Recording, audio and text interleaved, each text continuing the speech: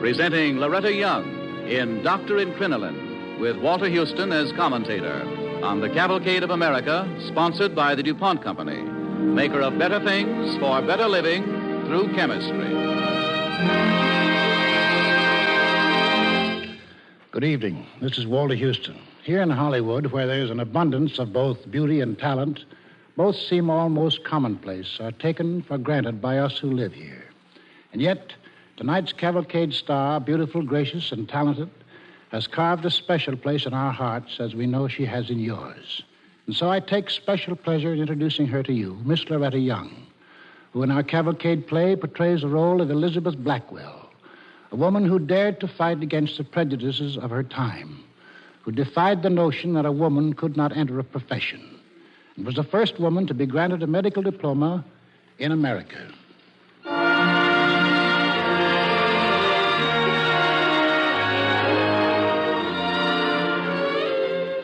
The year is 1899, in the village of Hastings in England. There, on a hillside cottage called Rock House, the world-renowned Dr. Elizabeth Blackwell spends her declining years with her friend and companion, Kitty Barry. Now in the peaceful garden of Rock House, on a sweetly warm June afternoon, Dr. Elizabeth sits with a young English friend, Laura Dawson, while Kitty reads aloud a letter from America, from the medical college from which Dr. Elizabeth graduated 50 years before. And so ended our celebration of the 50th anniversary of Geneva's most distinguished graduate. With every good wish for your continued health and happiness, in which the governors, the faculty, and the student body of Geneva join me, I am, dear madam, your humble and obedient servant, William Johnston, President. Dr. Elizabeth, how very wonderful. Is that all, Kitty? Goodness gracious, Dr. Elizabeth, what more could you ask? Oh, no, you're right. I couldn't reasonably ask for more. Well, I should think not. An endowed college for women, and the first dormitory named for you, the Elizabeth Blackwell House. Oh, this must make you feel very proud and happy. Yes, Laura. Yes, I suppose it does, my dear. I suppose it does. Dr. Elizabeth, you're tired? I think perhaps I am, Kitty. I'll just go inside and rest until tea time. Well... No, you two sit still. Oh, let me help you, dear. No, stay here with Laura. Laura, dear, remember, I expect you on Wednesday. Oh, yes, I'll remember, Dr. Elizabeth. Thank you. Miss Barry, can she possibly know how marvelous she is? In a way, dear, she knows. Oh, I wish so that Father could meet her. A woman doctor. He makes such a fuss because I want to go to Paris to study painting. And when I think what she did, it must have been very difficult for her. Oh, it was. I wasn't with her during the early years, but she told me about them many times. And she always wanted to be a doctor? No, not always. The idea was most distasteful to her at first, but she believed it was a kind of call for her to help the world. I think she finally made up her mind in the summer after her father died. That was 1844, when she was 23. She was living in Cincinnati then, and she told me about a morning when she talked with her Aunt Barbara, her father's younger sister. Aunt Barbara, what did Dr. Muzzy say? Oh, I knew he wouldn't approve, but what reason did he give? What reason would he give? That no woman could or should be a doctor. American medical schools won't admit you, and he says Paris schools are so frightful that no lady could stand instruction there. He was horrified by your idea. Well, perhaps I'm not a lady then. Elizabeth. Oh, I didn't mean that, of course. But what is there for me to do? Teach? Get married? Yes, you could teach until you marry. But nobody wants to marry me.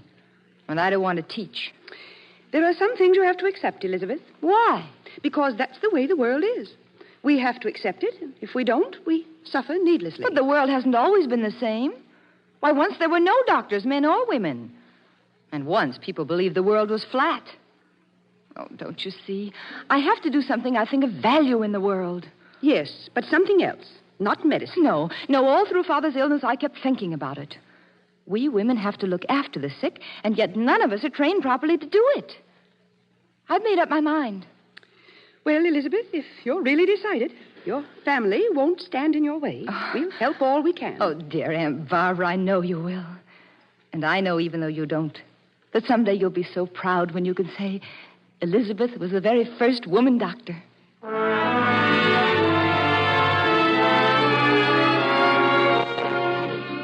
But it wasn't easy for Dr. Elizabeth Laura, writing to one medical school after another and being turned down by every one of them, until she finally got a letter of acceptance from Geneva. That was one of the happiest days of her whole life. But when she got there and interviewed the president... Please have a chair, Miss Blackwell. Oh, thank you, Dr. Lee. I'm so sorry that I couldn't get here before term opened, but the letter came so late. Quite so. Miss Blackwell, I may as well tell you the truth. Your arrival here is a surprise.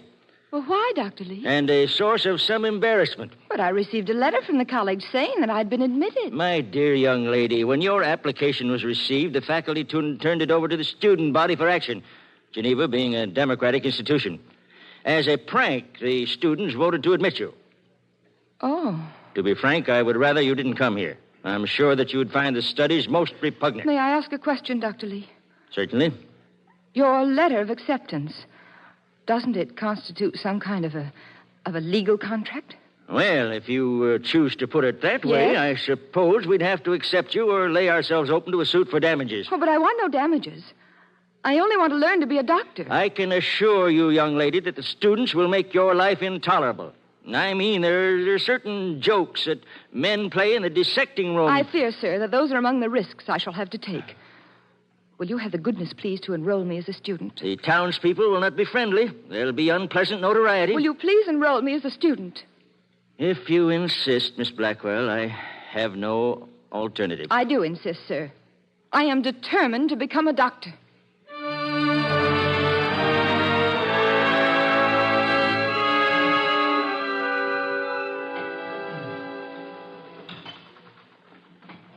Well, I have that article on the doctor in petticoats. Want to hear it? Indeed, I do.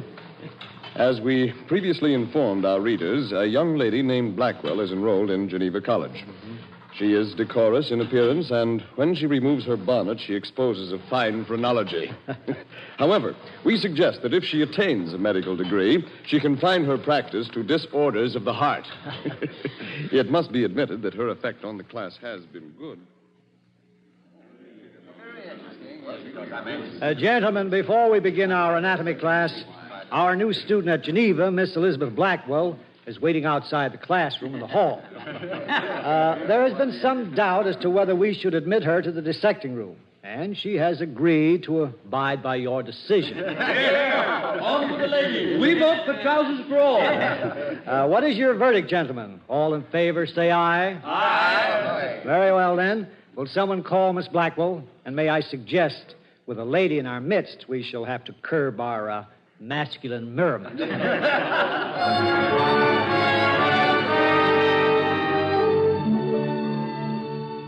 No, Laura, it wasn't easy.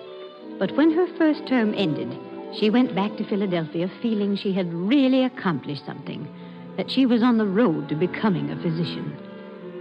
To gain experience between school terms, she went to Blockley Almshouse and volunteered to work.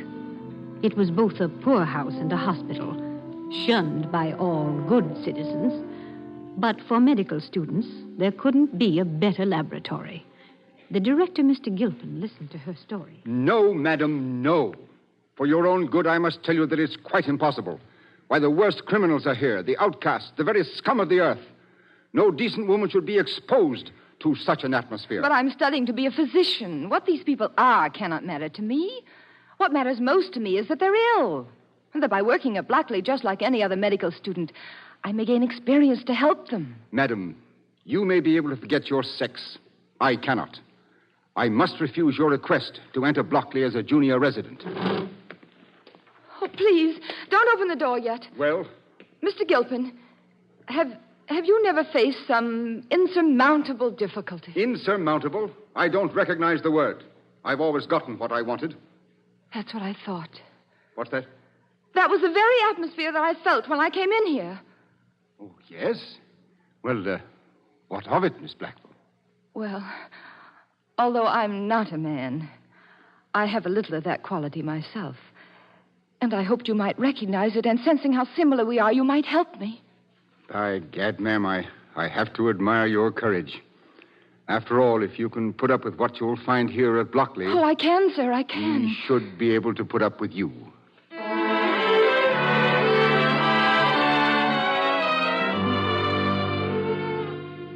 She was assigned to the women's ward, and everywhere she found indifference, callousness, filth. But worst of all, she found she was rejected as a doctor, even by the sick and outcast. Her only friend at Blockley was old Dr. Benedict, the head physician, and the only one beside herself who cared about the misery there. With the summer wore on, and in August the typhus came. The wards were filled, even the corridors. Elizabeth worked hard, helped in every way she could, but she was deeply discouraged. One night, sitting just off the children's ward with Dr. Benedict. And there's no known cure, Dr. Benedict? Typhus is a disease of poverty and filth, my dear. Where they don't exist, there's seldom any typhus. Poverty and filth. Then why are these poor wretches, and even the children, sent here to Blockley? You're the place to send them. Well, how can we hope to do any good for them here? We can't. Can nothing be done? Nothing? I don't know, my dear. I've been trying for 20 years to make a dent in public indifference. I haven't accomplished anything. But perhaps you... No, not I. Why? What's the matter, my dear? Well, I was going to tell you tonight, Dr. Benedict. I'm not going back to Geneva this fall. Not for your second term? No.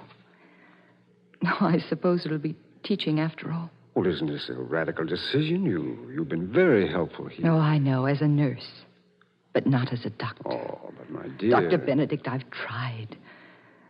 My family opposed my becoming a doctor, and all my friends. It was a lonely decision I made. I know. Believe me, I know. Well, the students at Geneva laughed at me. The town people. And the newspapers.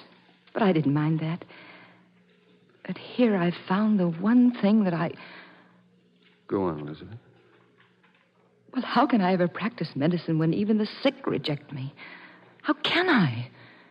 If only one... Eventually they'll become accustomed to you, Elizabeth. Oh, now they let me bring them water and fix their beds. But any nurse can do that. But if I look at their charts, they laugh. They make fun of me with the other students. Doctor! Listen.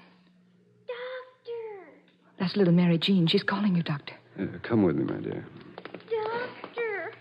My head hurts. Doctor! I'm here, Mary Jean. Doctor? I'm here, child. No, the other one. The lady doctor. Elizabeth? Yes, I heard her. Yes, Mary Jean. The doctor's here.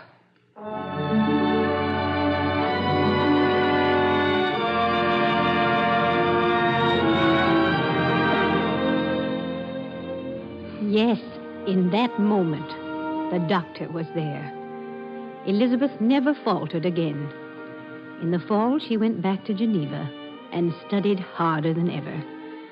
And when the second term was over, she stood proudly with the other students in the chapel of the medical school, waiting to receive her diploma. Domine Smith. Thank you, Doctor. Domine Fields. Thank you, Dr. Lee. Domine Hale. Thank you, sir. Domina Elizabeth Blackwell. Sir, I thank you. By the help of the Most High, it shall be the effort of my life to shed honor on your diploma.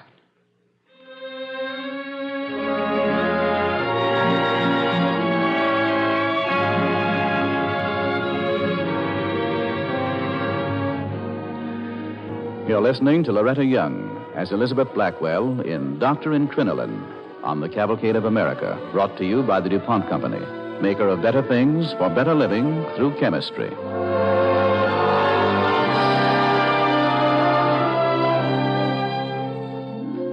Elizabeth Blackwell graduated from Geneva Medical College in 1848 and became the first woman in the world to win a medical degree. As our play continues, Kitty Barry, Dr. Elizabeth's ward and companion, is telling the story of the doctor's life to a young English girl, Laura Dawson. 2 years' study in Paris and London. Was so much study required, Miss Barry? Oh, no, Laura, not for a man. But Dr. Elizabeth found out she had to be better trained than anyone else to be accepted anywhere. When she finished her studies in London, she went back to New York with a plan that she had been thinking about ever since she was at Blockley. She went to her Quaker friends, Mr. Stacy Collins and his daughter Cornelia, and asked them to drive with her through a certain section of New York. Mr. Collins, stop the carriage here near the curb. Ooh. Now look down this street. Those tenements are known as fever nests.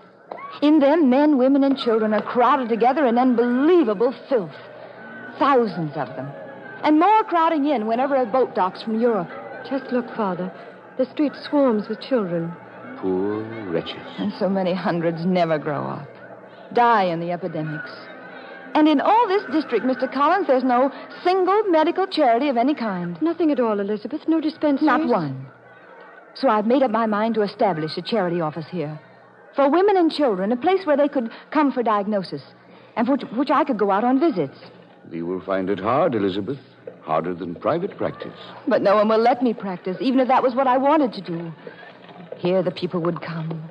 They have nowhere else. But they will need considerable money, Elizabeth. Oh, not a great deal, Mr. Collins.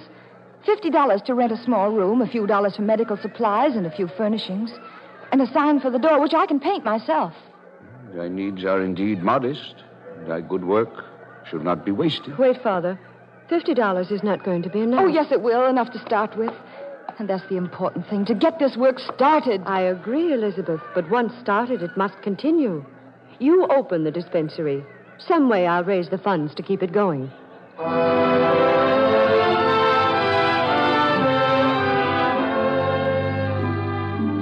And so, in one small room in Tompkins Square, Dr. Elizabeth opened the first New York dispensary for indigent women and children. Her money didn't go far, and she had to move. First to 3rd Street, then to 15th. But finally, she managed to raise $10,000. And with that, she opened a fine, big infirmary on Bleecker Street. Crowds gathered in the street to stare at the building and to talk about the woman doctor. But no one came for medical care. No one. Until an Irish dock worker named Kevin Dwyer was brought in, half dead with pneumonia. Elizabeth saved him, and he was her first real friend on Bleecker Street. The morning he left the infirmary.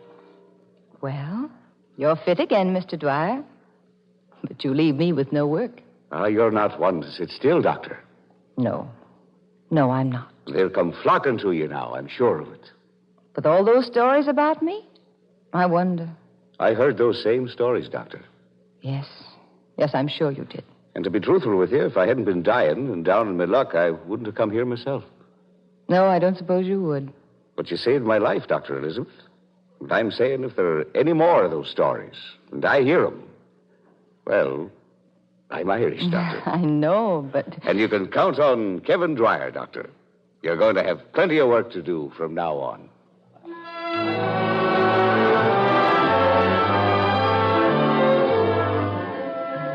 And perhaps it was because of Kevin Dwyer, but before long the infirmary was always busy.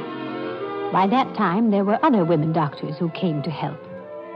Then, one night, one of them, a surgeon, operated on a young girl for appendicitis, and Dr. Elizabeth assisted her.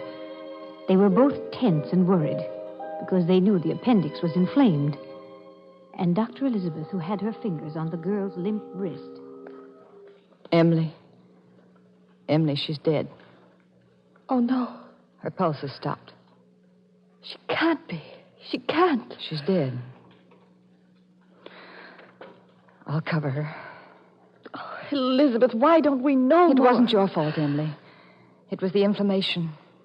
She waited too long. Are her people here? On the lawn outside. Her husband and others. Where are you going, Elizabeth? I have to tell them. Elizabeth, don't go. We've never lost a patient here before. We don't know what they'll do. Wait. We must tell them, Emily. Even if they tear the building down. We must tell them.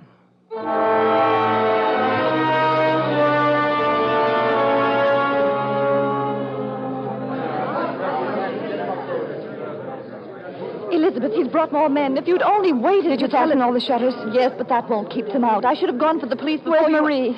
Upstairs with the patients. Elizabeth, the door won't hold. I'm going out to talk to them. No, Elizabeth, no, please. I may be able to hold them off until the police get here. Oh, they're breaking the windows. You can't go out, Elizabeth. They'll... Stop, you hear? Who was that? I don't know. I'll look. Oh, Emily. Anyone touches this door, he feels the grief hurt. And you listen to me. It's Kevin Dwyer. Let's go to the door. Heard a lot of wild talk here tonight. And I'm ashamed of you. Ashamed of the whole ward. Don't open the door yet. Listen. I heard you call Dr. Elizabeth a murderer. You, Jim Navy. She saved your youngest with a truth last week. And you, David. Your wife's been coming here months now with a rheumatism. Now she's getting well. There's not a man here who hasn't seen Dr. Elizabeth going up and down these streets.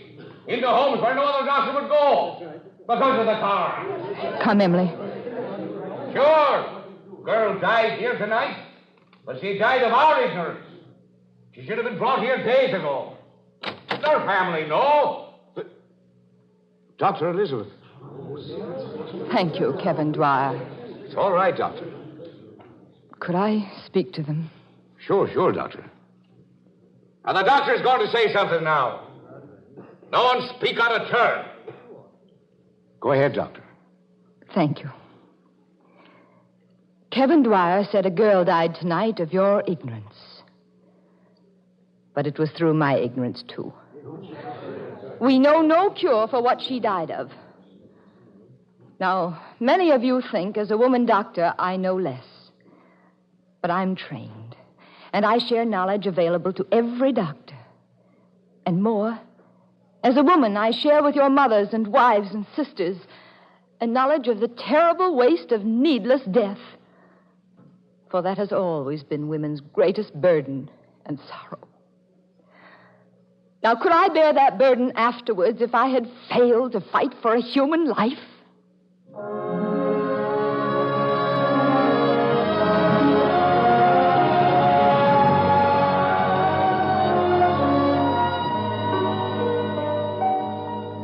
Later, the coroner investigated and the hospital was cleared of all blame. And from that time on, everything went ahead. The Civil War came and Dr. Elizabeth trained nurses.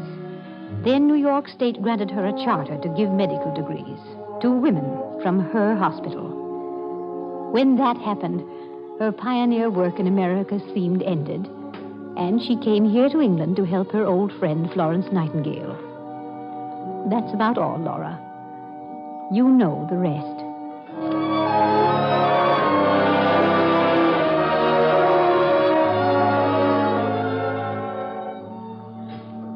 Dr. Elizabeth.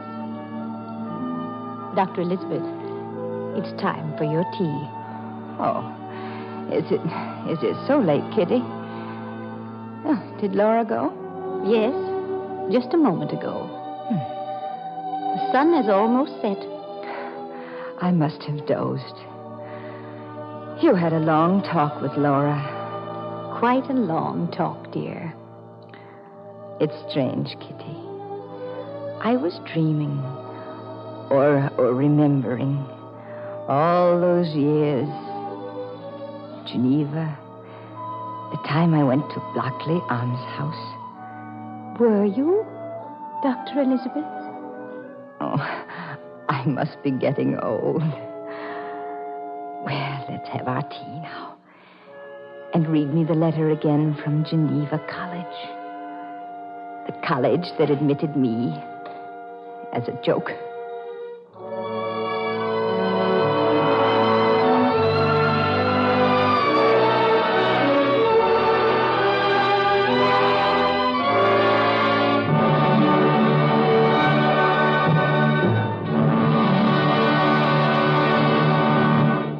Thanks to you, Loretta Young, and to all other members of tonight's DuPont Cavalcade.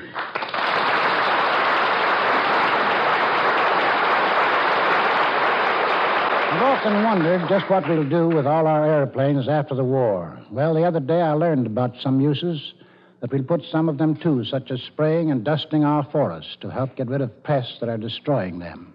Some of this work has already been tried, I'm told, and here's the man who knows the whole story, Gain Whitman. Thanks, Walter. I don't think anyone knows the whole story because we've only begun to use planes this way. But already it shows great promises. For example, there's a pest called the spruce budworm. In the past half dozen years, it has killed 9/10 of the balsam fir and half the spruce trees in some badly infected areas. Areas containing as much as 15,000 square miles of timber. Well, this year, the Canadian Department of Agriculture and the United States Bureau of Entomology and Plant Quarantine ran some tests. They used planes to spray chemicals from the air and kill the budworm. The United States supplied a low-speed biplane. In Canada, they used an autogyro. Both planes are equipped with jets that can handle concentrated spray mixtures. And in a single day, they covered as much land as a machine on the ground could cover in an entire season.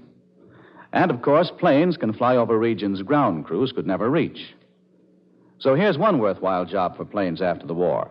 Spraying the forests, safeguarding millions of trees badly needed for lumber, pulpwood, and plastics. What about the farmers using planes that way, Gain? You mentioned that to me before. That's right, Walter. Insects now destroy billions of dollars worth of fruits and vegetables every year. Planes already have been used to dust or spray potato fields in Wisconsin, cotton in the South, and vegetables and fruits in Texas and New Jersey. By flying just above the tops of the plants, they can spread clouds of chemicals from nozzles placed under their wings. But this is just the beginning.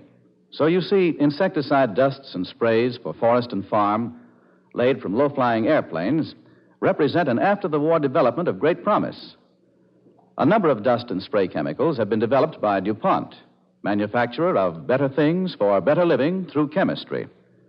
And now here's Walter Houston. Next week's Cavalcade play comes to you on Christmas Day. It's a special holiday story called America for Christmas, and the pleasure of playing the part of the master of ceremonies for a USO camp show has fallen to me. A role I rather like because it carries me back to my vaudeville days on the old Keith and Orpheum circuits. The story will be especially heartwarming to those of you who have loved ones in the fighting fronts, men and women who are thinking of a different Christmas, a Christmas at home with families and friends. I hope you'll be with us to hear America for Christmas, next Monday on the DuPont Cavalcade of America. Thank you and good evening.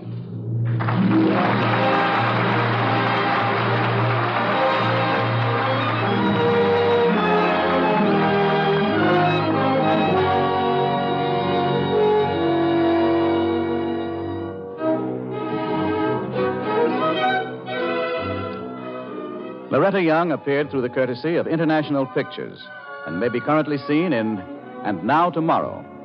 The music on tonight's cavalcade was composed and conducted by Robert Armbruster. Jeanette Nolan appeared in the role of Kitty. This evening's cavalcade play was written by Merrill Dennison and was based upon Rachel Baker's book, The First Woman Doctor, published by Julian Messner. This is Gain Whitman inviting you to tune in next week to America for Christmas with Walter Houston, brought to you by E.I. DuPont de Nemours and Company of Wilmington, Delaware.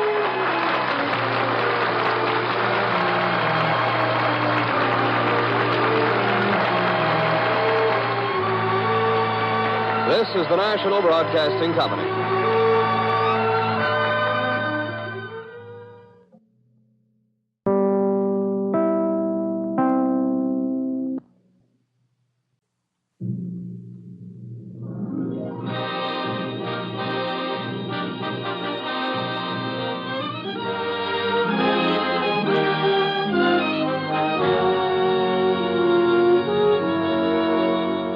Presenting Walter Houston in America for Christmas on the Cavalcade of America, sponsored by the DuPont Company maker of better things for better living through chemistry. Good evening. This is Walter Houston. Tonight on a small island in the lonely distances of the Pacific, an island you never knew before existed, you will find with difficulty on the map, a troop of soldiers, a handful of Navy men, a few Marines, one or two flyers, and a medical staff are celebrating Christmas. I said celebrating, but perhaps there is a better word for it. Perhaps I should have said reminiscing about their former Christmas celebrations which took place in the dim and distant past, in different settings and under different circumstances. It is with such servicemen and women as these in mind that tonight we bring you this special Christmas play. And so, with the best wishes of the season, the DuPont Company presents America for Christmas by Peter Line, in which I have the pleasure of appearing in the part of a master of ceremonies for an overseas USO camp show entertainment unit. And we're happy to have as our soloist an authority on American folk music, the composer of Ballad for Americans, Earl Robinson.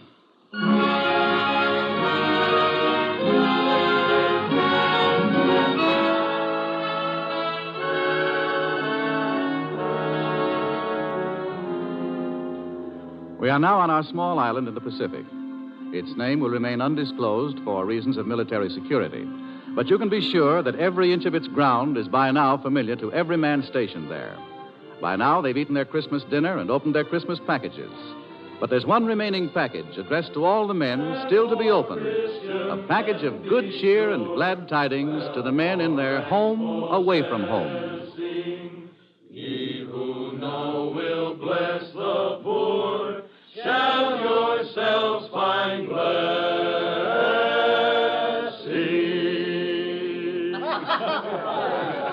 The group has just finished a Christmas carol, and the MC, an old vaudeville trooper, steps forward to open the show. Very good, very good. I'd like to sign you all up to join our troupe.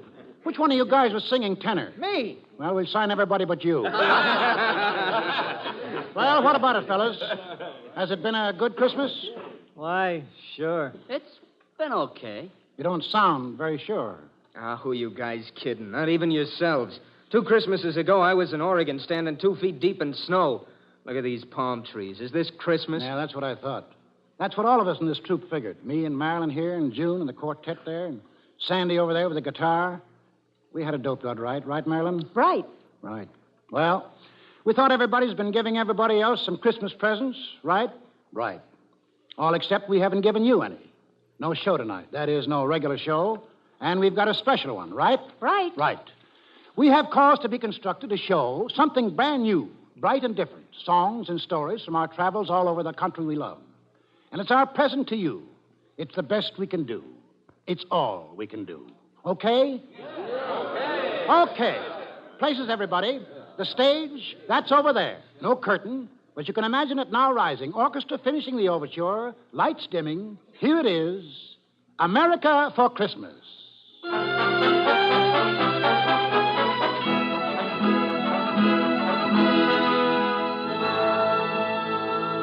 Roll on, Columbia, roll on. Roll on, Columbia, roll on. Your power is turning our darkness to dawn. So roll on, Columbia, roll on. Roll on, roll on. Columbia? Who's that? What are they singing about? They're singing about America, young lady, and Columbia is her symbol.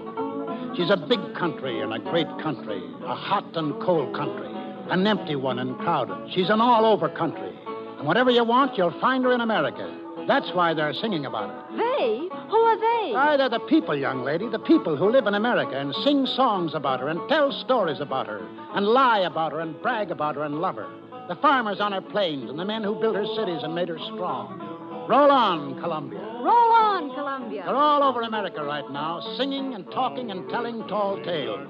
If you want to meet them, you'll have to travel the whole country fast. Let's go. All right, and discover America all over again. Where do we start? Well, let's see. Might as well start where the Pilgrims started, I guess. On the shores of New England. Oh, Stormy was a fine old man. Do me way, oh, storm along. Oh, Stormy was a fine old man. Way, hey, hey. storm along.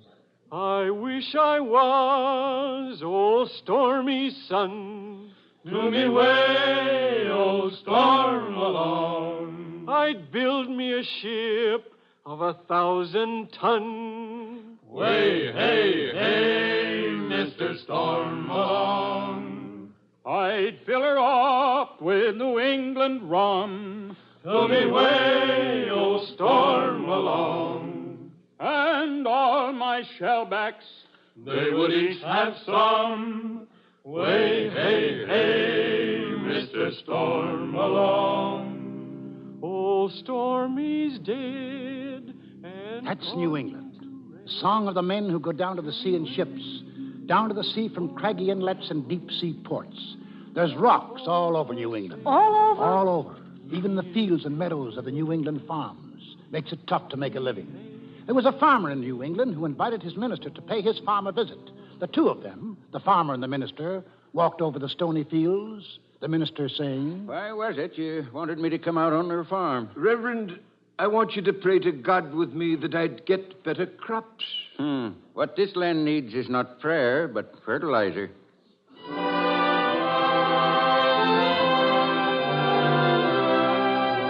That's New England, a rocky country.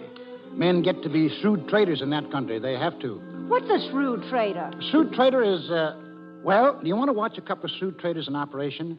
A Yankee peddler with a wagon load of Yankee notions, pulled up in front of a Yankee general store. The storekeeper going down into the road and asking... what's the price of your razor strops? $1 each for these strops. $1 apiece? They'll be sold for half the money before the year's out. If one of these strops is sold for 50 cents within a year, I'll make you a present of one, mister. You will you? Now. Ben. Oh, you Ben? Yep. You're the witness to the contract. Yeah, I'm the witness. All right, peddler. I'll purchase a strop on those conditions. Here's your $1. Contract's a contract. I'll stick to it. Ben, I don't much like this strop now that I bought it. How much you give me for it? Hey. Well, guess seeing it's you, I'll give you 50 cents for it. Hey, now, see here. Here you are, Ben. 50 cents, it's yours. All right, you win. Here's your strop for free. Want to watch out for yourself when you're in Bethel, Mr. Peddler. Some pretty sharp fellows around here. Tolerable, but nothing to brag about. I made 75 cents on that deal. How's that? I got $1 for 2 strops, which cost me only 12.5 cents apiece. I heard of the cute tricks of you Bethel fellas. I generally sell these strops for only 25 cents apiece. But, gentlemen, if you want any more at 50 cents apiece, I'll be happy to supply your whole village. Yes, sir. Anything else you want to buy now? Nope. Been shaved enough by you tin peddlers. Want no more of you. It's very hard to condemn a whole class because of 1 or 2 dishonest ones. Give me a fair trial. I'm traveling all through this countryside. I can get rid of your unsaleable goods. Nope. Here. Tell you what I'll do. I'll give you a fair chance. I'll sell you anything I have in my wagon at my lowest wholesale price, and we'll take in exchange anything you please to pay me from your store at the retail price. Mm-hmm. Fair, ain't it? I'll look over your goods. Got a lot of whetstones there. About how much? Wholesale price of whetstones is $3 a dozen. I'll take 12 dozen of them. All right. That's $36 you owe me, for which I'm to take such goods as you please at retail price. Now, what are you going to pay me in? In whetstones, retail price 50 cents. You get just 6 dozen.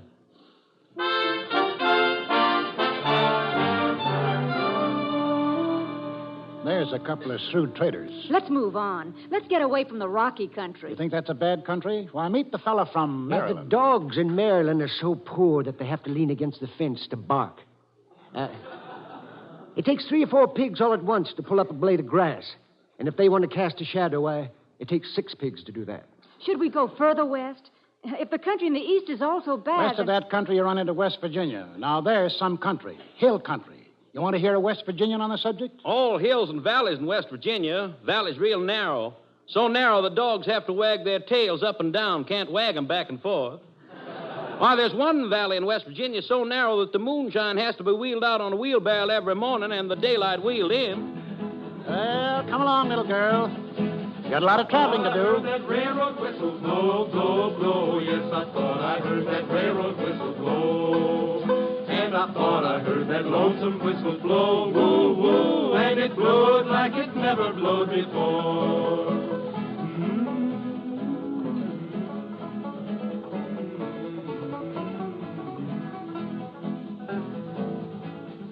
Taking this train, jump on. Where's it go? West? West, and it goes right by Pittsburgh. Have to look fast if you want to see it. Where? Where is it? I want to see Pittsburgh. There's a Pittsburgh fella. I've been working that Pittsburgh steel, I thought you knowed. I've been dumping that red-hot slag way down the road. I've been a-blasting, I've been firing, I've been pouring that red-hot iron. I've been having some hard traveling, Lord.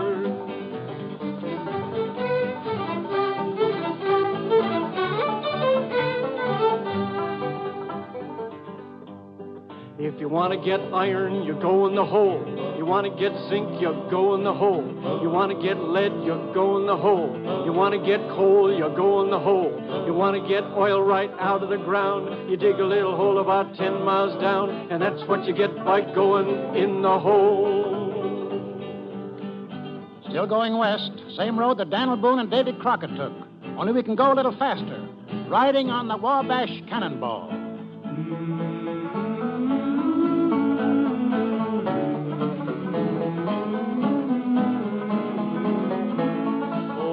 To the jingle, the rumble, and the roar, as she glides along the woodland, the lakes, and by the shore. Hear that mighty Russian engine, hear that lonesome hobo squall, riding through the country on the Wabash Cannonball. That's right. Just like our grandfathers did elbow room. That's what they wanted. They didn't want a neighbor any nearer than 10 miles. Besides, it's greener on the other side. The other side of what? The Mississippi River, the granddaddy of them all. M-I-S-S-I-S-S-I-P-P-I. That's right.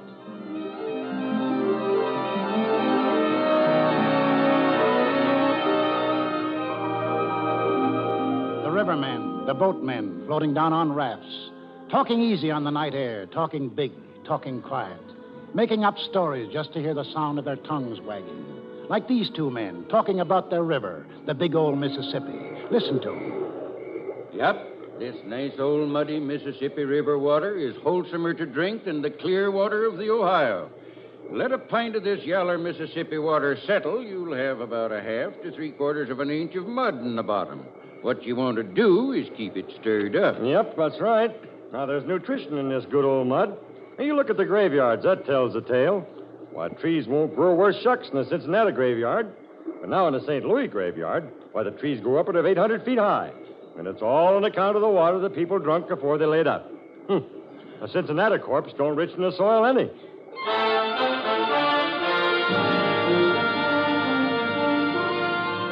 That wasn't all they talked about either. They talked about, mosquitoes, for instance. The mosquitoes in the Mississippi River Valley. I heard a man talking about those mosquitoes once. Well, sir, I'll tell you. Now, the state of Arkansas has been injured and kept back by generations of exaggerations concerning the mosquitoes there. Why, sir, these mosquitoes have been persistently represented as being formidable and lawless.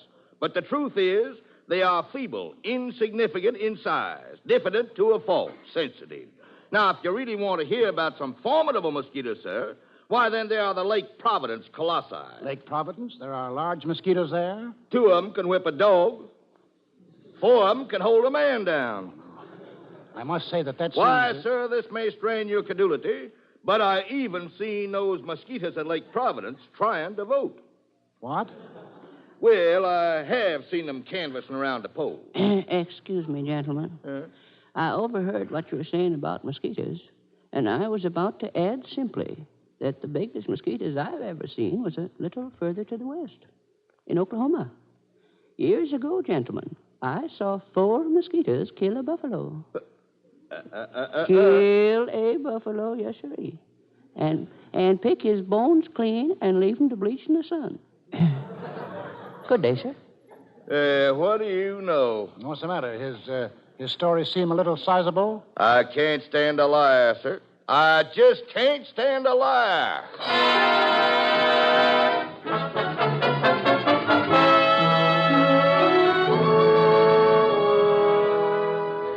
You're listening to America for Christmas, starring Walter Houston as the Master of Ceremonies in a traveling USO Camp Shows unit on the Cavalcade of America, sponsored by the DuPont Company.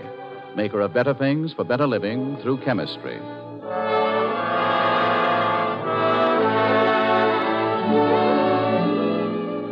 In our play tonight, Walter Houston portrays an old vaudevillian who is leading his USO troop through the Southwest Pacific. And on this Christmas night, they are entertaining a company of servicemen and women on a tiny Pacific island, entertaining them by giving them the best Christmas present they know, a memory of America as they remember her through our American folklore. They've covered the eastern half of the country in their special Christmas show. They're in the valley of the Mississippi right now, and I think... Yes, they're in the station, buying their tickets to the next stop. Oh, that Rock Island line is a mighty good road. Yes, that Rock Island line is a road to ride. And if you want to ride, you gotta ride it like you find it. Get your ticket at the station on the Rock Island line. And so now we're across the Mississippi. This must be Arkansas. Please, Marilyn. What's the matter? The name of this state is not Arkansas, my poor benighted child. It isn't? That's what it looks like when you see it. Arkansas. No. Now, maybe you don't realize how strongly folks in this state feel on the subject. Years ago, there was a debate right in the state legislature when someone proposed that the state go on record to change its name from Arkansas to Arkansas. Another fella, well, he got up and made a big speech. Mr. Speaker, you blue-bellied rascal, I have for the last 30 minutes been trying to get your attention. And each time I've caught your eye, you have wormed, twisted, and squirmed like a dog with a flea in his hide.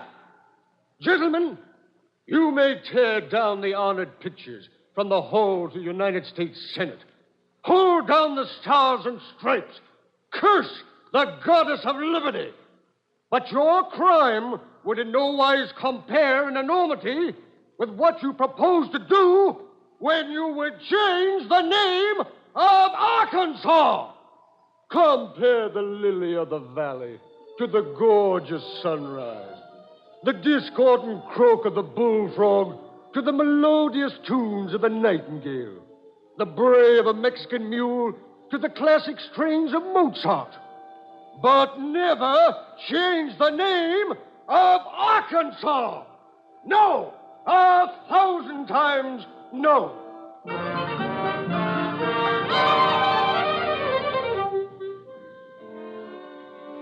They didn't change the name of Arkansas, did they? No, they left it alone. And is Arkansas related to Kansas? No relation at all, little girl, not even first cousins, for they miss touching each other at their border by 40 miles. In fact, down in Arkansas, people sing a song about the people up north in Kansas. Oh, they chowder back a thin in Kansas. Oh, they chowder back a thin in Kansas. Oh, they chowder back a thin and it rolls right down their chin. And they lap it up again in Kansas.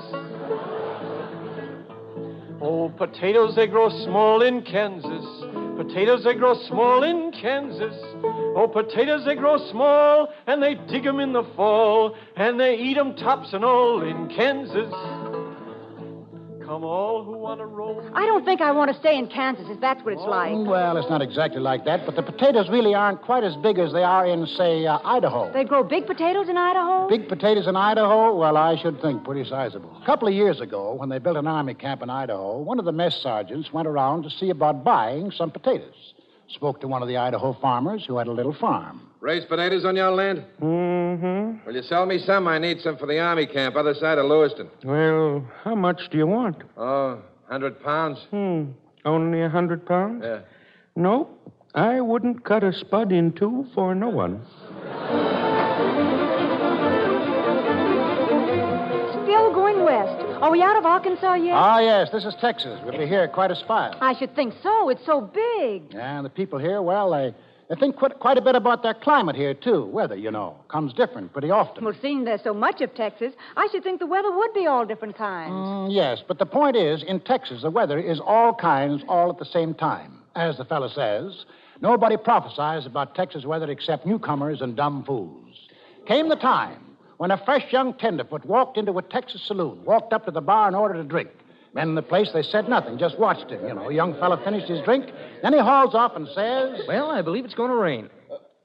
My friend, did you know that there were only two kinds of people who prophesy about Texas weather? Two kinds of people who prophesy on Texas weather. Well, that's very queer. Who are they? Newcomers and dumb fool. You say there are only two kinds of people who prophesy about Texas weather, newcomers and dumb fools. Well, you're absolutely right. For after all, those are the only two kinds of people there are in Texas.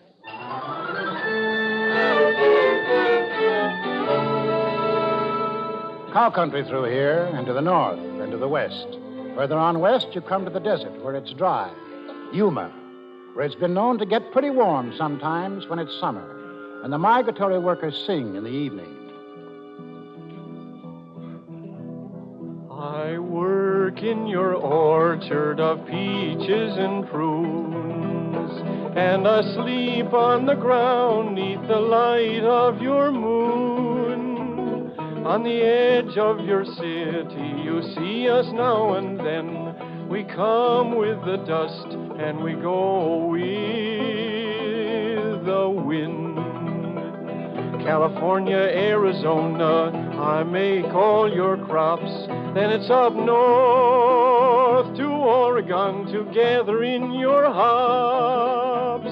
Dig beets from your ground, cut the grapes from your vine, to get on your table your light sparkling wine. Jump on, here we go again, north this time. Another train ride? I'm riding on this Blue River train. I'm riding on this Blue River train. Same old train that brought me here, and it's soon gonna carry me away. Got something special for you to see up north here. What's that? Something big? Biggest thing man has ever done. Well, this world has 7 wonders that the travelers always tell. Some gardens and some flowers, I guess you know them well. But now the biggest wonder in Uncle Sam's fair land, it's the King Columbia River and the Big Grand Coulee Dam up in the state of Washington. She winds down our granite canyon, she bends across the lea, like a silver running stallion down her seaway to the sea. Well, she ripped our boat to splinters, but she gave us dreams to dream of the day this Coulee Dam would cross that wild and wasted stream. Now as we join in battle to make all people free, that old Coulee Dam is fighting along with you and me. Yonder flies a flying fortress to fight for Uncle Sam, spawned upon the Columbia River by the Big Grand Coulee Dam. California. Are we going to California now? Climate, that's all there is in California. The Californian says... We got the healthiest. It's so healthy, when we started a graveyard, we had to shoot a man. Hearing which, if you raise your eyebrows in polite disbelief, the Californian says further... We don't have to prove it. We admit it.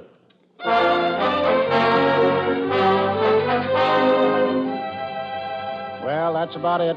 Time to be getting back home now. What? Oh, but we haven't seen nearly everything. For every part of the country, a song or a story. Not time in half an hour to do them all justice. So, boys, I guess it's the end of the show. It was enough, mister. And if you're still wondering, I'll tell you, it's been an okay Christmas. That's been the best Christmas I ever had. For the last 20 minutes, I've been standing in 2 feet of snow back in Oregon. Okay, and we'll have one last song. Everybody sing. For every part of the country, a song or a story. But all the parts, all the states add up to one mighty whole. One America. Roll on, Columbia. Roll on. Oh, roll on, Columbia, roll on. Roll on, Columbia, roll on. Your power is turning our darkness to dawn. So roll on, Columbia, roll on.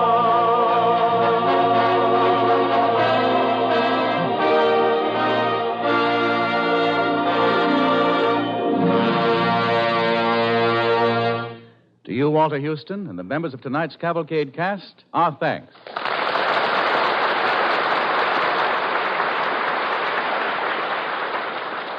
On this Christmas night, we are thinking the same thoughts you are of men far from home in deep snow and in tropical heat, fighting the battle of freedom. What is in your hearts, our hearts, and their hearts has been said powerfully and beautifully by a soldier, a GI. Let me read it to you. At the moment, it is difficult to think of victory as meaning anything but an end of fear to loneliness and death, and a chance to go back to pick up the strands of interrupted life. Henceforth, each simple pleasure, each right we always took so lightly will take on rich meaning. We know what it costs to keep them, and we know, too, that we have really earned a share in them. But victory means much more. With victory, we stand on the threshold of limitless inventions and comforts. We possess the resources to extend our horizons in every field of endeavor and every aspect of human relations. However ancient and stubborn enemies are still to be conquered, enemies which must be overcome, not by armies, but by minds and hearts and talents set wholly free. Such enemies are poverty, insecurity, prejudice, disunity. These too shall be conquered, for we have begun to think more deeply and more dynamically. And if we can sweep aside untold obstacles to smash the most ruthlessly efficient machines of destruction ever devised, surely we possess the vision and practical genius to organize for peace, security, and a world designed for living. Till now, many have ruled because of accident of birth and power or wealth. But throughout the world, the unfit, the weaklings, and the traitors are falling by the wayside. New leaders are rising from the people, those who never sold their heritage of courage, faith, and simple human dignity. With victory, we shall have destroyed those who would have enslaved the world. Our sacrifices have been great, but we have won the opportunity to emerge from the animal kingdom and enter the kingdom of man. I look forward to living in such a world.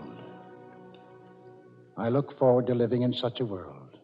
If a soldier risking his life at the front can say that, then certainly all of us can look forward. To all of you, the DuPont Company wishes a Merry Christmas. To the 34,000 DuPont men and women in the armed forces, we call Merry Christmas across the oceans. We send more than a greeting. We send our solemn pledge, we of DuPont, that we will not slow our efforts for 1 minute, that we will work and produce without let-up until the last gun is fired and the white flag over Berlin and Tokyo at last gives us a chance to rest and say, now it's really over. That is the pledge and promise of the men and women who work for DuPont. This is Walter Houston. Good night, and God bless us all.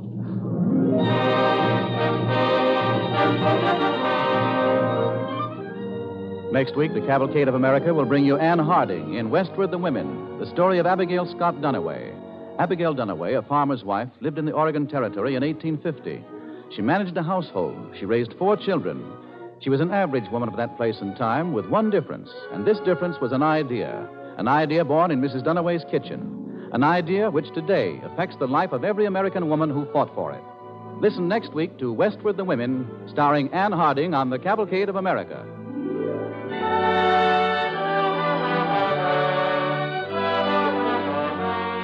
Tonight's Cavalcade play was based on A.L. Botkin's book, A Treasury of American Folklore, published by Crown Publishers. For use of special songs, Cavalcade is indebted to Woody Guthrie, and for their arrangement and direction to Earl Robinson. Heard in the program was the Sportsman's Quartet. The orchestra was conducted by Robert Armbruster. This is Gain Whitman sending you season's greetings on behalf of Cavalcade sponsor, E.I. DuPont de Nemours Company of Wilmington, Delaware.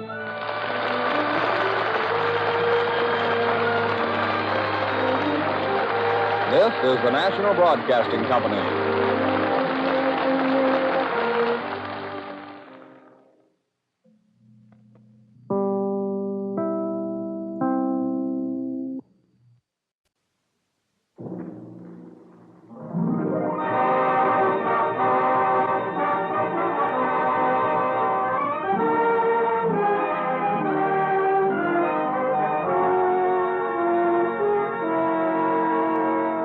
Presenting Anne Harding in Westward the Women, with Walter Houston as Cavalcade's commentator on the Cavalcade of America, sponsored by the DuPont Company, maker of better things for better living through chemistry. evening, friends. This is Walter Houston. Among those of us who are gathered in the studio to bring you tonight's Cavalcade play is our brilliant and well-loved star, Miss Anne Harding, a stately, blonde, and beautiful woman whom so many of you enjoyed in such hits as The Trial of Mary Dugan, The Animal Kingdom, and recent films, in one of which I had the pleasure of appearing with her. By the way, the dynamic characters our star portrayed in those hit plays had much in common with the heroine on tonight's Cavalcade play. Abigail Duniway, a woman who would envy that young niece of mine who recently exercised her right to vote in the presidential election. She'd be envious, yes, and proud, because it was Abigail Duniway who fought to win a number of the women's rights which we now take for granted. Abigail Scott Duniway lived almost 100 years ago in the burgeoning West, in what was then the Oregon Territory.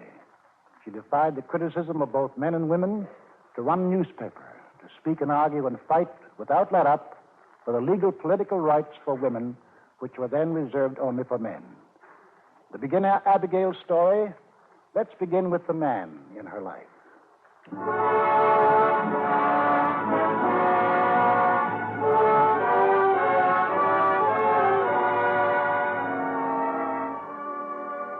Well, sir, I'm just Ben Duniway, who married Abigail Scott.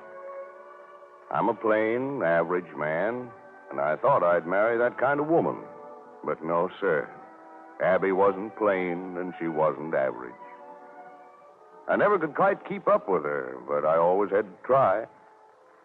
She was an Illinois girl, but her pa got the Western fever and took the long trek across to Oregon. When I started into court, Abby, she was teaching in a little country school. Now, Ben, you've got to keep quiet. I have all these papers to correct, and I have a headache. But, Abby, you promised. Promise what? You promised to tell me this afternoon. Oh, yes. Oh, I don't know, Ben. This is a hard country for women. Well, not if you have a man with you. And I'm working now. Well, it's not much, but still it's a living. But I'd always make a living for you. For me, yes. But I wouldn't have so much as a crust of bread in my own right. Why, Abby. If I married you, I'd always be beholden to you. To me? Well, you'd be my wife, Abby. I keep remembering my mother, Ben. What a hard life she had. Killed her, I guess. And I remember something she said about being a woman. Abby, you mustn't think this way. It was right after my little sister was born, and Mother looked down into the crib, and she was crying, and she said, "Poor baby, poor little baby. Going to grow up to be just another woman." You know why you talk this way? You're tired, Abby. Well, of course I'm tired. You're tired of taking care of all these mean kids and worrying yourself sick. Abby, honest, it won't be like that, like your mother. If you'll only marry me. Honest, Abby, I'll make you happy. I promise I will.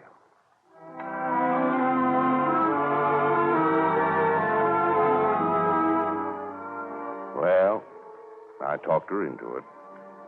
I believed what I said, and I tried. But Abby had it pretty hard all the same. There was all the work of a farm, and well, it was a lot my fault. I didn't always manage so good. Clyde? Yes, Mom? I got to finish churning this butter before the men come in for supper. See about Baby. Baby's all right, Ma. He's just hungry. Well, he'll have to wait. Your father back yet? No, Ma. But there's some men riding up the road. Oh, mercy. I hope your father hasn't asked anybody into supper. Dunaway Hotel. That's what I call this place. I'll set the table, Ma. Yes, and get some of those pear preserves and cut up 3 loaves of bread quick. Somebody's on the porch now. All right, Ma. Yes, come in. Why, good evening, Sheriff. Evening, Mrs. Duniway. Ben here? No, but supper'll be ready in a minute. Come right in, sit down. I didn't really come for supper, Mrs. Duniway. Oh? Something wrong? I come to give you this. What is it? It's a summons, ma'am. Your husband went security for Ed Barton. Maybe you didn't know. Yes, I knew. Well, Ed skipped out and left the state, and the notes are due now. Oh. Then they're going to take the farm. I guess that's it, ma'am. I'm going to lose my home because Ben signed those papers. That's the law, yes. The law? I didn't sign those notes. And I didn't want Ben to sign them. But he went ahead, and now they'll take my home, and I can't prevent it. What kind of a law is that? I'm just telling you how it is, ma'am. Yes, that's how it is. Now we'll lose the farm, and I can't stop that. But someday, Sheriff, things are going to be different for us wives. Things have got to be different.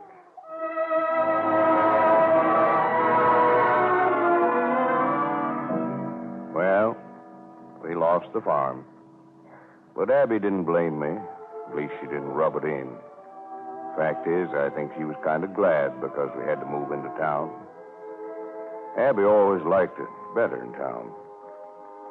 Then I had my accident with a runaway horse. That's why I'm still in the wheelchair. And Abby had to take hold and earn the living. At first, she taught school, taught for 4 years. But she'd always wanted to open a ladies' store, and she wasn't satisfied till she did. She wangled $1,200 credit with a Portland wholesaler and opened a fine millinery and notion store. She did good, too. Paid back that $1,200 in 3 weeks. Built up a thriving business. Of course, a lot of folks disapproved. Delia, I don't want to go in here. But, Mother, Mrs. Dunaway has the nicest things in town. Let go of my arm, Delia. You don't have to drag me.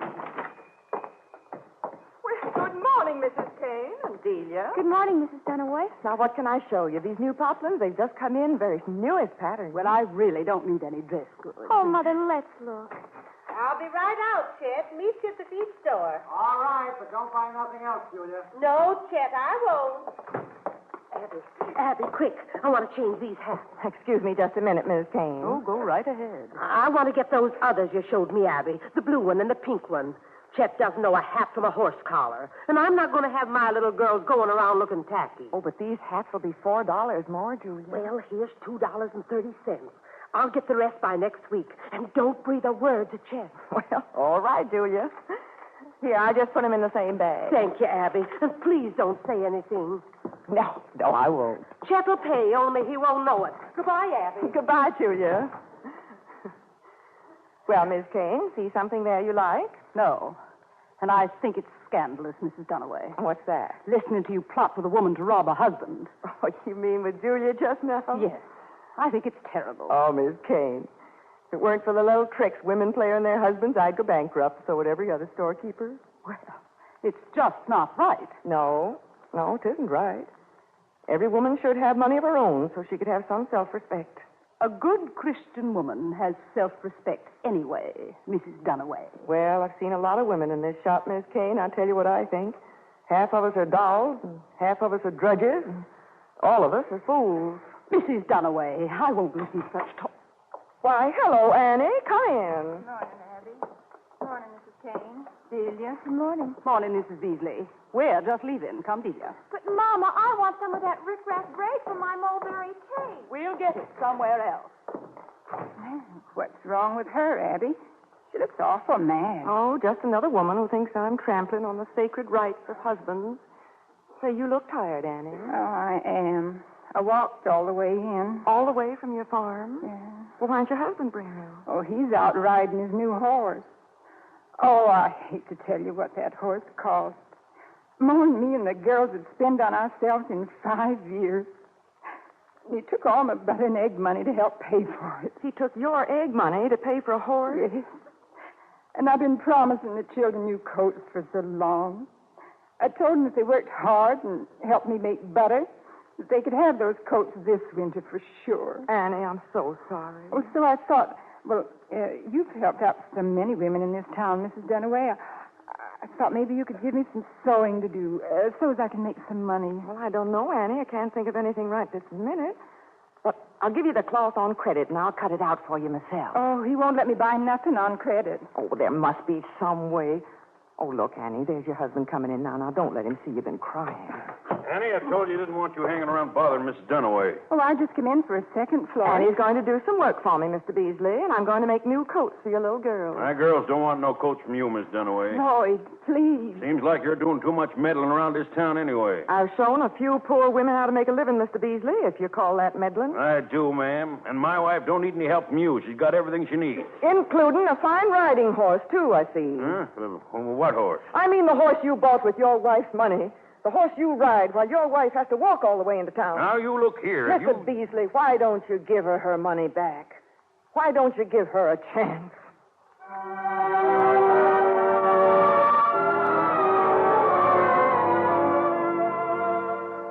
Yes, more and more it began to look like Abby just couldn't keep her nose out of other folks' business. She wasn't a nosy woman, not really. But she was the cause of a lot of tongue wagging. They had a rhyme, they said, about her. Fiend, devils, imp, or what you will, you surely your poor man will kill with luckless days and sleepless nights, haranguing him with women's rights. Yes, Abby, that's what they said about you and about me.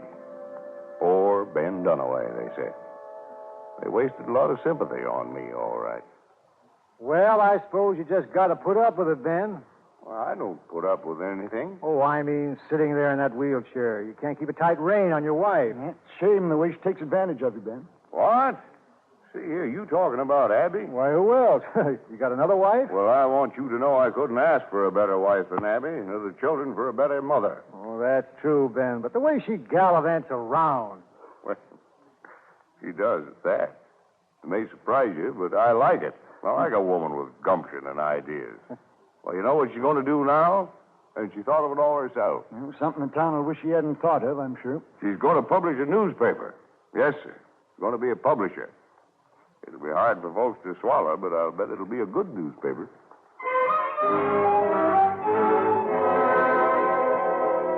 The New Northwest, published in Portland, Oregon, May 5th, 1871.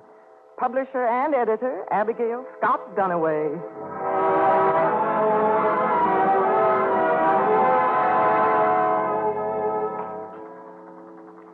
That's all, boys. No more changes for today. Well, Betty, what's to do now? Well, we need more items for the advice to readers column, Mrs. Dunaway, and here's a whole stack of letters. Oh, yes. Well, now, let's see some of them. Oh, I'll answer this one. Dear Jemima K., you need not make yourself a skirt with a train. Hope you're going to be a sensible helpmeet to your future husband, and if so, you must begin by dressing sensibly. Dressing sensibly. Oh, Mrs. Dunaway, I have 2 dresses with trains. Yes, dear. Well, you aren't a farmer's wife. Well, now, here's another smart woman wants something to do. Experienced seamstress, some business experience. Oh, yes. Oh, why don't you consider opening a shirt factory? We could assist you to buy linen, muslin, buttons, and thread at wholesale prices, and can give you exact patterns of the most celebrated styles. Well, now, just a minute, Betty. Come in. Morning, Miss Dunaway. Come to get my sister. Oh, but I'm not through, Prentice. I got all these I'll letters. wish you to come home right this minute and never set foot in this office again. And why, young man, if I may ask? We don't want our sister associating with women like you. Prentice. Young man, I've raised 5 sons, and I'll tell you this. If you were 5 years younger, I'd give you a good spanking. Be so kind as to read this editorial in the Chronicle, Mrs. Dunaway. Prentice Talbot, I'll never speak to you again. Pa, neither. I'm 18 years old, and I have a perfect right to... Who wrote this terrible thing? The editor of the Chronicle, ma'am. And Pa says every word of it must be true. Let me see. The sort of woman who travels about the country, living in hotel rooms, smoking and drinking, and... Oh, Mrs. Dunaway. What's a bacchanalian orgy? I can't tell you, Betty. I've never seen one. But I'm going home now to talk to my sons. And then I'm going down to that editor and ask him to give me his definition, if he has one.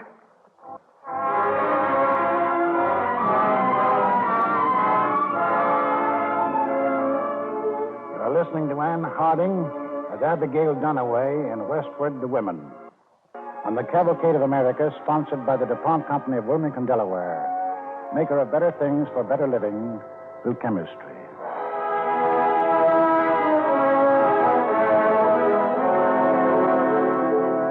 Made Abigail's blood boiled when the sheriff came around to foreclose the mortgage on her Oregon farm.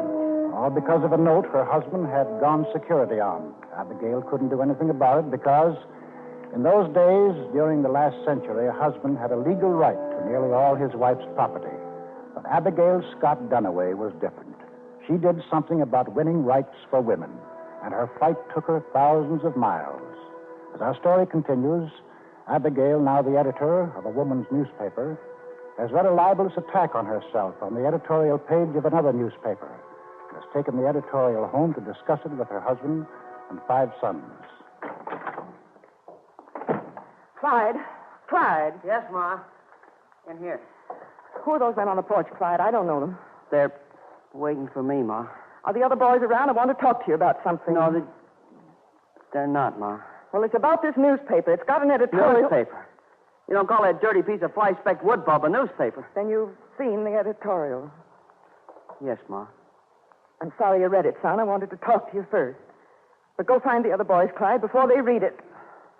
They've read it. Oh, no. Where are they? I've got to talk. They're in jail, Ma, all together. Jail? And that's where the gentleman on the porch are taking me. Oh, Clyde, what have you done?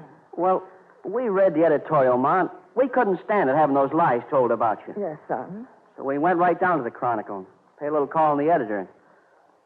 Well, he won't be writing any more stories about you. Maybe he won't even feel well enough to publish the paper for a few days. Oh, Clyde. How good are you at raising bail, Ma? Well, Abby raised the bail all right. And she got all the boys off with just a scolding from the judge. After all, everyone in town knew they were in the right, defending the name of their mother. But Abby was always in hot water. She said if I stopped to worry about what people think, I'd never get anything done.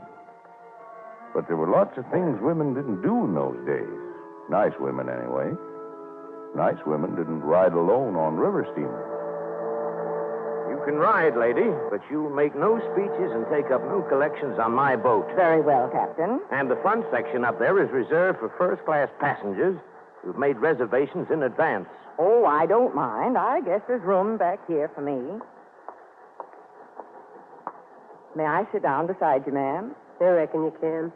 It's hard traveling with children, isn't it? Yes, ma'am. They're a lot to manage, even staying in one place. But I can't give 'em away like that old Mrs. Duniway did with hers. Is that what they say about her? Well, then, let old Mrs. Duniway hold your baby for a while so you can get some rest.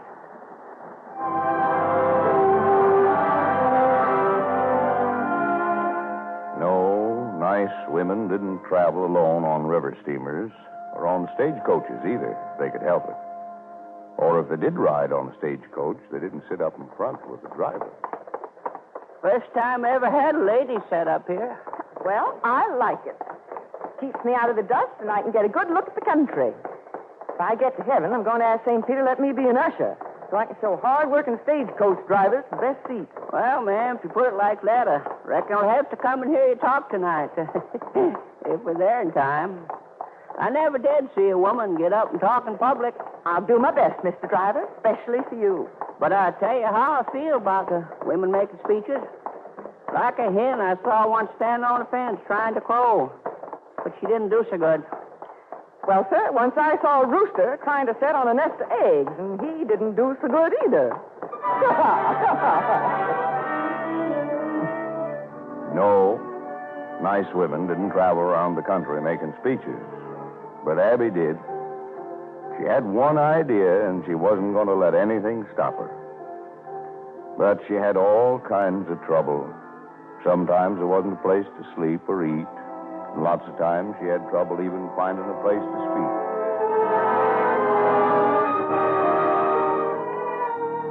Sorry, ma'am. I can't find the key to the hall nowheres. And you can't get in without it. Yeah, well, last week you rented the hall to an Indian medicine show. The week before to the Pixley sisters and their daring song and dance act. Key wasn't lost then. It's lost now, ma'am. That's all I know.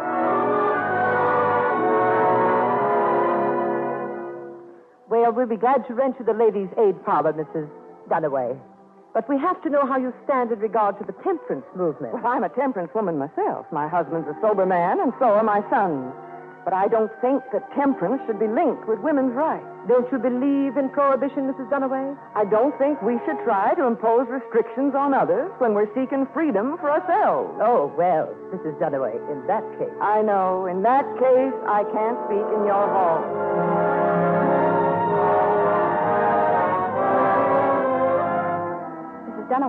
Mrs. Dunaway. Yes? You're looking for a hall to speak in, aren't you? Why, yes, you know of one. Well, I'm one of the girls who dances over at Joe's place. And Joe has a big back room in his place that I know he'd let you use. Yes, but, Joe's place is a saloon, isn't it? But you have to speak somewhere, Mrs. Dunaway, and I'm sure it'll be hunky-dory with Joe. Well, the Lord preserve me from the ladies' aid, but I guess it'll have to be hunky-dory with me.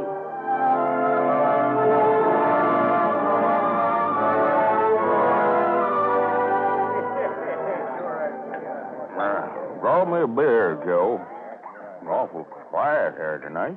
Where's everybody, Al? They're in the back room listening to a lady make a speech. A lady? That's right. It's that Mrs.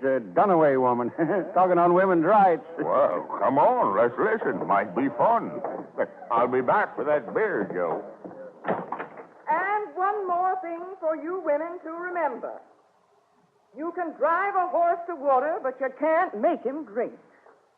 And you'll never get any man to grant your rights unless you first convince him that you won't trample on his rights. And now I'll be glad to answer any questions. Yes? Mrs. Dunaway, if women had equal rights, they'd have to serve on juries, wouldn't they? Sometimes.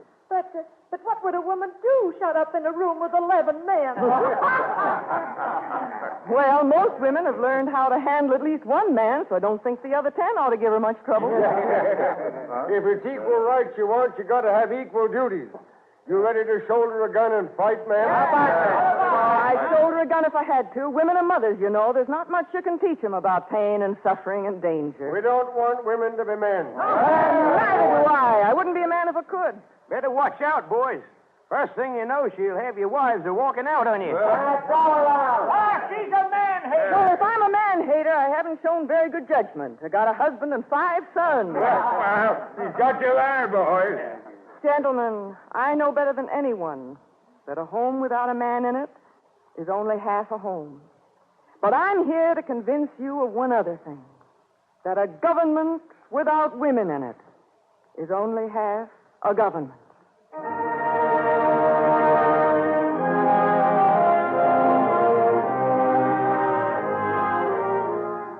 Yes, Abby had one idea, and she worked hard for it. Finally, she won. One after another, the states of the Union voted for women's rights. Oregon in 1912. But maybe because I'm just Abigail Scott Dunaway's husband, I remember best of all a day years before Abby's long fight was finished. A day when Abby had to talk with me. She'd wheeled me out in the back garden in my wheelchair. Oh, there's a lot of sun over here by the nasturtiums, Ben. Yes, it's good. Abby, I wonder how you find time to do so much. So much? Why, I just do what any wife and mother does. You stop right there, Abby. You do what every wife and mother does, and you run a business, and you travel around making speeches, and you publish a newspaper, and even find time to plant nasturtiums. Oh, I just have to have a garden. Remember, Abby, when I asked you to marry me? How I told you I'd take care of you? Yes, Ben, of course I remember. Honest, Abby, I meant it then. Haven't done so well, have I? Ben Dunaway, you listen to me. Yeah?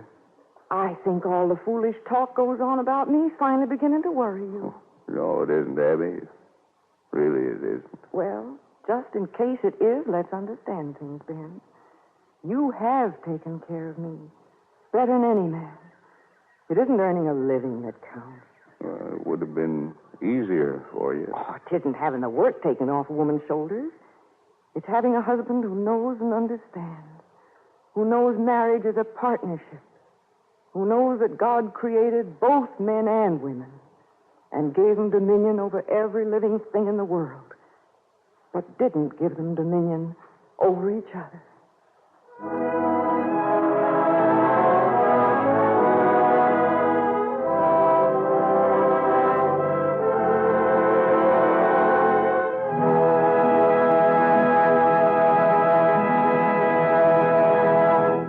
Our thanks to you, Ann Harding, and to all the cast of tonight's DuPont Cavalcade.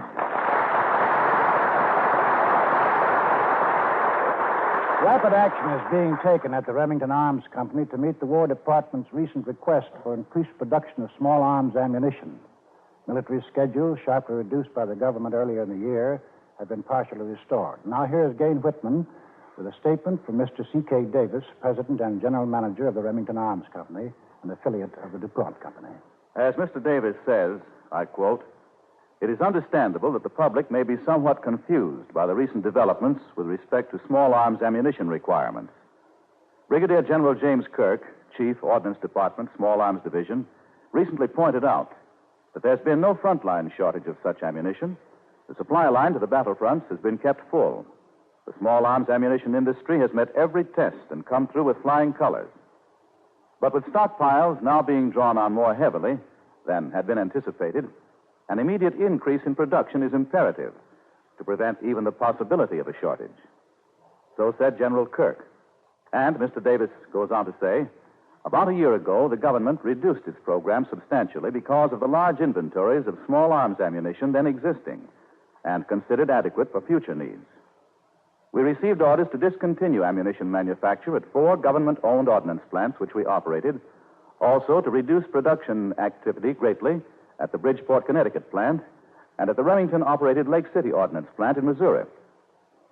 With reduced military requirements, the War Production Board ordered a limited quantity of commercial types of ammunition for essential civilian requirements, such as controlling predatory animals and pests, preventing damage to crops and forage, and increasing the nation's food supply. Remington and other manufacturers who had facilities for making such ammunition were told how much to make and how to distribute it. It is part of industry's war job to expect and deal promptly with changing military requirements caused by the fluidity of war. The Army's request for increased production must and will be met. We are moving ahead rapidly on plans to expand the production of military items. At the government's direction, we have discontinued all essential civilian ammunition manufacture, and employees are moving into military operations. To produce and deliver what the Army calls for, we have gone back to round-the-clock operations at both the Bridgeport and Lake City plants.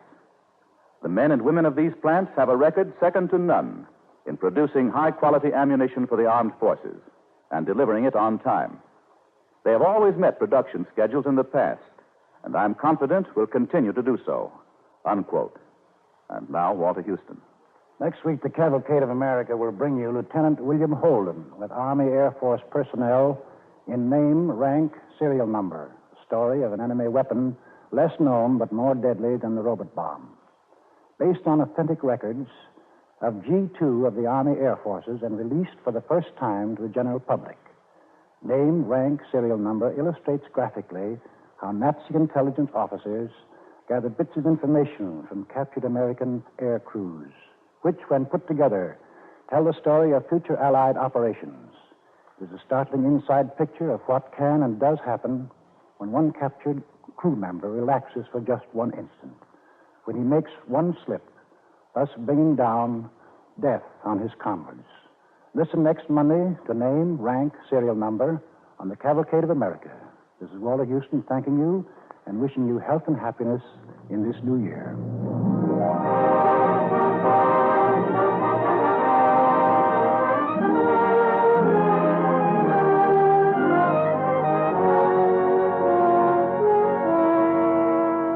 Tonight's Cavalcade play was based on Nancy Wilson Ross's book, Westward the Women, and adapted for radio by Turner Bullock. The music was composed and conducted by Robert Armbruster. This is Gain Whitman sending you season's greetings on behalf of Cavalcade's sponsor, E.I. DuPont de Nemours and Company of Wilmington, Delaware.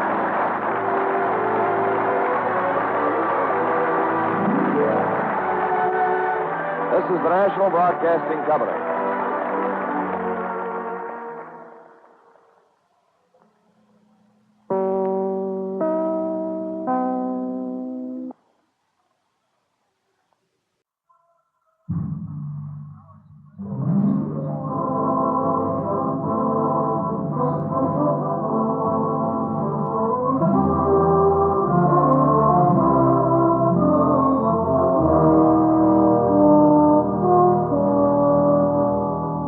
Presenting Lieutenant William Holden and Army Air Force personnel in name, rank, serial number, with Walter Houston as Cavalcade's commentator on the Cavalcade of America, sponsored by the DuPont Company, maker of better things for better living through chemistry. Good evening, this is Walter Houston. Our Cavalcade play, name, rank, serial number, is a story adapted from the Army Air Force's training film, Resisting Enemy Interrogation. Not long ago, I had the opportunity to visit the Army Air Force Motion Picture Unit in Culver City, California, where these films are made. There, AAF film technicians work day and night turning out films to teach men what others have learned from bitter experience. Much of this work is a military secret. Tonight's story about the Nazi Interrogation Center for captured American Air Force thieves is told for the first time to you. We are privileged to have with us some of the officers and men from the Army Air Force's Motion Picture Unit who helped make this film. The DuPont Company presents Lieutenant William Holden as narrator, Private Kent Smith, Sergeant James C.A., John Beale, Captain Day, Charles Cannon, and Corporal Arthur Kennedy. In name, rank, serial number, on the Cavalcade of America.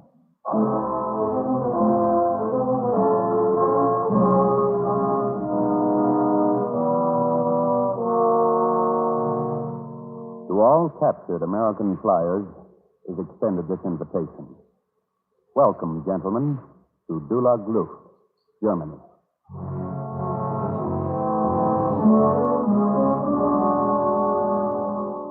Dulag Luft, where American air crews are brought in for questioning, where Nazi intelligence officers gather bits of information which, when put together, tell them the story of future Allied operations. That is, if the members of the crew talk, if they reveal anything but name, rank, and serial number. Yeah, the plane crashed yesterday, Captain Royning, in northern Italy. A B-29. He kept it for the crew, but they had thoroughly destroyed what was left of their plane. They have been interrogated, Major Fontaine? Not yet, but I have this preliminary report. One is wounded and is in the hospital. Then we have the pilot, Captain Spencer, a highly intelligent type. The co-pilot, Lieutenant Williams, also intelligent but more easygoing. And the Mason, Master Sergeant, the overconfident type, not quite as clever as you think. And that is all we have to go on. No personal papers, clothing labels, not a scratch. And I'm sure that not one of these men has any complete information concerning activities against us. Here's what information they have we'll get and use. And we'll start with Captain Spencer.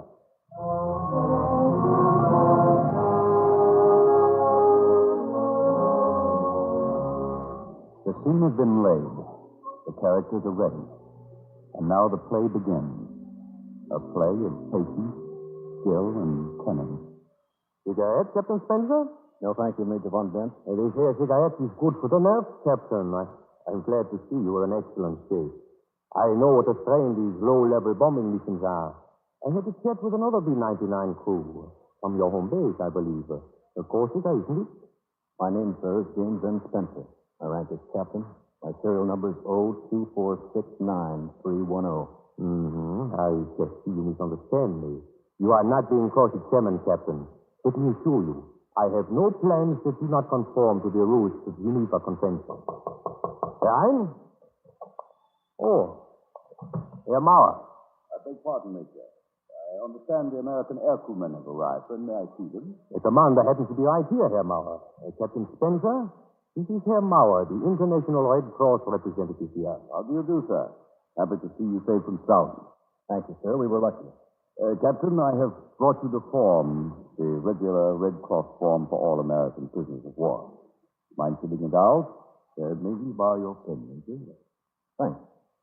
This form goes to America? It's sent to the nearest Red Cross headquarters, then forwarded to our American branch. Oh. There you are, Herr Mauer. The other items, Captain, have finished. Name, rank, serial number. It's all filled out. But don't you see, you write your base address here, your unit number here. Amnesia, Herr Mauer. It's very bad. All I seem to remember is my name, my rank, my serial number. Aren't you being unduly suspicious, Captain? Those items merely see to it that you receive your mail properly and that your base and your parents are informed you're safe. Well, it's very odd, sir, because according to the Geneva Convention, just my name, my rank, and my serial number will take care of that. To tell you the truth, I've never seen a form like that before. Captain, I'm afraid you are what we call the uncooperative type of prisoner.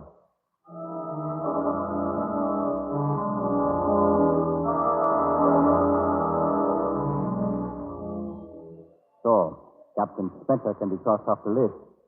But tell me, Mr. Fontaine, suppose every one of these men is as alert as Spencer. What then? Then I shall have wasted my time, Rennie.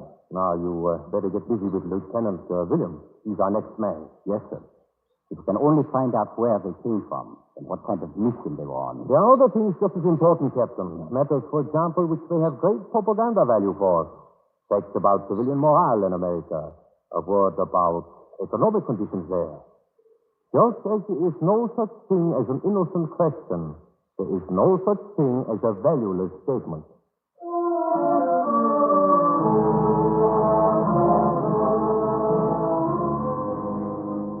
Just as there is no such thing as an innocent question, there is no such thing as a valueless statement. Keep this thought in mind as we drop in next on Lieutenant Williams' prison quarters in the west wing of De La Blue. Come in. You are Lieutenant Williams, aren't you? Yeah. I'm Captain Williams, Lieutenant. I want to check on your hand. Give you any trouble? It's not serious, Captain. Only a slight burn. Still, you better have the doctor look at it. I'll take you to his office now. Cigarette? No, go on. They're not poisoned. Oh, American brand, huh? That's a very thoughtful touch, Captain. Light? Yes, I'm glad I was thoughtful enough to stock up. You see, I practically grew up on these things.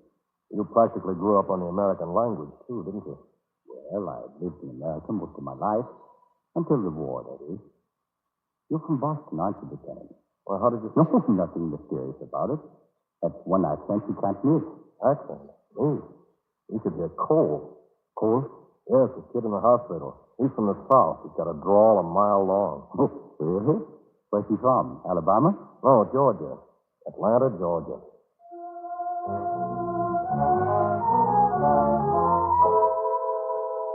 Sergeant, call Dr. Muir at the hospital immediately. Tell him that Sergeant Cole is from Atlanta, Georgia.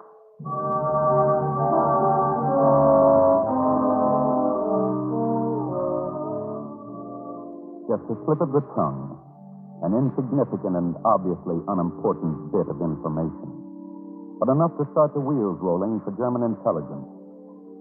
Let us follow up this bit of information to the hospital room, where an attractive blonde nurse is gently putting the finishing touches on Sergeant Cole's shoulder dresser. Now, that is better, Hurts a little.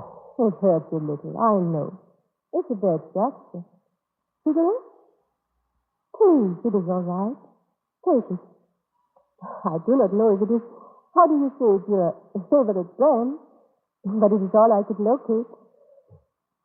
Well. I know. The Americans, a cigarette means a great deal to them. In all your stories, there's always so much smoking. You read American stories? I used to. As many as I could guess. My favorite, though, it will always be from Winston. I reckon I don't know about that. Oh, of course you do. You only know the other name for it. Gone with the Wind. Well, how do you like that? You read that? Uh-huh. The city in that book, what is it called?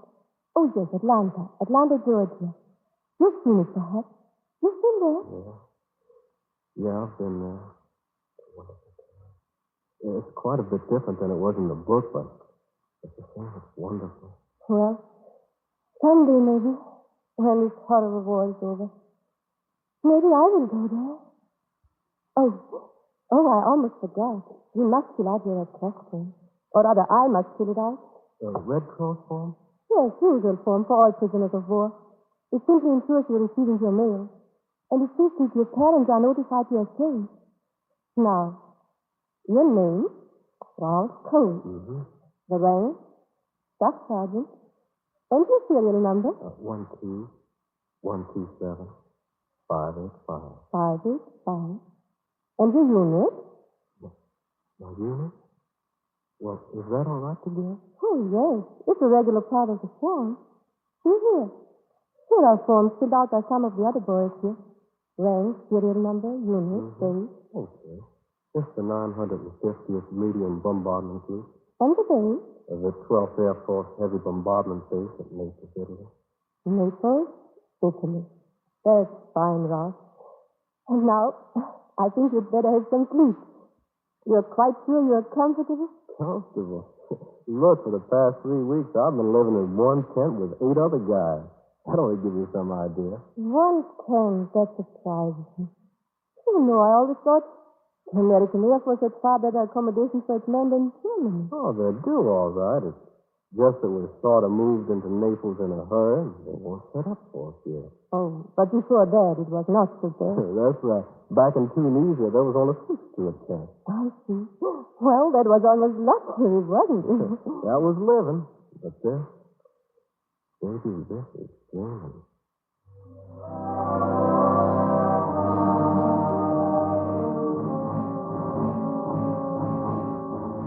Well, we are making progress, Captain Renning. So? According to this information Sergeant Cole gave his nurse, 3 weeks ago, the 950th Medium Bombardment Group moved to the 12th Air Force Heavy Bombardment Base at Naples, Italy. What is more, the accommodations were most inadequate, 9 to a tent instead of the usual 6. A rather sudden move of medium bombers to a heavy bomber field. What does that suggest to you, Renning? Well, Major, I'd say they were needed for some special purpose. Something only they could do. Exactly. And something only they could do out of Naples. The B-99s, you know, have a limited range. Certain targets which could not be struck from North Africa could be struck from Naples. Yes, but which targets, Major? Within medium bomber range of Naples, there must be thousands of bombing targets. Oh, no, not thousands. Not for low-level missions. Low-level missions, Major? Yeah, the B-99s are mainly used for low-level attacks. Obviously, they are planning a low-level attack from Naples. We'll see if Sergeant Mason can tell us about that.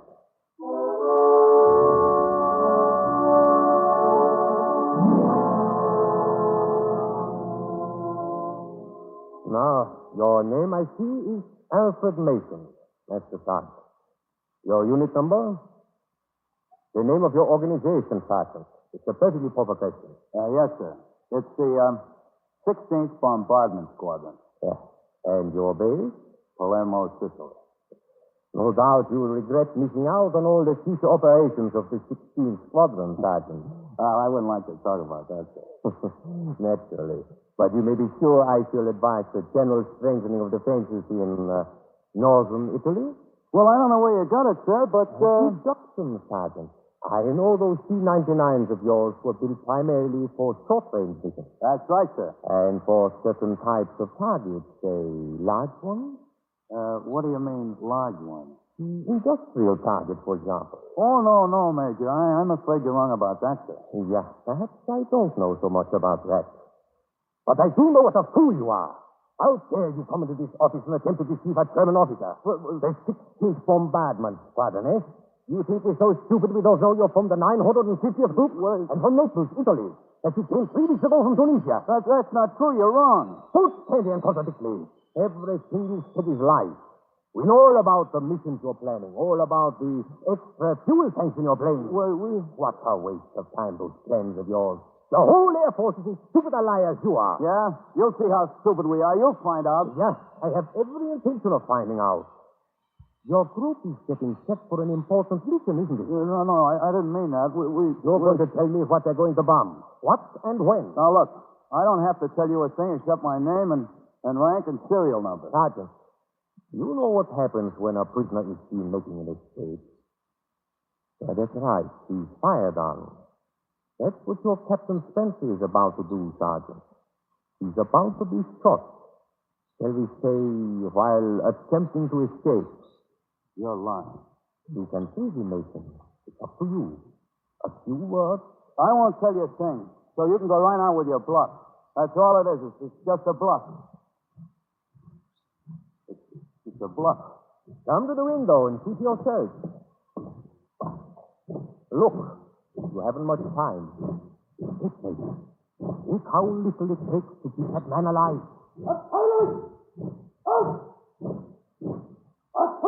Stop it, will you? Depends on you whether or not they fire. Now, those flames are good as misses. What are they? Well, just it. I don't know. It was only a guess. What? I've been reading. No, wait a minute.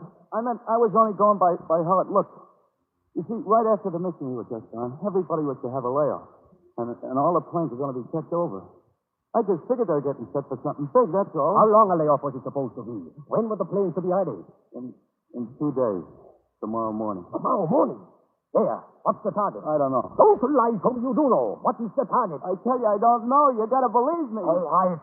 Captain Reading! Proceed! No, you can't do that. Don't you understand? I'm telling you the truth. I swear I am.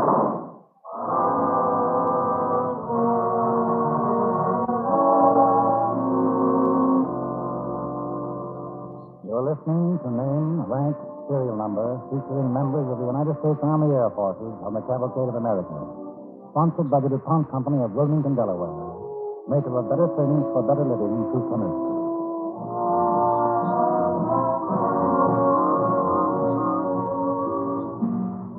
This is the story of Willig Luck, which is a German interrogation center for captured American air crew. The story of what happened when one such crew broke the don't talk rule. As our story continues, Major von Baines and Captain Rooney, German intelligence officers, discuss information revealed to them by an American sergeant. Good work, Rooney.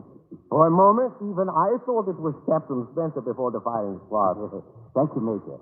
We dressed up Fröhlich to act the part. Oh? Well, Fröhlich, I think he's a very credible actor.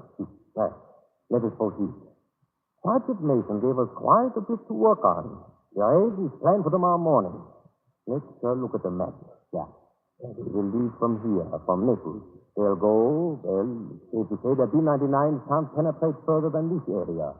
800 miles from their base. And that's even with the extra fuel tanks they propose to use. Extra fuel tanks? How did you learn about those, Major? Mason told me. Or his expression did. I made a stab and it struck. There was another stab that worked. I suggested that his group was planning only short-range missions, and he assured me I had made a remarkable discovery. A very poor liar, that boy. So, a long-range mission. We concentrate on industrial targets. We do? Yeah. When I suggested just that, the good sergeant assured me I was definitely wrong. Another one of his stupid lies. Cities, then. Sofia, Bucharest, Belgrade, Vienna, and Munich. The next step is to learn which one of these is his target. One more clue is all we need. One clue. Yes. I wonder, does something occur to you, Captain O'Leary? When I talked to Lieutenant Williams, he said something about his flight commander. What was his name? Johnson. Yes. He told me Johnson was given a leave just 2 days ago. It may mean nothing. The flight commander given leave? For what reason? Lieutenant Williams did not know. Seemed to think it was routine. Routine? To give a key man a leave just before an important raid? I think not. I think this is our missing clue. Really, I'm sure of it. We must find out why Johnson was taken off. We must find out tonight. And Captain Spencer is our man, I think. He's commanded this crew, and therefore would know more about the flight commander. Yeah, and whether he likes it or not, Captain Spencer will talk tonight.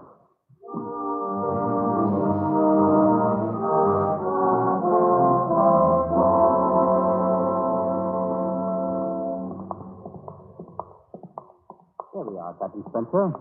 We'll dine with some of our German pilots. They serve the best food in Dulac Roof. Anything you say, Captain Rooney? Yeah. This is a mess room. Oh, excuse me, gentlemen. Excuse me. We have a guest. This is Captain Spencer.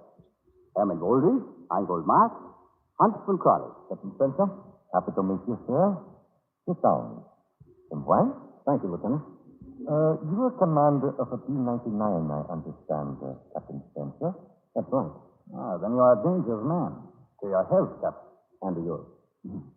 You know, just as you entered, the commander here was discussing his group's plan to bomb your ammunition dump near Rome.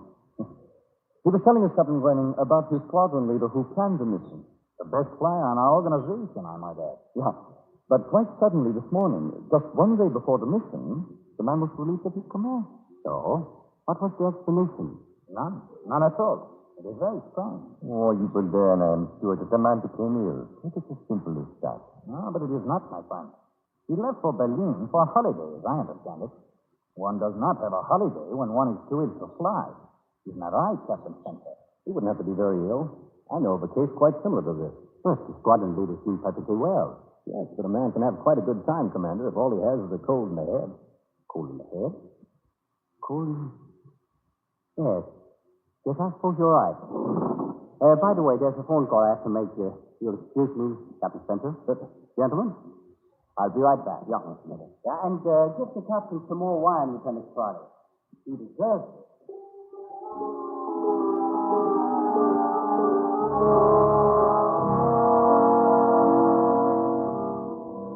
Well, what do you make of it, Major von Bent? Johnson was taken off because he had a cold in his head. Of course, it doesn't have to be too much of a cold to keep a man out of an oxygen mask. That means high altitude flying. Yes, but we know that this mission is to be low-level bombing. Mm-hmm. But sometimes even low-level missions have to climb upstairs. Mountains. Exactly, mountains. A low-level bombing mission, but to get to their objective, they must cross some 50 good-sized mountains using oxygen masks. Impossible for a man suffering from a cold. Shall we look at the map? Yeah. No mountains en route to Belgrade, Major. No, there, on the way to Budapest. But Munich? Munich? Yeah, that is something else. For in order to come in low over the Goering synthetic oil refinery, one must first fly high. Quite high above the Austrian Alps. So, Munich it is. Yes, tomorrow morning. And we shall be ready for them reading. Thanks to our good friend, Captain Spencer.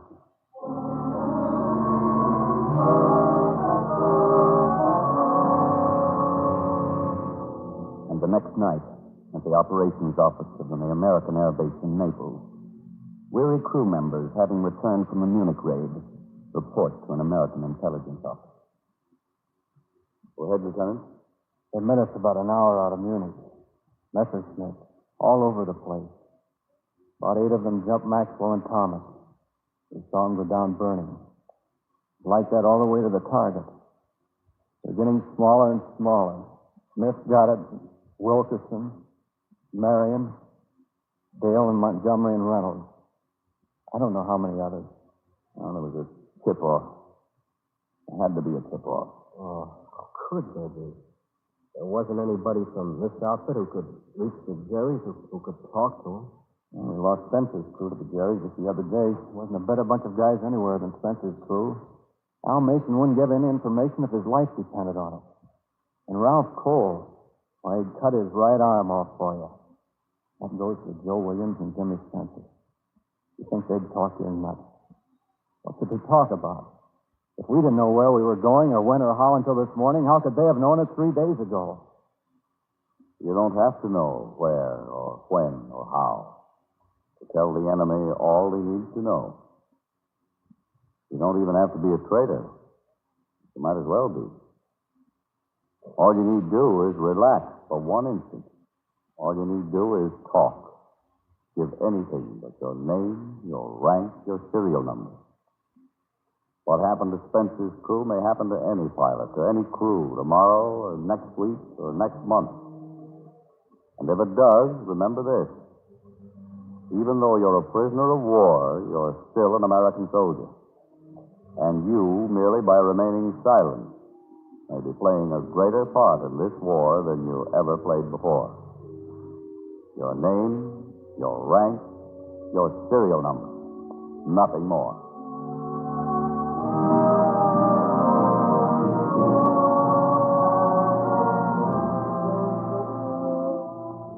Your name, your rank, your serial number.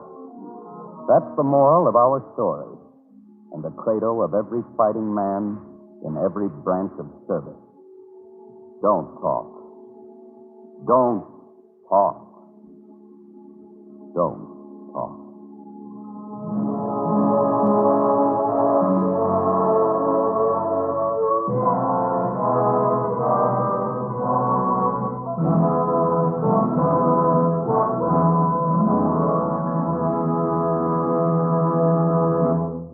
thanks to you, Lieutenant William Holden, Private Kent Smith, Sergeants James C.A., John Beale, Pat McVeigh, Charles Cannon, and Corporal Arthur Kennedy, and all the cast in tonight's DuPont Cavalcade.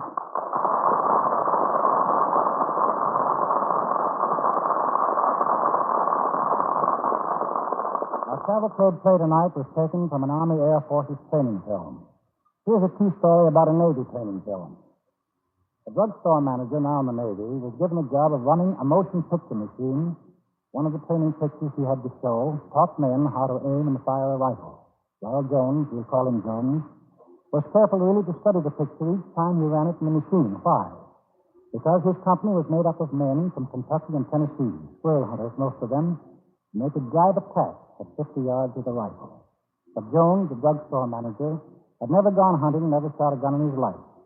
The other men kidded him about the bad showing he was going to make on the target range. Well, the day came. Out they marched to the range, Jones and the squirrel hunters. And what happened? Jones, who had learned to shoot by running a movie, scored third high out of the entire company. That's how good these training films can be. And here's Jane Whitman to tell you more about them. The Navy alone now sends from 30 to 60,000 prints of training films each month to training centers, ships at sea, and advanced bases.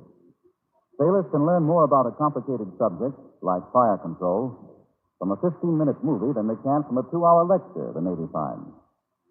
As for the Army, well, 36 green men in the Engineer Corps, after seeing a training film just once, went out and built a timber-trestle bridge so strong that tanks could run over it.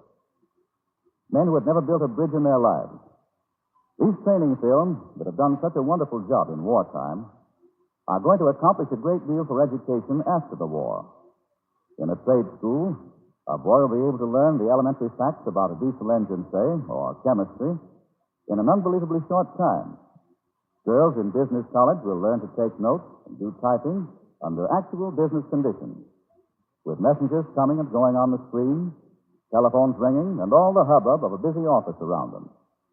From kindergarten through college, students will be able to learn more easily and more quickly under the best and latest teaching methods, training films. And many educational pictures in peacetime, like those in wartime, will be photographed on DuPont motion picture film.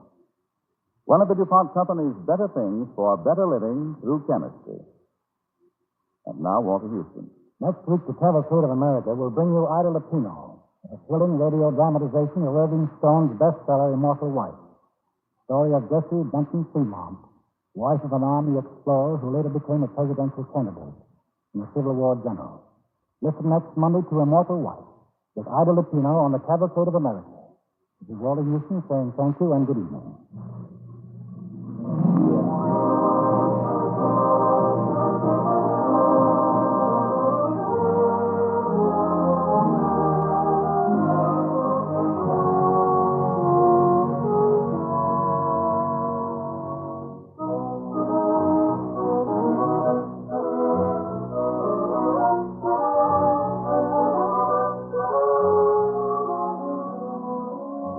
Tonight's Cavalcade play was adapted for radio by Ben Kagan from the Army Air Forces training film, Resisting Enemy Interrogation, written by Technical Sergeant Harold Medford. The music was composed and conducted by Robert Armbruster. This is Jane Whitman sending you best wishes from Cavalcade sponsor, E.I. DuPont, de Nemours and Company of Wilmington, Delaware.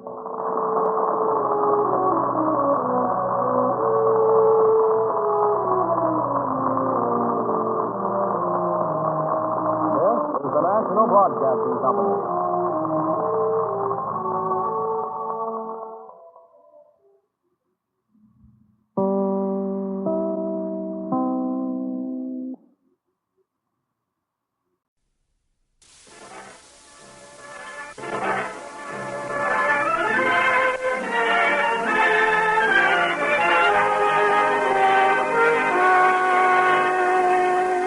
Presenting Ida Lupino in Immortal Wife, with Walter Houston as Cavalcade's commentator on the Cavalcade of America, sponsored by the DuPont Company, maker of better things for better living through chemistry.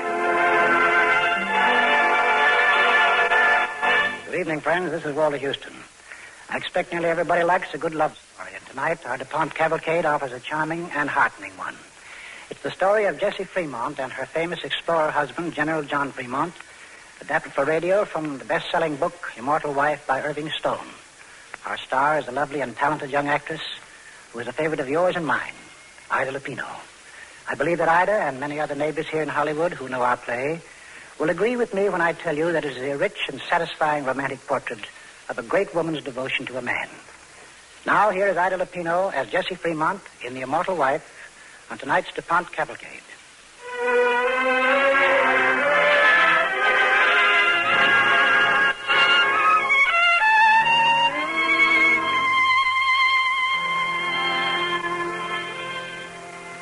Whither thou goest, I will go. Those words from the Bible, the immortal pledge of Ruth, I spoke aloud and in my heart. And if I'm still remembered, it is because I kept that pledge. For half a century, I shared my husband's life. Wealth and poverty, honor and disgrace. The life of a man who 5 times crossed our continent, blazing the great trails west, who was a senator and very nearly a president, and yet who died all but forgotten. Yes, his life was mine, and I was happy in it. Happy to be the wife of General John Fremont.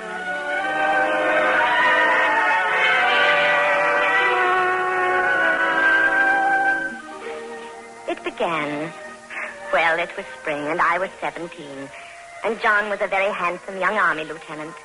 And one bright afternoon, we climbed together to the top of a mulberry tree outside Miss English's Girls' Academy in Washington, D.C.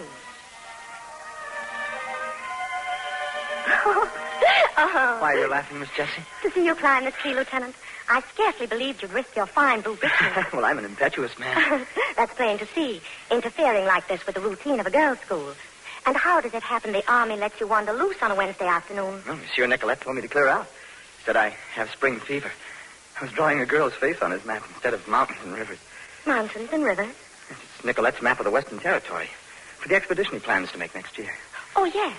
Yes, I've heard my father talk about it. Planned it for 20 years. And if Congress gives him the money, I'll go with him. All the way to the Rockies. Oh. But how long does an expedition take? Well, that rather depends on how far you go, Miss Jessie. This one will take 8 months, maybe 10. Why? Well, it's a long time. That's all. Miss Jessie. Yes, Lieutenant Fremont. You didn't ask me what girl's face it was I drew on Nicolette's map. But I know. You do? And I was so afraid you wouldn't tell me till after next year.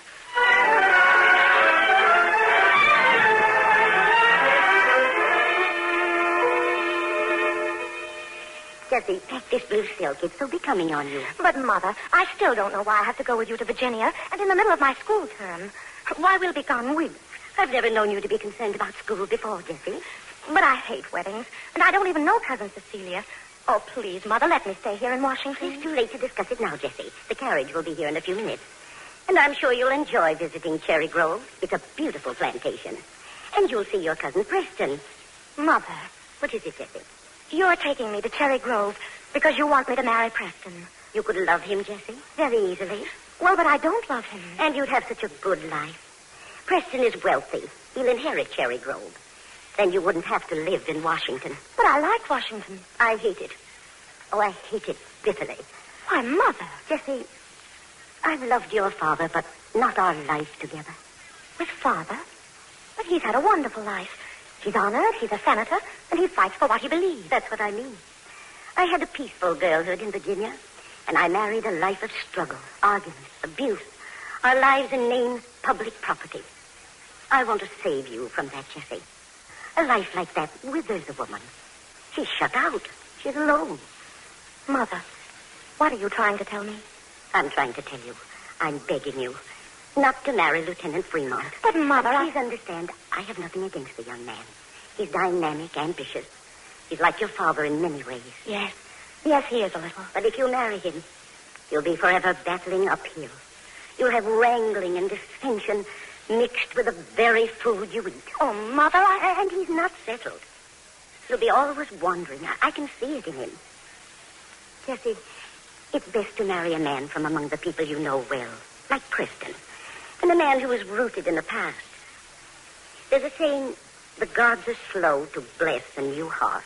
Yes, but there's a better saying, Mother. Your people shall be my people. And don't you see, I'm like Father.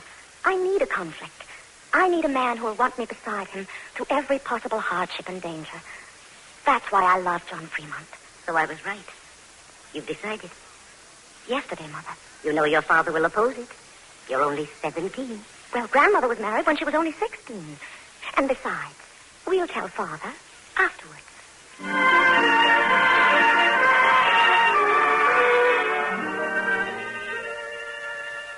Do you, Jesse Ann Benton, take John Charles Fremont to be your lawful wedded husband, to love, to honor, and obey, for better, for worse, for richer, for poorer? Yes. In sickness? Yes. And in health? For you, John Fremont, I give up all. I give up Cherry Grove, the satin gown. I give up lace and bride cake, flowers, crystal, all the rich tradition, all familiar things, the name carved on the door, the monogram, the friends I knew, to place my feet beside yours on any path you choose, John Fremont. Until death do you part. Do you so promise? I do.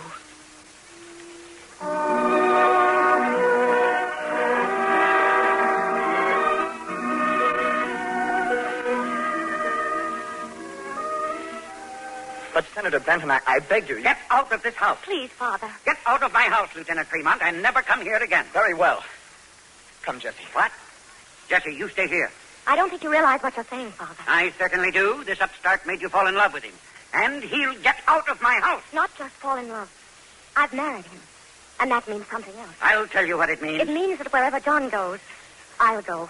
Jesse, I thought I'd raised you not to be a fool. Believe me, Father. I know what I'm doing. Well, Lieutenant? Yes, sir? I think you'd better go for your belongings and bring them here. At once.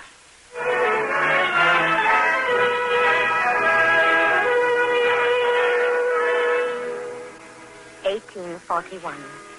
A nation pressing back the frontiers, hungering for the West. In our first months of marriage, I caught that hunger through John and his plans. Then Congress passed a bill for the expedition to the Rockies to map the Great South Pass. It meant our first separation. So much time and distance between us. Yet how could I ask him to stay, or even wish it? For it meant so much to him. Then, during the party celebrating our victory in Congress, Nicholas Nicolette, who would command the expedition, took me aside. Well, Miss Jesse, it is good to see you with Lieutenant Fremont. I just said to your father, how beautiful is young love. I suppose it is my Gallic romanticism. Well, I'm not from France, Monsieur Nicolette, but I like young love, too. Yes. Miss Jessie, there is something I wish to tell you. Oh, Monsieur Nicolette, it isn't... Yes? Well, surely John is going on the expedition as your second in command. He is going as first in command, because I am not going. I am too ill, too old. But this is the most important expedition since Lewis and Clark, and you've worked for it for 20 years. No, I have done my job, and I am an old man. So, of course, I have nominated Lieutenant Fremont as my successor. Well, are you happy, Miss Jessie? Oh, yes. Yes, of course. Then let John see that you are so happy. Always let him see. Why, I couldn't be anything else, Monsieur Nicolette. Perhaps. But sometimes you may not be so happy. I know these partings, and I understand how it is for a woman to always wait. Miss Jessie, you and John believe you must share each other's lives completely. I know. But do not, I beg you, try to share all the pain.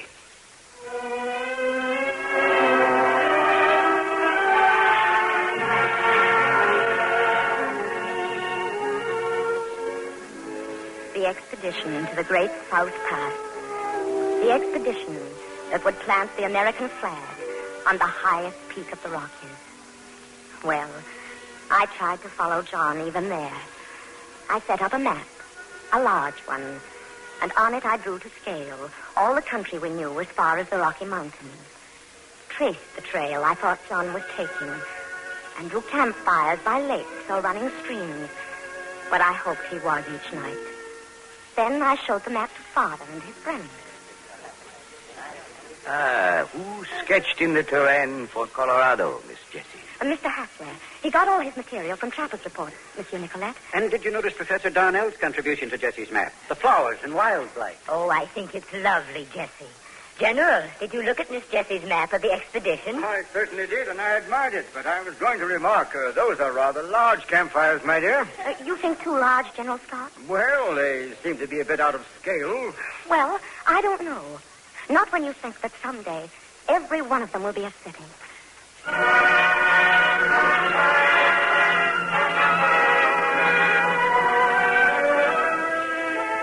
Yes, I tried to follow John with that map, but I wasn't with him. I knew that October morning when he came back, when I saw his haggard face and learned from him some of the dangers, the disasters just averted. It had not been my life. For he was a man, fresh from struggle and conquest. And I was still only a fine Washington lady.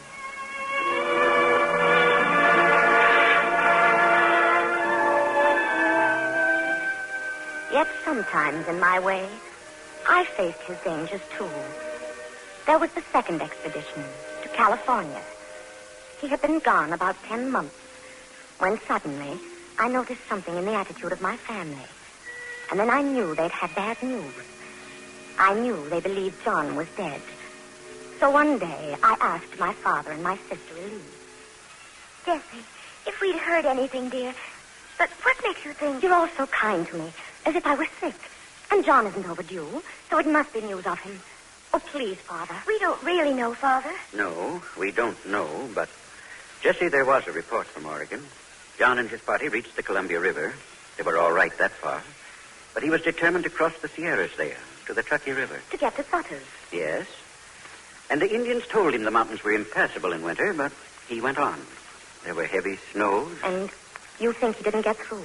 Well, there's been no word of him. Jessie, dear. Well, you can both stop your worrying. John is quite safe. Jessie, did you get a letter? You didn't tell her. No. No, I've had no letter. But he is safe. How can you know that, Jessie? Well, because I'm with John every minute. I feel I'm with him. So don't you see, I have to know.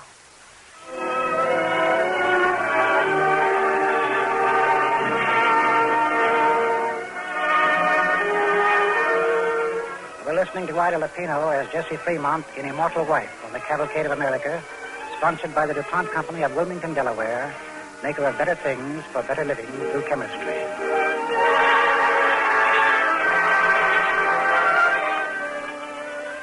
Tonight's Cavalcade play is the love story of Jessie and John Fremont and of the unswerving devotion of a woman for her man.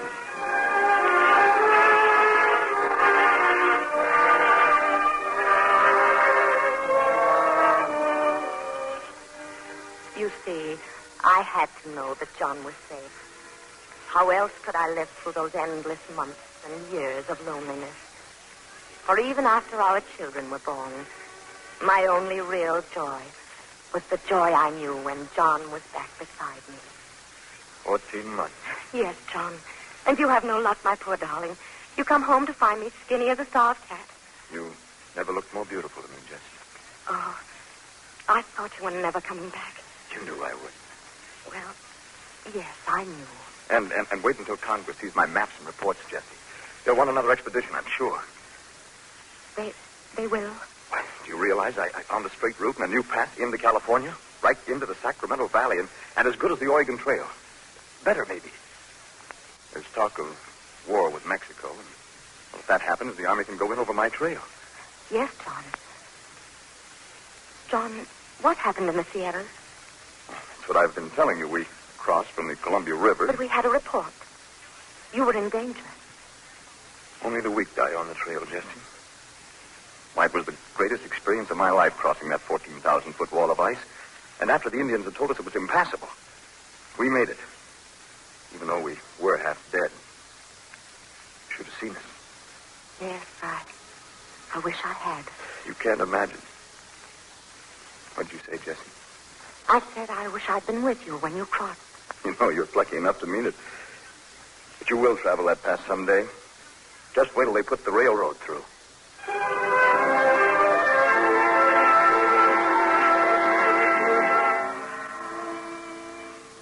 Wait until they put the railroad through. Wait while John went again on the expedition that brought California into the Union. This time I stayed with Father in St. Louis. And I often walked down to the Mississippi, to a meadow where the immigrant caravans made ready for the journey on west. One evening, I stopped beside a prairie schooner and spoke with a young woman sitting near it with her baby. Good evening, ma'am. That's a fine, healthy baby. Yes, ma'am, he is. I have a little girl about his age. What is his name? John. John. Why, that's my husband's name. Oh. Are you going to Oregon, too, ma'am? No. That is, not yet. Oh. Oh, I was going to show you that new map, drawn by the military officers. Oh, I'd like to see it. Well, it's right here. There. See? It shows everything. Where there's grazing for the horses and where you got to take on more water and... Yes, it's a fine map. And I hear the Indians ain't so bad. If enough families stay together and fight. Well, I don't think I'd be afraid of them. No, it's worth it. You know you can get a whole section of good land to yourselves. Homesteading. Yes, I've heard about it. It sounds wonderful. If you and your folks was thinking of going, there are 3 wagons of us, but it's good to have more. I only wish I could go. But I can't. Not yet. Then I'll tell you what, ma'am. If you'd give me your name and address, when I get to Oregon, I'll write you and tell you how it is and how you can get there best. That is, if you'd like. Would you write? I surely would. My name's Mary Allgood. Now, what's yours? It's Jessie Fremont. Jessie Fremont. I'll write it down here so that I won't forget. How do you spell Say, that military officer, his name is Fremont. It's on the map. Colonel John Fremont. Yes. He's my husband. Why, then you know all about the trail. I hear he's gone I don't know how many times. 3 times. And you were with him, ma'am? Oh, tell me about it. No, I wasn't with him. I couldn't go. Well, that's the nice thing about going out to settle, ma'am. Our husbands have to take us with them if they want a home. You're right, Mary. Yes, if they want a home, they have to.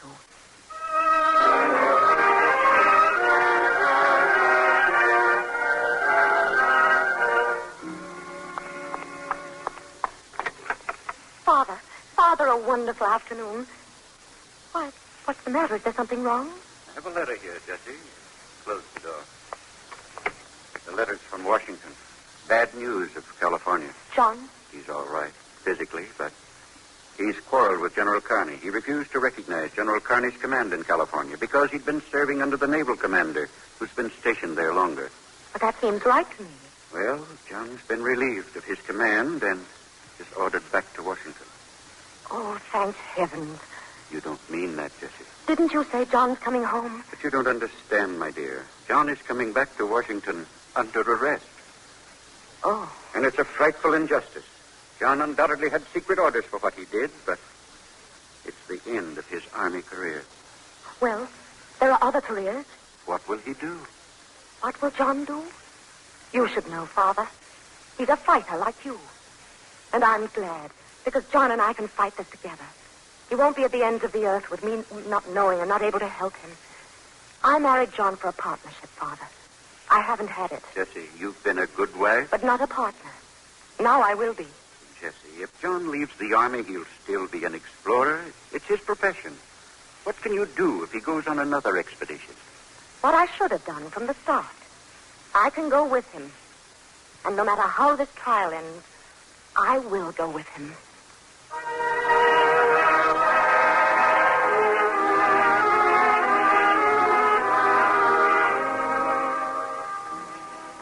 The trial lasted 3 months. The decision of the court was guilty. Guilty of mutiny.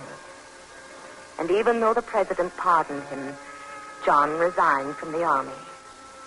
He suffered then, I know. But I had him with me and was content. For I knew that day would come when John would regain his old enthusiasm. Jessie. Jessie, darling, your father's arranged another expedition for me. Father did? Yes. Some of his friends in St. Louis want to build a railroad to the Pacific coast. They want a southern route that can keep open all winter. And they want you to find the path. Of course. Who else could find it for them? They'll pay me partly in railroad stock. Here's the letter. Let me see it, John. How soon do you go? Not so fast. It doesn't say when, but when you can see it's all settled, I could leave by the end of September. Jessie, don't look so bleak. I won't be gone more than a year. Probably not that long. John, I'm going with you. With the children? All the way to California? Of course. Why not? John, I didn't marry you for separation. I'll stay with you, Jessie, if you ask. But I didn't ask, and I don't want it.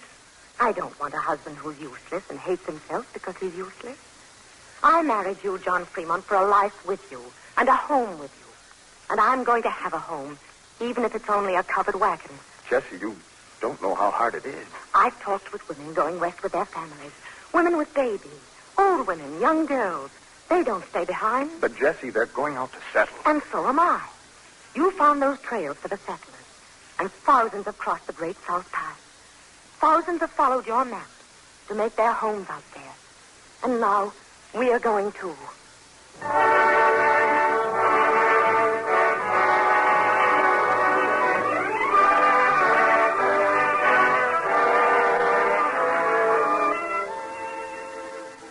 And we did go to San Francisco. That was our first home. We found gold there and a new love of land. And John was senator from California. Then he ran for president, but was defeated. And then there were the long years when his country forgot him. But always we were together. And I remember often the words my mother said. The gods are slow to bless a new heart. But they blessed ours. They blessed mine.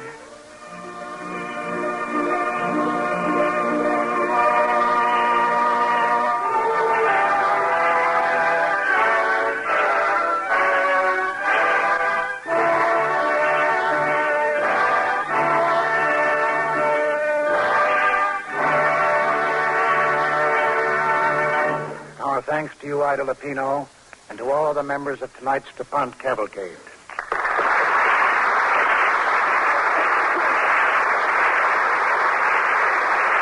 Many of you have heard of the Perkin Medal, which is awarded annually by the American section of the Society of Chemical Industry.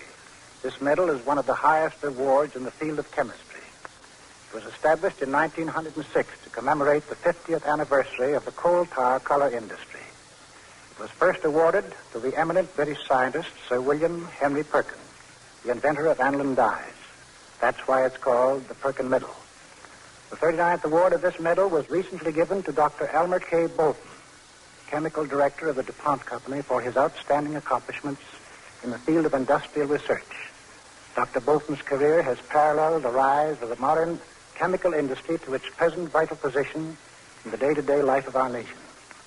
Next week, our DuPont Cavalcade tells the brilliant and intensely moving story of the pursuit of a killer that in the early days of this war threatened the people of Bristol, England, with a fate as cruel and bitter as any that came from Hitler's murderous bombers.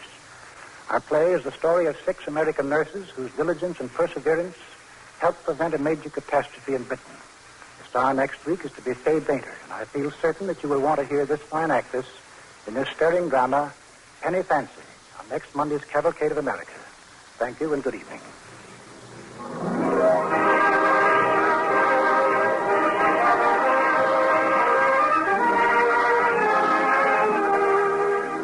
Tonight's Cavalcade play was based on Irving Stone's best-selling biography, Immortal Wife, and adapted for radio by Sylvia Richards and Halstead Wells. Miss Ida Lupino, star of tonight's program, may now be seen in the Warner Brothers picture Hollywood Canteen. The role of John Fremont was played by Frank Graham. Music on tonight's Cavalcade was composed and conducted by Robert Armbruster. This is Gain Whitman sending you best wishes from Cavalcade sponsor, E.I. DuPont de Nemours and Company of Wilmington, Delaware.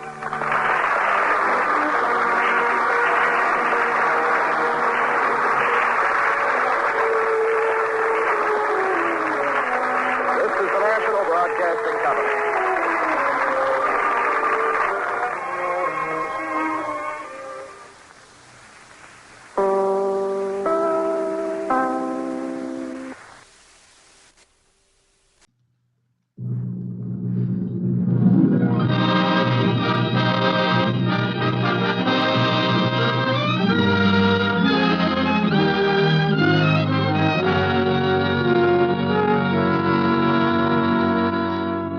Presenting Claire Trevor in Penny Fancy with Walter Houston as Cavalcade's commentator on the Cavalcade of America, sponsored by the DuPont Company, maker of better things for better living through chemistry.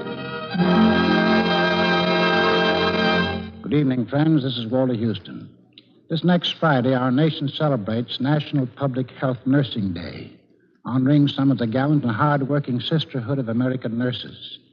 And tonight on Cavalcade, we anticipate this national observance with a tense and exciting play called Penny Fancy, written by Hugh Chain.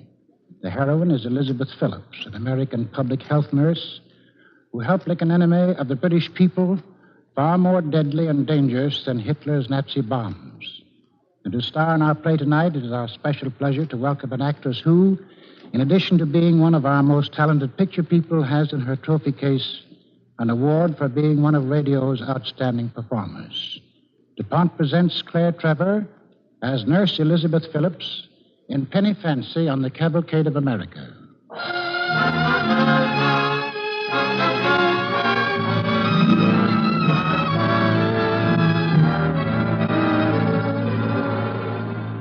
It is 1941, the year the Nazis tried to blast England off the face of the earth.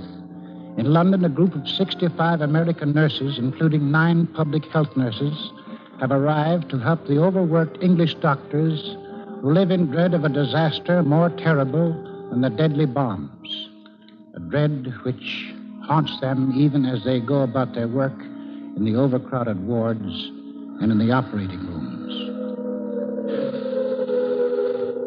The Jerrys will be bombing soon, Dr. Larkin. Yes, but we have to finish this operation, Miss Phillips. Tenaculum. Yes, sir. Mop my face, please, Miss Cree. Yes, Doctor. They don't leave us alone for 24 hours. I know. Not time enough to bury the dead, let alone care for the wounded. The patient's lost a lot of blood. We'll have to finish quickly. Forceps. Forceps, Doctor. I'll say this. You American nurses have real stamina. You've been here since morning. You've been here longer than that, Doctor. Get onto the table, both of you. Are you all right, Miss Phillips? All right, sir. Stay where you are. Stay down. That one hit the power plant, Doctor. Yes. Can you get the emergency lights on? Hurry, Miss Cree. This man's hemorrhaging. I'll get them on, sir. There. Sponges, Miss Phillips. Yes, sir. Doctor, sometimes I wonder how you keep going. You mean the bombings? Oh, we'll survive them all right. But Lord help us if we have an epidemic. Epidemic, Doctor? Look at our hospitals, crammed to the roofs now. Yes, and water mains bombed and sewers. Yes, England could be wiped out by a plague. Dr. Larkin. Yes, Miss Ellis. Could you spare Miss Phillips now? Why, I suppose so. We've finished with this case. Dr. Perry is here. He's asked to see her. Dr. Perry up from Bristol? I'll come right now, Miss Ellis. Cree, you carry on. Call Malloy if you need her. Yes, Miss Phillips. Come along. Dr. Perry's just outside my office. But don't let Perry steal my nurses. Who is Dr. Perry, Miss Ellis? He's the chief medical officer of Bristol. Bristol's been having a time of it. Worse than London. I know. He's in here. Dr. Perry, this is Miss Phillips. How do you do, Dr. Perry? Miss Phillips, I came up from Bristol on a very important matter. We have an extremely serious situation there. Yes, we heard the bombings have been very heavy in Bristol. Worse than bombings, young lady, far worse. And we need nurses. Worse than bombings? Typhoid fever, Miss Phillips. Typhoid? I see I don't have to tell you what that means. We had our first case not 10 days ago. Today in Ham Green Hospital, there are 220 cases. More coming in every day. So far, it's only in Bristol. But that's an epidemic. It is, and it's spreading. There's no let up yet. And every doctor and nurse in Bristol is already working 24 hours a day. So that's where you come in, Miss Phillips. You want me to come to Bristol, Doctor? You and the other American public health nurses. Sir Wilson thought you would be willing, although I know it isn't what you came to England to do. We came to help, Dr. Parry, wherever we're needed most. I hoped you'd say that, Miss Phillips. The Lord knows Bristol is where you're needed most today.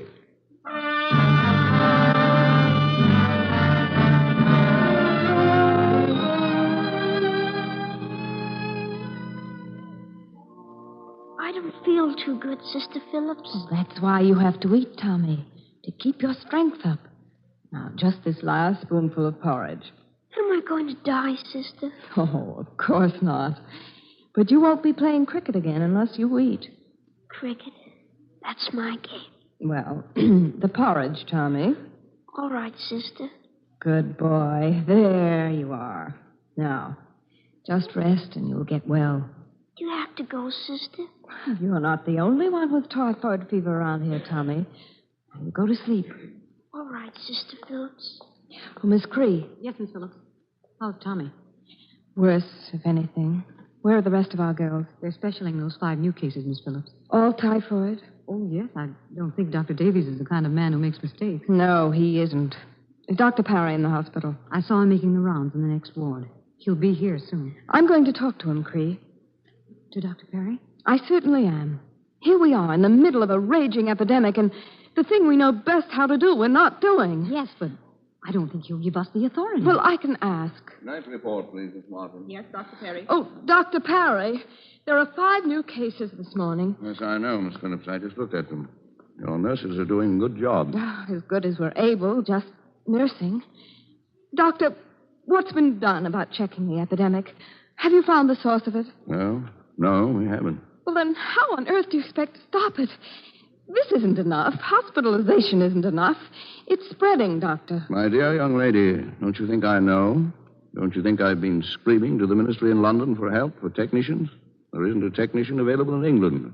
Not one trained person who isn't already working night and day. We have the training, Dr. Parry. Well, you nurses? In America, public health nurses are trained in epidemiology. We know how to trace the sources of typhoid. And you want to tackle this? You think you can track it down? I'm sure we can, Doctor. We'll need a laboratory, Dr. Parry, and the 2 technicians working with Dr. Davies, Miss Caswell and Miss Small. Well, it is an emergency. Oh, of course it is. The way the epidemic's spreading, in a few days there'll be no stopping it. Very well. I'll let you try. Oh, thank you. I have to let you try. And Miss Phillips, I hope you'll work fast.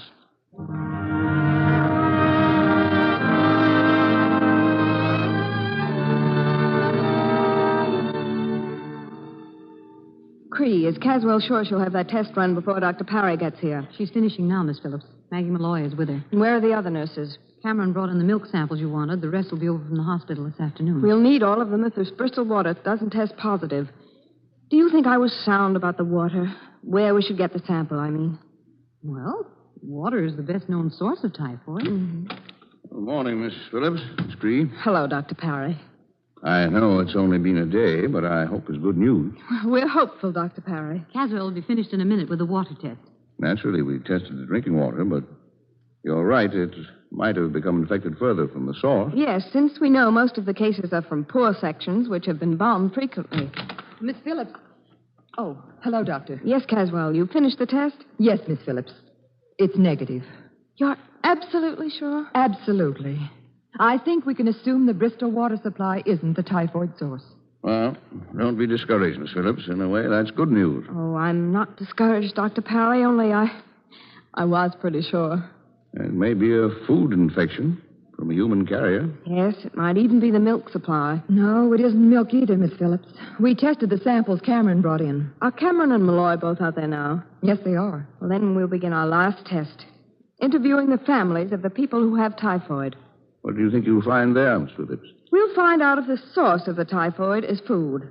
It would have to be a raw food because cooking kills the germ, and the same raw food eaten by nearly 300 Bristol families shouldn't be hard to find. But those 300 families are scattered all over Bristol, Miss Phillips. I know. We'll learn a lot about Bristol before we're through because We're going to visit all 300 of them.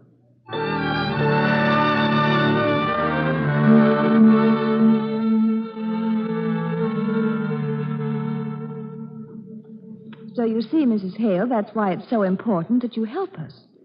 Do near as I can. You're intimating, Miss Cameron, that my Alfie got took with something to eat in this house. I'll have you know. Mrs. Hale, I was just noticing this throw you've got over the back of your couch. Did you make it? Well, yes. Well, it's the most unusual stitch I've ever seen. And the pattern is so lovely. I could show you how it's done in 2 minutes. Oh, I wish you would. It's easy to see you keep a beautiful house. Alfie must be very proud of his mother. He's a good boy. But I've been so worried since he got this typhoid. Yes, I know. And we're here to do what we can to keep more people like your son from coming down with it. If you'll help us. Well, I don't know how I can help. If you just remember what he had to eat. Well, Cornish pastry it was. He had a bit of cake for tea when he came home from school.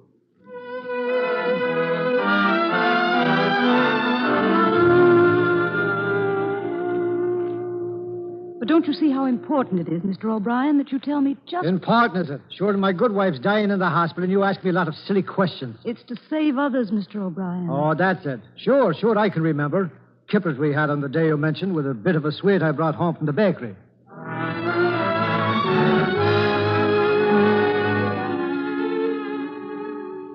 Think, dear. Think. Oh, I'd do anything to help my sis. I would, Miss Cree, anything. But to remember back to what we had to eat. Now, just look on this list I have. See if that doesn't make you remember something. Oh, here's something we had about that time. Cockles. We had cockles.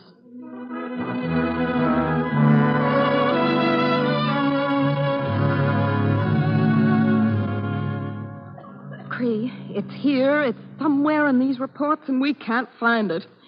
The girls haven't made any mistakes.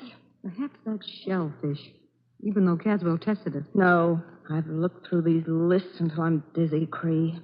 It's all too general. Meat, cakes, pastry, bread. Every bakery shop in Bristol makes its own pastry, and yet we've had typhoid cases from all over the city. Some ingredient they all bought from the same place. That won't work. If it had been cooked, the typhoid germ would have been killed. Certainly does seem hopeless. Dr. Parry will be here in a moment, Cree. What can I tell him? And you've done all you can, Miss Phillips. We're the ones who must have missed something, not you. Cake, bread, meat pie, nothing raw. We'll just have to tell Dr. Parry we failed. That we can't stop his epidemic. Good evening, Miss Phillips. Oh, come in, Dr. Parry. Well, it's not good news. You didn't find the common denominator? No. We've been going over the list for hours. But there isn't a single raw food that enough people ate to give us grounds for suspicion. I'm sorry, Dr. Parry. You've nothing to be sorry about. You've done as well as anyone could. I don't see how we could have missed anything, Dr. Parry. Every item of food has been traced right back to its source. Well, there must be an answer. Let's look at that map again. Yes, here, sir. Cases from every part of Bristol. If it were milk or water, broken main pipe, maybe even more. But with cases scattered throughout the city, yet not concentrated anywhere, must be some food product. If this were home in the States, we'd know. What do you mean? Well, it would be a human carrier. Someone handling food where it was manufactured in large quantities. But we manufacture food. Yes, but anything raw that could carry a typhoid germ is made by the store which sells it. And at home, a factory would make it and ship it to small stores wholesale. That's the American method. The American method? Yes. At home, nothing would get to the public unless our whole public health system broke down. We have one Bristol company that's very proud of its American methods. Miss Phillips. You mean a big factory that sells to retail stores? Yeah, the Evan Company Limited. Dr. Parry, what does that company make? Why, it's a mass production bakery. That's it. What have you found? The only common denominator in our reports was bakery products, cakes, pies, but we were told everywhere we went that each bakery store made its own products. That's what fooled us. So you have found something. Well, give us 12 hours, Dr. Parry. Cree, we've got to find out exactly. And the only way to do that is to interview the patients.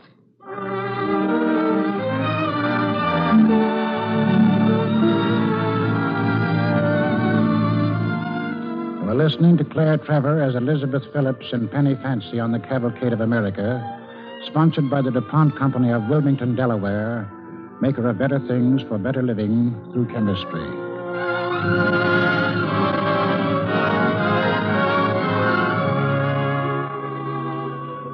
Tonight, Claire Trevor is starred in the dramatic story of one of England's most desperate moments, and the part played in it by a group of American nurses. Our play tells of the time when England, fighting for her very life, was threatened by a new enemy more terrible than any across the Channel, typhoid fever. As our story continues, Nurse Elizabeth Phillips and the other American nurses are interviewing patients trying to find the source of the typhoid epidemic. Try and think, Mrs. Fry. 10 days before you were taken sick. That's a long time back to remember, Sister Phillips. I know, but please try. Please. What did you have for dinner, for breakfast, and lunch? It's very important that you remember everything. The fever, Mum. To remember... Will you remember? It was the 26th. The 26th. That should be easy enough. The 26th was my Freddie's birthday. Oh. For breakfast, we had the usual. A cup of tea and toast. For lunch, a bit of fresh fish caught by Mr. Thomas down the street. For tea, a bit of cold mutton. And for a sweet, Mrs. Fry. My Freddie brought home a pair of penny fancies from the bakery shop across the way. So you see, there was nothing unusual in what I ate.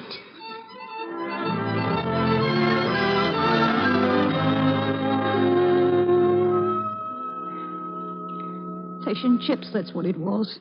Fish and chips and nothing more. Since we've been bombed out, Mum's not been doing the cooking that once she did. And that's all, Gwen?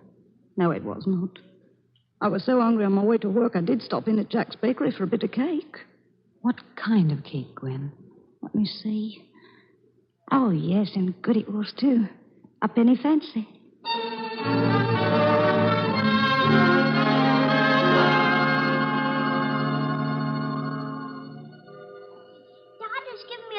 For being a good boy, Mom, so I bought me a penny fancy for a treat. After supper, we had these penny fancies. Why, that night for tea we had a penny fancy. It was a penny fancy. Penny fancy. Penny fancy.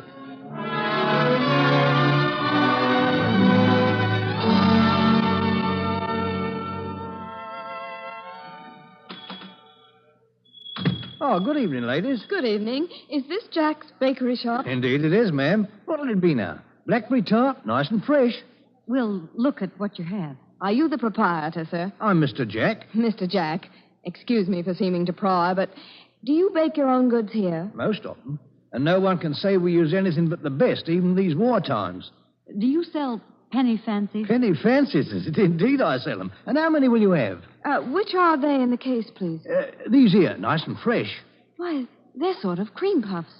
Cream? No, you don't be finding real cream in Bristol these days, I'm afraid, Mum. That's a substitute due to the war. Mr. Jack, do you make these? Not these, Mum.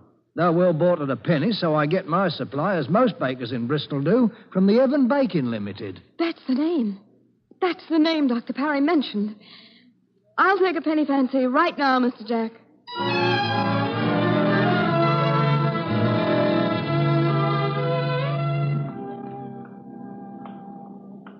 But, Dr. Perry, I'm sure the Evan Baking Company has no health violations. We're not blaming the company, Mr. Akins.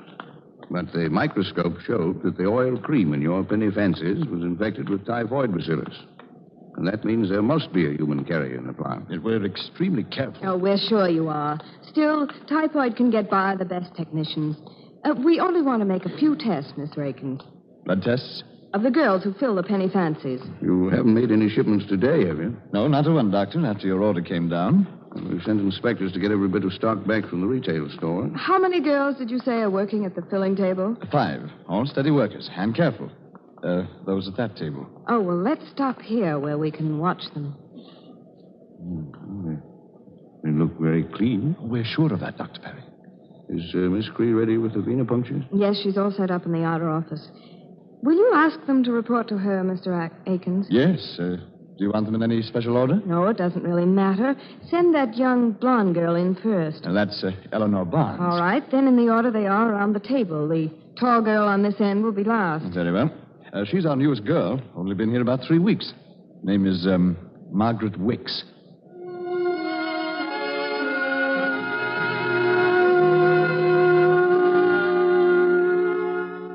Your arm, please, Miss Wicks. What's this all about? That's what I'd like to know. Miss Wicks, we're sorry to have to take a little of your blood. Mr. Akins told me something like that, and I'll have none of it. We're trying to help the people of Bristol. What do you mean? Well, someone here must be a carrier of typhoid germs. Perhaps it's you, Miss Wicks. Me? I ain't no such thing. Well, the only way to be sure is by making these blood tests. It'll hurt very little, Miss Wicks. The other girls have had theirs taken. All right. But Ow! That hurts, it does. It'll stop hurting shortly. There. Now hold this piece of cotton over the needle while I pull it out. What do you think us working girls are? Miss Wicks is the last one, Miss Phillips, and I've arranged for the other samples to be tested. Fine, and thank you, Miss Wicks. You've helped us a great deal.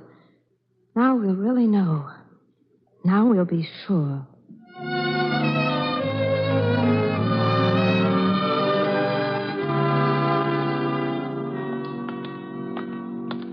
Yeah, 27 White Lady Road is the next house. It's next to the corner, Miss Phillips. Dr. Parry, do you think that girl stayed away from work on purpose to avoid us? She was so difficult when Cree took her blood yesterday. Well, she's probably frightened, but we'll see she cooperates. I'm sure she will when we explain what it means to other people being a typhoid carrier. No new cases reported today, and with Margaret Wicks under control, why... Well, yes, here we are, number 27. Now we'll see. She's living with the Sanders family. Wasn't that the name? Yes, here's the bell. I only hope the girl's here. Yes, Are you Mrs. Saunders? I am. What do you want? Well, I'm Dr. Perry, medical officer of Bristol. Is there a girl named Margaret Wicks living with you? Oh, it's about the fever. Yes, it is. She didn't go to work today. Could we speak to her? Well, she ain't here. What? She's gone, left this morning. Where has she gone? We have to know, Mrs. Saunders. It's very important. Oh, but I thought that's why you was there. It's quite a time I had with the poor girl. She took deathly sick last night. I called the ambulance, shipped her off to Am Green Hospital. What was the matter with her? Didn't you know? The doctor who was here said typhoid. Typhoid? Oh, but carriers don't get typhoid, Dr. Parry. You know they don't. Not so far as medical experience goes. Oh, then we're way off the track again. Someone else is infecting those cakes, and we still have to find out who. Took blood tests of all the girls, Miss Phillips. Then maybe it isn't the cakes at all. No, wait. We know it's the cakes. It's barely possible. This is a rare case, an exception. We're going to visit Margaret Wicks at Ham Green and find out.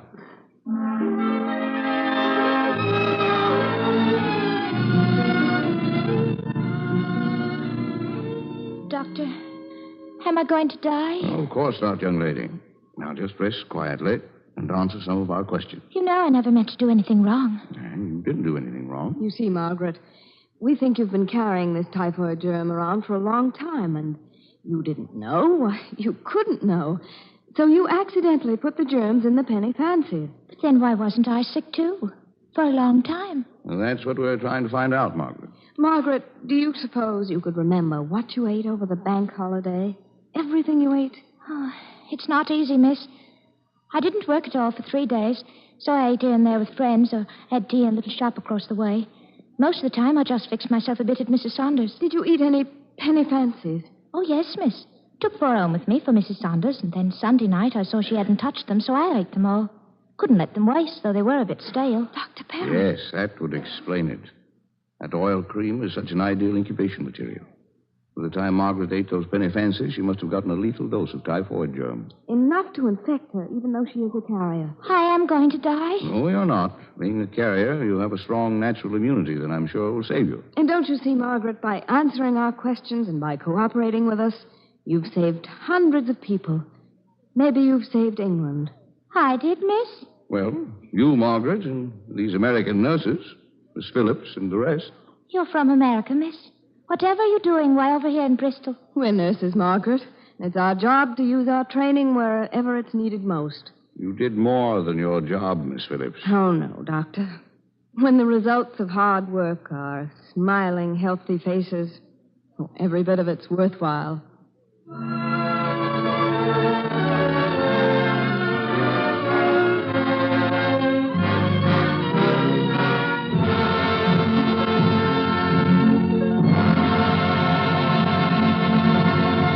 Our thanks to you, Claire Trevor, and to all other members of tonight's DuPont Cavalcade.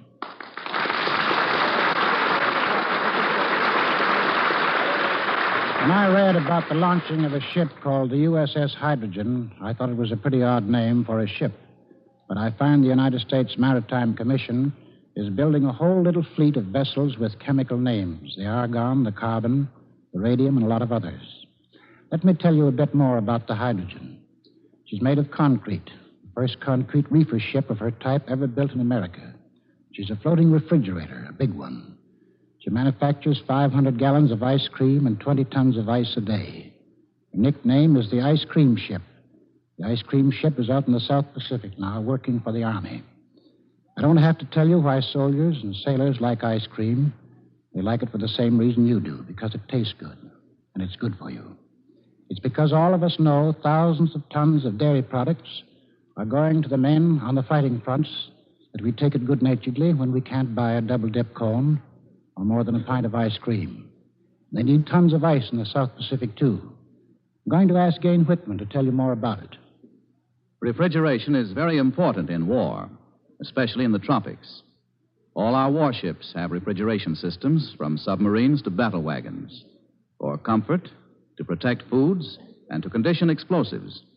Our 50 new baby flat tops all carry refrigerating machines to cool meat, dairy products, vegetables, fruit, and to manufacture ice in 25-pound blocks. Their machines use Freon 12 refrigerant, the safe DuPont refrigerant used probably in your own refrigerator. At the present time, Kinetic Chemicals Incorporated, owned jointly by General Motors and DuPont, has developed a new refrigerant in the series, Freon 22, which is the ideal refrigerant for very low temperatures. With Freon 22 after the war, using smaller and less costly compressors, manufacturers will be able to produce entirely different kinds of low-temperature refrigerating systems. You'll be able to obtain temperatures as low as 100 below zero for quick freezing and industrial uses. And in the future, Kinetic Chemicals will bring you other Freon refrigerants. The aim is to provide a whole range of them, so you can have a refrigerant for every job, for every purpose. Freon refrigerants are examples of DuPont better things for better living through chemistry. Tonight's play, Penny Fancy, has told one story of what the brains and initiative of American nurses have done overseas. There are many other stories we could have told. Thousands of American women have already taken their place beside these women of the Harvard Hospital unit as Army and Navy nurses. But right now, there's a desperate need for still more of this self-sacrificing work on behalf of American men-at-arms. We must be able to tell countless more stories of the skill and heroism of America's sisterhood of nurses. Yet even now, hospital units are leaving to go overseas without nurses to go with them. If you are a registered nurse, you are urgently needed by men with battle wounds. Get in touch with your Red Cross, won't you, or send a telegram to the Surgeon General of the Army in Washington, D.C. And please do it now. Whether the world is fighting a war or whether it is at peace, there is always one mighty struggle going on, the struggle of science against nature, a medicine against death. In a sense, it is a race for time, a race for some human being's life. Next week, our cavalcade play is the story of one round in this never-ending struggle, the story of Doctors Banting and Best and their victory over diabetes through the use of insulin. Be with us next week when Vincent Price and Richard Wharf will co-star in A Race for Lennie. Thank you and good evening.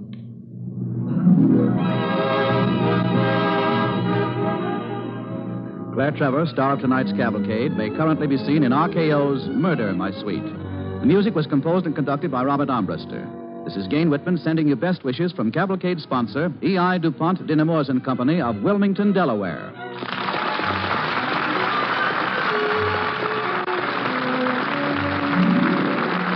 This is the National Broadcasting Company.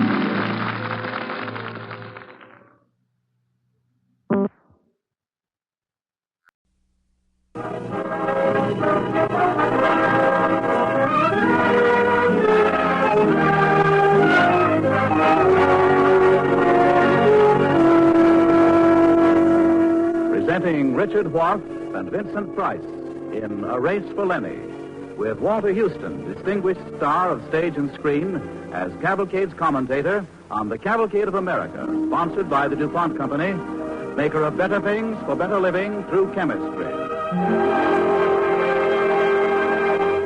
Good evening. This is Walter Houston, greeting you once again on our DuPont Cavalcade.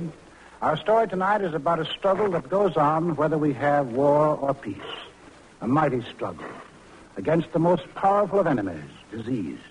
In many cases, the struggle has taken the form of a race. Time. A race against time. For a human being's life. A race for a human being's life.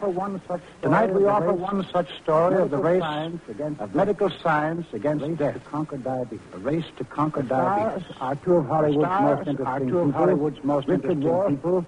Richard Wharf, and director of the new Metro Golden Mare picture, Blonde Fever. And Vincent Price, now appearing in 20th Century Fox production, The Keys of the Kingdom.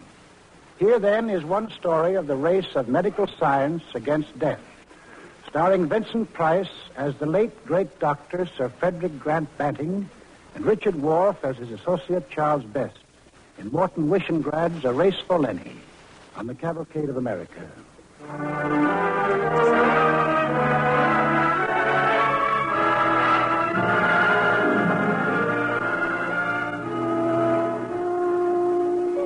Our play opens on one of those unbearably hot days in Toronto. If you've ever been there, you know how a cloud of warm air seems to hang over the bay, almost like a curtain. The shingles on the houses actually seem to lift to let the burning heat in. Yes, it was hot in Toronto, mighty hot. And one tired doctor had just finished a long 5 hours making the rounds, seeing his patients. And he was far from sorry that he was about to check up on his last patient for the day, a youngster of about 10. Named Lennie. He doesn't seem to be improving at all, Doctor. Well, how do you feel, Lennie? Oh, I don't know. Tired? Sort of. He's tired all the time. I don't know why. Oh, Lord, how that boy does eat. And the water he drinks, it just isn't decent. Ma, you didn't have to tell him all that. Well, don't be ashamed, Lennie. That's one of the symptoms of diabetes. Is that what he's got? That's what the tests show, ma'am. I think you both better know the truth. We've tried the diet, we've tried fasting, we've tried everything known for diabetes. But you haven't given him any medicine, Doctor. There isn't any, ma'am. Nothing except some codeine, and I don't believe in that. But, well, look how thin he's getting. Why, it's like slow starvation. I know. Doc. Yes, Lennie? What's diabetes? Well, feel here, Lennie. Here? Yeah. Right here behind your stomach. Now, there's a gland here we call the pancreas. When it works properly, it sends out something we call a hormone. Something that burns the sugars you eat, the way a stove burns coal. Now, your pancreas has shut the damper, Lennie, and now your body's like a stove filled with coal that can't burn. That's why I'm going to die, isn't it? Oh, Lennie, I told you must... I'm going on 10, Mom. I got a right to know. Well, maybe you won't die, Lennie. No? Maybe. For a long time, doctors have been looking for that hormone that helps you burn the sugars you can't burn now. 2 men right here in Toronto are looking. And if they find it, well, we'll put it back and you'll be all right. Yeah. I guess they better find it right away. We'll pray, won't we, Lennie? Not only for you, but for all the other sick people. All right, Mom. I suppose, Doctor. Huh? I suppose it's like a race. A race against sickness. A race for Lennie.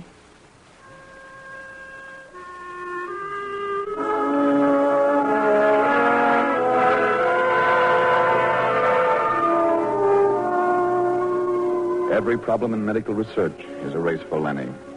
A race for all the unborn Lennies in the world. And now, the race against diabetes mellitus. In a laboratory at the University of Toronto in the summer of 1921, a race against death. 2 young men, Frederick Banting, a surgeon, Charles H. Best, a physiologist, taking up a challenge. And it began again with Frederick Grant Banting restating a simple hypothesis.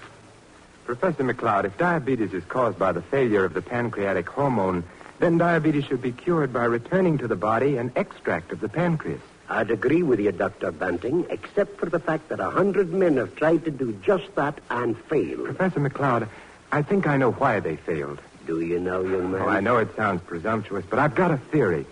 Suppose I could isolate the hormone tissue. I could make an extract from that hormone tissue. What's stopping you? 2 things. Well? I need a laboratory to work in. All right, Dr. Banting, you've got it. What's the other thing? Well, you see, sir, I'm a surgeon. I don't know much about blood chemistry or carbohydrate metabolism. I need help. Well, there's young Charlie Best. Charlie Best, I don't think I know him. Best has his degree on physiology, and he's doing some diabetes work on his own. Well, then he's the man for me. Good Lord, Banting, you're asking him to give up a summer vacation. Well, I'm giving up mine. Just a minute.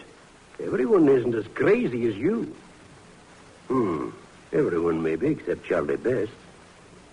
Dr. Banting? Yes, sir. He might be just crazy enough to do it. Aye, Dr. Banting, I have a suspicion Mr. Charles H. Best is your man.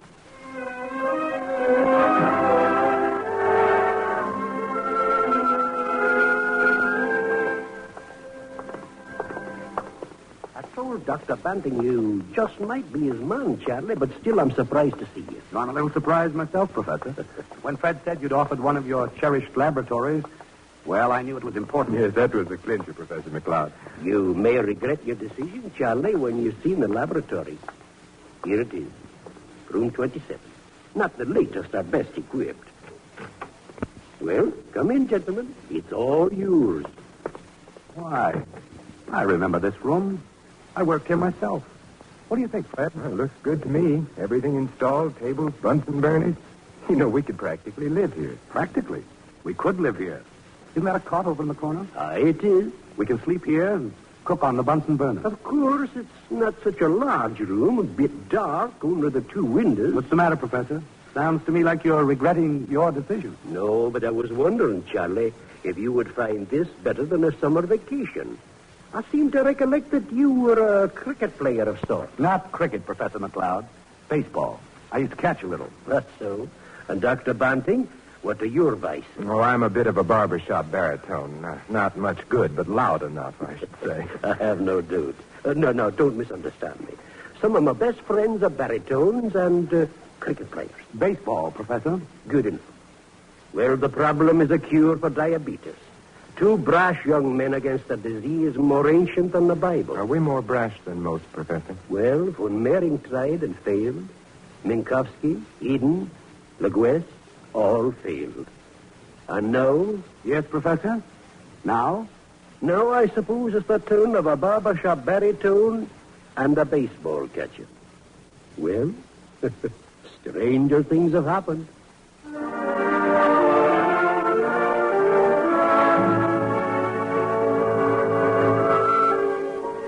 Banting and Best, 2 young men in a laboratory beginning a race.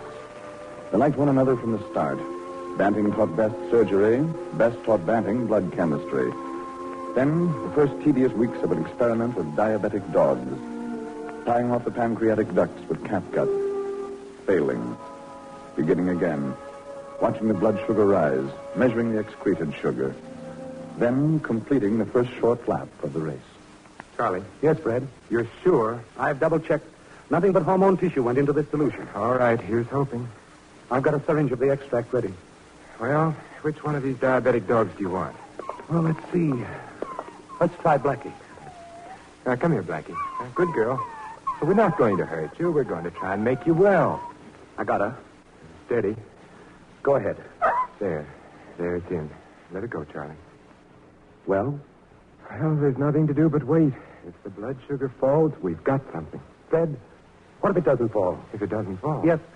What if the dog stays diabetic? Oh, Charlie, I suppose we'll begin again.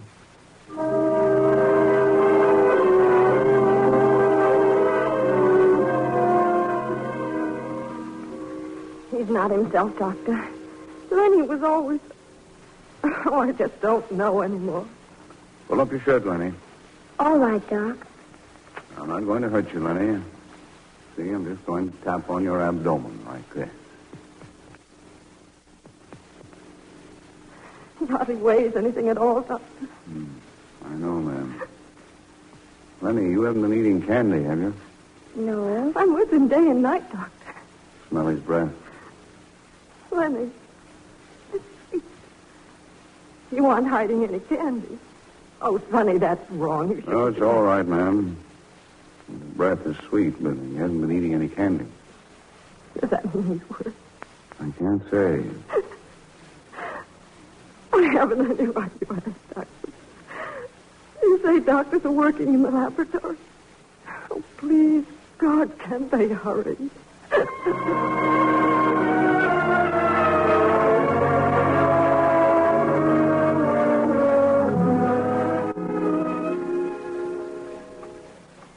Dog 33, Blackie. 12 midnight. Complete diabetic syndrome. Percent of blood sugar, 30%. All right, Charlie, let's see if we can break it. 4 cc of the extract injected intravenously. Extract's ready, Fred. Keep your fingers crossed. Let's go.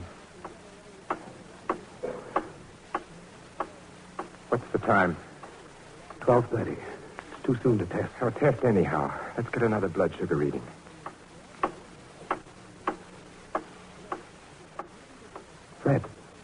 Fred, look here. What's the reading? Quick. Down 9%. Fred, it's something. Blood sugar down from 30% to 21% in 30 minutes. Don't lose your head. For heaven's sake, let's keep calm. We'll make another test at 1 a.m. You awake, Charlie? Do you think I could sleep? What's the percentage? Take it easy. I'm taking it easy. What's the percentage? Down 4 points. Blood sugar, 17%.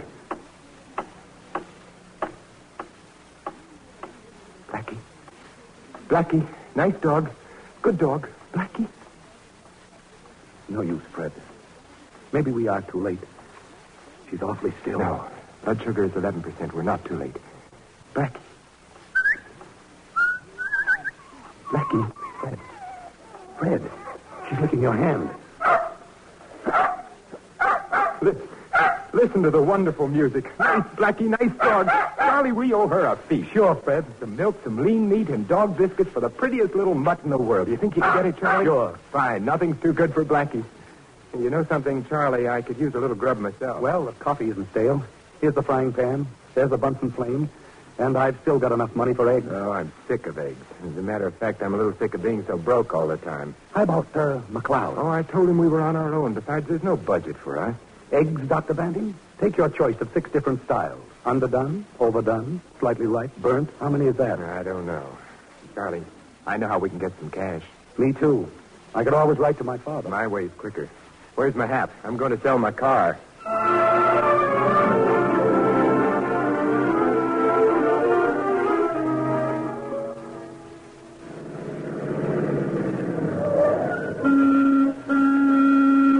Take it easy, young fella. Be right with you. How's it?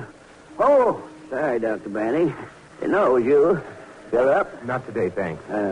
Oil? No, the oil's fine. How much will you give me for? The car. I want to sell it. You young fellas. Throwing your money on a lot of foolishness. Need the money, huh? Look, I'm in a hurry. Will you buy my car? Let's see now. Tires look all right. Paint job pretty good. Let's see, what would you say to... well, seeing as it's you, Dr. Banning, $300. All right, you can write the bill of sale. I'll take $300. Ain't you going to try to jack me up? If you think the car is worth $300, I'll take $300. Well, Dr. Banning, you can't do this to me. You have to make a man lose his faith in human nature. Oh, please, I'm in a great hurry. Okay. Hurry up. It's the bill of sale. Yes, if there's anybody more in a hurry than anybody else, it's a young doctor.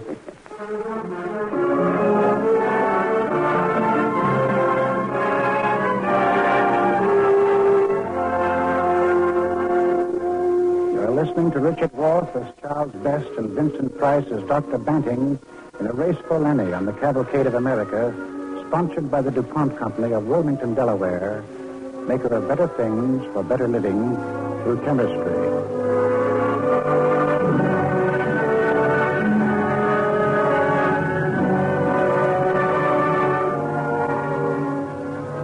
How much is needed to win a race against time, against disease, against death, a race for a human life? 24 years ago, Dr. Banting and his friend, Charles Best, wondered about those questions. They knew how close they were to victory in their search for a cure for diabetes. And yet they found the pitiful barriers in front of them, creating almost inseparable odds.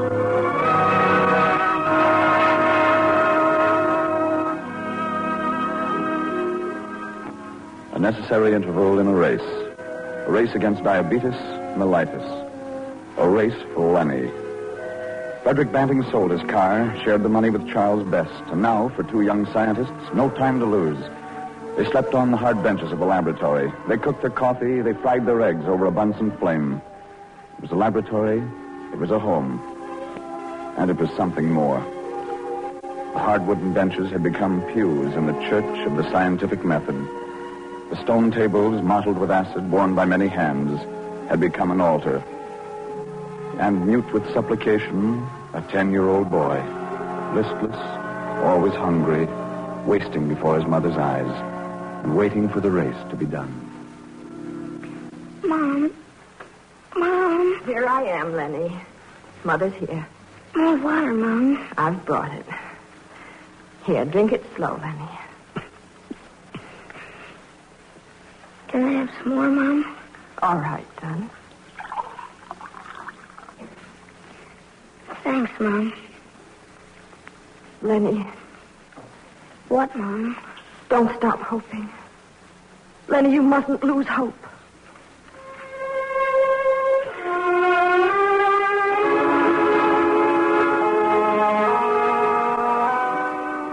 Here, Blackie. Here, dog. Good girl. Now, hold steady. Here's the syringe, Fred. All right, Blackie. Now, easy does it. That's a good dog. It's pretty wonderful how she lets you inject the stuff. Oh, perhaps she knows we're keeping her alive with it. Feel her muzzle, Charlie. Yeah, it's nice and moist. Her skin's fine. Well, if we can keep a diabetic dog alive, maybe we can keep a diabetic person alive. There's something we've got to do before that, Charlie. Our method. The way we make our extract. Well, it's slow and it's expensive. It just isn't good enough. Fred. Yeah? I've got a hunch. Well? Maybe there is a shortcut. Well? Fats are soluble in alcohol to a limited extent. Well, the pancreas is fatty, except for the hormone tissue. Well, that's my hunch. Suppose we take a whole beef pancreas, macerate it the usual way, and then treat it with alcohol. If the hunch is right... We get a solution we're looking for. You want to try? I'll try anything. We're slow, Charlie. Too darn slow, and time's running out on us. Let's test your hunch.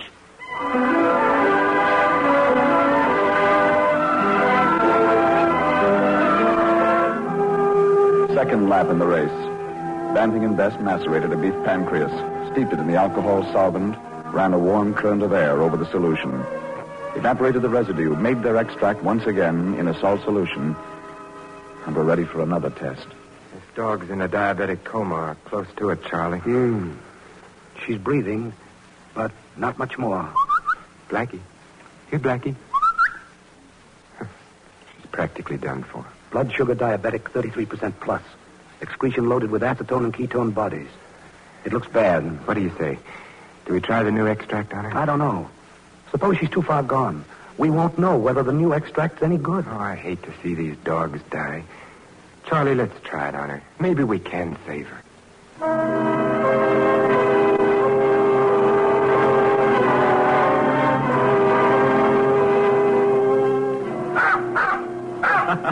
What do you say to that, Mr. Best? What's your diagnosis? You're the doctor. I'm just a physiologist. But that sounds like a live dog to me. Right you are, Mr. Best. Alive and non-diabetic. Blood sugar way down. Easy, girl. Quiet now. Lie down. Down. That's a good dog.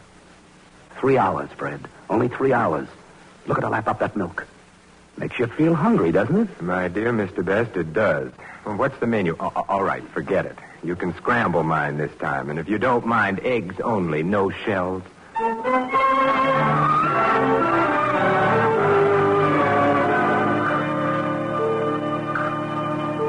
A race nearly run, but a clock in a little Toronto house ticking for a boy named Lennie.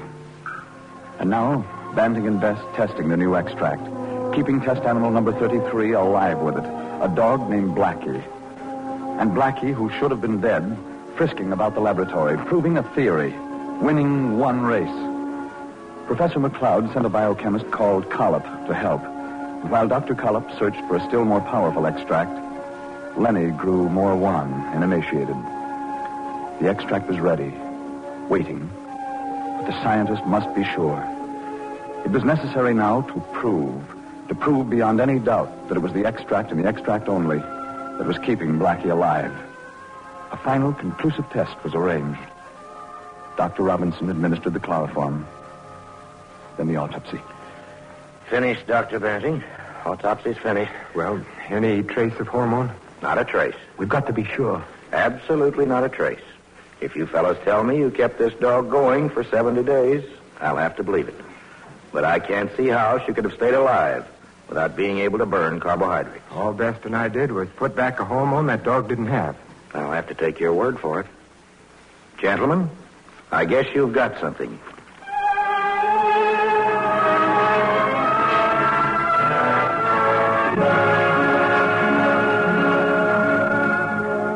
This was the great victory of Frederick Grant Banting and Charles H. Best 24 years ago in a laboratory at the University of Toronto. But victory over a diabetic dog is not victory over a diabetic man, or victory in the race for a boy called Lennie, a boy who now wanted only to sleep and never to be wakened.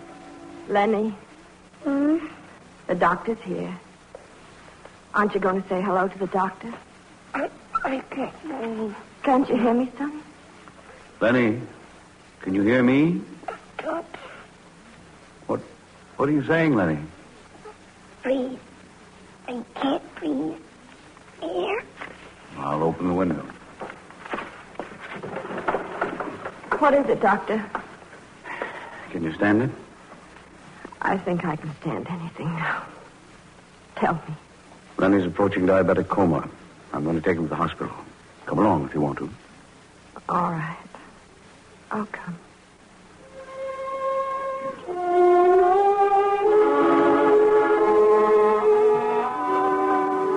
A dry, weary little boy in a hospital ambulance.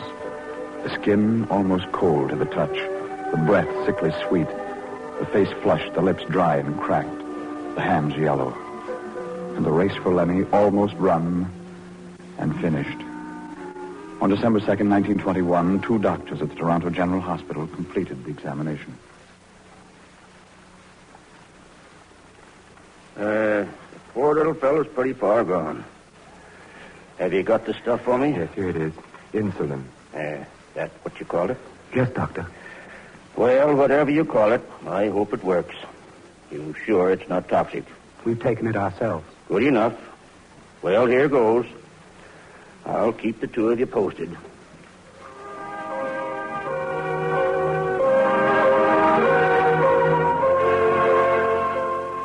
Will they save him, doctor? I don't know. Lennie's getting the insulin now. He's so tired. That poor little boy is so tired. And you're doing fine, ma'am. Try to hold on. I can't do anything else, I expect. Try to rest, ma'am. All anyone can do now is just wait and hope.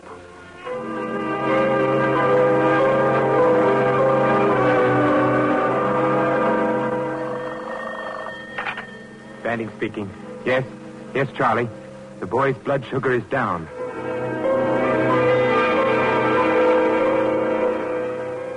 What is it, Doctor? Sugar excretion, how much? Oh, that's just fine.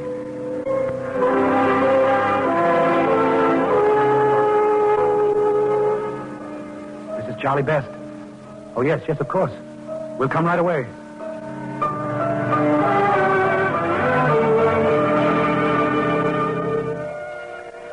This is the room, Fred. He's in here. Good Lord, but I'm praying.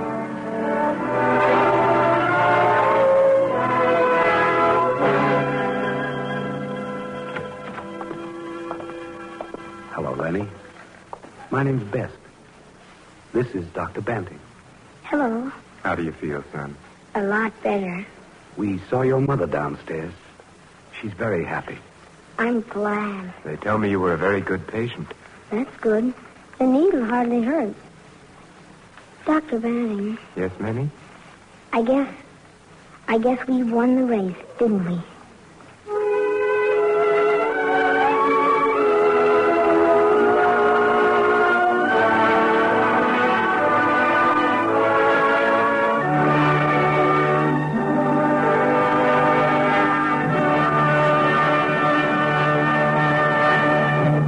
thanks to you, Richard Wolf and Vincent Price, and to all other members of tonight's DuPont Cavalcade. The big news is next week Bing Crosby visits Cavalcade's Playhouse to star in his own story of his drama-packed tour overseas, where he brought pleasure and memories to generals and privates as he sang the songs they wanted most.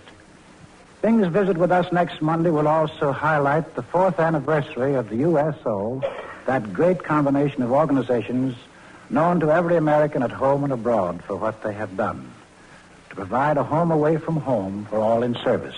Now, I, for one, take great pleasure in anticipating Bing Crosby's half hour with us next week, and hope each one of you will be on hand to hear Bing sing the songs our boys like most, and to hear his story of what he saw and heard and did on his entertainment jaunt across the ocean.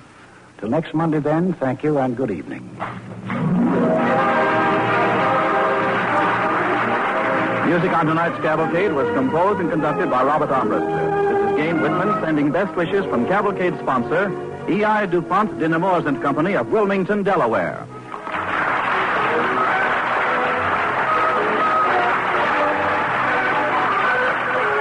This is the National Broadcasting Company.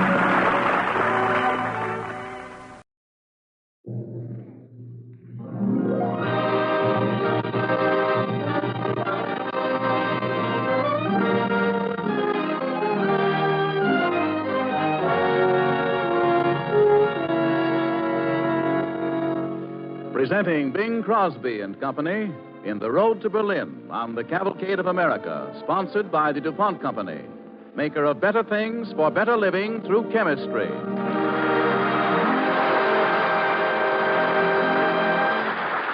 And once again, here is Cavalcade's commentator, Walter Houston. Good evening. Tonight, the DuPont Cavalcade is a birthday party with 4 candles making the 4th anniversary of the USO.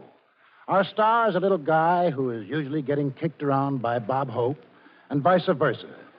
But to every man overseas, he's a little voice inside a doughboy's heart that says, remember all the little moments and places and people that are America. A voice that sings of simple things like a lad from Kansas saying to his gal, stay the way you are, I'll be back. A voice that's sort of an international Western Union boy, delivering every girl's message of love and loyalty to her GI. Happy Tonsils, they call him, gravel throat, the groaner. Call him what you will. Somewhere along the line, he swallowed a little old music box that takes every boy's and every gal's daydreams and cranks them out a little fancier than they ever could. And so, without further adjectives, adverbs, or superlatives, we present one of America's favorite voices of World War II, Bing Crosby on the Cavalcade of America.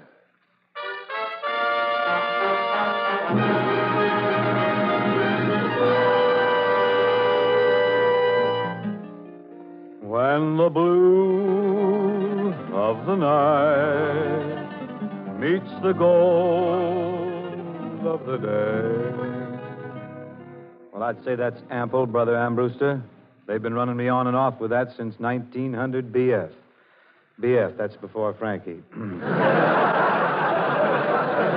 Yes. But Frankie's been very helpful to me, though. He came through with a great suggestion just recently for a new theme song for me. When I grow too old to dream, I'll have you to remember. Isn't that nice? Frankie's a fine boy, though, and we're great friends. Actually, we are.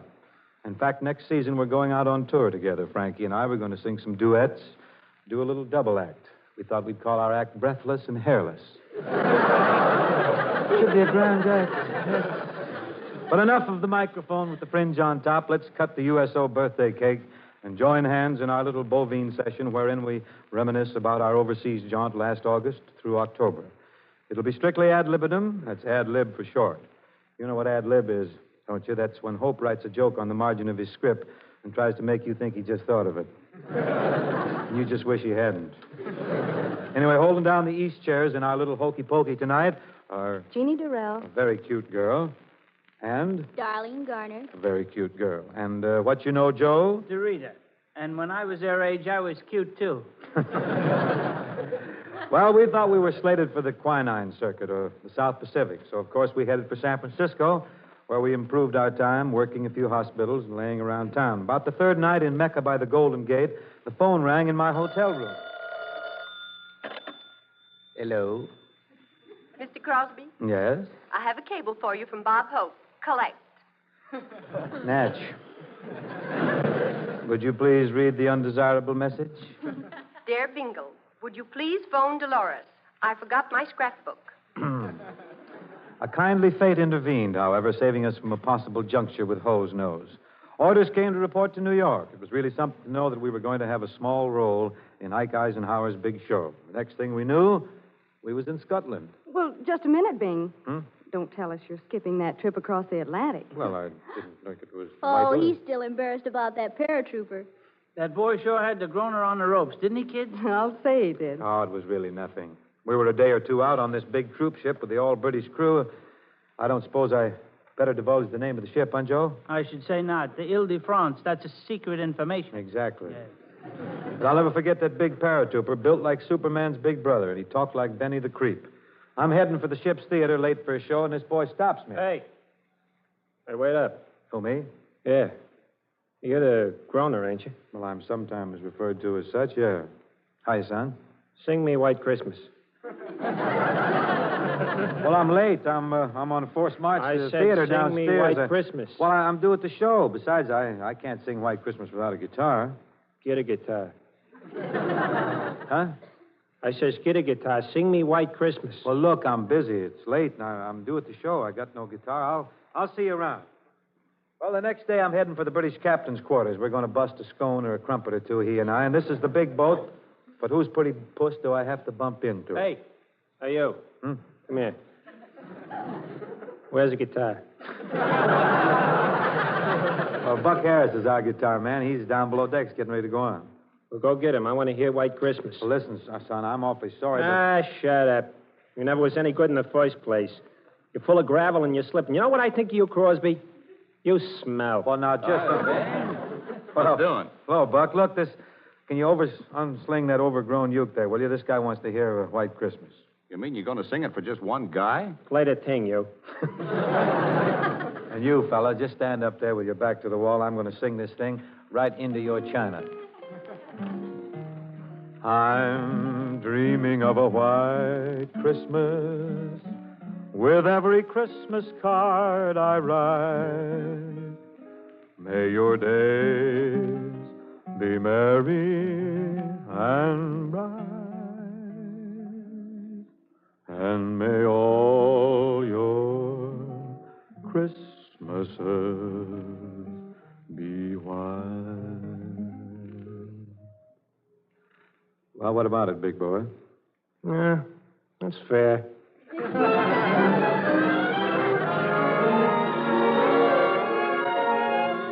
Well, Jeannie and Darlene and I suppose you kids have a million of your own memories of the trip, huh? Millions, Bing. Jeannie, remember the night Bing got his first taste of English humor? Aye, that English humor. I'll never forget that scene. A huge crowd, largely British boys, and on stage, the great English comedian, Tommy Handley. The Bob Hope of Great Britain. High-horn with an Oxford accent, this boy. Bing comes in the stage door. Tommy Hanley spots him and introduces him. I give you a famous gentleman and singer. I understand he's Dorothy Lamour's father, but I could be Sarong.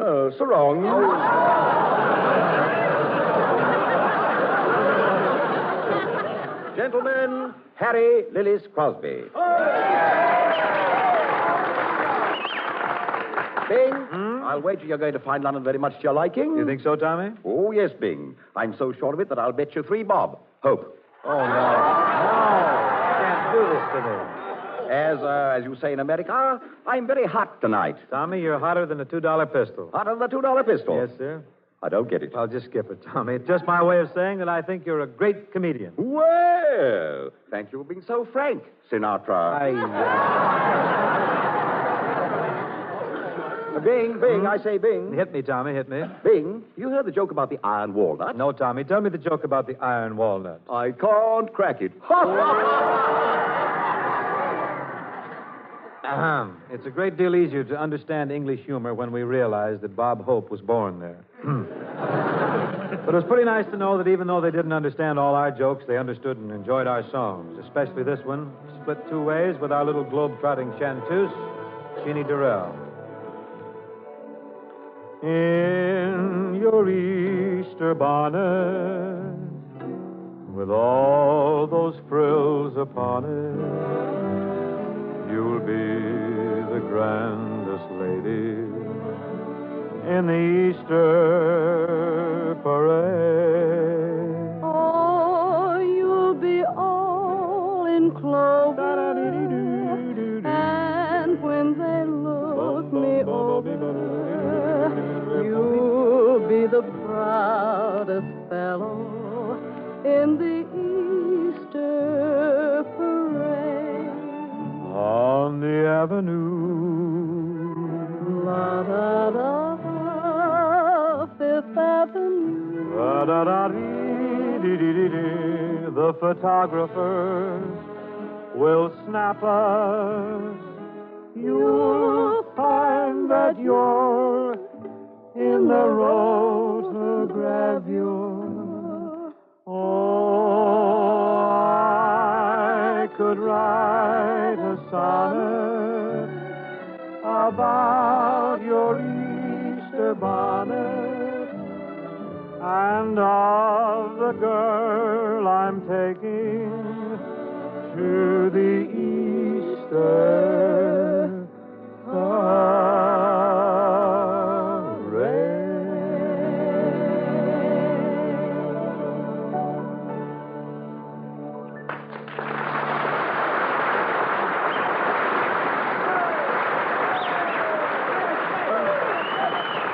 Well, then they flipped us over to Normandy in one of those big C-47s.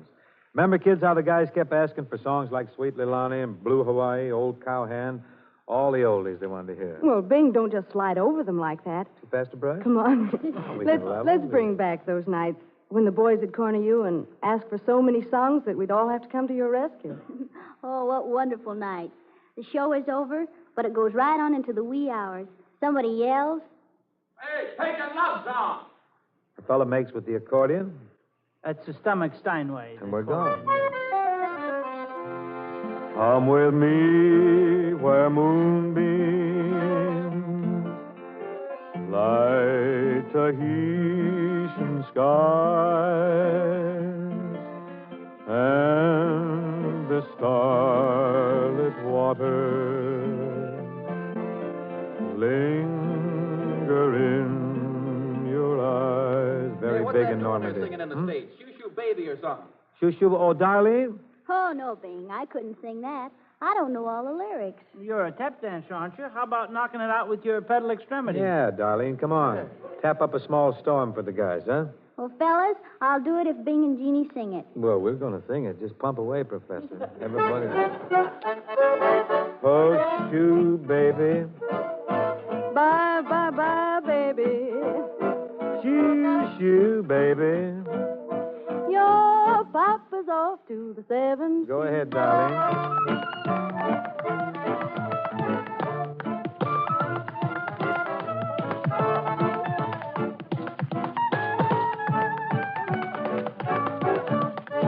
Yahoo! Yahoo!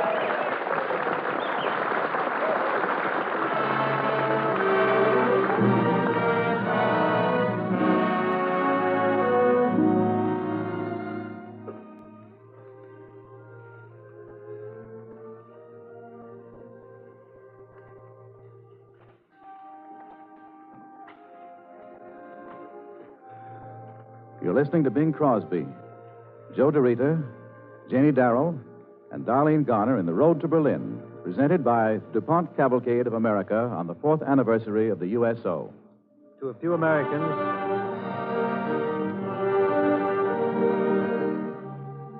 Americans, pre-war civilians, France used to be Paris in the spring.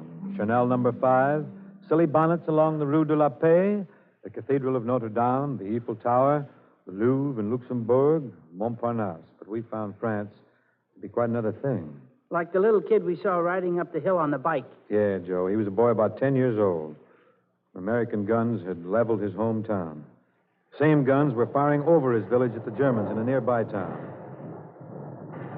We watched Mr. Small Fry pedaling his way up the hill, oblivious to Uncle Sam's bloodhounds barking at the Nazis. When he got next to us, we noticed that he had something slung across his back. And remember, Bing, you hollered at him? Allô, mon garçon. Où est-ce que vous allez? Where are you going? À ma leçon de violon. Pardonnez-moi, I am going for a lesson on the violin, monsieur. In all that thunder, with his village wiped out, maybe his own home, this moppet was heading uphill for a fiddle lesson. Uphill yet.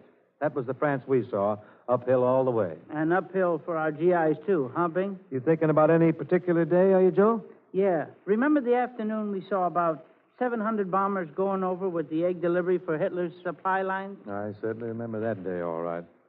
The last bomber in this group was disappearing over the Siegfried line. We got into a Jeep and bounced out into a pasture to unravel our little opera for the boys. About an hour later, as I recall the scene, I'd cooed a couple and knocked Hope and Sinatra a little, tore those boys down a bit. And you, Jeannie, you were fracturing them with a bit of the song there. Bésame, bésame mucho. Each time I thrill to your... Well, to us, this sounded just another plane in the distance, but not so to this huge crowd of 15,000 men at the replacement depot. They know the sound of a B-24 with one motor gone. Here comes this John Smith or Sam Jones flying home on a wing and a prayer. A hole in his fuselage bigger than the Holland Tunnel. Jeannie stopped singing. The show's forgotten. The Liberator's over our heads now, staggering like a drunk and limping like a dog on 3 legs. He's heading for some little emergency field a few miles away, losing altitude by the minute. There he goes, and 15,000 guys let out a yell. They're cheering that pilot in. We thought the show had gone pretty good up to that time, but believe me, he was the topper. Nobody knows his name, but when you watch 15,000 men looking up at one sick plane, well, the kid at the stick just has to be your brother, that's all.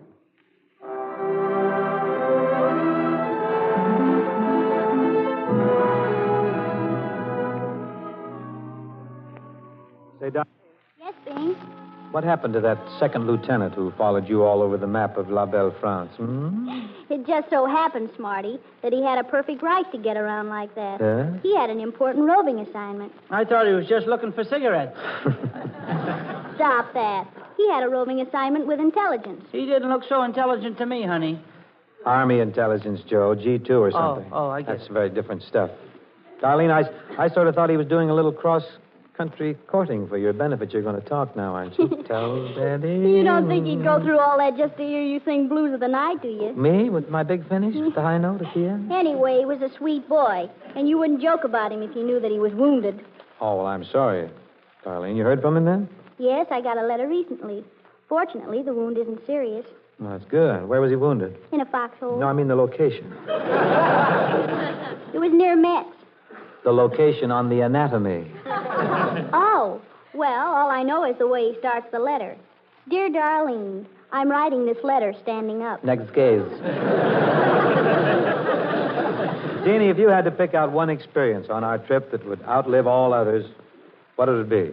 Oh, gee, Bing, I don't know. There's so many beautiful moments, beautiful in spite of the mud and cold.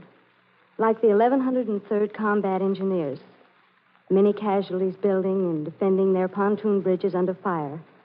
And remember, Bing, we played to them in a driving rain. Yeah, and they cheered and applauded like they were comfortably ensconced in the mezzanine at the New York Paramount. French people, sad-eyed fathers and mothers coming back to poke around in the ruins of their homes. And French families leaving their hometowns for the safety of the countryside. A boy of 10 or 12 carrying a baby. You say, quite a burden you're carrying, son, and the kid says... La charge? Mais non, c'est mon frère. He's no burden, he's my brother. And we talked to French women. Are you bitter, I ask? Bitter that we Americans have to bomb your towns? No, we are not bitter. The bomb, they have killed my friends. They have killed my father and my sister. But they have killed many Boche, too. Anything, they said. Anything that brings relief from 5 years of the iron heel of the Nazi heels is better. Red Cross donuts and coffee made while you wait in the mud of France. Oh, they're wonderful, those Red Cross Clubmobile girls. They're everywhere, and boy, they are really, really welcome.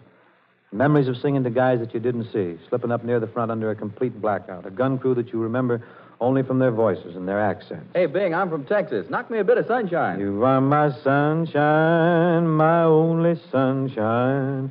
You make me happy when skies are gray. You'll never know, dear, how much I love you. Please don't take my sunshine away. Oh, those crowds. They would cut in just when I'm building a good beat here. But I guess the high point of the trip will always be charms. We started the show in a huge factory where the Germans used to make airplane motors until our Air Force ventilated it for them. A great many of the 79th Division were there. I think I was gargling Gordy Jenkins' tune. And kindly old Reverend Thomas made us a solemn promise.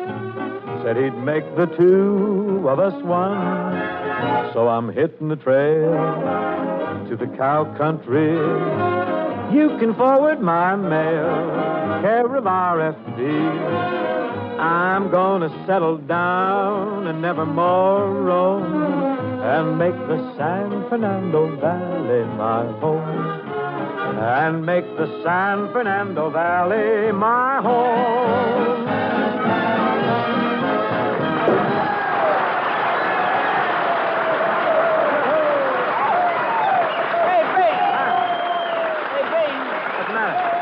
What do you got there? Bing, here's a message you're supposed to read to the mob. A message? What's this, Yeah. a rib or something?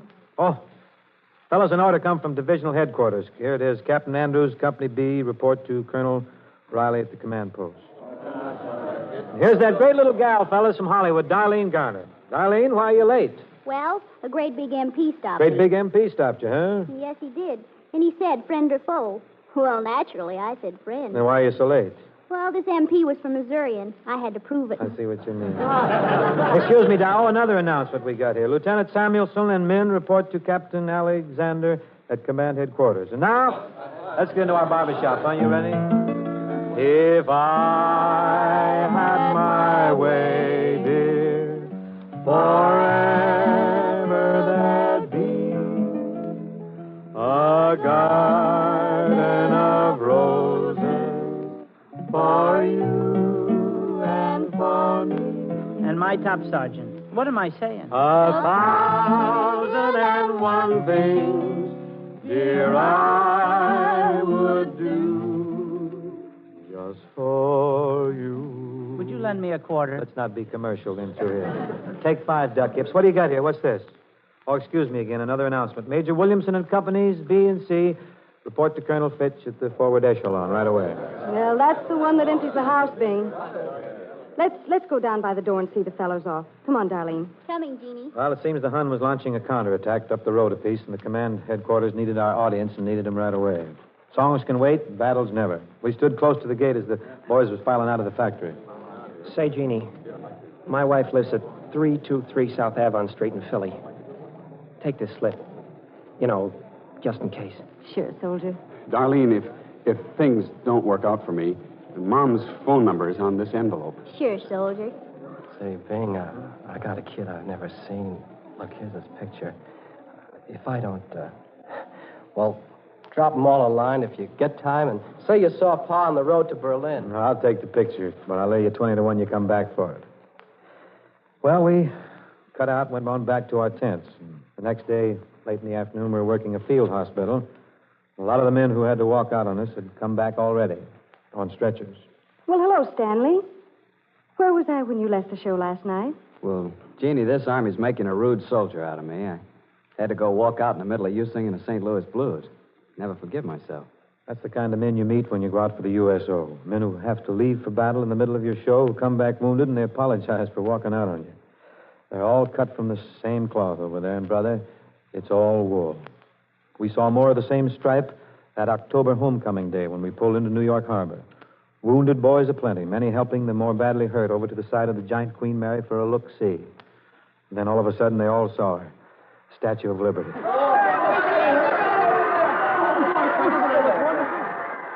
The old girl's still carrying the torch for us, Sam. 31 months since I've seen the lady in the harbor. Yeah. Back of her only a couple thousand miles is Texas. Hey, fellas, look at the groaner over there. He don't look too sick about getting home himself. Hey, Bing! Don't look half bad, huh, men? I see LaGuardia has washed the skyline for us. Hey, you know what, Bing? Yeah?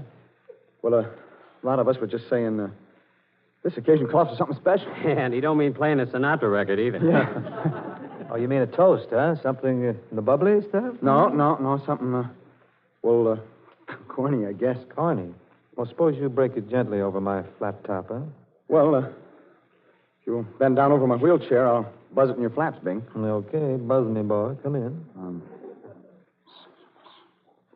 Oh, well, I hate to go sentimental on you, gentlemen, but you know something? I was thinking of the same tune myself. For there's no place like home.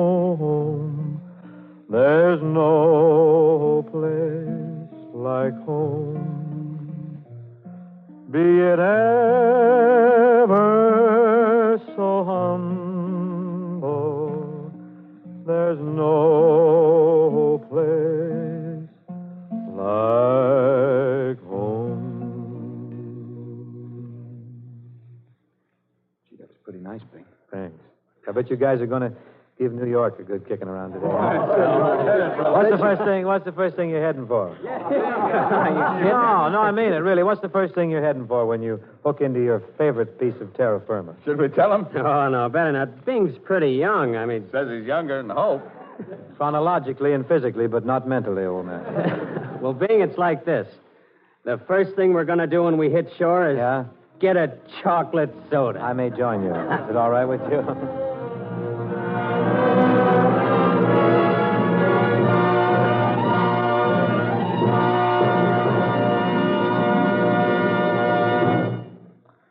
Friends, we'd like to thank the DuPont Cavalcade for letting us relive some of our fun and some of the memories we had under the overseas banner of the USO. And thanks are in order to the millions of you who have given so generously to the National War Fund, of which the USO is a part. Here at home, the USO takes care of more than 30 million servicemen a month. I used to think vaudeville was a pretty big thing, but USO camp shows are playing the biggest circuit on earth. As far as my trip was concerned, I had a ball. It was tremendously interesting and tremendously exciting, and I think I'm qualified to tell you that the USO does a great job under very rugged conditions. Their shows go everywhere. They're well run, well produced, well operated, and the boys really love them.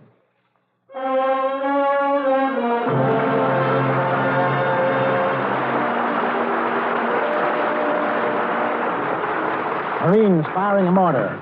The headache medicine, powder hurling the mortar shells through the air. Doesn't look like black powder.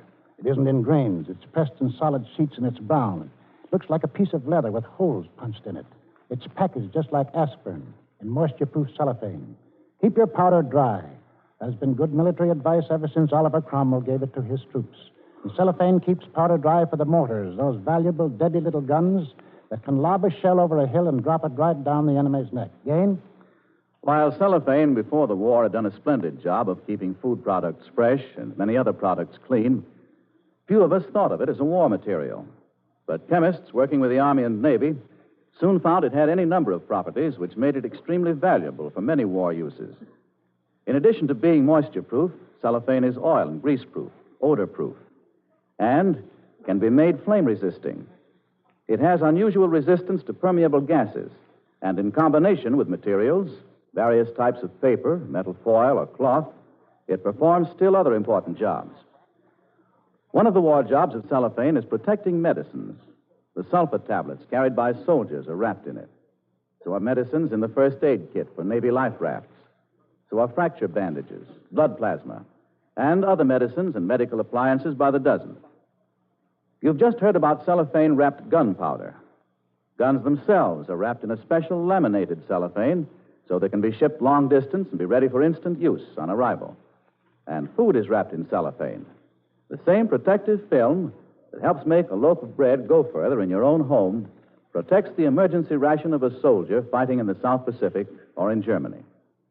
And finally, cellophane protects the men themselves. If our enemies ever use poison gas, our soldiers will put on their masks and then pull over their heads man-size envelopes of cellophane, gas covers. These are just a few wartime uses of cellophane, one of DuPont's peacetime better things for better living through chemistry. Tonight we've celebrated the 4th birthday of the USO in a script especially written for Cavalcade by Glenn Wheaton. Next Monday there'll be another such celebration on Cavalcade when we will honor the birthday of the great American, Abraham Lincoln. Our story is of this man and of another great American who was wise enough to see and develop the latent talents of Lincoln and to help him along the path to greatness. It'll be my privilege next Monday to play the part of this Salem schoolteacher whose name was Mentor Graham.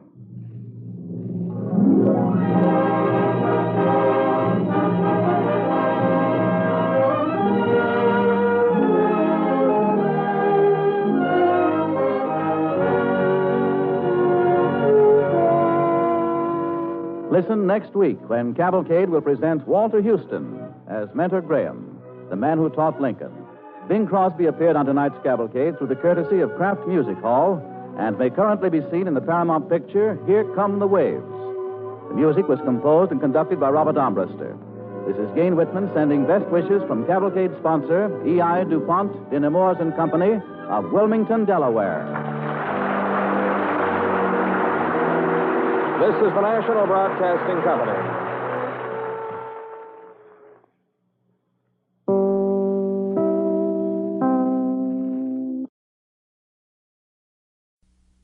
Presenting Walter Houston with John McIntyre in The Man Who Taught Lincoln.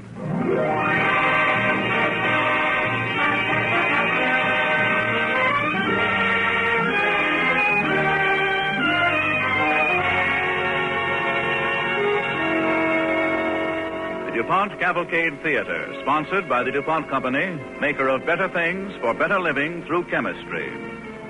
Among the products of the DuPont Company, which are known to most everyone, are DuPont Duco, DuPont Nylon, DuPont Cellophane, plastics, paints. Later in this program, we'll bring you the DuPont Story of the Week about polythene, an interesting new plastic product which you may not know about. Good evening, friends. This is Walter Houston. Tonight we honor the greatest champion of national unity our country ever had, Abe Lincoln. Of course, we wanted our cavalcade play to tell of Lincoln on this 136th anniversary of his birth. At the same time, we wanted to tell a story about him that hasn't been completely told before. We think we have found it. It's not the story of the great statesman, the great president. It's the more human story of the young man in the Illinois backwoods who had no polish, who knew no road to follow, who had only a vaulting ambition. It's the story of the red-headed, haired, freckle-faced country schoolmaster, not much older than his pupil, who shared that ambition and guided the first steps down the right road. I'm glad to have my good friend John McIntyre play the role of Abe Lincoln, as he has many times before this audience. And for me, there will be a particular pleasure of playing the part of his country schoolmaster, Mentor Graham.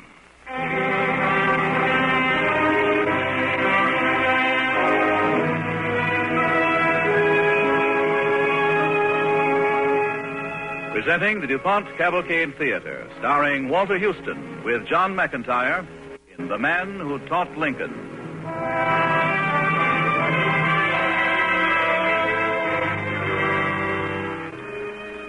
March 4th, 1861. Outside the east portico of the unfinished Capitol building in Washington, D.C., carpenters have built a wooden flag-draped platform. And despite the chill late winter wind, a crowd of 10,000 people waits in solemn expectancy. And well up in front, a small, elderly, white-haired man, struggling to keep his place near the platform, is talking to one of the Capitol guards. But, officer, do you think they'll begin soon? Well, I don't see how they can begin before your friend gets here. I suppose I'm too anxious. I came all the way from Illinois, Sangamon County, just to see this ceremony. That's little enough to do if he's as good a friend as you say. I've been waiting here since early morning. I wanted to make sure I'd hear everything. Of course, you'd hear better up on the platform. There he comes now. Yes, and that's Justice Taney carrying the Bible. Graham? Are you Mr. Graham? Yes, that's my name. Oh, Mr. Lincoln wants you to take a seat on the platform, sir. If you'll come with me. On the platform? Him? Excuse me, officer. Well, yes, I'd be glad to. I'll come right away.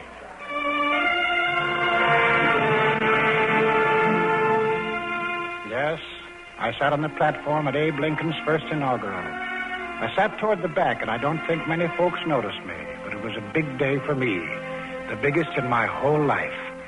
I guess you wonder how it happened. Well, my name is Mentor Graham.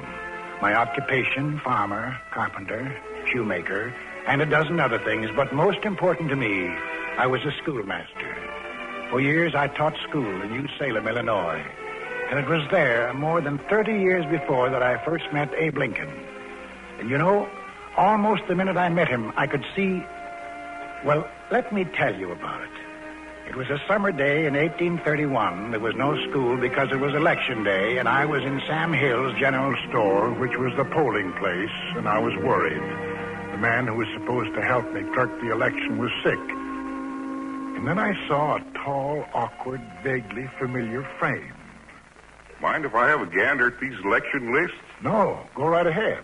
Awful lot of job-hungry candidates. It's a statewide election. It's important. Yes, if you read their platform, some of them's mighty promising. They are that. You're Tom Lincoln's boy, aren't you? Yeah, Abe Lincoln's my name. I'm Mentor Graham. Oh, Jerry Graham's boy? That's it. Jerry Graham's boy. Well, it's good to know you, Mr. Graham. I was wondering, Abe, can you write? I can make a few hen tracks. Why? Well, I need someone to help me clerk the election today. Me? Clerk the election? Well, there's not much to do. You sit here beside me, and when the people start to come in to cast their vote, you put their name down in the book and have them sign next to their names, that is, if they know how. And then write down how and who they vote for. All I write's the names? That's all. Well, I can try. Many voted yet? Not a soul. I just opened the polls. But we'll work hard when they start coming. Who is that? That's Jim Hawkins. He's usually first. That Jim? Well, if lung power has votes, he'd make a landslide for somebody. I'm a rich snorting son of Illinois. Lead me to the polling place. You're in it, Jim. I am? Then why do I vote for my friend, Tiger Dan Simmons? Right here at the table. Abe will take care of you. Abe? Abe Lincoln. What are you doing here? I'm clerking the election, Jim. No. Sitting at the table like a regular justice of the peace. You're Abe's first customer. I am? Well, in that case, Abe, put me down for 2 votes. 2? What for? Well, 1 for politics and 1 for friendship. No, none of that, Jim. You know the law. No. What about the law? It says 1 voter, 1 vote. And that's the way it is to be. Sounds to me like the law's kind of prejudiced. Got no feeling for friendship. The law isn't supposed to have sentiment. That's right, Jim. Law's not supposed to have sentiment. Seems to me it really has a heap of it. Of course, I got no learning like Mentor here about law, but... What do you mean, Abe? Well, it seems to me that just because every man has 1 vote, no man has more than 1. That's what makes a difference. That's what makes us all free men, as I see it. Free and equal. Abe's got it right, Jim. You know something else? No. What? Well, Abe says he hasn't got learning like me, but he's got the thing that really goes before any learning. He's got wisdom.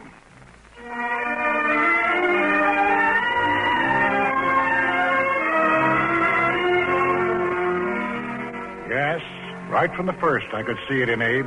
This backwoods boy, I could see the wisdom. And with it, I could see the questions and the hungering. After we closed the polls that night, I asked him to come home for supper to meet my wife, Sarah, and my 2 little daughters. The family took to Abe right away, like I had. And after supper, the girls climbed up on his lap, and he told them stories and sang songs with them. Old Dan Tucker was a fine old man. He washed his face in a frying pan. He combed his hair with a wagon wheel. And died with a toothache in his ear. Oh, Landy, the children haven't enjoyed themselves so for I don't know how long. Well, I thank you, Miss Graham. Well, it seems to me it's time they went to bed, Sarah. Oh, no, please, Father. Oh, what time? Mercy, it is your bedtime. Come along now. All right, Mother. Yes, Mother. And tell Abe good night, girls. Good night, Abe. Good night, Minerva. Good night, Abe. Good night, Elmira. Come, girls, be quick. Well, Abe? Yes, Mentor? What were you thinking? I was just thinking those are likely little girls. They're lucky to be living right here with a teacher like you. How's that? With all these books you got, you to talk to them, learning will come easy for them. Maybe How did you like clerking today? Well, it's good work. Makes you feel responsible. Yes, it does. The kind of work you ought to be doing, one way or another. I reckon I won't have much time for much of it. Oh, you have plans? No, just a piece of floating driftwood, I reckon, but still I gotta earn my living. That's true. But do you mean to stay on here in New Salem? For a spell, anyway. Denton Offutt's opening the store. He wants me to work for him. Why? Well, I was thinking, I'd like you to drop in at my school, Abe, any time you've a mind to. Oh. Well, I don't know, Mander. Why not? Well, I kind of outgrew my school days. Seems to me it's a little late for me to be coming to school. Well, you know the proverb, Abe. It's never too late to learn. Yeah, I heard it, yeah. There is a heap of subjects in this world that'd pleasure me to learn. Well? But while I just can't see myself being a schoolboy, Mander, there is one thing. Yes, Abe? I've just been itching to look at your books ever since I come in. Do you think I might borrow some?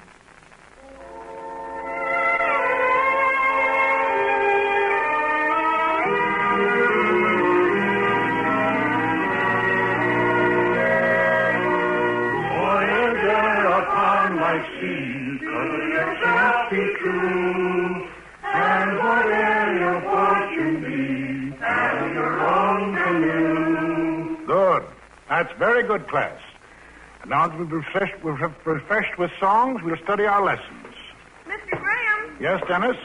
May I study with Robert, sir? He knows us better than I do. What are you studying? A thing of beauty is a joy forever. Its loveliness increases. Oh, yes. Let Robert listen to you. Thank you, sir. I do, thou dost, he does, we do, they... Rosie, I'd like you to work on your sums first, then the verbs. Yes, Mr. Graham. Mr. Graham, look! Look who's come in. Morning, Manny. Mr. Graham? Oh, come in, Abe. Come in. I've been thinking about what you said about me coming to school. Well, I'm glad to hear it. I thought I just might give it a try. Rosie? Yes, Mr. Graham? Did you hear anything funny? Why are you laughing? Why, I was just laughing at Abe Lincoln, sir. Yes? Saying he's starting school. Why, he's bigger than you are. That's true, Rosie. There's one thing all of you forget. It doesn't matter how big you are when you start school, but it does matter how much you learn when you get there. Sit down, Abe. On that bench there with the advanced learners. But, sir, I don't reckon... I know you've got the capacity to learn, Abe. You'll catch up with them soon enough.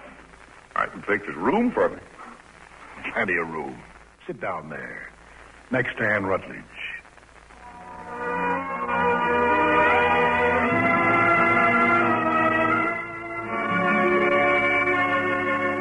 Abe had the capacity to learn, the hunger to learn. Day by day, I could see his mind leaping ahead, looking for answers to his questions. He made me proud of him. Then one evening, I found him waiting for me at the close of school. Hello, Abe. I thought you'd gone home long ago. I was waiting for you, Mander. Oh? What's on your mind? Well, I've been thinking, Mander, I believe I can go it alone now. How's that, Abe? I mean, I reckon I don't need to be coming to school anymore. I can read, write, cipher pretty fair. That's true. Better than most. Well, so I thought I'd just tell you. Thank you. I see.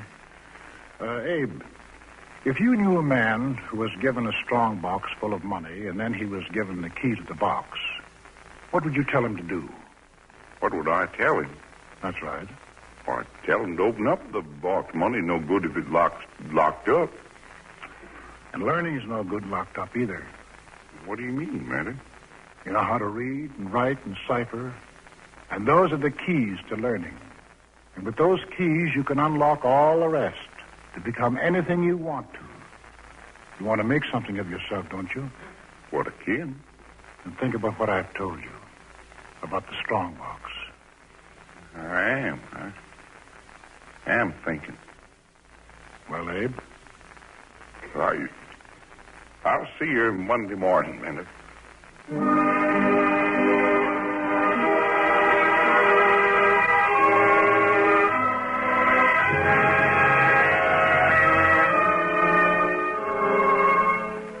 You're listening to Walter Houston with John McIntyre in The Man Who Taught Lincoln on the Cavalcade Theater, sponsored by the DuPont Company of Wilmington, Delaware, maker of better things for better living through chemistry.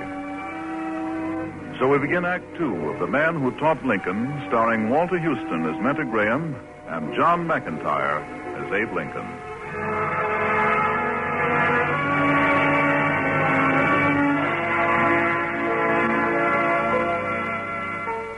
Abe came to school regularly for 3 or 4 weeks.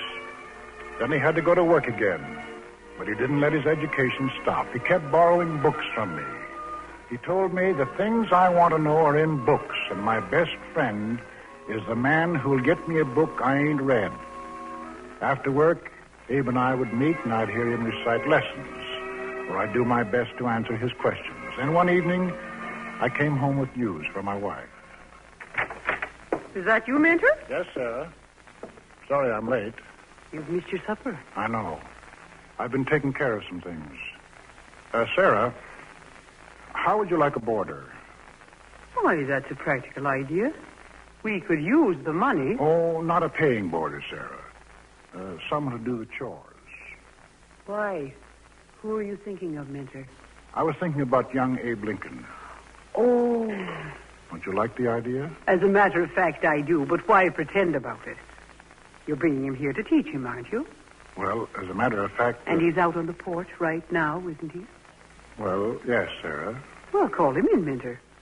All right, Sarah. Don't leave him out there to freeze. Abe. Come in, Abe. Seems you're expected.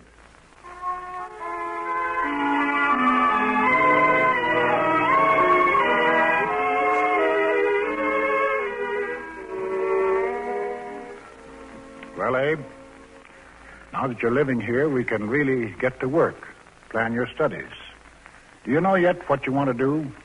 Well, sounds like a lot, I know, but I'd like some kind of public life, Mentor. This is a big country, growing fast. It'd likely have lots of growing pains during my lifetime. I'd like to be where things happen. Yes, and you will be, Abe. I got a notion that I ought to study about speaking. My speech is too rough. Too rough? I've been thinking words are about the most important thing there is. You can have good ideas, but if you don't express them right, they don't do nothing to forward the world. Maybe I'm wrong, Mentor. No, you're right. Words are the power, the real power of knowledge. Now, where's that book? Ah, yes, here. We'll start right now, Abe. What book's that? It's Kirkham's, the only one in Sangamon County. You're going to study grammar.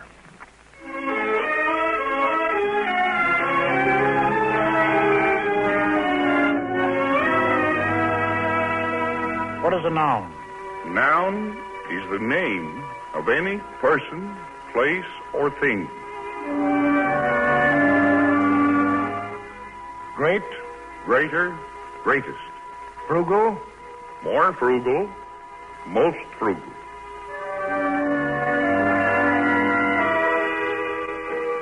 Not ain't, but... Are not. Not clerk, but... Clerk.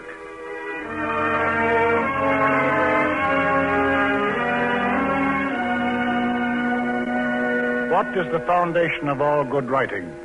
Good sense is the foundation of all good writing. One who understands a subject well will scarcely write ill upon it.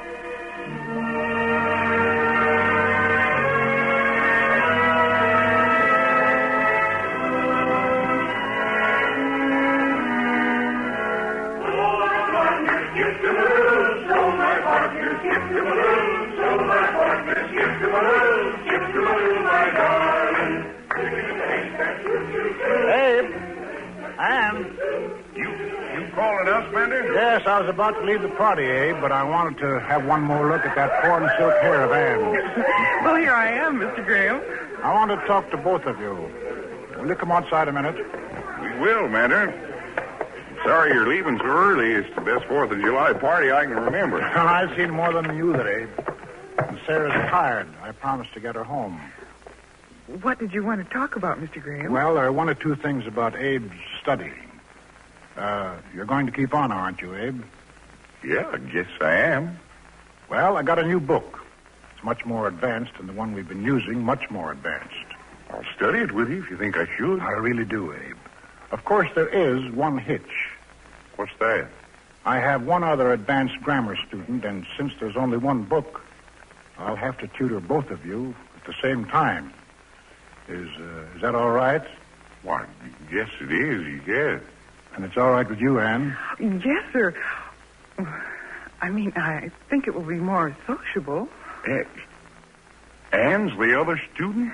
Yes. I'm tutoring to go to the academy in Jacksonville, Abe. Yeah, it's too bad I can't have a separate book for each of you, but... Oh, I don't know, Manners. Sometimes one book's better than two. Brings two minds closer together. You mean, two heads, don't you, Abe?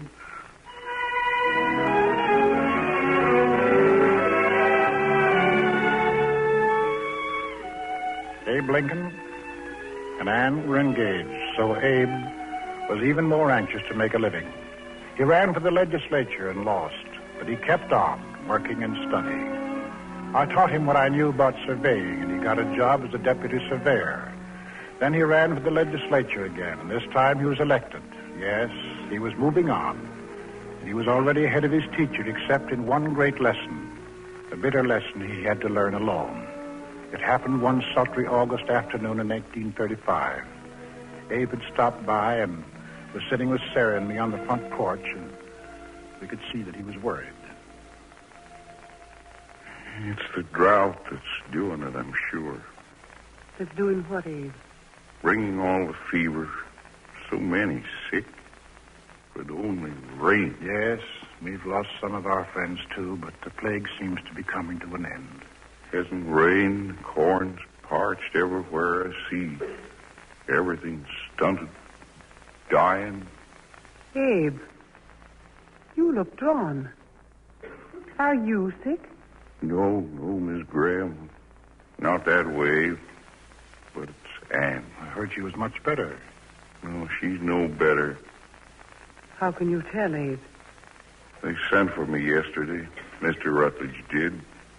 I went and sat beside her. She was burning up with the fever. And today? I haven't gone. I started, but I couldn't go. I couldn't bear to go. Why not, Abe? Because yesterday when Mr. Rutledge sent for me, it was because Ann was calling for me. Yes? When I got there, she didn't know me. Sat with her, kept calling for me. Calling for me. I was right there. Minute. Ann's dying, I'm sure of it.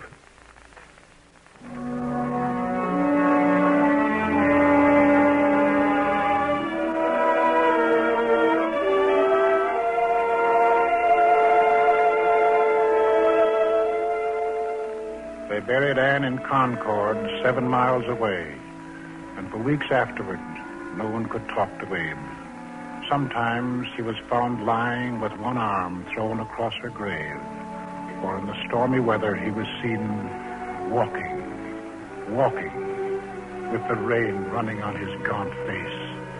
Then one day, about 2 months after Ann's death, I met Abe coming toward our house. And I walked along with him. I was just coming to talk to you, Manner. Yes, I wondered when you'd get around to it. I've been doing a lot of thinking. Yes? I knew you were thinking, Abe. You see, first minute after Ann died, I thought there was nothing left to live for. But you know now that there is. Not exactly. think of life without Anne. Very hard. But I kept remembering some of the things you told me about knowledge, about learning. What were they, Abe? Well, one time you showed me what someone said about learning. That it could be gotten by reading books, but that knowledge of the world could be gotten only by reading men. And all the various editions of them. Yes, that's right. Well, I thought maybe I had to love Anne to know about the love of other people. Maybe, Abe. And maybe I had to lose her to know how men can suffer. Do you really think that, Abe? I'm not sure, Matter. I only know that now I do understand about suffering. I can see that. And that now I'm going to spend my life to end whatever needless suffering and misery I find. Abe, you see there is a law. I always knew you had a great capacity. And now I knew it wasn't given to you to be wasted.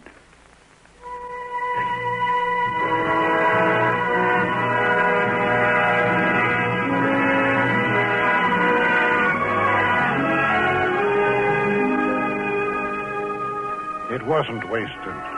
And so on March 4th, 1861, I, Mentor Graham, an obscure, aging country schoolmaster, sat on the platform in Washington, D.C., and saw a great man who was a friend of mine take the oath for President of the United States.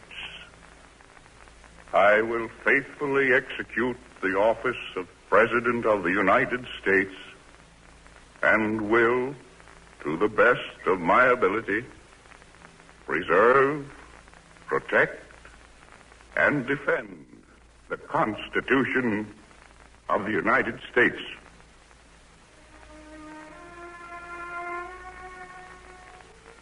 Mentor Graham, you came all the way to Washington. Yes. I came to see the ceremony, Abe. You came here just to see me inaugurated. Well, in a way, you're my life work, Abe. The life work of a teacher.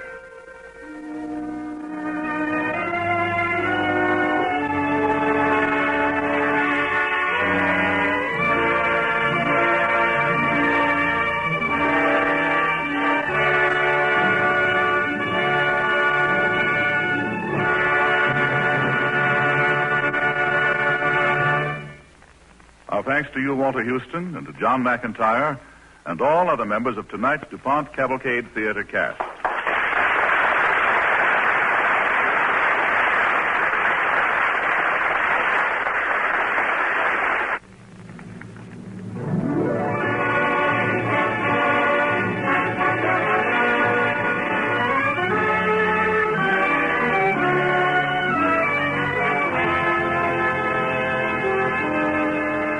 The month of February is when we celebrate the birthdays of two great Americans. Tonight on Cavalcade, we've celebrated the memory of Lincoln. Next week, we will bring you a tense and little-known story of George Washington. A story of 24 hours when the fate of the young American Revolution hung in the balance, and treason ticked like a bomb, ready to explode in General Washington's face. And as our star next week, we will welcome to the DuPont Cavalcade Theater that fine actor of stage and screen, Herbert Marshall, to star in Washington and the Traitor.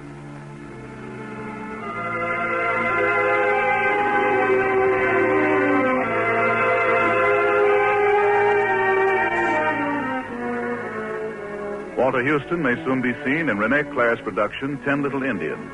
The music on tonight's Cavalcade was composed and conducted by Robert Armbruster.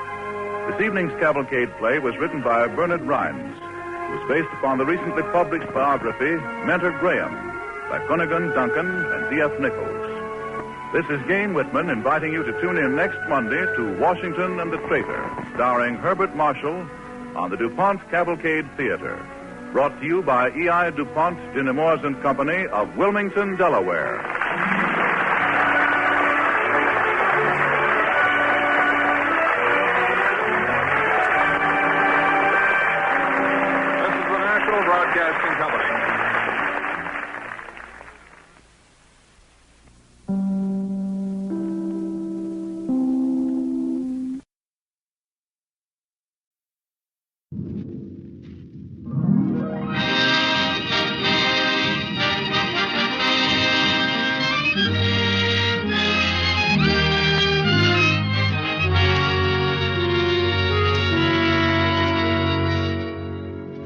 Presenting Herbert Marshall in Washington and the Traitor on the DuPont Cavalcade.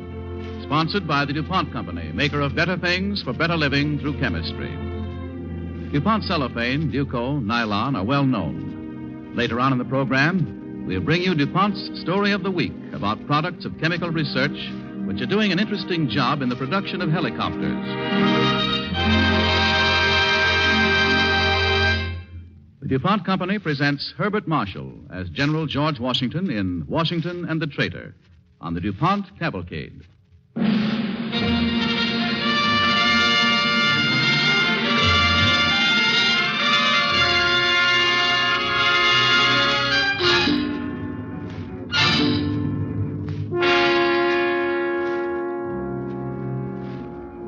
This is a story of crisis, of 24 critical hours, one of the most crucial days in American history.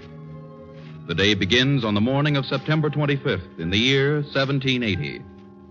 As the clock ticks off the minutes of this eventful day, a man's life and honor hang in the balance. And before the day is gone, still another man entrusted with the fate of a young nation and of an idea walks to the very edge of despair.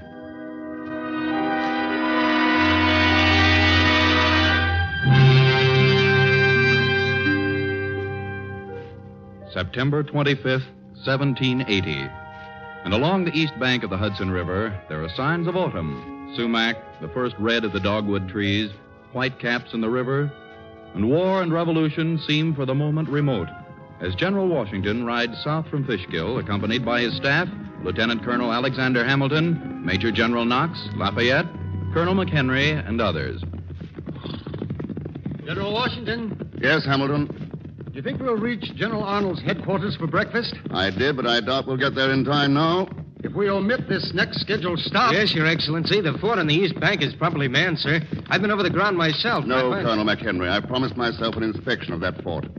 If it's well manned, there's nothing lost but an hour or two. May I suggest, sir, that some of the men are... Well, that is to say... Hungry? Yes, sir. They've had nothing to eat since supper last night. One moment. Whoa. Move away. I know, Colonel. Neither have I. I'll send someone to tell General Arnold we've been delayed. I'll go, sir. Yes, I thought of sending you and Captain Shaw. And, could I go along with the Colonel, sir? 3 men to carry a message, Hamilton? Is there need for so many? Is there need for so many? Oh, well, no, sir. I wonder. Seems to me I detect a considerable eagerness. What is it? Is there rumor he eats well, that his larder is well stocked? Oh, no, of course not, sir. Because I presume that General Arnold eats salt fish as we all do. Or could it be that the young officers of my staff wish to feast their eyes on the renowned beauty of Madame Arnold? Well, to be plain about it, sir, I think it's important we get there. We shall in good time. But soon, sir. After all, General Arnold commands West Point, and West Point is the key fort of all our Hudson River defenses. That's right. And since it's so vitally important, sir... One moment, Hamilton. Since West Point is the key to our defenses, I have put our most important general in command there. Oh, yes, sir, but... We know you trust you place in General Arnold, sir. But still, sometimes some of us are a bit uneasy. Uneasy? You don't mean envious, do you, Colonel? I know it sounds that way, sir. But it's simply that we know that General Arnold is often, undisciplined. Well, even at Saratoga, sir, he refused to take advice. And worse, he disobeyed a direct order. Yes, he did. But General Arnold did something else at Saratoga. Yes, he won a victory. A great victory, Colonel McHenry. And in this war, victories are even more needed than blind discipline.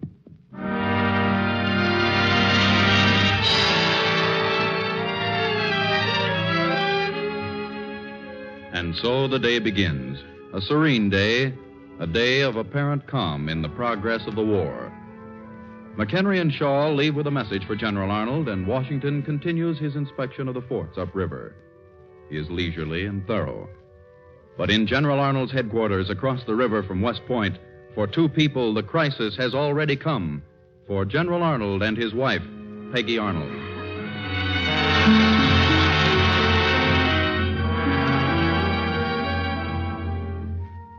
hours later, on the road outside the headquarters, two young officers, adjutants to General Arnold, await the imminent arrival of Washington and his staff.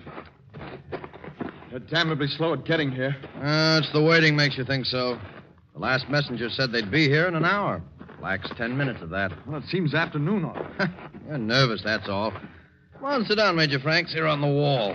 You're wasting boot leather walking about like that. Very well. Yes, I am nervous. But there's something. There's a smell of storm. The quietest, clearest day I remember. See that sky? I don't mean weather. I mean... Colonel Varick, what do you feel about the things that have been going on here? Oh, you mean Smith, huh? Yes, among other things. Joshua Smith, renegade turncoat, sitting at dinner with General Arnold as an honored guest. No, I couldn't stomach it either. But maybe the general's right. He's had experience. Right? How? Yeah, and saying that sometimes in war you gloss over the fine points. Sometimes you put your conscience in your pocket. It was a question of food. This Smith, it seems, can get supplies. Well, perhaps. But now there's this business of the general leaving. Why, isn't he upstairs? I thought you heard him leave. No. Well, you know he got a dispatch at breakfast, went directly up to Mrs. Arnold. Yes, I thought he was still there. No, he came downstairs in a devil of a hurry. Told me he wanted a horse. I said, what horse? He said anything, saddle a wagon horse if need be, and then he saw the saddled horse of Washington's dispatch rider. He took that? Yes, and rode off at a clip, I can tell you. I told him General Washington was arriving any minute. What did he say? He said, tell the general I have urgent business at West Point. Be back in an hour. Oh, and you've no worry. I suppose not. Simply strange that he... Right. Listen, there they are now. Yeah. Looks like a large party. Has his entire staff with him. General Washington, sir. Colonel Varick? Yes, sir. And this is Major Franks, adjutant to General Arnold. Sir? Oh, may I help you dismount, sir? Thank you, sir. We'll dismount here, gentlemen.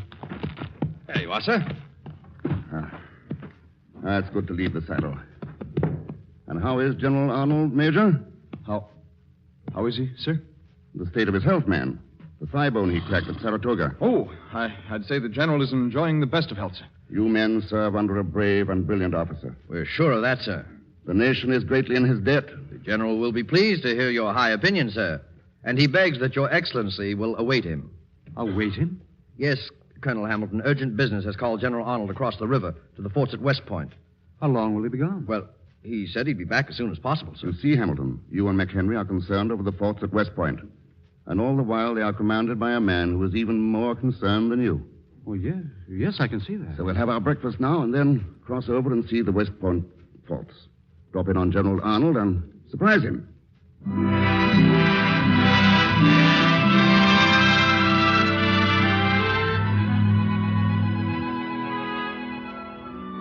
The sun is high and the day like midsummer when General Washington and his staff cross by barge to the West Point forts. General Arnold is not there, but the commander-in-chief inspects the fortifications, finds some neglect, some disrepair. About noon, Washington and his party recross the river and start back on horseback toward General Arnold's headquarters. I can't make head and tail of this, Hamilton. Where is Arnold? It's worrying me, too, General Knox. His Excellency's courier just brought news that Arnold hasn't returned to his headquarters. Yeah, General Washington's calm enough. Calm as a rock. Look at him ahead there. Can you direct me to General Washington's company, sir? This is it, Captain. I have a dispatch for His Excellency. It's urgent. You can hand it here, Captain. But I was told to hand it to the general personally, sir. It's very confidential. I'm Colonel Hamilton, His Excellency's aide. Well, sir, I'd like to take it to him myself as I was told to do. You don't trust me? Oh, it's not that, sir, but is he in this party, Colonel? Up ahead. Well, I'd like to look at his face again, sir. I was at Valley Forge. Oh, well, then I'll take you to him. Come along. General Washington? General Washington, sir? Yes, Hamilton. This dispatch rider's just arrived. Yes? Captain Drake reporting, sir. Have a dispatch from Colonel Jameson. It's urgent. Very well, Captain. Thank you. I've seen you before. Oh, yes, sir. At Valley Forge. I was with your headquarters there for a while. You have quite a memory, sir. Yes, I remember faces. Well, now, this dispatch. General Washington. Anything wrong, sir? What, Hamilton? Has there been a battle, sir? Yes. Yes, in a way, a battle. A battle for a man's soul. What do you mean, sir? Hamilton, I wanted to call a meeting of all my staff in General Arnold's headquarters as soon as we get there. Tell them it's most urgent. And General Arnold, sir. Should he be there, too? General Arnold? By all means, Hamilton. If you can find him.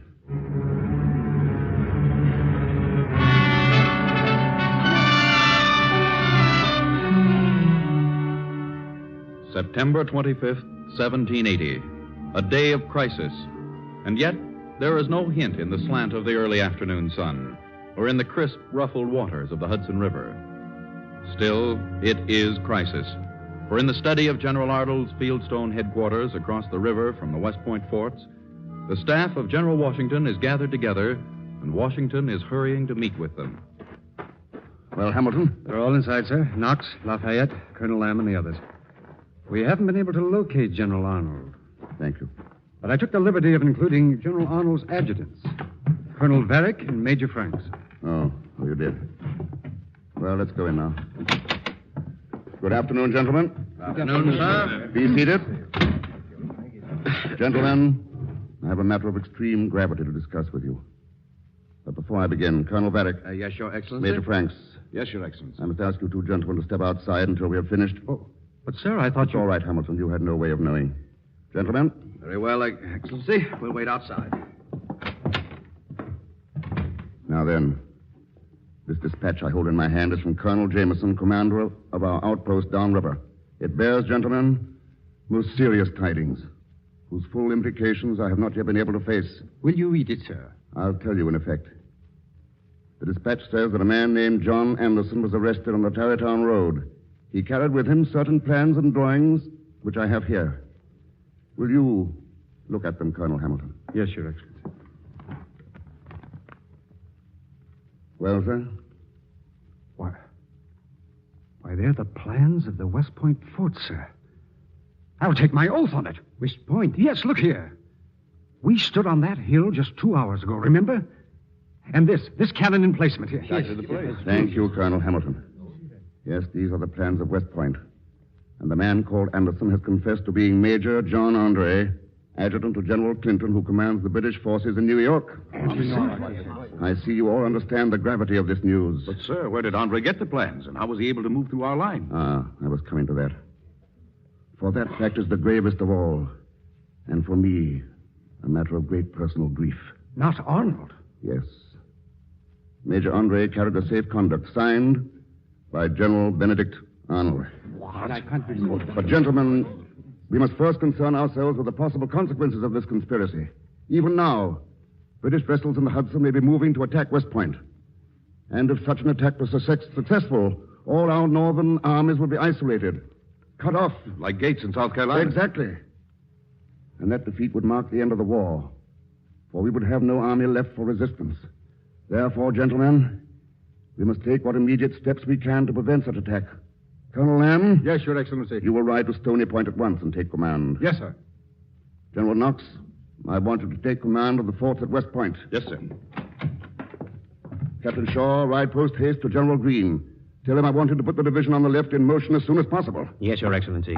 Lafayette, you will remain with me. Yes, sir. And now, Hamilton, for you, what is, I suppose, the plum. What is that, sir? I want Benedict Arnold, Hamilton. I want him brought here to me. But, sir, have you any idea what... Yes, we talked to men at the landing. Shortly before we arrived this morning, Arnold rode to the river, jumped into a barge, and ordered the men in it to row downstream. That's all we know. Well, it's a long start he has on us, sir. That was hours ago. If we'd been sooner. Well, still we must try. I have to look at his face. Look at him, sir? I thought I'd never known a traitor. And yet all this time I've had one beside me and was blind to it. I praised him, loved him, and he was a traitor. If I couldn't see it in him, treason may be everywhere around me, and I wouldn't see it. It has probably gone no further, sir. You will find there's no one else. No one else? When a man like Benedict Arnold is a traitor, I tell you the ground may be rotten under our feet. The very will of the revolution rotted away. Bring him to me, Hamilton, if you can. I'll try, sir. Then, when I've looked at him, when I know what treason looks like, He'll hang by the neck until he's dead.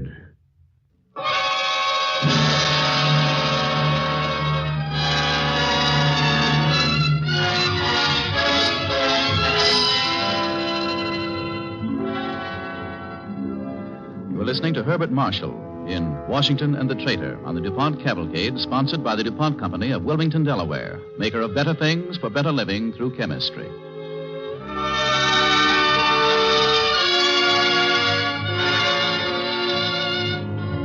As we return for Act Two of Washington and the Traitor, starring Herbert Marshall as George Washington on our DuPont Cavalcade, it is late afternoon, the air chill and darkening.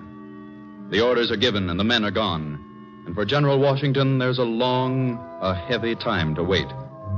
But if he wavers, if he fears for his nation, there is no one but Lafayette to know, as they wait and talk together in the study, listening to time tick by. Wait. There's so much waiting in this war, Lafayette, and I'm sick of it. Another cup of tea, Your Excellency? No, thank you. I feel sometimes that I'm condemned for some reason to sit forever and watch a clock. And sometimes it will say one thing to me, and sometimes another.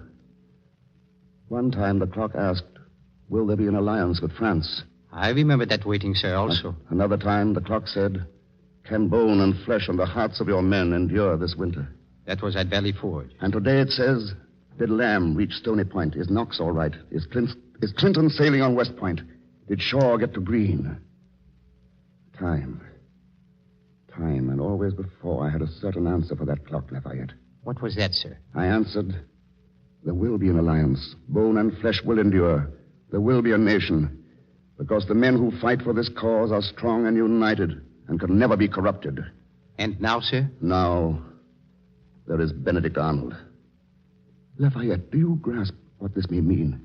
To find there is a Benedict Arnold in our ranks? What treason means? Out there, walking so aimlessly in the garden, are two young officers, Varick and Franks. Are they in this, too? They were very close to Arnold, sir. How far has it gone beyond Benedict Arnold? How far? That's what treason means. You think it may be a conspiracy, sir? Worse. Maybe you and I and a handful are all who really believe in this elusive cause we've been chasing these long months. Oh, you don't believe that, sir? No, but I know this. That nothing I faced, no danger had frightened me more than this knowledge of treason. I don't know where I stand, Lafayette. Or who are our friends. You know your friends, sir. Upstairs, locked in her room since morning, is a woman.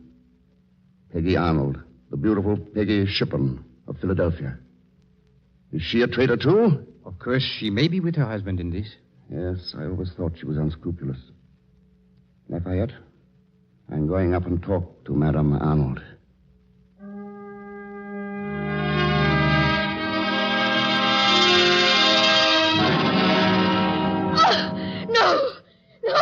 Talk to anybody. Madam, you must compose yourself. I am your physician. Doctor, perhaps I had better... No one. I'll talk to no one, but... Yes, I will. I'll talk to General Washington. But this is His Excellency, General Washington, madam. Oh, no. No, you're trying to fool me. I know him. He wants to kill my child. He's trying... Oh, my head hurts. She's raving mad, Your Excellency. Perhaps if you tried. Very well, Doctor. Peggy Shippen. Who calls me by that name? I used to know that name. I knew a little girl once who had that name in Philadelphia. Then she grew up and got married. What was her name then? Her name became Arnold. Is the name Arnold a laughable one, Peggy Shippen? Her name was Arnold. But then she became a duchess. A duchess? Did you know that? No. How did she become a duchess? Her husband served his country. And his king. And his king. But her husband is gone, Peggy. He deserted her. You're lying. He's up there, don't you see? He's on the ceiling. Oh! Doctor. Yes, General Washington. Please help her all you can. Yes, Your Excellency. My husband will never come back. He's gone. Well, General Washington? Oh, you're waiting here, Lafayette. Did you learn anything, sir? Is Madame Arnold a traitor? Yes, she's a traitor. She is? Then will you... She's a traitor to a little girl I used to know. A red-haired girl named Peggy Shipman.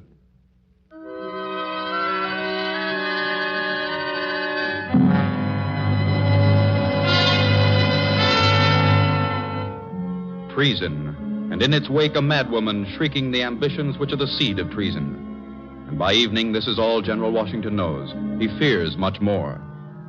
It's a quiet evening along the Hudson. The air is sharp and clear. Downriver, there are lights on an anchored ship, and opposite in the West Point forts, there are lights, too. After supper, Washington goes out into the garden, and there he finds young Colonel Varick and Major Franks. Gentlemen, I assume you've had some sort of report about what's happened here today? Yes, sir. Of course, we haven't been told much, sir. That's only natural. All that is necessary for you to know is that General Arnold is a traitor to his country. Yes, we know that. As a matter of fact, we reported to Colonel Hamilton that we've had certain suspicions, sir. You've had suspicions? Well, there was the call from Joshua Smith. You've heard of him, sir? The renegade Smith? He called on Arnold? Yes. And then we knew the forts were badly neglected and undermanned. And you never reported any of these things? Why, Colonel Varick? Well, sir, when you arrived, you praised General Arnold so highly, told me what a fine soldier he was, what a hero. Yes. Yes, I did. I believed he was all that. Well, gentlemen, I really have nothing much to talk to you about, but I felt since you had been close to Arnold... We know nothing more, sir. No, it's only that I thought I could tell. Well, I don't know what I thought. General Washington, sir, I know something you should have said to me. My conduct has been stupid, irresponsible, and unbecoming an officer. I want to resign my commission, sir. But I don't ask that. And I, sir. I am no less guilty than Colonel Varick. I see. And you wish to resign your commission? Yes, sir. You see, sir, since we were associated with General Arnold so closely, you couldn't help but feeling uneasy about us. Well, if you resign, what will you do? I'll re-enlist, sir. Re-enlist? As a private, of course. And you, Major? I'll re-enlist, sir. Resign your commissions under a cloud, under suspicion of treason, and then re-enlist? Why? Why? Well, there's the revolution, sir. Yes?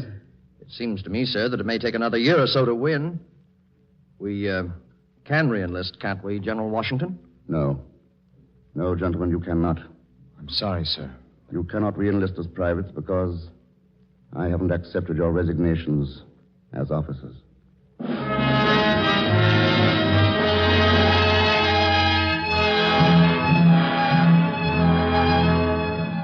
A day of crisis, and now the gray, austere man, Washington, knows much more.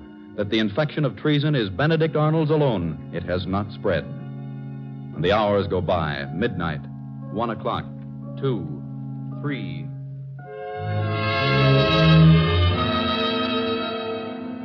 Captain Shaw reporting, sir. Well? General Greene's division is in motion, sir. He reports no enemy troop movements upriver.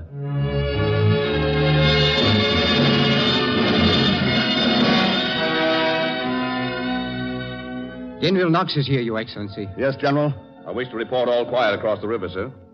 There have been no attempts made on the forts, and no British force has been sighted in the river, sir. Thank God. Now there will be no attempts. And now, Your Excellency, we'll go to bed. No, Lafayette. There's still one thing to wait up for. We haven't heard from Hamilton.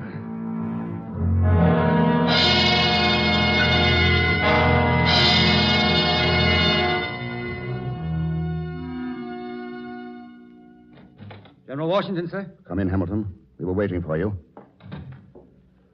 It's not good news, sir. By now it can't be bad news. Arnold escaped, sir. I rode hard, but his barge took him to the British sloop, the Vulture. Well, you'll feel at home there. But he sent you a letter, sir, under a flag of truce. It was brought to me. Here it is. So he feels the need to explain. Well, we'll read it. Listen. The principle of love to my country. Which country, Hamilton? Actuates my present conduct. However, may appear inconsistent to the world. I ask no favors for myself. I have too often experienced the ingratitude of my country to expect that. No, why read more? Well, sir, we've got Major Andre, anyhow. Yes, and he'll hang. Hamilton, now I'll never be able to look at General Arnold and see what treason looks like. I tried, sir. But now I don't have to, Hamilton. Today I learned all there is to know.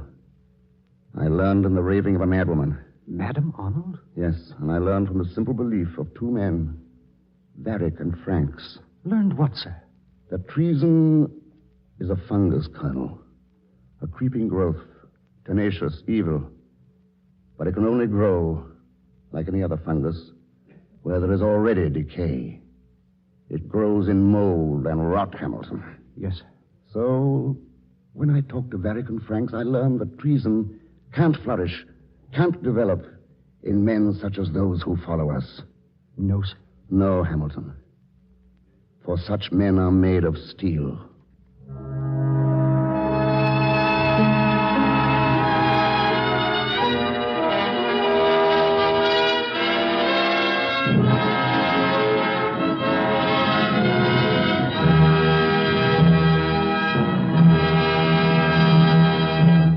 Our thanks to you, Herbert Marshall, and to all the other members of tonight's DuPont Cavalcade.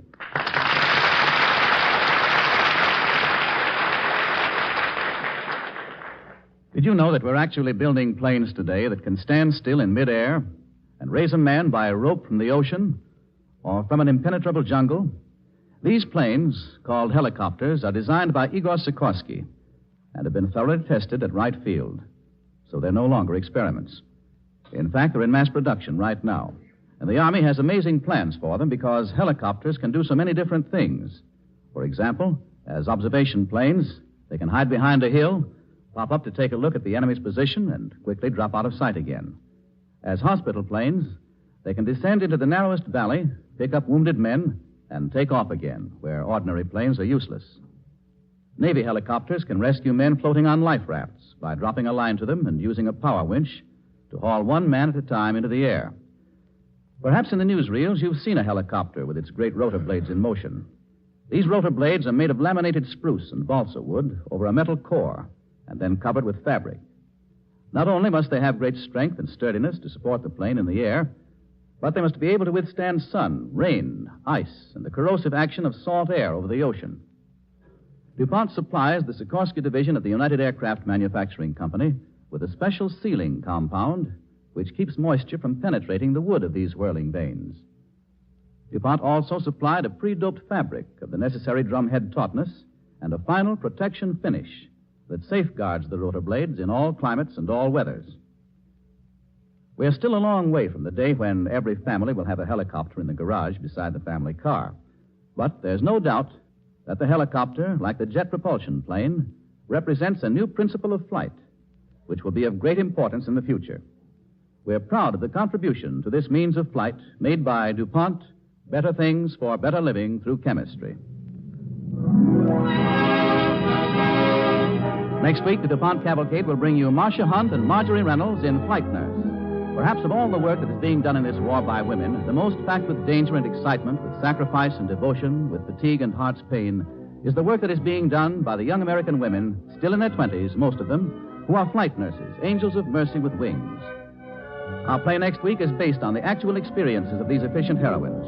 Listen next Monday night to Flight Nurse, starring Marcia Hunt and Marjorie Reynolds on the DuPont Cavalcade.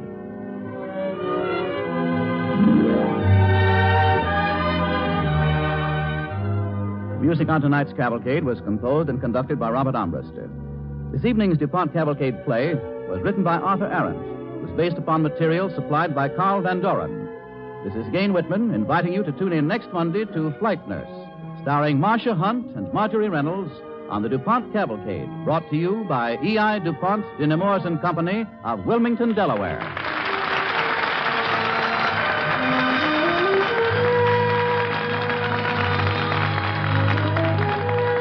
This is the National Broadcasting Company.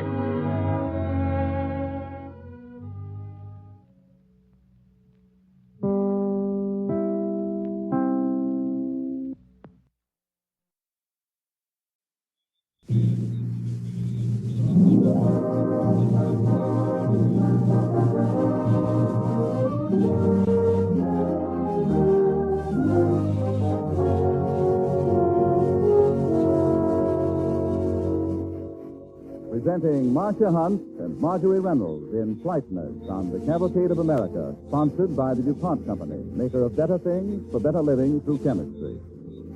Better things that include DuPont nylon, DuPont cellophane, DuPont plastic. Later in this program, we'll bring you the DuPont story of the week about the 101 interesting jobs that coated fabric, products of chemical research, are doing in the war.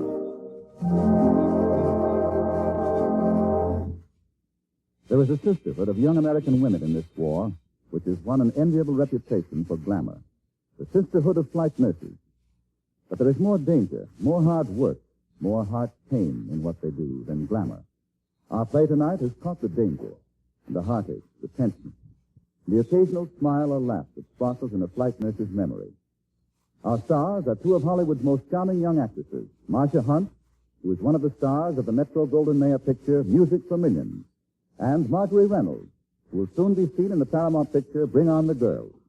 DuPont presents Flight Nurse, with Marcia Hunt as Pat and Marjorie Reynolds as Steve on the DuPont Cavalcade.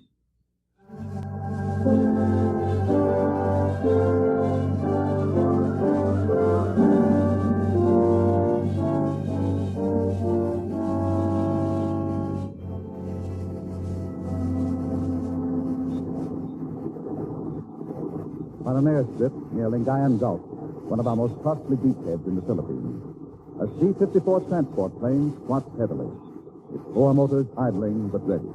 For the flight crew knows how real is the danger that may bring Jap fighters on a sudden raid over the field. Now, at this moment, a flight surgeon stands with two flight nurses and a medic by a row of 20 stretchers, each laden with its important burden. In each, a wounded American, bound east to base hospital. The surgeon is a very tired major. Which of you is Thompson? I am, sir. And yours, Skidovsky? That's right, sir. Well, I'm sorry if I don't make too much sense. I'm tired. Tired? Who isn't? You'll both have your hands full on this trip. You're for Guam. Guam, yes, sir. At least you won't have to do too much high-altitude stuff. And that's good. There are at least a half a dozen chest, head, and eye cases in this lot. I've seen Miss Haig. They'll require special care. We know our jobs by now, sir. Well, what's the matter with you? You're pretty edgy, too, aren't you? Well, she's all right, Major. It's just... Never mind. It's just that this is her last trip. Oh? She got her application in to go back to regular Army nursing. Skip it. We've got work to do. Where's our medic? Right here, Lieutenant. Sergeant Hutch. Okay, Sergeant. Get your litter bearers working. Okay, Lieutenant. Now, that man there, Fleischman, he's a combat fatigue case. Combat fatigue? Yeah. Our instructions were no nervous cases. We'll have our troubles enough. Whose instructions were those? At base hospital in Guam, sir. Oh? Well, that was Guam. This is Lingayen. Fleischman goes. But, Major, you don't understand. He goes, Pat. Right. Hey, Sergeant. Yes, Lou? That's an abdominal you've got there. Put him somewhere in the middle where we can get at him. Yes, ma'am. Here comes your new flight crew. Hope they're good. Hey, I know that face. Oh, no, not again. What do you know? The fun-loving Rover. Gee, hiya, baby. You our pilot, Johnny? All the way. Pat, this is Johnny Johansson. Hello, Captain. What? Say, Captain Johansson. That's right. I rated salute, and I better get it. Oh, Pat, I haven't seen this guy since I was a stewardess in the States, and... Oh, look at you. From hairline to Air Corps. I think I like you better in khaki. When Old Home Week is over, maybe you'll help me get our patients settled. If you'll come with me, Major, you can check how we're loaded for the flight. Huh. Who put the bug in her ear? Me, I guess. She wants to quit flight nurse service, and I've been riding her for it. I'll tell you about it later. I've got to get to work. You me too. See you when we get upstairs. We leave soon, I hope. As soon as we can. Oh, that's my cue now. Be seeing you. Okay, let's make it snappy. Patients all settled? Yep, get aboard. Well, I'll say goodbye, Thompson. Good luck. Thank you, Major. So long, Skidovsky. Stick with them, Major. Okay, Sergeant. Lock it up. Well, Pat, here we go again. Nice. Yes, right here, soldier. Are we flying yet? Not yet, just taxiing. You see, this is my first time in a plane. You can't tell me anything this big can fly. A little fly, soldier. Take my word for it. Is it a military secret where we're going? Not to you. We're going to Guam, the base hospital. Guam? Is that all? I was there just last November. Well, any law against going there twice? Yeah, but Guam. For my money, it's a sand pile. Strictly a sand pile.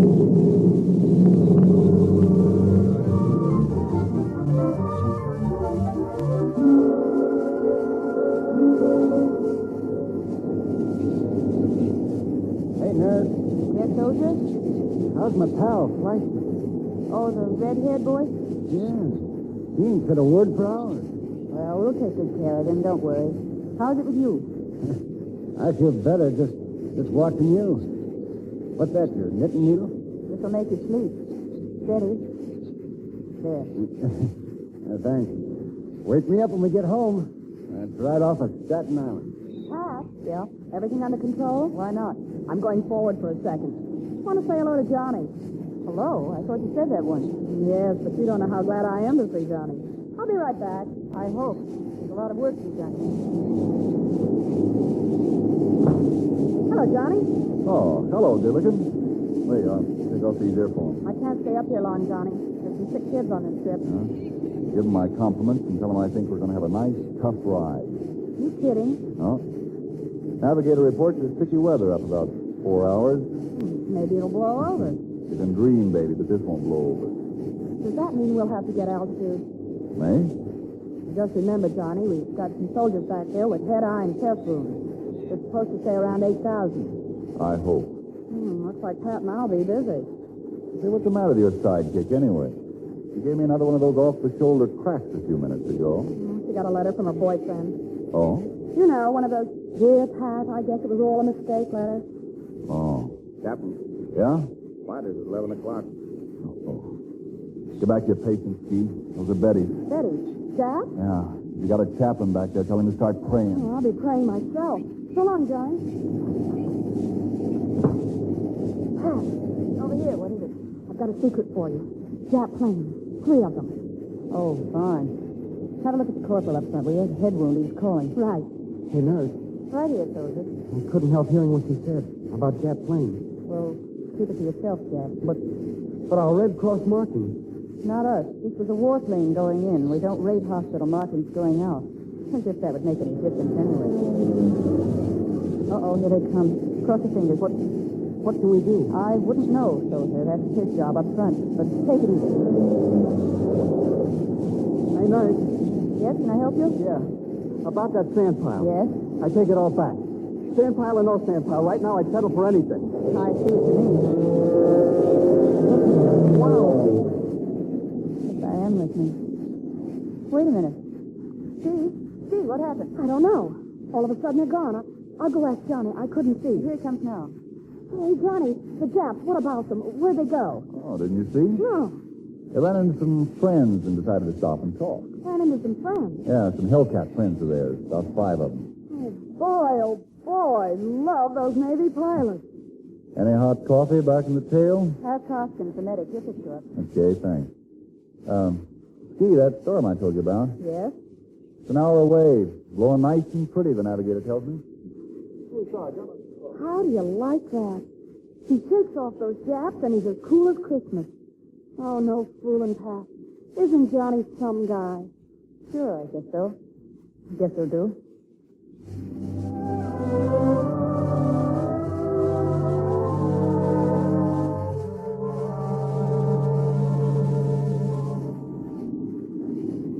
Hi, soldier. Huh? I said hi. All right, hi. Oh, you won't talk. What are you going to do with that needle? Just thought you'd like a little cocktail before the caviar. Don't bother. I'm not hungry. How do you feel? Go ahead. Why don't you say it? How's your leg, you were going to say? Or were you going to say, how's your stump? Don't worry about your legs, soldier. They've got ways to fix you up. Why, you'd never know the Sure. difference. Ain't buying any of that. Oh, tough time. Come on, now. This will make you feel better. I feel fine. Me and my stump. Leave us alone.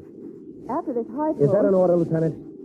If it is, don't bother. I ain't taking any. You'd rather we just talk? Here, that pillow doesn't look very comfortable. It'll do. Oh, I'm sorry. I dropped your letter. So what? Would you like me to read it to you? Let me read it to you. It'll kill you. Don't even need to read it. I know it by heart. If you'd like to. Dear Dave, she wrote to me. Dear Dave, this is the hardest letter I've ever had to write. I'd rather die than do this to you. Don't. But the truth is, our engagement's impossible. That's enough. Here, you Maybe better I let should me... have sent her that piece from the new gown they cut off me. Remember me, bye. You're talking too much. For all, it was nice of her to write. We usually wait weeks for a letter. You'll be able to fix things up. You'll be seeing her soon. Got a letter from a pal of mine in the same mail. He's married already. Well, I guess you got a right to be, soldier. Let me give you this hypo now. It'll be good for your pain. Not what I need it for. Hold still now. Think I'll get a decoration? The Order of the Busted Heart, maybe? There. You'll be all right now for a while. Thanks. Hey, you know something? It's a pleasure to be in the same plane with you. We're not only in the same plane, soldier. We're in the same boat.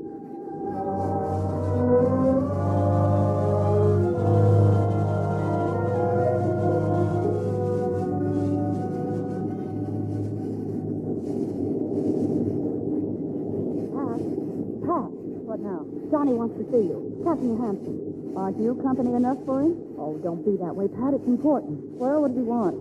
It's about the weather. Isn't that his job and the navigator's? I've got my hands full back here. You know he wouldn't ask you to come up for nothing. Has you been awfully touchy lately? Not that I don't understand. Let's skip that, do you mind? But you still have a job to do until we land in Guam. Oh, okay. Well, I'll go talk to you, Hanson. So keep an eye open. I'll be right back.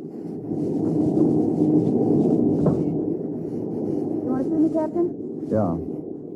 You know, it's getting heavier every second. Yes, we've got all the patients strapped in. We need to do more than that. It's the real weather we're flying in. If we weren't already 4 hours out, I'd say we should go back. Oh, well, we can't do Don't that. get excited, Lieutenant. We're not going. But we are going to have to climb upstairs, try and get above this stuff. Upstairs? How far? We're at 7,800 now. I don't know where the top of this is, but I'd like to try as high as 10,000. You can't. We've got cases back there, chest and head. I know. That's why I'm talking to you. So? So you've got plenty of oxygen containers back there, haven't you? Yes, but even so. And you better get ready to give a lot of plasma to any guys who go into shock when we start going up. Captain, it's too dangerous. Listen, Lieutenant, if we go up, a couple of your patients may have a very tough time. I know that. But if we stay at this level, all of us will conk out. Now, take your choice. And while you're thinking, take a look at that meter. The storm is driving us up right now every minute. Can't you hold it? In a wind like this one, Lieutenant, you're lucky if you can hold onto your hat.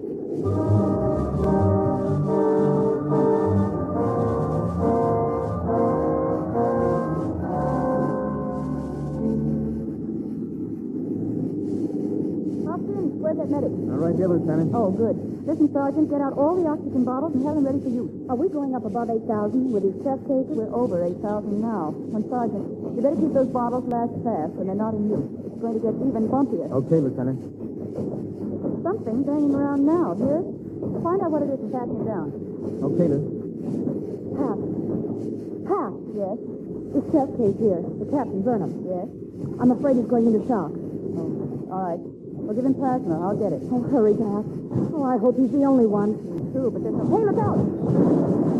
Good Lord, what was that? Bumpy, isn't it? That was our medicine set. Knocked right out of its place.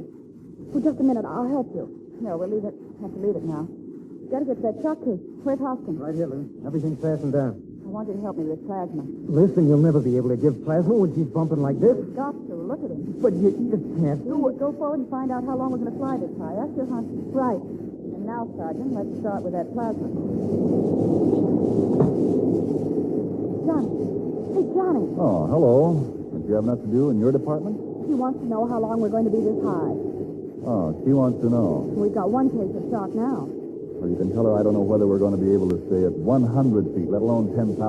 Pressure's higher on number 2 engine, Captain. Gee, you hear that? Yes, I heard. That means on top of everything else, one of our engines may come. So get back to your boys and keep busy. When I get time to play Parcheesi, I'll let you know.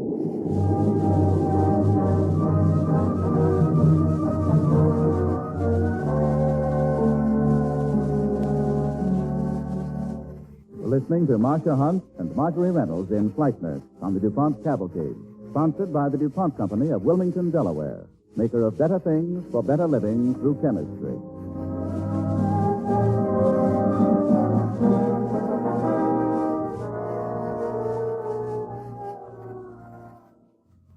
Here is Act 2 of Flight Nurse, starring Marcia Hunt as Pat and Marjorie Reynolds as Steve. 4 hours away from the bitterly contested ground around Lingayen Gulf on Luzon in the Philippines, the C-54 transport plane is fighting its way through a sudden whiplash Pacific storm, laden with a fragile and cherished cargo. 20 wounded American soldiers and Marines. But the four motors of the transport, at the moment, are laboring in vain to keep the plane on an even course to Guam, 4 hours away.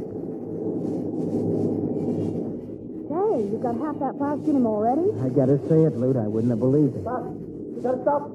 Steve, somebody's calling back there. Here I go. Stop the plane. Stop. Take it easy, Flashman. I can't. I gotta stop the plane. They're coming. Get back. Get back. What's the fuss? It's Flashman. The nervous case. Get back. Did you give him a hypo? Sure, he's been asleep. Put that fire out. Somebody please put that fire on. Terry's there. The captain will see the fire. Coming through again. Get another shot ready. Shall I send a medic over? In case. He's too busy with the plasma. I'll handle it, okay. This boy may start showing himself around. I'll be okay. Go get the sedative. Put that. Boy, what do you want? It's all right. Can't a girl take your pulse? Oh, where's Terry? What happened to Terry? She'll be okay, too. Terry, look out, Terry. They're coming down. Look out. Steve, hurry up, will you? Hey, nurse, what's the matter? What happened? Nothing. Get back to sleep. Don't he want to go to Guam neither? They got him. They got Terry. Back in bed, Fleischman. Back in bed. Sergeant Hopkins. Leave me alone. I gotta get to him. Terry said I got him. Let me out. Let me out of here. Fella, take it easy. Sedative ready, Lou. Here you are. What are you doing? Get that needle away. Let go of me. Here, back in bed. Okay, Sergeant. Let him alone. I'll be able to But handle Lou, this guy's liable to start some Believe trouble. me, let him down. Who's that? Let go of my arm, will you? Listen, Fleischman, Terry needs your help. Terry? Sure. Sure, anything for Terry. That's good. Listen, Red. Before you can help him, you've got to help yourself. You know you've got malaria? Right? Him? Yes. You notice how weak your head gets when you sit up? Yeah. It does feel funny. Well, that's malaria. You'll be okay, only, well, you don't want Terry to catch your malaria, do you? Terry's my pal. So let me give you some of this medicine, It'll kill those malaria germs, and then Terry won't catch anything from you. Good? Okay. Okay. Hold his arm, Hudson. Got him. There. Now we'll sleep.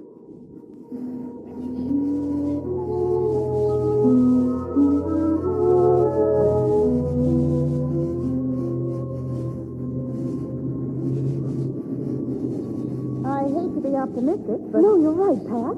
I think it's calming down. I can use some of that. Quite a time we've had. How long's it been? Oh, less than an hour.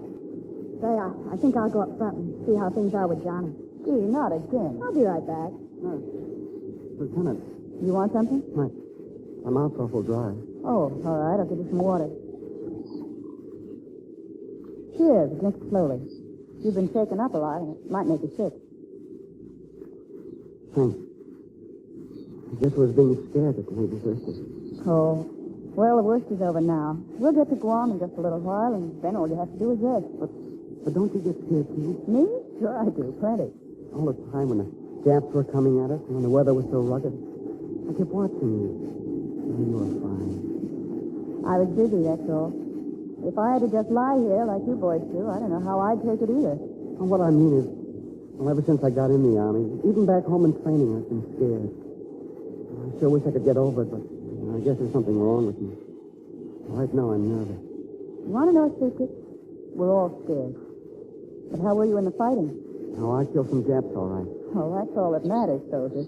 As long as being afraid doesn't keep you from doing your job. Hey, nice. Uh-oh, my problem's child's waking up. Nice.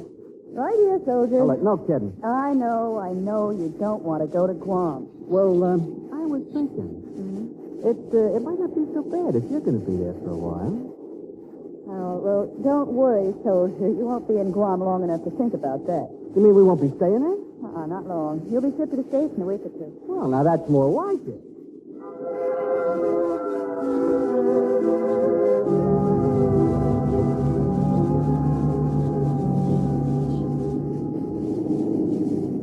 Okay. We're okay, Pat. Oh, boy, that's Johnny. I rode 100,000 miles with him on an airline back in the States. He's all right. See, you got an extra bobby pin. All this tossing around. Look at my hair. Come on. Here. Thanks. Hey, Yes? why are you doing that? Stand this way a little, huh?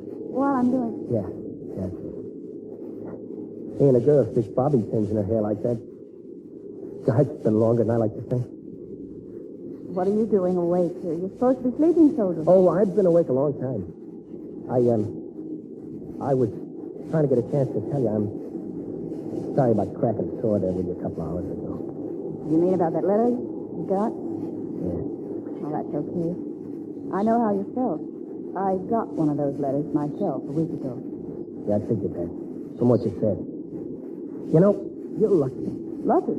Sure, you got a way to forget. With me, it was okay so long as I was busy. You know, with the push-a-gling giant and the first day's fighting.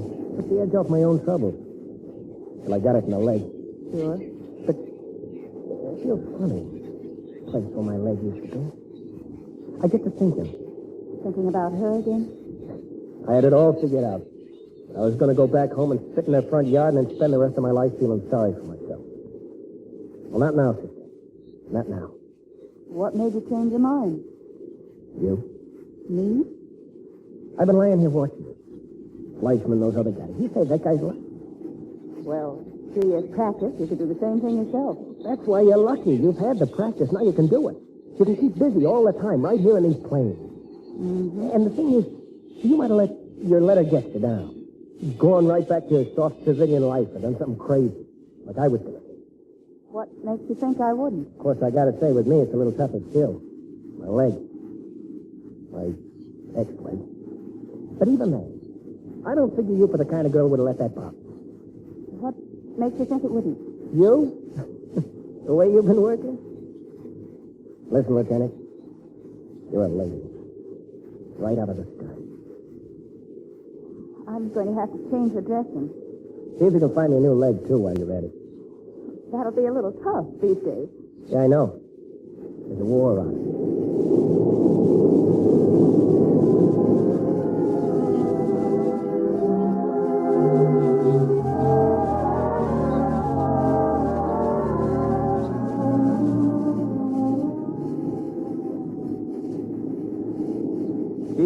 Yes?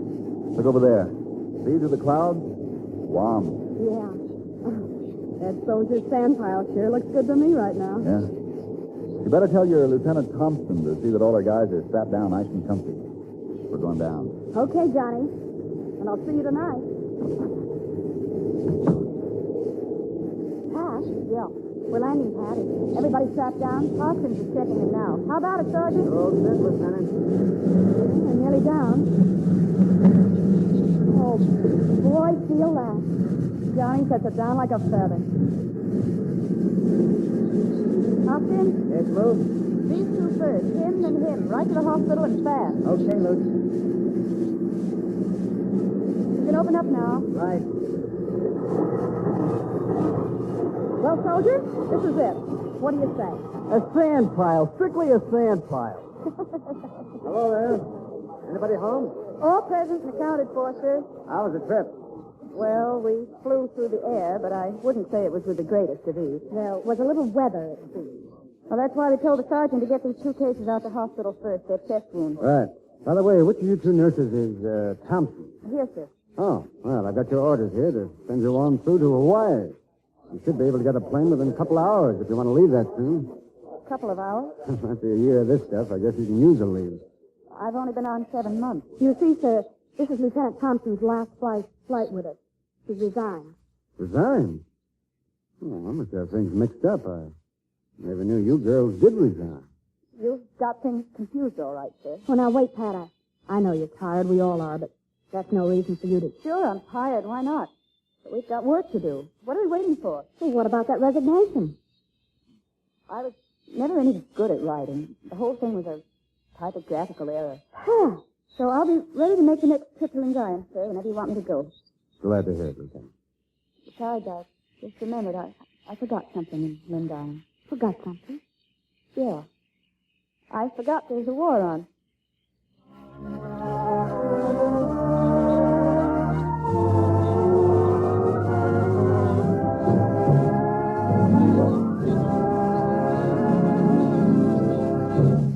Our thanks to you, Marcia Hunt, and Marjorie Reynolds, and to all the other members of tonight's DuPont Cavalcade.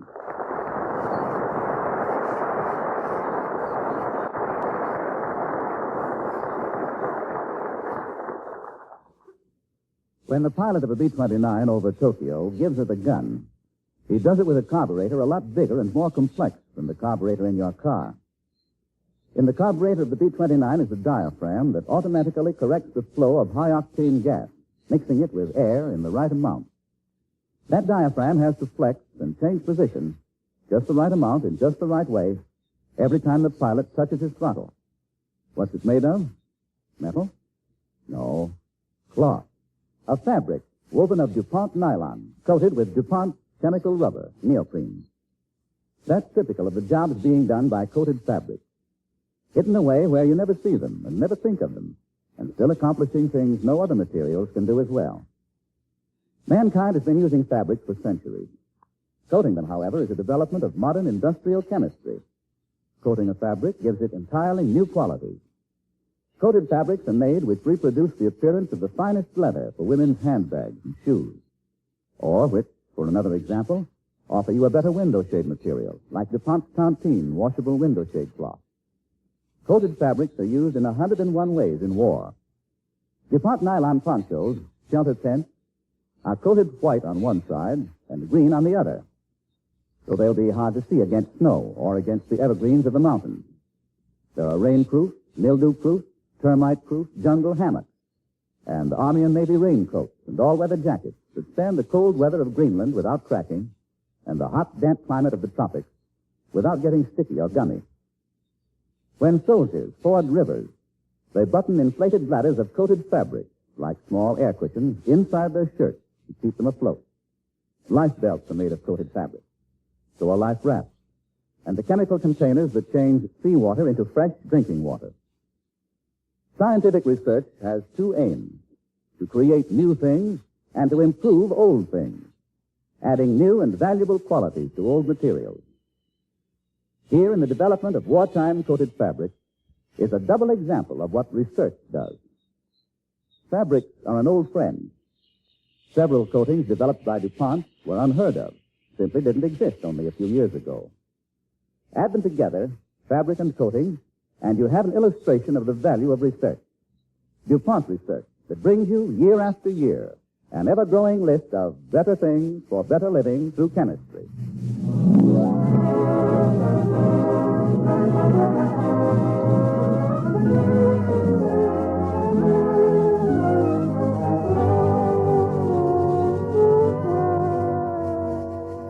During the month of March, throughout America, the Red Cross will conduct its 1945 War Fund campaign, and as a salute to the great work of the Red Cross, we will present on the DuPont Cavalcade a very warm and sincere tribute, a play called Bernadine, I Love You, a story of one of the little-known but tender and human services of the Red Cross.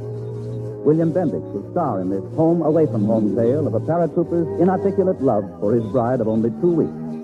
Listen next week when we will present William Bendix in Bernadine, I Love You, on the DuPont Cavalcade.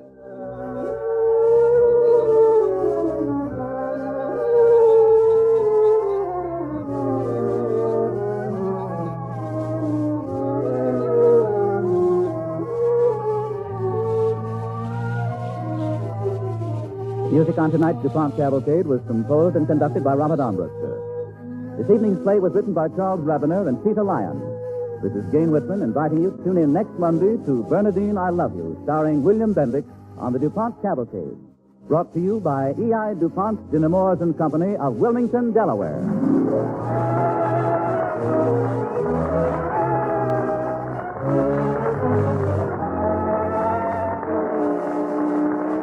This is the National Broadcasting Company.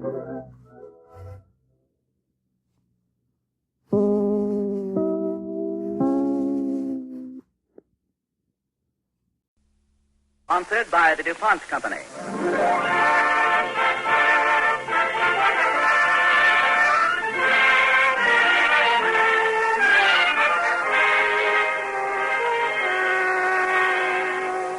Tonight, William Bendix stars in a heartwarming drama of a soldier with a problem. Bernadine, I Love You, on the Cavalcade of America, sponsored by the DuPont Company, maker of better things for better living through chemistry. Better things that include DuPont nylon, DuPont cellophane, DuPont plastic.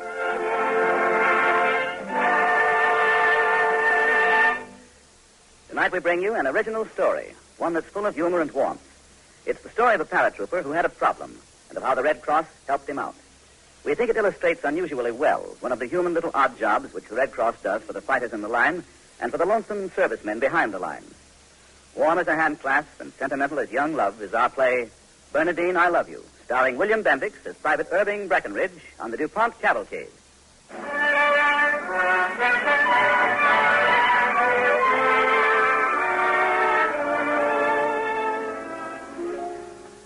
I'm a paratrooper. Paratroopers are a tough, hard-boiled lot, believe me. They have to be. That's part of their equipment, just as much as their boots and guns and parachutes. But in second squad of my platoon, there's a boy who doesn't seem to be that way at all. Tough, yes, when it comes to fighting. But this boy, Irving Breckenridge, has something about him, a friendliness, that makes him seem sometimes soft. He's a fellow people like to be around, warm up to, like a big, glowing, pot-bellied stove in the middle of the room. And yet he's the best fighting man in the outfit. I'm Irving's lieutenant.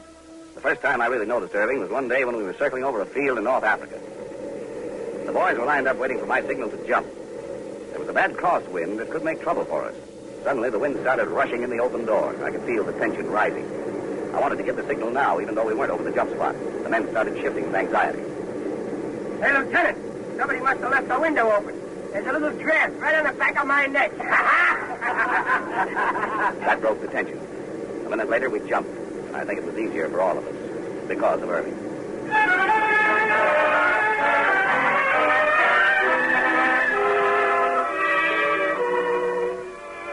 Well, that was Irving in North Africa. 2 nights later, we made that first terrible jump into Sicily. We fought 3 days all around the clock. And then it was quiet. We were resting in a barn.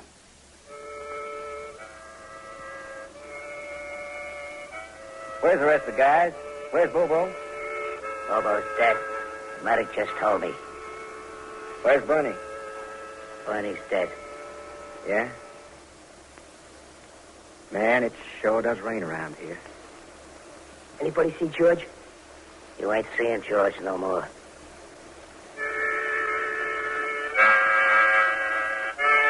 Listen, Irvin, if you don't want to play nothing, what do you keep that thing in your mouth for? As long as I'm breathing, I might as well get some sweet noise. They got George, huh? I said it tonight. George was all right, he was. Best friend I had in the whole army. Gonna miss that boy. Hey, look, will you kill that thing? Nobody feels left.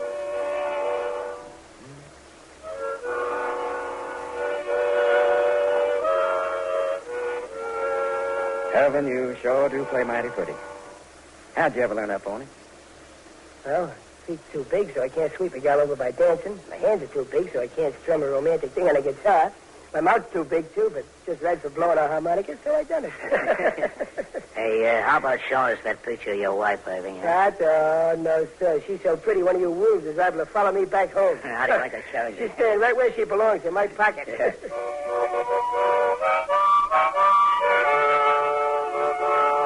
Look at that rain. Doggone, it sure does rain around here.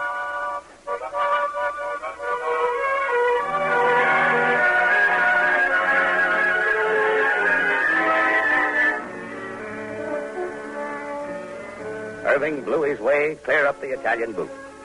No matter how tough it got, he was as good-natured and comfortable to be with as a St. Bernard dog. Being his lieutenant, I was as familiar with him as the men were, until a night in England. I was writing a letter in my barracks when he knocked and came in.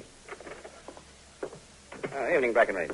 What's on your mind? Well, I'd been wanting to ask you a favor, sir, an out-and-out favor. Sit down. Thanks, sir. I'm in a quandary, Lieutenant. About what? Well, as you probably heard after me shooting my mouth off about it so many times, I got a very beautiful wife. She's so beautiful that I wake up at night sometimes. I can't believe it. She's just... Yeah, I heard. What's your trouble? Well, I want to write her a letter. You see, George got killed in Sicily, and George used to write my letters for me. Oh? Yeah, you see, I can't write, can't spell nothing. Can't write? Well, my fingers are as big as rake handles, and my writing ain't... Well, it's like some old chicken wrote it, so when George, he died, well, sir, there went my handwriting. Does she think you were writing the letter she got? Yeah, she does. She's a very high-class gal. Her father, he owns the big service station down home, and George, he had a high-class handwriting. And Yeah, well, I write letters for you. She'll notice the difference. Oh, no, sir, your writing is pretty much like George's. Anyway, I could tell her I sprained my finger, so my writing changed a little. So, could I dictate a letter to you? I brought a paper and pen. Yeah. All right, give it here. What's her name? Well, start off, Dear Bernadine. Dear Bernadine. Well, is that all? Huh? Don't you want to say my dear Bernadine or something more? Like darling or... Well, that was the way George always started it off, so we better keep it that way. All right. What next? Well, dear Bernadine, as I was telling you before, I'm now in Merry England, and it sure isn't nothing like home. They say the people here talk the same language as us, but I can tell you it's strictly baloney. They all sound like they had colds in their heads, which may be the case with the climate they got, which is nothing to write home about. How much is that, sir? About half a page. Well, finish up like this. In case you've been wondering, I'm still healthy as a hog and still getting a big bang out of all this foreign travel. As they say, it's broadening. Well, take care of yourself and don't let anyone give you no wooden nickels. Yours truly, Irving. That all? Well, sure, I guess that's all. Well, don't you want to tell her you love her? Oh, no, I couldn't say that. Why not? You do love her, don't you? Oh, sure, but I can't say nothing so personal. I mean, I just can't with a total stranger sitting right alongside of me. All right, then I'll put it in, and you don't have to say it to me at all. Oh, no, sir. Don't put it in, please. You see, well, she's liable to find out someday that I dictated these letters, and she's going to get awful stewed up if I write a personal thing like, I love you, with a stranger listening. I don't know you well enough, Lieutenant.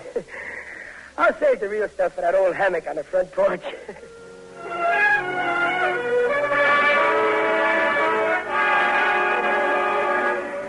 Men, I want you to know this will be the toughest, biggest job in the history of this division. I can't tell you when we're taking off, but we're beginning today a period of hard training for that job. All furloughs are canceled. Your first exercise will be a 40-mile march with a full pack over hilly country. All right, check your packs. We start in 10 minutes. Fall out.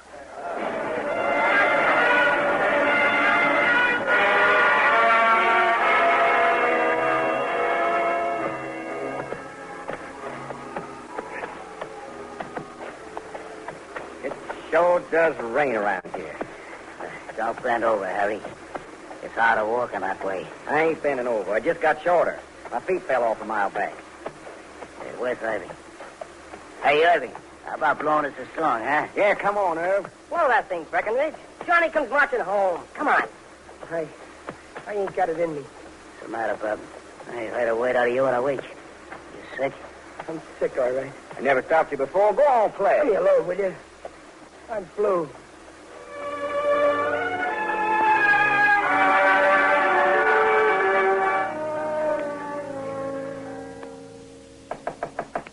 Come. Well, Breckenridge, I was wondering when you'd come around again with that fountain pen. Sit down. Well, I just come in to apologize, Lieutenant. Well, what for? For not having you write my letters anymore. I didn't want you to feel that I was dissatisfied with the way you did them. I come to thank you for everything. That's all right. Where's your stationery? I'm not writing any more letters. Why? What happened? Well, sir, do you know anything about that Red Cross fellow that's got his office over at E-Barracks? Yeah, he seems nice enough.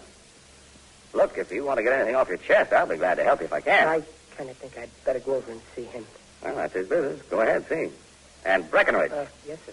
Whatever it is, I wish you'd get your mind off of it. You've been acting pretty sloppy lately. We're going into a big job, and I want you to have your wits about you. You seem a million miles away. Oh, yes, sir. I'll go and see the man. You're right, sir. I'm getting terribly forgetful.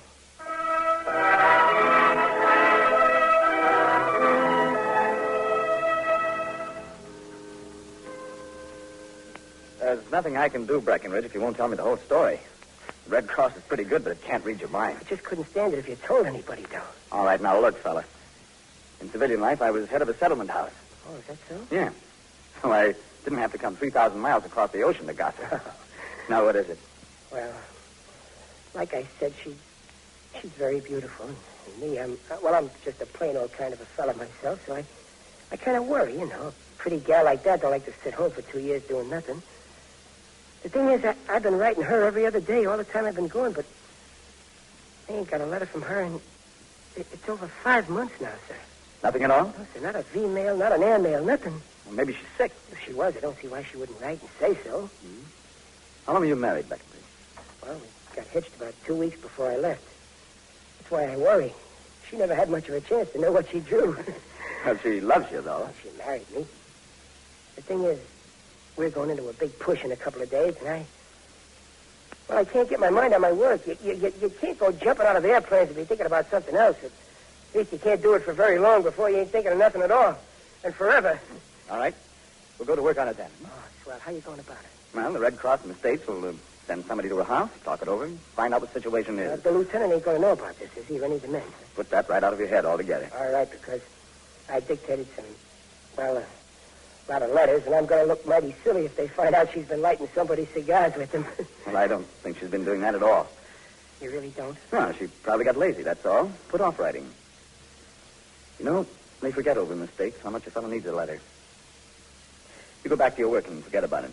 I'll have some news for you as fast as I can, and I'll lay you a bet it's good news. Oh, man, you do encourage me. You really do. Oh, here, I ain't showed this to anybody, but you look like a nice fella, and I'm going to show it to you. Look at that picture. Ain't that the prettiest gal you ever saw?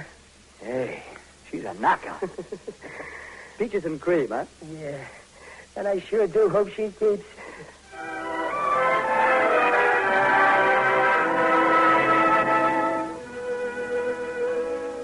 You're listening to William Bendix as Private Irving Breckenridge in Bernadine, I Love You on the Cavalcade of America, sponsored by the DuPont Company of Wilmington, Delaware.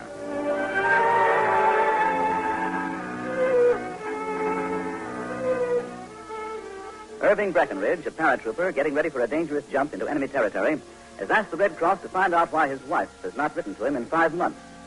As our play continues, the instructor is briefing his men in preparation for their jump into Germany. All right now, everybody. The German for what is the route to Cologne is Wie komme ich nach Köln? Repeat it now. Wie komme ich nach Köln? Ah, that's pretty good. Wie komme ich nach Köln? All right. I'm going to call on you now. You over there, Breckenridge. Come on, get up, Irving. It's you.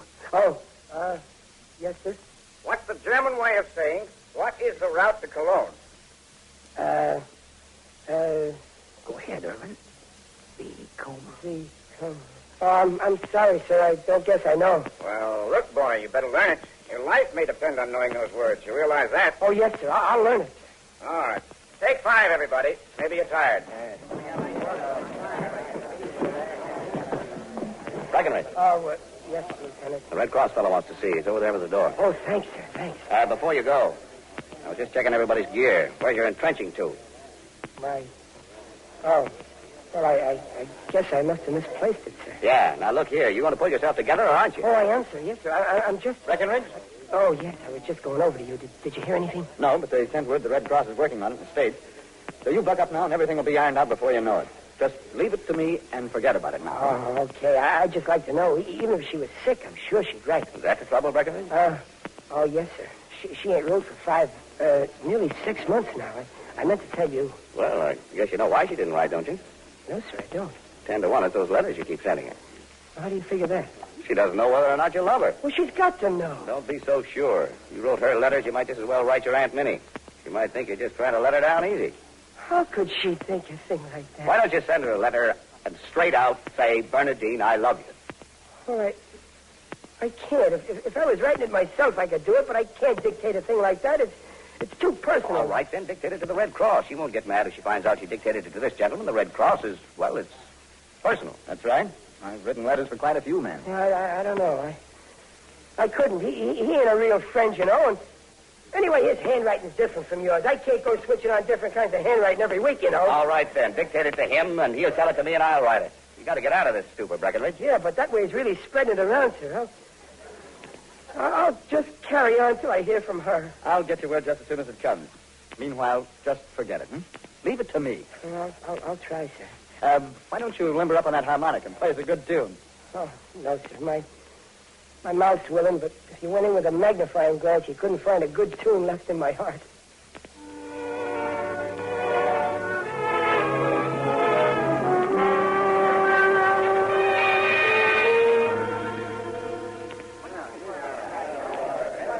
Breckenridge?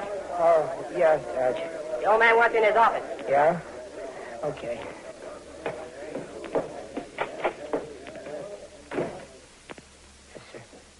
This your parachute, Breckenridge? Why, I guess it is at that, sir. You tired of living? Oh, I'm terribly sorry, sir. I'll repack it. I guess I wasn't... Oh, I guess you weren't. If you'd jumped through this chute, you'd have been dead. I don't think I'm letting out a secret if I tell you we're flying for Germany in a few hours. How long do you think you're going to last with a job like this? Well, I can't help it, sir. I got a letter this morning. That's all? What'd you say? She wants a divorce. Oh. I can't hold myself together, sir. Well, come on. No, I don't know what I'm fighting for if I can't come back to her. I swear she's just everything I ever had in the world. Look, go into the orderly room. There's somebody there waiting to see you. Waiting? Please, sir, I don't want to leave the outfit. I'll be all right. I just... Go ahead in. Yes, sir. Oh, it's you, sir. Yes. Sit down, Breckenridge. I guess the Red Cross better forget about old Breckenridge, sir. Just got a letter this morning. I know. I got a report on it. Now, look here, boy. You're going into action tomorrow night, and I want you to be there pitching heart and soul. Now, forget about this. I'm awful bad at forgetting a thing like that, sir, but I'm trying. Trying so hard I can't think of nothing else. Why don't you give me a chance? Just leave it all to us, because we haven't given up. We've got somebody at her house talking the thing over with her. Oh, I don't guess talking's going to do much good, sir. Well, I've known it to work. No, she just got sick and tired of hanging around waiting her. Or how do I know? Maybe she didn't do much hanging around at all. Now, wait a minute. Oh, that's all right. Just call it off, will you? That's all the good she was, and maybe it don't matter what she does with herself or what I do with myself. Just let it Now, fade. cut that out. That's all right. Just Don't listen to me a minute. You're busy out here. But all she's done since you left is sit around waiting for you. She doesn't understand the meaning of the war. Well, I guess she doesn't. But we're trying to explain a few things to her. Now, when you get up there tomorrow night, you're going to think about your business and leave everything else to me. You got that? Well, I'll sure try, sir. I'll be jumping with the 2nd Battalion, so if I get any news, I'll try to find you. Okay, sir. I'm much obliged to you, but I'm afraid old Breckenridge is going to be the biggest failure the Red Cross ever had.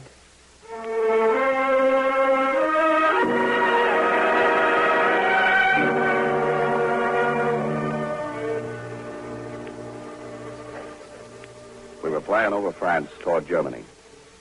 There was no moon. Big shoulders of clouds, a dark, dark night. It was 2 o'clock with the radium face of my watch. I looked down the length of the plane. The 2 rows of men on either side of the plane were asleep. They were so bundled up front and back they looked like dwarfs. One of them moved. I looked closer. It was Breckenridge, the only one on the plane awake. I walked over to him, bracing myself on the overhead cable that runs the length of the plane. You still got your mind on her, Breckenridge? I can't help it. Don't worry about me, sir. I can't worry about you anymore. You're on your own now, so snap out of it. All right, right side, on your feet, right side. All right, now, hook up to the cable. Snap it now. Look 'em over. Careful. Careful now. Call out by numbers. Number 12, okay. Number 11, okay. And okay. Each man inspected the track with the man ahead. They took the ripcord of their chute to the overhead cable, so when they jumped, the chutes would open automatically. Irving was in the middle of the line, so I couldn't see him. We're hitting Germany now, so think. Think. All right, open the door, Murray. Right, sir. Okay. Step up. You're thinking now. You're thinking. Step up. The lead man gripped both sides of the open doorway. I studied my watch and looked out, but it was dark out there. Pitch dark. I grabbed the leg of the lead man. All right, go! Next. Go! Next. Go! Next. Go! Next. Wait a minute, sir, wait! The other guy's line hooked up, sir. Who? Breckenridge, you big fool, you hooked that line. You're trying to kill yourself? Yes. All right, now. Go! Back. Go! Back. Go!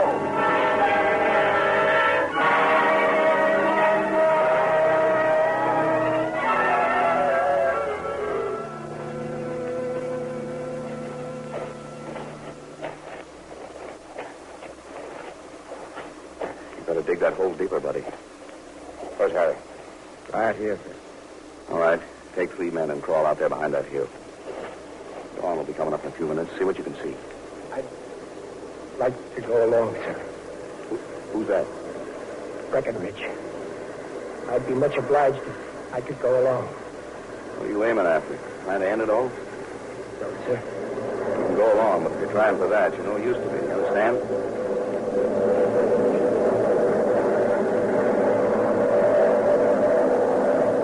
There's the 2nd Battalion coming over, sir. Yeah, we're so slow, they'll be jumping right on the top of us. All right, Harry, get moving. Right, let's go, Orvin. Boy, it sure does rain around. Wait a minute. Lieutenant, can we wait just 1 minute? You better stay behind, Breckenridge. Get somebody to take his place, Harry. I'm the best scout in this outfit, sir. You're no good to me, boy. I want a man to go out there and try to get back with some information. I'll come back, sir. I'll rip her out of my mind. I'm trying to. I don't know. You better get somebody else, Harry. Yes, Lieutenant Burrows. Oh, Lieutenant. So the Red Cross jumps to the 2nd Battalion now, huh? I'm looking for... Oh, here he is. I got a message from the States for you, Irving. Me? Yeah, here it is. It's too dark for you to read, but it's from our office, and it's about your wife. My wife? Yeah. She says it's all a misunderstanding. Send you her love. And there are letters on the way. How could she misunderstand me? I don't get it. Well, it's just like I said. You wrote her all those letters, but she didn't know where she stood. Well, Yeah. well, you know. All right, team up with Harry now and get going. Yes, sir. Thanks, sir. Just let me... Look, mister, can I send a message back? Oh, what do you want to say? Hurry up. Well, just say, Dear Bernadine. I guess that's enough. Just say, Dear Bernadine, I love you. Dear Bernadine, I love you. Yeah. I guess she won't mind if it's only the Red Cross listening. Irvin, let's go. Yeah, okay, Harry. So long, mister. Thanks. Thanks a lot. Say, Harry. Harry, you know something? What?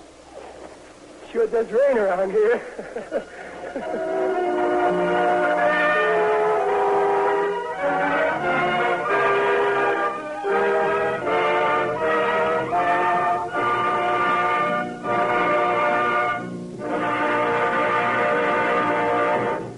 Our thanks to you, William Bendix, and to all the other members of tonight's DuPont Cavalcade cast.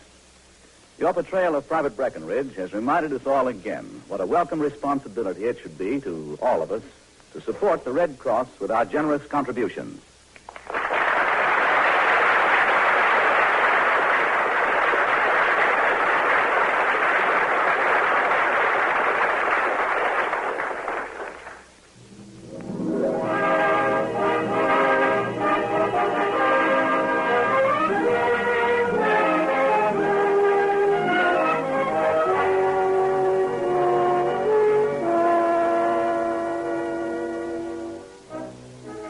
Next week on the DuPont Cavalcade, we bring you the story of how simple faith and poetic imagination stirred 7 sturdy brothers to persevere until they had encompassed the last and one of the richest of America's natural frontiers. Our play next week is called The 7 Iron Men. For these 7 men who bore the name of merit were the men who discovered a mountain of virtually pure iron up in northern Minnesota's Mesabi mountain range. Walter Brennan and Richard Hawk will be on hand as our stars. Be with us next week to hear these 2 fine actors in The 7 Iron Men.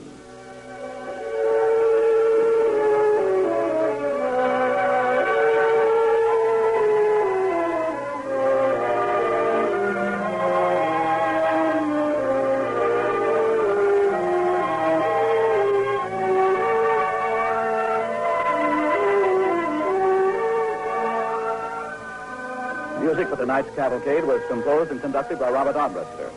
Our play was written by Arthur Miller and was based on material supplied by the American Red Cross. This is Gain Whitman inviting you to listen next week to The 7 Iron Men, starring Walter Brennan and Richard Hawk, on the Cavalcade of America, brought to you by the DuPont Company of Wilmington, Delaware.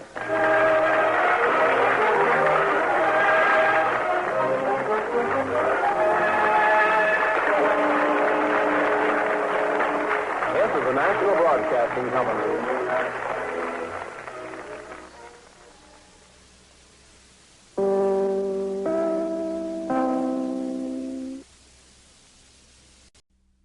The Cavalcade of America, sponsored by the DuPont Company.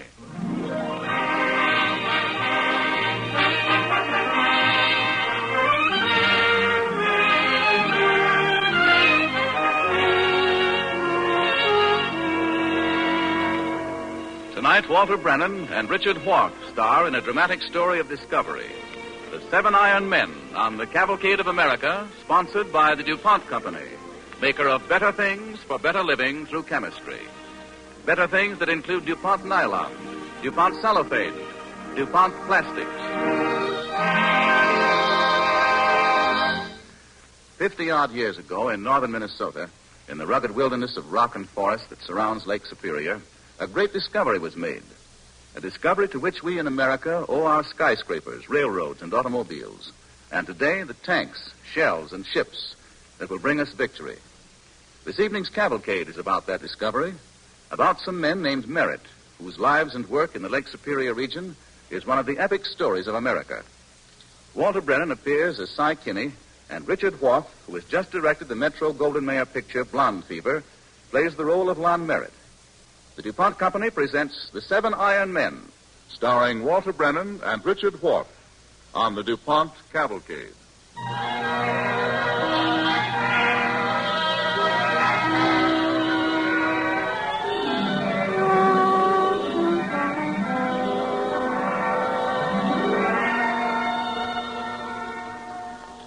My name is Cy Kinney, and I'm an old timber cruiser from Minnesota. Lived in the Northwest all my life. Well, tonight's an important night up our way because the St. Paul Association is having a meeting to take stock of what Minnesota was, is, and is going to be. They're unveiling a big picture all about the Northwest, and they're listening to facts and figures brought in by experts. Experts on Minnesota food and iron ore and timber. But you know, there's some guests at this meeting most of the others can't see. But I can. I can see Indian fighters, pathfinders, French voyageurs, traders, all the men and women who built the Northwest. And there are the Merritt brothers and their sons that we used to call the Iron Men. Say, I want to tell you a story about these Merritt brothers, how they came up to this wilderness nearly 100 years ago and how they found... Well, that's the story. In 1856, this was a wilderness, all right.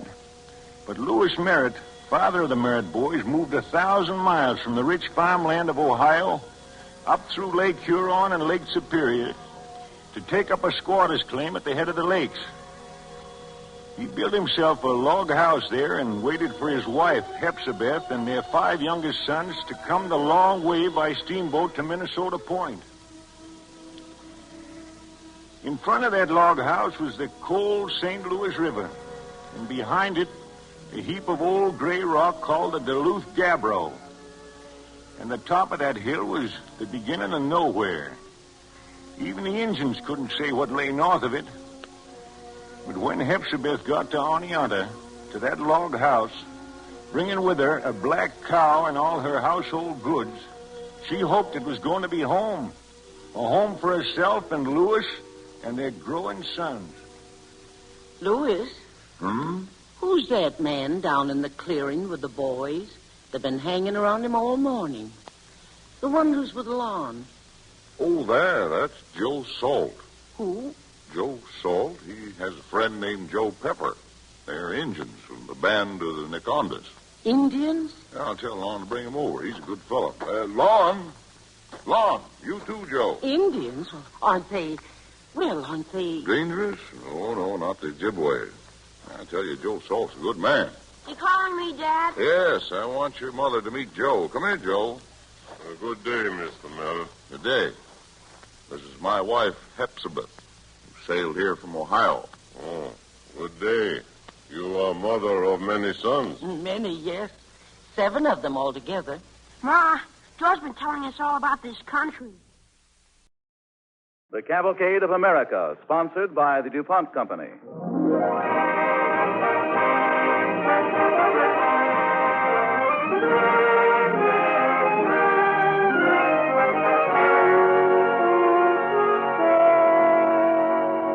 Tonight, Burgess Meredith stars in a story of men and women ships of the Amphibious Command.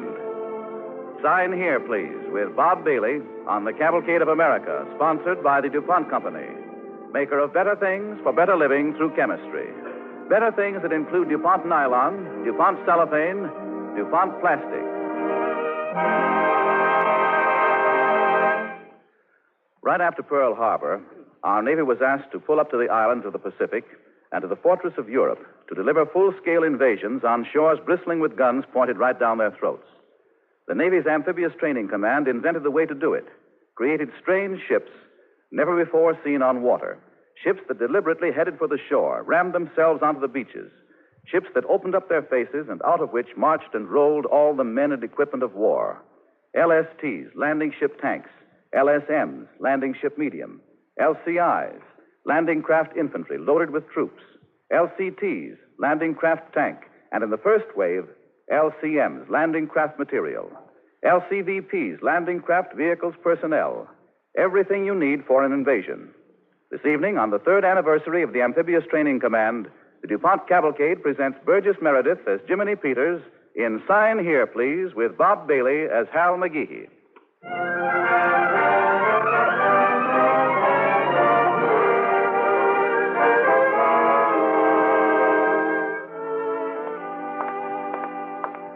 Here's one of our men now. We pick him up in a rather unexpected place, Butternut, Nebraska. His name is Hal McGehee. He got home 2 hours ago. He's seen the family, fed his dog, and now he's going to see his girl. Hey, Hal. But it's not so easy for a fellow like Hal to walk across his hometown without somebody trying to stop him. Hal McGee. Oh, why, hello, Mr. Bayers. Glad to see you, Hal. Saw you passing the office. Glad I caught you. Tomorrow morning's Thursday. Got to print the paper. Now, how about a quick little interview? Well, look, Mr. Bayers, I was just Now, going over... Won't take a minute. Just step into the office. Got to print the news, you know. Hey, you're looking fine. Had any bad experiences? There we are. Now, sit down. Now, tell me, what's the worst thing that happened to you? Is that what you want? The worst? Sure. Jiminy Peters. Huh? That's the worst, Jiminy Peters. Hey, look, I gotta go, Mr. Bayers. Now, wait a minute now. Who is this Jiminy Peters? Well, he's nobody, just a guy. Well, I can't write about him. You tell me about you, Hal. Oh, but gosh, Mr. Come Bayers, on now. Begin at the beginning. Well, that's not a very good place to begin, I can tell you that. It was so disappointing. That's when we first saw our ship. That's when we first met him, Jiminy Peters. We just got to the Philadelphia Navy Yard. In those days, in 42, they didn't have much time. You got out of boot camp, and then you swam through the mud at that training camp in Virginia, and then they sent you right to your ship. Well, I never saw many ships sailing around Nebraska, but I'd seen pictures, and I thought I knew what a ship ought to look like.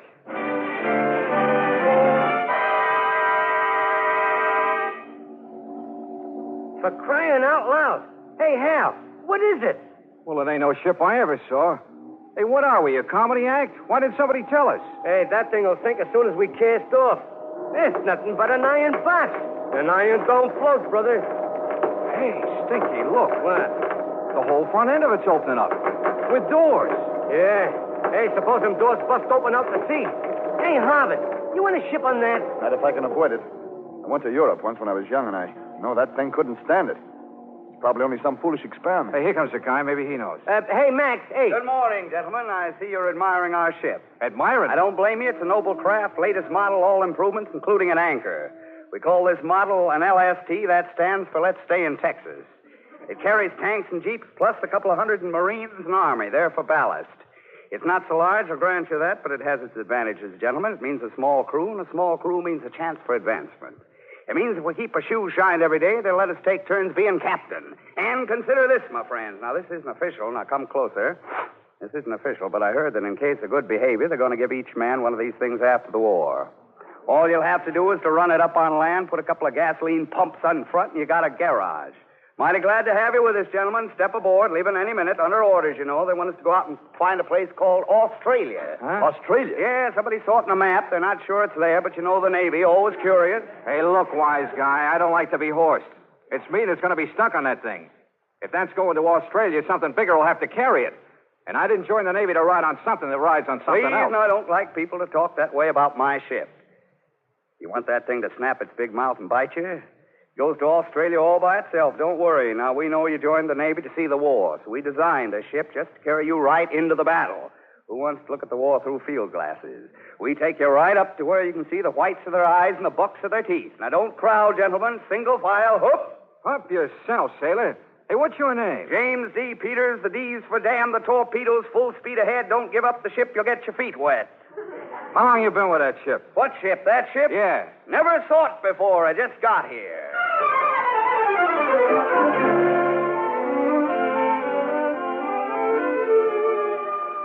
Well, that'll give you a sample of what we was up against. And that was just the beginning. We couldn't get away from that guy. But we cast off, left Philadelphia, went around Florida, through the canal, stopped just long enough to say goodbye to San Diego. And believe me, it wasn't any excursion. I remember about a month later, in the middle of the Pacific, we was fighting a terrific storm. Stinky, what you doing? I'm making my will. Time, ain't it? Except I can't think of nothing I got to will. Well, I don't up. I'm scared myself, except I know you fellas will all start lying and say you wasn't. Well, I'm scared. Don't be a trip, Harvard. Well, you can pretend, but I was raised to be honest. Well, if the Navy isn't going to get us there, why don't we go back? Close that hatch.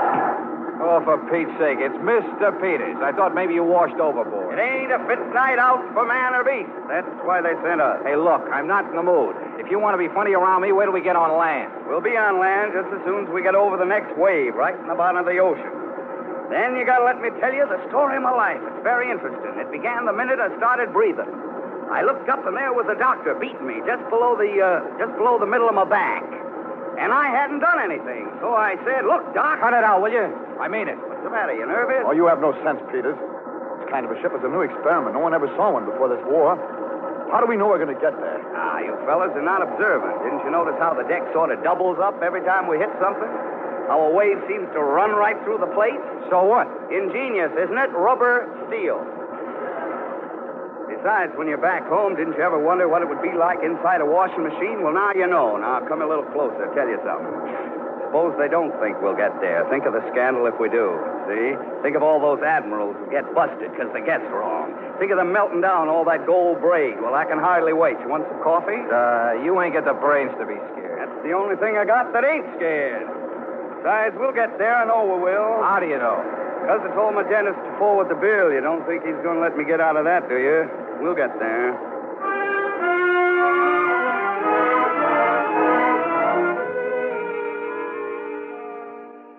Well, we got there.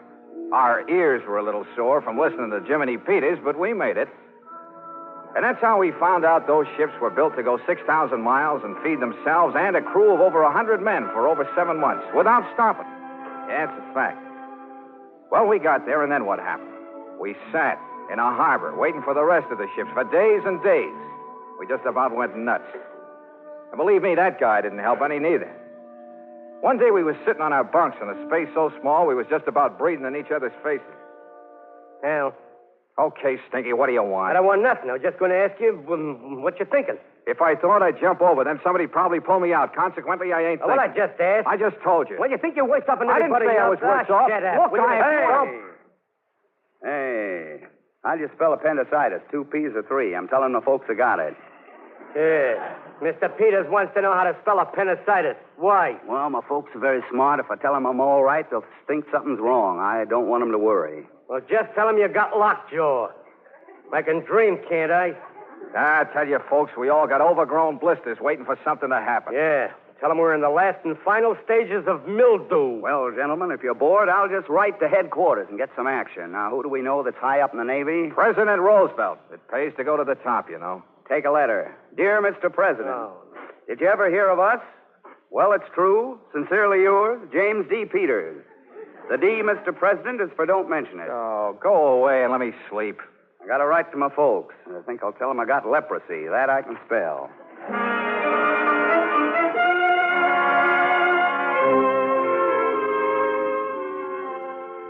You see what I mean? You see how a guy like that can get on your nerves? Not just when we were sitting around, because pretty soon we was wishing we could sit. They had us practicing beachings from morning to night. Stinky and Jimmy Peters and I had charge of the bow gun. Stinky loaded, Jimmy trained it, and I was the guy that fired it. But just because Jiminy Peters aimed that gun, he thought he was running the whole ship. One day, he even started briefing the whole crew. Now, gentlemen, listen to me. It's all very simple. Okay, Captain. Very good. Now, on the first trip, if any man makes a mistake, I don't want him to feel bad. No, don't take it too serious. It's just a war. If anybody has any trouble, we'll just turn around, start over till we get it right. I don't believe in asking my men to do anything I wouldn't do myself. And if I could swim from here to California, I wouldn't do this myself. Now, please bear in mind, gentlemen, now when making a landing, the most important thing is not to bump when you hit the beach. Hey, Jimmy. Take it very easy, otherwise you're going to spill somebody's coffee right in his saucer. Hey, Jimmy, the captain. And I don't want any coffee wasted on this ship, you understand? Not while I'm the captain. No, sir. Just sail round till you find some nice soft sand. What's going on here, Peters? How do you do, Captain? Beg your pardon, sir. I was talking, sir, a little, sir. It almost sounded like beaching instructions. Crew seems quite interested, too. Nice to know you remember all those lectures, Peters. Carry on. Me, sir? Carry on. Well, yes, sir. Me, sir? We'll assemble before dawn, gentlemen, outside the enemy harbor. In the dark, each ship will assume its position. At each hour, the first wave will go in. Each ship must follow its prescribed lane, must hit the beach at the exact spot designated, must arrive in the minute, not 1 minute before or 1 minute after. Well, one must unload instantly, and at the signal must retract, pull away from the beach, return onto its own lanes so as not to interfere with the incoming traffic. All right. We'll try that, Peters. What, sir? Just as you've outlined it, Peters. All hands, man your beaching stations. Oh, Jimmy, somebody ought to beat your head in. Can I help it if the captain wants to learn?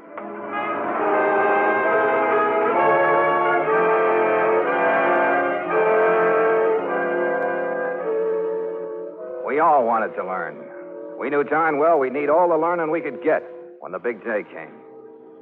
Then, after weeks of practicing, we was all set for the real thing, a landing on a Jap-held island. Our LST was supposed to take in both men and equipment, so the first step was to get the boat loaded. Stinky and Jimmy and me and some of the others stood up near the bow gun, where we could watch the tanks roll on deck.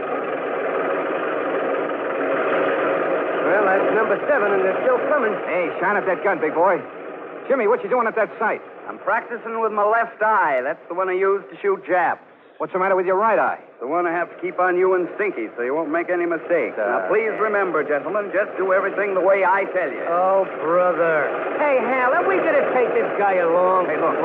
That's the last tank. How many we got aboard? 10. Then we got jeeps and 150 troops. And don't forget, they got all their mortars and stuff, too. Oh, this is it, brother. This is it. Personally, I don't find it very exciting. What's the matter with you? Oh, it's too much like the movies that I've seen. I don't like these war stories. I prefer the kind of scene where the big financier finds out he's down to his last $20 million. You know, he reaches in the drawer, he pulls out a gun, puts it up to his head, and, you know, the kind of situation where you feel somebody's going to get hurt. Feeling the way I do about you, sweetheart, that's just the kind of situation this is right this minute. Hey, wait a minute. Look, guys. They're closing her up. Well, here we go, securing the bow doors now. To the end of the line.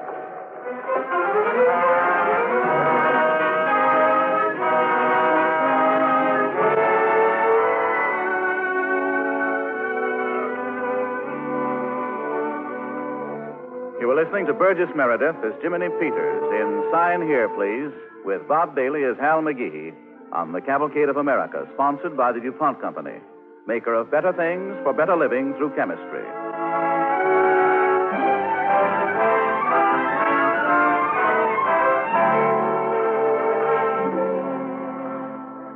As we continue with our story, there is tense excitement among the crew of an LST on duty somewhere in the Pacific.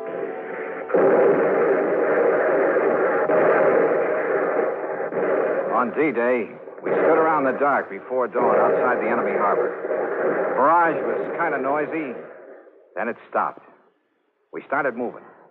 There were ships as far as you could see. LSTs, LCIs, LCTs, LCMs, landing ships full of everything there is in a war about. But even so, while we stood there beside the bow gun, it all seemed kind of quiet. Like everything was keeping its voice down. Hey, Hal. Do you think there's any Japs left over there? Well, we ain't got long to find out. Where's Jimmy? He's got his left eye on the sight. And then the sergeant will lead you in, sir. Hey, listen. That army captain is talking to those troops again. Remember, if this ship gets stuck on the sandbar or hits a mine, we wade ashore. You got that? Yes, sir. If they don't get our equipment in, we'll fight anyhow. We know there are pillboxes on this beach. If the barrage hasn't got them, those Japs will be raiding the ship and trying to knock off the crew so we don't get the doors open. Now, if they don't get the doors open, here's what you've got. What's he mean if we don't get the doors open? Does he think we forgot the combination? Worst comes to worst, I'll tear 'em open with my bare hands. Are you still talking? I'm full of resentment. And that ain't all, you big bag of wind. You know, you remind me of my old man. You know, the day before I left, my old man said to me, he says, James D., he says that D stands for don't come back unless you're a hero. Now, he says to me, your great-grandfather was in the Civil War and he died of dysentery. Your grandfather was in the Spanish-American War. He died in a barber chair in Cincinnati. So it's up to you, son. Hey! What's the matter? Right over there, between those two stumps. You see that white rock? You see that? Well, right beside that, there's something moving. Isn't there? Yeah, you're right. Sure. Gun 41 to bridge. Bridge. Aye. Suspicious movement on beach. Bearing 005 near White Rock. Permission to open fire. Gun 41. Commence firing.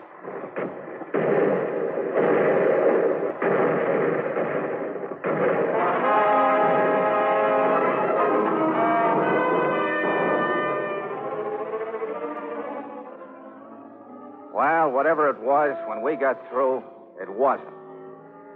And even though this was our first trip, we rammed that ship in right to the inch where she was supposed to be. She was unloaded in 30 minutes. Nobody got nervous. Well, not too nervous. We made 4 trips that day.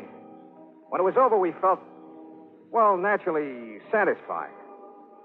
But after that, we got used to it. The same thing over and over. Prince Charmant, Cape Gloucester, Sidor, Hollandia, Saipan, Wadki. There was no story, especially. Of course, by this time, we had some new faces to take the place of Harvard and some of the others. But Jiminy Peters kept right on talking, even when we got stuck. Oh, yeah, I almost forgot. That's when we got the load of natives. And that's when that guy, Jimmy, really did something. What kind of a thing is this, anyhow? The tide plays tricks on us, we get stuck. We sit here for 24 hours, get pasted by the Jap plane, and now they load us up with natives yet. Yeah, planes came over yesterday and dropped leaflets telling those people to get up in the hills. Yeah. But they were so anxious to see us, they just hid in the bushes. Now we got to get them out of the way. Hey, where are we going to take them to? Hoboken? Hey, look at that old guy. I'll bet he's 150 if he's a... Who did that? That woman over there, that girl. Jimmy's talking to her. Come on, let's go over, Stinky. That guy makes even the foreigners scream. Hey, look, wait a minute. He's picking her up in his arms. Hey, Jimmy, leave her alone. No trouble, boys, no trouble. Hey, put her down, you dope. Here comes the captain. What's going on, Peters? A woman, sir. It's an interesting condition, sir. I think pretty soon it's going to get even more interesting. What do you mean? Well, near as I can make out, sir, she's going to have a baby. Is that all? Yes, sir. Well, come on. Let's take her into the wardroom. Try to make her comfortable. Captain. Yes, what is it? Message coming in, sir. Officer of the deck wants you on the bridge. Carry on, Peters. I'll be right back. Yes, sir. Hey, Hal, open the door, will you? Remember, I'm carrying 2 these days. Well, what are we going to do? Well, put her on the table. Mother. Well, get the pharmacist, mate, will you? Jimmy, 2 of them are wounded, and the other one is... All right, lady. What can I do for you? Yeah, what can I? Oh, we can't just stand here, Jimmy. Okay, let's do something. Do you know what to do? Well, I lived on a farm once, but all we had was tractors. Let's go from that medicine cabinet, will you? Hurry up. What are you going to do? Well, I don't know, but I'd feel better if that medicine cabinet is open. Okay. Oh, Mother. Yeah, lady, I know. At least I can imagine. Don't you worry, lady. We're here. I got the lock off. Oh, lady, now, lady, don't be nervous. No, we all have to go through this sometime. I know you don't understand, but you try to, will you? Look, we're your friends. See, friends. Huh? That's right. Take it easy, lady. You take it easy. That's a good girl. Sure. Here, take this. That's right. Just take a whiff of this nice, clean ether. That's right. Might even have to take a swig myself. That's right. This ether lady came all the way from the United States just in case we had a baby. That's right. That's a nice girl. Sure, you understand.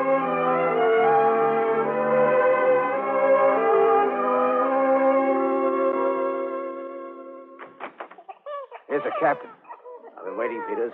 Is everything all right? Yes, sir. I'm a father, sir. What is it? A boy? In my family, sir, we prefer it that way.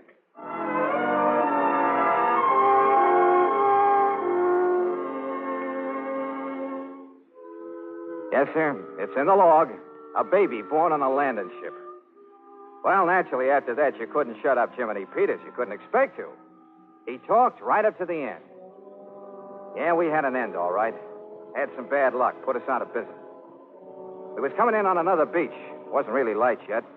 We had a load of tanks, and the decks was full of gasoline drums. We hit a mine. Next thing I knew, we all seemed to be in the water. Hey, Lego. Hey, Lego. Lego, my hair. Your head up, you big dumb Nebraska cluck. You can't live underwater. You still here? I might have known with all that hot air you'd never sink. Thank you. You're so good to me since the baby came. Hey, let's get out of here. There's a fire in the water. Hey, Jimmy. Jimmy, where are you? Here. Well, get moving. Go ahead. What you staying there for, you fool? Waiting for a streetcar. Hey, you hurt? Why don't you say so? Grab my shoulder. Come on, grab this barrel. Oh, the barrel won't hold us both. So, pipe down. Ah, if you don't mind. Don't use that word down. Right now, it's in very bad taste.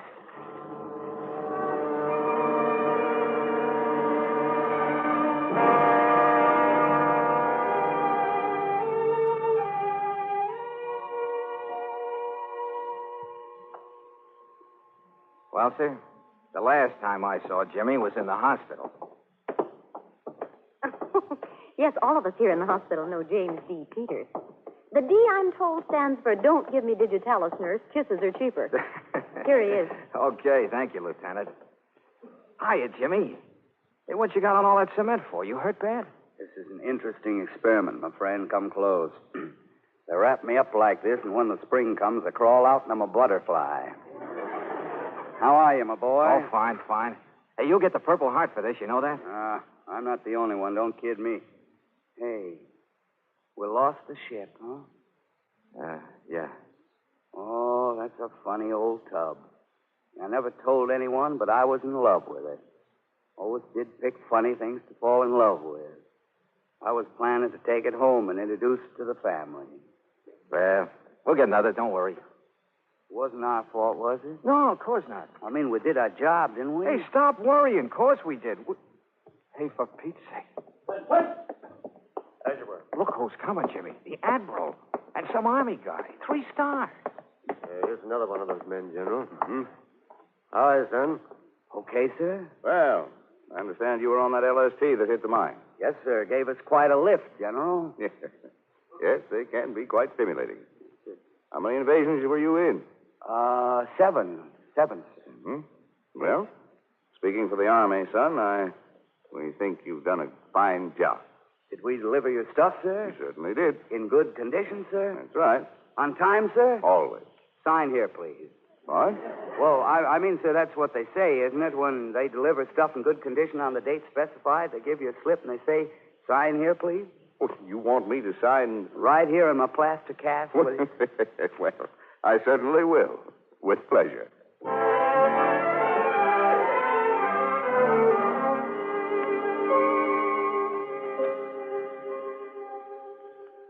Well, Mr. Bayers, that's all that happened, I guess. But Hal, what am I going to say in the paper about you? Well, that's what I tried to tell you, Mr. Bayers. I guess you want some kind of a hero story, but that's all there was to it. We just did our job, that's all. That's what war is really like. Your job and fellas like Jiminy Peters and... Well, that's all. Yeah, I see what you mean. But I think I can get an article out of it, Hal. Yes, sir, I think so. Uh-huh. Well, nice to see you, Mr. Bayers. Where are you going? Why, I heard Carol Sand was still living here. So I heard. Yeah, she is. Heard she was still pretty. Yes, indeed. Uh-huh. Well, this is one invasion where I'm plenty nervous.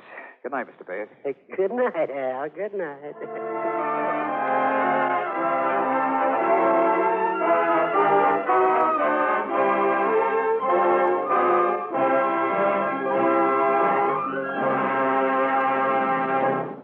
Our thanks to you, Burgess Meredith, and Bob Bailey, and to all the other members of tonight's DuPont Cavalcade cast.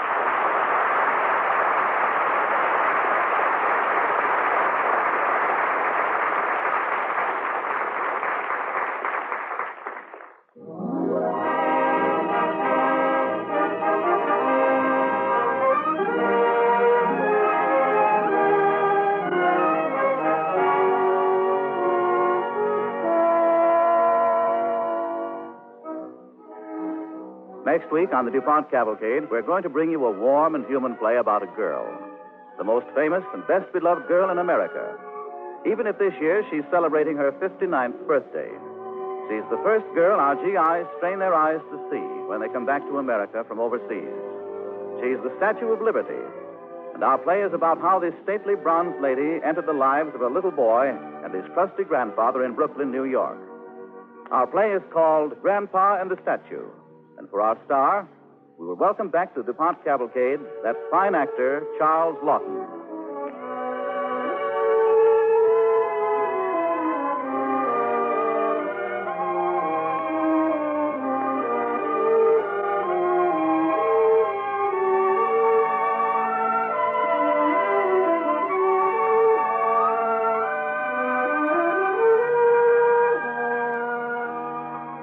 Music for tonight's DuPont Cavalcade was composed and conducted by Robert Armbruster.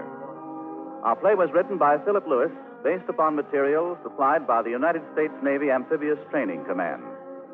This is Gain Whitman inviting you to listen next week to Grandpa and the Statue, starring Charles Lawton on the Cavalcade of America, brought to you by the DuPont Company of Wilmington, Delaware.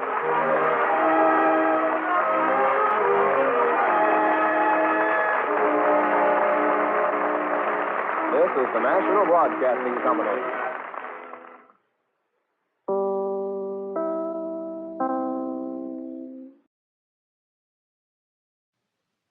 The Cavalcade of America, sponsored by the DuPont Company.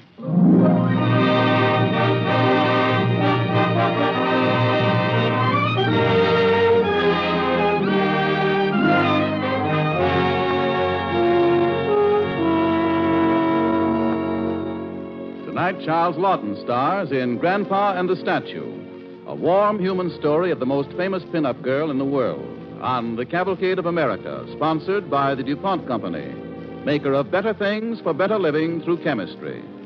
Better things that include DuPont nylon, DuPont cellophane, DuPont plastics. The soldiers coming back from overseas strain their eyes through the mists of New York Harbor. And then their eyes light up when they see her. She's a handsome, statuesque lady whose figure is still beautiful, although this year she is celebrating her 59th birthday. She's the Statue of Liberty, and tonight's cavalcade play is written about her and a crusty old gent from Brooklyn named Monahan, who learned to love her. Charles Lawton is our star tonight in another of the roles that have made him one of our favorites. The DuPont Cavalcade presents Charles Lawton as Monahan in Grandpa and the Statue.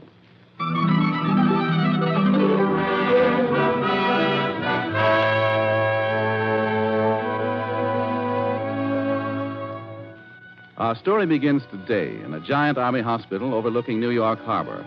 On the 4th floor, a young man sitting in a wheelchair is looking out a window, just looking.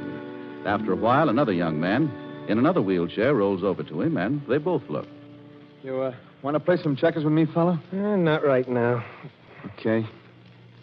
You don't want to go feeling blue. Well, I'm not blue. Well, all you do most days is sit here looking out this window. I come from around here. This view reminds me of things. My young days. Yeah, you are Brooklyn, aren't you? Huh. My house is only a mile away. That's so? Hey, tell me, are you looking at just the water all the time? No, I'm curious. I don't get a kick out of this view. Well, there's a Statue of Liberty out there. Don't you see it? Oh, that's it. That's nice to look at. I like it. Reminds me of a lot of laughs. Laughs? The Statue of Liberty? Yeah, my grandfather. He got all twisted up with the Statue of Liberty. That's so? What happened? Well, my grandfather was the stingiest man in Brooklyn. Merciless Monahan, I used to call him. Well, how'd they get twisted up with the Statue of Liberty? Well, way back in 1885, around there, they were living on Butler Street. Butler Street, Brooklyn, practically runs right down in the river, see. Well, one day, he was sitting on the front porch reading the paper he borrowed from the neighbors when along comes this man, Jack Sheehan, who lived up the block.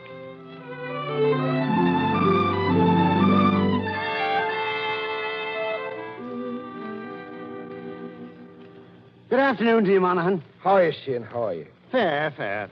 And how's Mrs. Monaghan these times? Warm, same as everybody else in summer. I've come to talk to you about the fund, Monaghan. What fund is that?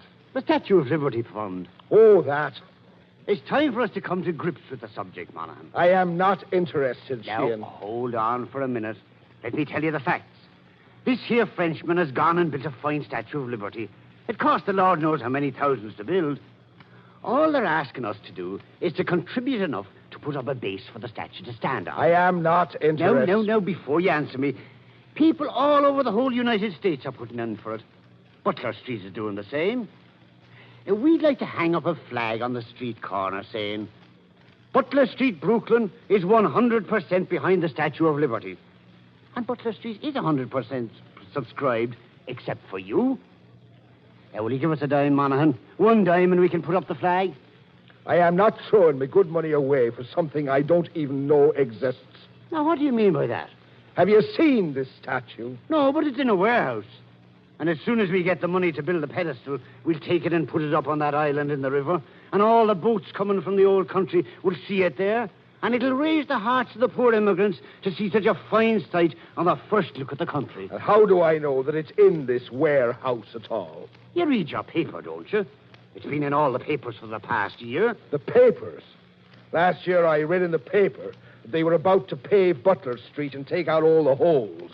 Would you turn around and look at Butler Street, Mr. Sheehan? All right, I'll do this. I'll show you the statue. Will you give me a dime, then? Well, I am not saying that I would, and I am not saying that I would not. But I'd be more likely to if I saw the thing as large as life. I would. All right, then. I'll take you to the warehouse. Come along.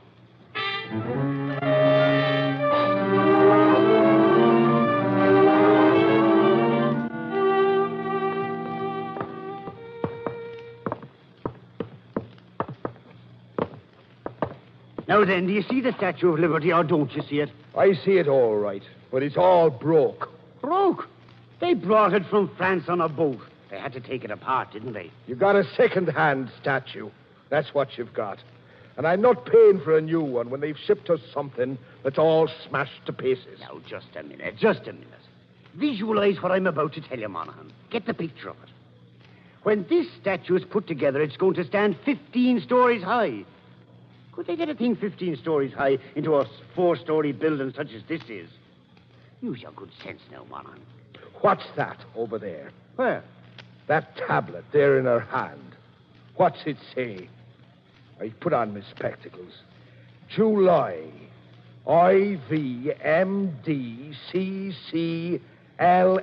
IVMDCCLXXVI. What's all that?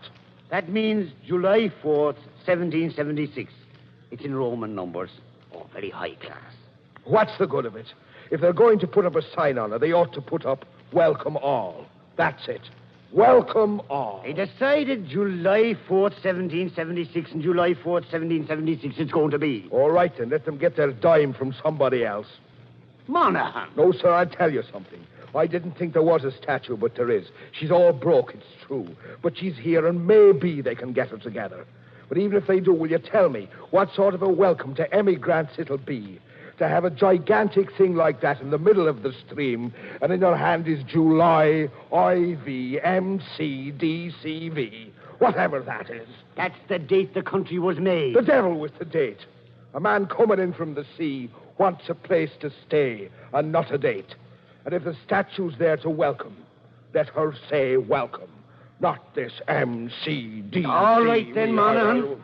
But all I can say is you've laid a disgrace on the name of Butler Street.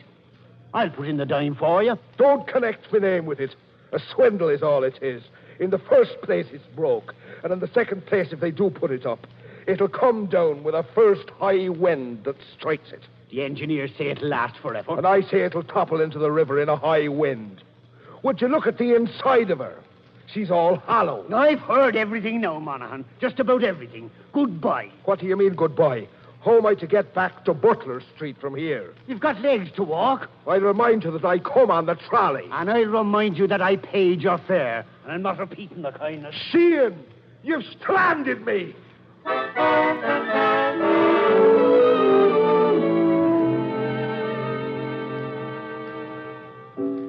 Well, that was Grandpa. That's why I have to laugh every time I look at the statue now. Well, did he ever put the dime in? Well, what happened was this.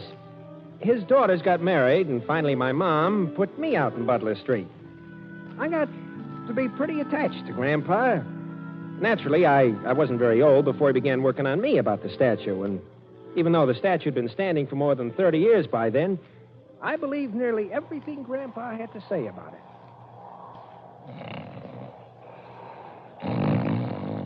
Grandpa, wake up. What are you doing up? Listen.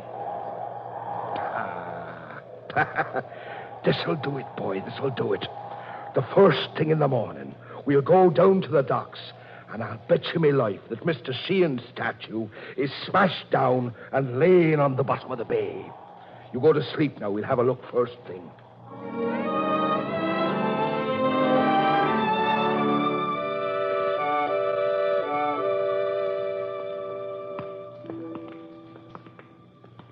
If it fell down, all the people will have to get their dimes back, won't they, Grandpa?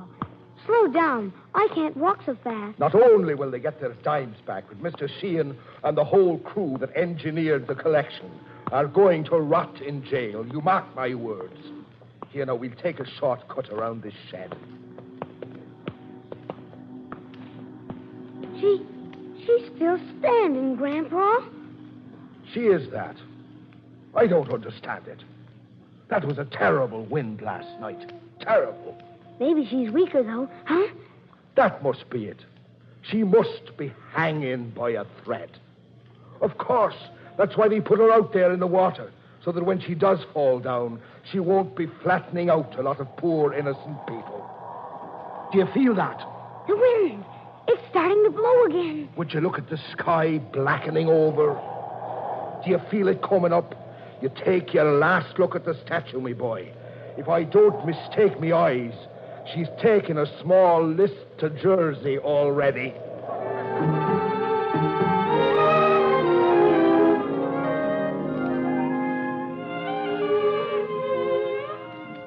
Well, it was getting kind of embarrassing for me on the block. I kept promising the other kids that when the next wind came, the statue would come down. We even had a game.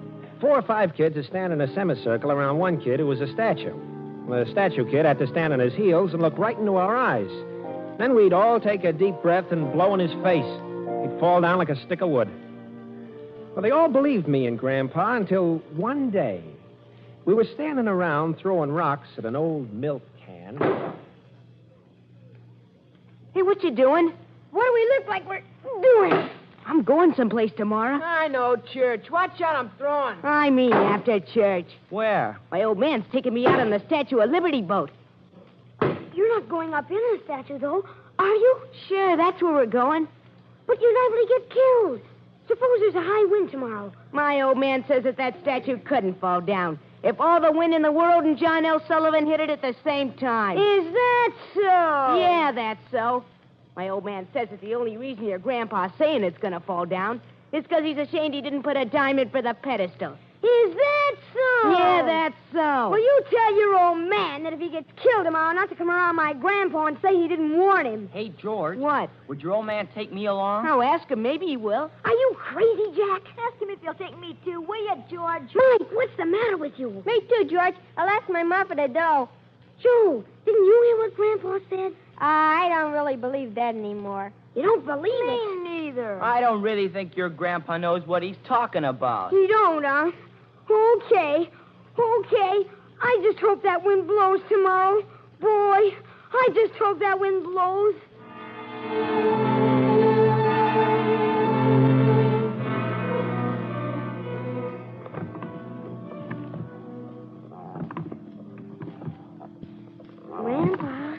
What do you want now? Can you stop rocking for a minute? Oh, all right. Can you put down your papers? Never a moment's peace in this house. I read the weather report for today. The weather report. Yeah, it says fair and cool. What of it?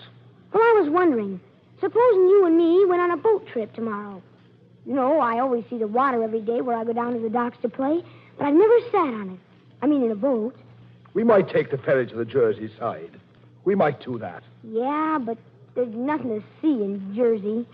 You can't go to Europe tomorrow. No, but couldn't we go toward the ocean? Just toward it. Toward it? What is in your mind, boy? What is it now?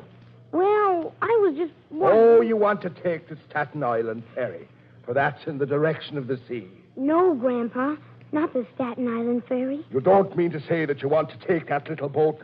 Boy! All the other kids are going tomorrow with Georgie's old man. You don't believe me anymore. I do, Grandpa, but gee. You don't, because if you did, you'd stay clear of the Statue of Liberty. For the love of your life. But, Grandpa, when is it going to fall down? All I do is wait and wait. You've got to have faith. But almost every kid in my class went to see it. And now the ones that didn't are going tomorrow. And they all keep talking about it. And all I do is, well, I can't keep telling them that it's a swindle. Oh, I wish we could see it, Grandpa. It doesn't cost so much to go. As long as you put it that way, I'll have to admit that I'm a bit curious myself as to how it's managed to stand upright so long. I tell you what I'll do. Bar and wind, we'll chance it tomorrow. Oh, Gran. But if any person should inquire of you where you went, you'll inform them that we went to Staten Island. Are you on? Okay, sure. Staten Island. We'll take the early boat then. Now, mum's the word now. But if old man Sheehan hears that I went out there, I'll have no peace from the thief for the rest of my life.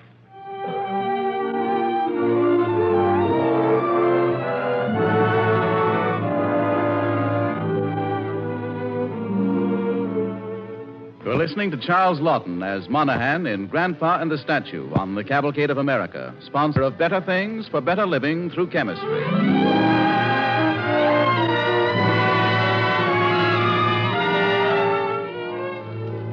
As we come to the second act of our play, Grandpa Monahan has been talked into his first boat excursion to visit personally the Statue of Liberty. But he still clings to his belief that the slightest blow will topple her over. Gee, it's nice riding out on the boat, ain't it, Grandpa? I never said there was anything wrong with the boat. The boat's all right. Are you sure that Georgie's father is taking the kids in the afternoon? Yeah, that's when they're going. Gee, look at those two seagulls. Look at them swoop. Hey, they caught a fish. What I can't understand is what all these people see in that statue that'll keep a boat like this full, making the trip year in and year out. To hear the newspapers talk, if the statue was gone, we'd be at war with the nation that stole her the following morning early. All it is a big pile of French copper. The teacher says it shows we got liberty. If you've got liberty, you don't need a statue to tell you that you've got it. And if you've not got liberty, a statue's going to do no good telling you that you've got it. It was a criminal waste of the people's money. And to prove me point, I'll ask this fella sitting right over there what he sees in it. You'll see what a madness the whole thing was. Mister... Huh? I beg your pardon, I'm strange here. Could you tell me why you're going to the Statue of Liberty? Me? Well, I'll tell you. I always wanted to take an ocean voyage. This is a pretty big boat, so on Sunday, sometimes I take the trip. Better than nothing. Thank you. So much for the great meaning of that statue, me boy. We'll talk to this lady standing at the rail. Young lady, if you'll pardon the curiosity of an old man, could you tell me in a few good words what it is about that statue that brings you out here? What statue? Why, the Statue of Liberty, up ahead. We're coming up to it. Statue of Liberty? Is this a Statue of Liberty boat? Well, what did you think it was? Oh, my. I'm supposed to be on the Staten Island ferry. Where's the ticket man? Ticket man! Where's the ticket man? Gee whiz. Nobody seems to want to see the statue. Just to clinch me argument, let's talk to this fellow on the bench here. Would you tell me, sir, please, Why you're going to see the statue? Why, I can tell you in one word. 4 days, I haven't had a minute's peace. My kids are screaming. My wife is yelling. Upstairs, they play the piano all day long. Why, the only place I can find is quiet's the statue. Every Sunday, I beat it out to the island and sit next to her. Why, that statue's my sweetheart. Because she don't talk. I guess you were right, Grandpa. Nobody seems to think it means anything. Not only doesn't mean anything, but if they'd used the money to build an honest rooming house on that island, the immigrants would have a place to spend the night. Statue of Liberty, please keep your seats while the boat is docking. Statue of Liberty. Look down there, Graham. There's a peanut stand. Can I have some? I feel the wind coming up. I don't think we dare take the time.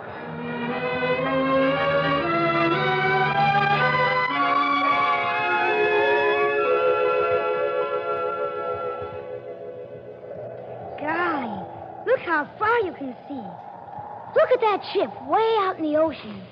I'll have to admit that it's quite a view. Don't let go of my hand now. Feels funny, standing right here inside her head. I bet you we could almost see California. California is probably that grove of trees way over there. I've heard tell that it's beyond Jersey. I bet you when the ships come in, the people that see this almost before they see anything else. Well, I'd say that for it. Yes, you might be able to see it from a considerable distance. I suppose if they had to put up a statue, it's a good thing that it's a big one. But what's that, Grandpa? In her hand. July, IVMCD. That's it. That's what I told Sheehan. Don't you think they should have put welcome all on it instead of that heathen tongue? Maybe it means welcome all. No, that's the date of something or other. Do you feel her rocking? Yeah, she's moving a little bit. Listen, the wind. We'd better get down. Come along now, this way. No, the stairs are this way. Come on. No, I told you, they're the other way. Now, come on. Don't get excited, Pop. She'll stand. She's swaying terrible. Well, that's all right. I've been up here 30, 40 times. She gives with the wind. Flexible. Enjoy the view. Go on. Did you say you've been up here 40 times? About that many? What do you find here that's so interesting? Well, it calms my nerves. It seems to me it'd make you more nervous than you were. No, not me. Kind of means something to me. Might I ask what? Well, I was in the Philippine War back in 98. Left my brother out there. The Philippine War. Sorry I am to hear that. Was he a young man? Yeah, we were both young. This is his birthday today. His birthday? Yeah, this statue's about the only stone he's got. In my mind, I feel it is anyway. This statue kind of looks like what we believe. Know what I mean? Looks like what we believe? I don't know what you're talking about. Well, she's so big. Looks strong, free. I just told the boy if they must have a statue, it's right she should be a big one. She looks out over these waters so calm, holding her light. You just know by looking at her she's got a heart big enough for all the people in the world. Well, I can see what you're driving at. I never thought of it before. She has got a likely sort of face. No nonsense about it. A face a man could put trust in. Now, see now, me boy, if Sheehan had put it that way, I might have given him me dime. A dime? For what? I'm sorry, sir. That's a very long story. And we've got to get out of here. Now, come along, boy.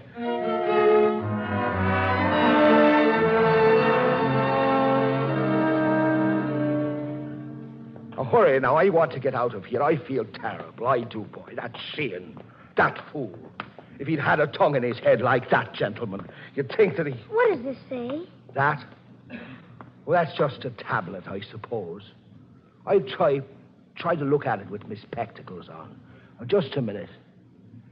To the best of my belief, that's a poem. Give me your tired, your poor, your huddled masses, yearning to breathe free, the wretched refuse of your teeming shore. Send these, the homeless, tempest-tossed, to me. I lift my lamp beside the golden door. Oh, dear me. It had welcome all on it all the time. Why didn't that fool Sheehan tell me? I'd have given him a quarter. Boy, will you go over there and here's a nickel. Go buy yourself a bag of these peanuts. Grant! Go on now. I want to study this a minute. And be sure the man gives you full count. I'll be right back. Give me your tired, your poor, your huddled masses, yearning to breathe free, the wretched refuse of your teeming shore.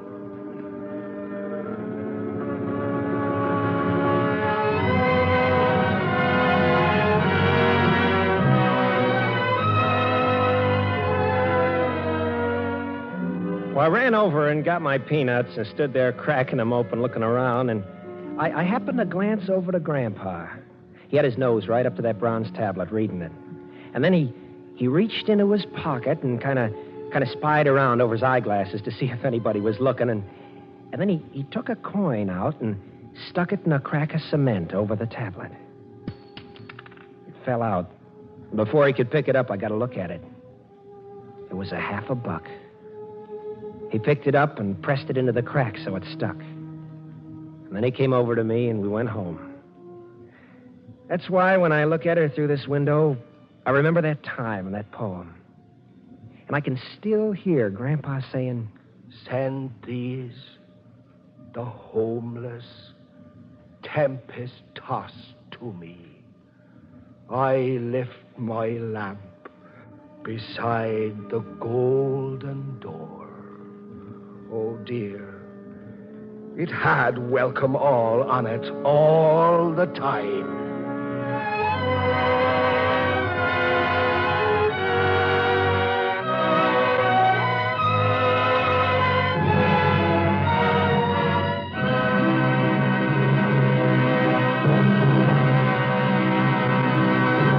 Our thanks to you, Charles Lawton, and to all the other members of tonight's DuPont Cavalcade cast.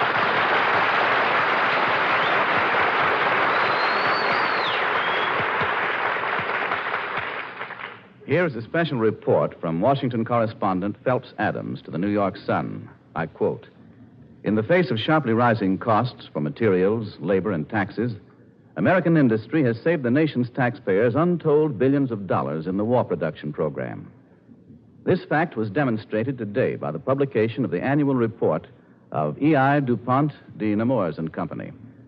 Since 1940, this one company alone has produced more military explosives than were fired by all the Allied forces during the First World War.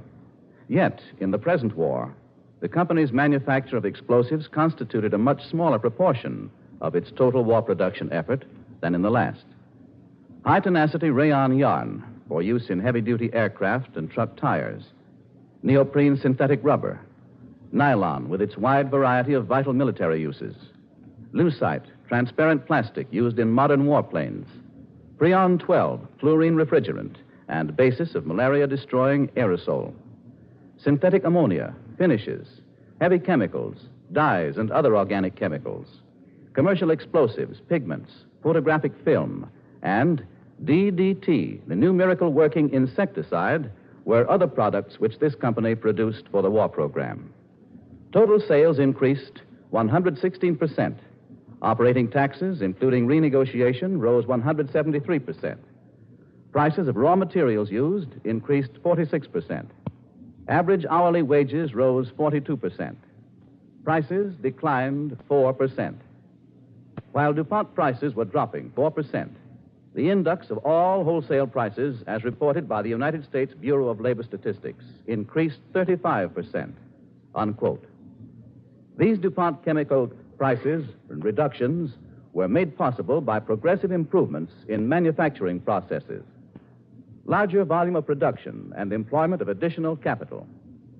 Continuing research in DuPont laboratories makes possible other price reductions in peacetime in many of the products which come to you as DuPont Better Things for Better Living through Chemistry.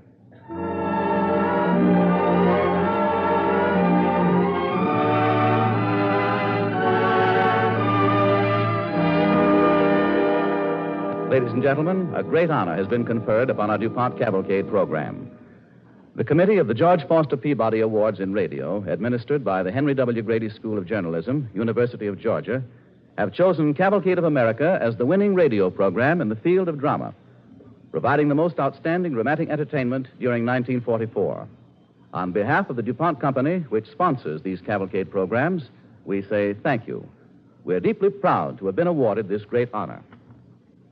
Next week, Cavalcade will bring you a radio play which is at once a preview and a glimpse behind the scenes. The preview is of a new book, My Wayward Parent, by Elizabeth Cobb. The glimpse is behind the scenes of a rollicking and thoroughly American family's life, the life of the beloved humorist Irvin S. Cobb. Paducah's first citizen was one of America's favorite storytellers, but he left it to his daughter to tell the story of his own life. Brian Donlevy and Ann Baxter will be our stars next week when the DuPont Cavalcade presents My Wayward Parent, the story of Irvin S. Cobb.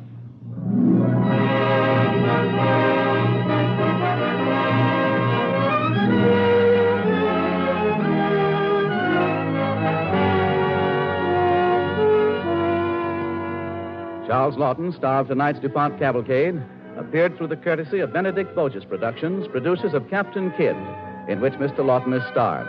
The part of Sheehan was portrayed by Arthur Shields, who may soon be seen in the Warner Brothers production, The Corn is Green. The music was composed and conducted by Robert Armbruster. Our play was written by Arthur Miller.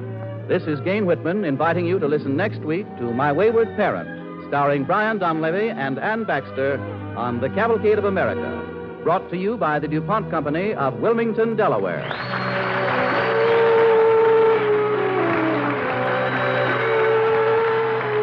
This is the National Broadcasting Company.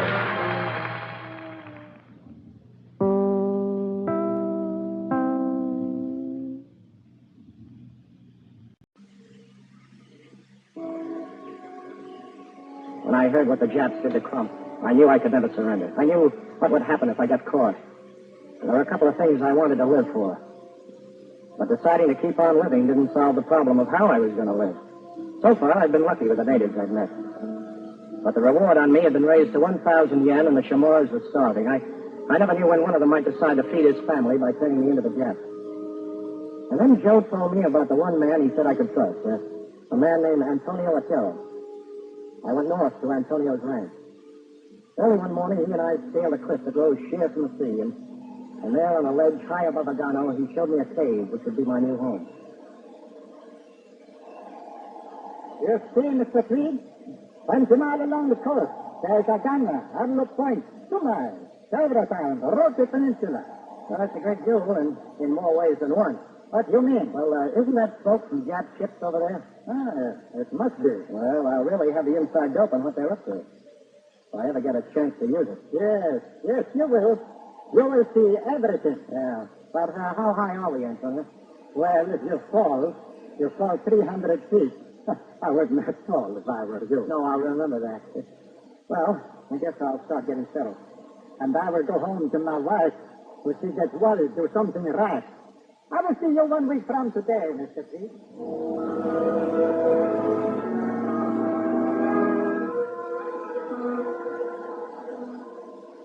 Hello, Antonio. Hello. Well, you're back early. It's only been 2 days. Yes, I thought I must see how you are. Oh, I'm all right, just as you left me. Oh, yes, I see that you are. I also brought news. Good news? No. Your friend, Carson. They got him? Your friend Carson and Sister Johnson. How did it happen? There were sisters back. They came to the hut where your friends were living. The friends had no guns. They came out of the hut with their hands up. The Jack shot them through the head. Oh, Christ. What a lousy story. Now, Mr. Pete, you are all that is left of America now on the island of Guam. Yeah, I know that.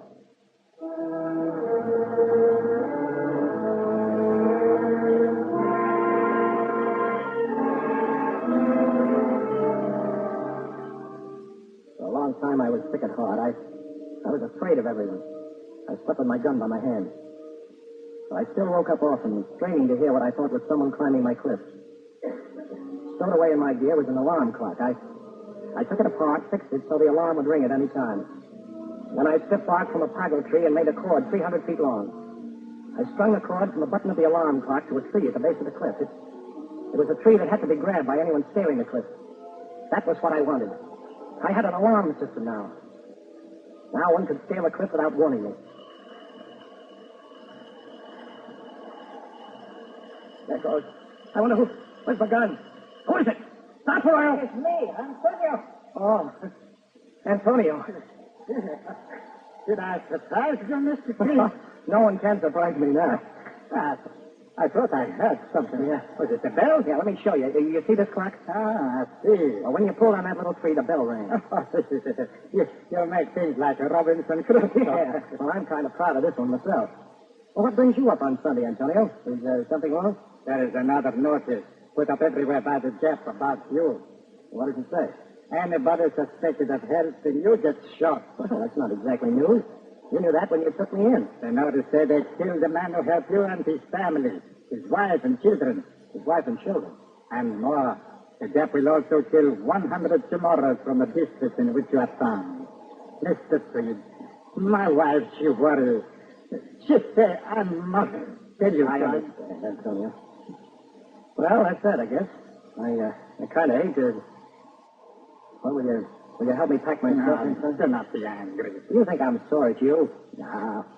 It's just that I'm not going to let you take any more risks for me. Yeah, but where will you go? Oh, I don't know. They will kill you, Mr. Freed. Well, it's better for me to be killed than you and your whole family. Mr. Freed, no matter what my wife say, you cannot go. I cannot let you go. But, Antonio... Even if I die, and my wife and my children, even if many of us die, you must not die. For as long as you are here, we know the Americans will come back. That is our only hope.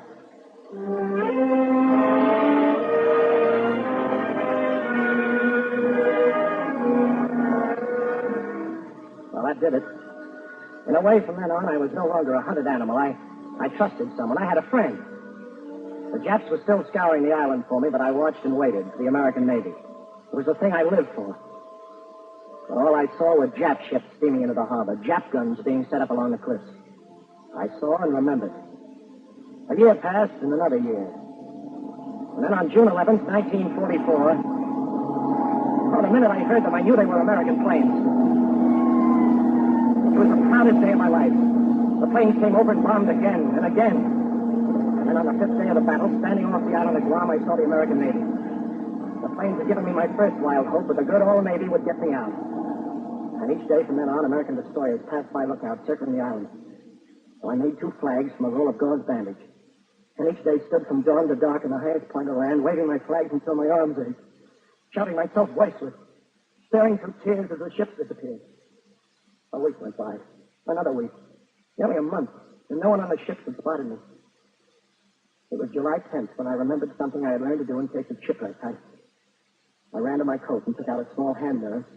And as I stood in the late afternoon sun, flashing the light from the mirror across the bridge of the destroyer, I said over and over again, God, make them see me this time. They have to. They should see me. Here I am! Here I am!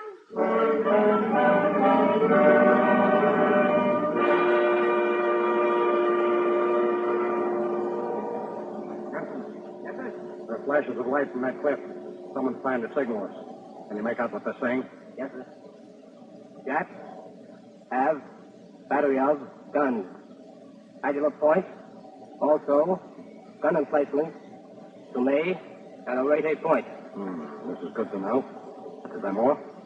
Have more information. Can you take me aboard? Who is he, I wonder? It might be a trick, sir. Yes, you're right. Well, we'll chance it. Lower a boat.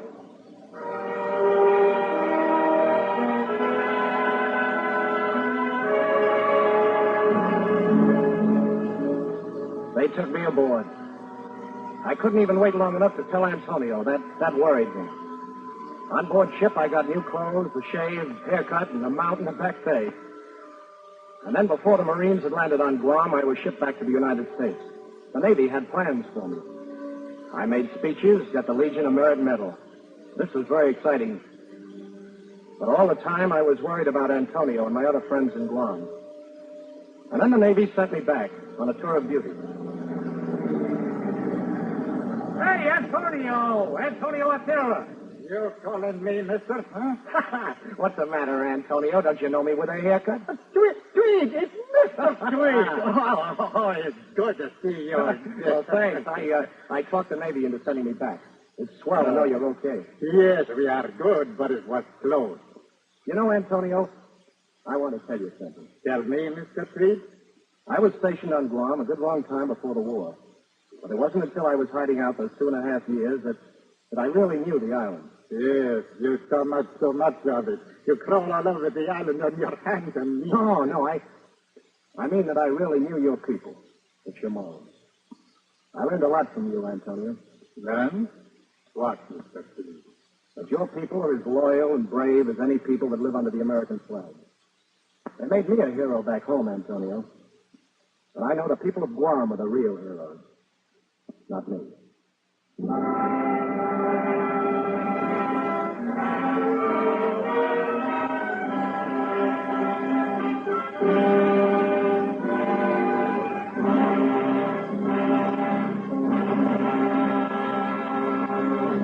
Our thanks to you, Chester Morris, and to all members of tonight's DuPont Cavalcade cast.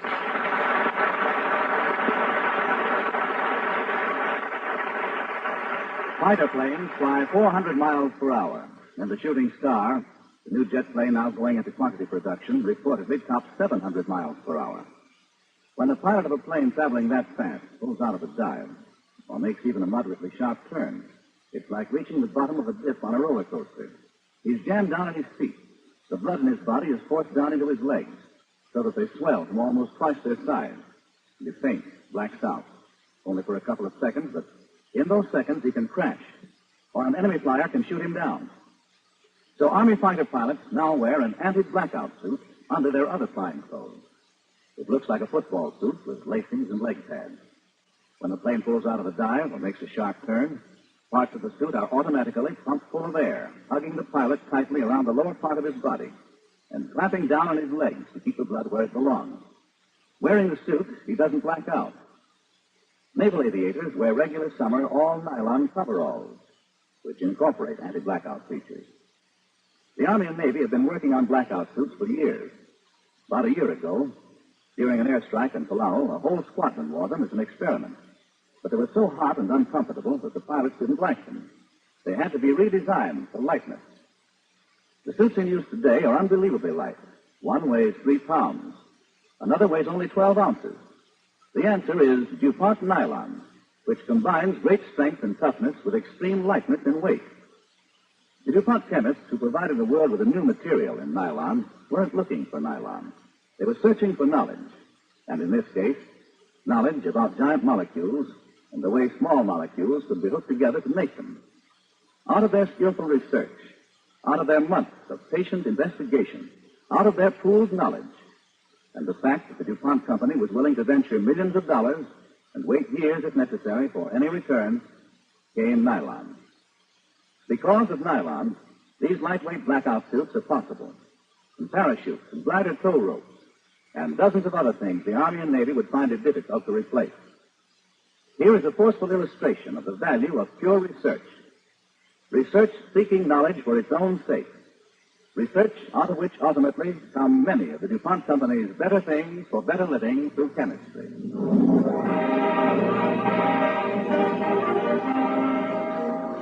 Next week, the DuPont Cavalcade will bring you one of Hollywood's loveliest stars, and one who deserves the high place she holds in your affections, Miss Irene Dunn. Irene Dunn will appear in a new radio play about the adventurous young American woman physician, Dr. Catherine Neal Dale, who braved the unknown to fight for 40 years superstition and disease in a foreign country. Listen again next Monday night to Irene Dunn in Doctora in Mexico on the DuPont Cavalcade of America.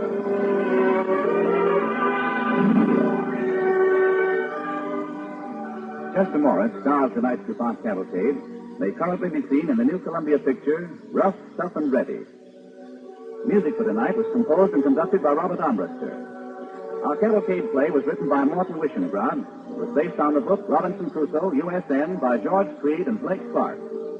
This is Gene Whitman inviting you to listen again next week to Doctora in Mexico, starring Irene Dunn on the Cavalcade of America. Brought to you by the DuPont Company of Wilmington, Delaware.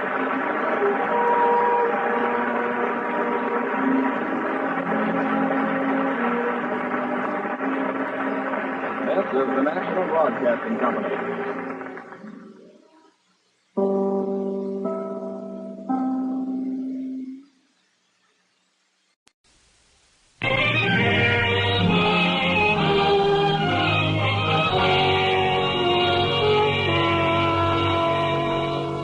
Tonight, Irene Dunn stars in Doctora in Mexico on the Cavalcade of America, sponsored by the DuPont Company, maker of better things for better living through chemistry. Better things that include DuPont rayon yarn, DuPont paints and varnishes, neoprene, DuPont synthetic rubber. The DuPont Cavalcade presents Irene Dunn as Dr. Catherine Neal Dale in the true story of a woman's adventure, Doctora in Mexico.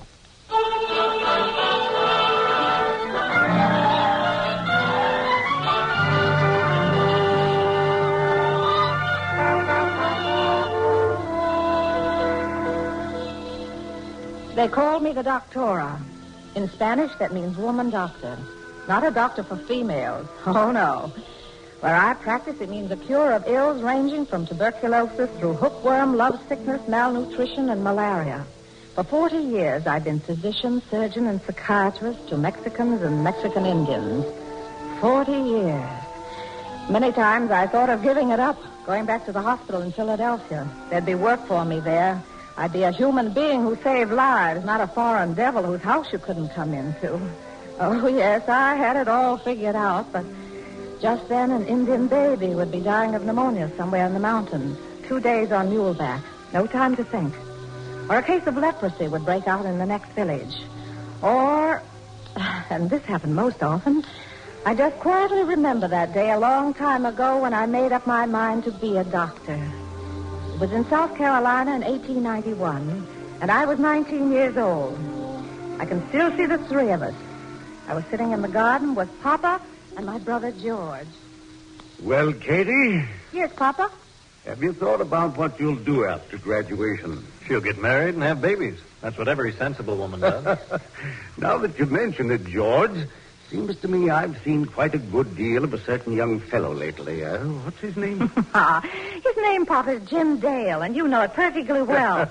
I understand he's going to be a missionary. Tell me, sir, do missionaries marry? Oh, some of them do. We've had quite a few right in the family Then who if are... Katie falls in love with him and he falls in love with Katie... George, Yes, Katie? if you and Papa are all through living my life for me, there's something I'd like to say. By all means, Katie. By all means. Papa, George, I want to be a doctor. A what? A doctor. Like you, Papa, and you, George. A female doctor? Good grief, it's unbelievable. Why, there's never been one before. Oh, of course there has. There's Dr. Elizabeth Blackwell and her sister, Dr. Emily. You mean to tell me you've never heard of Dr. Mary Putnam Jacoby? I'm proud to say I have not. Who are their patients, horses? Oh, Papa, really? This is the 19th century. You sound like we're living back in the Dark Ages. Well, all I know is a woman can be either of two things. A wife and mother or a dehumanized machine with a career. I'd like to have children Then you someday. can't be a doctor, Katie. And I'd like to be a doctor. Then you can't be a wife and a mother. You must make a choice. You can't be both. Papa, George, I think I'm going to try to be both.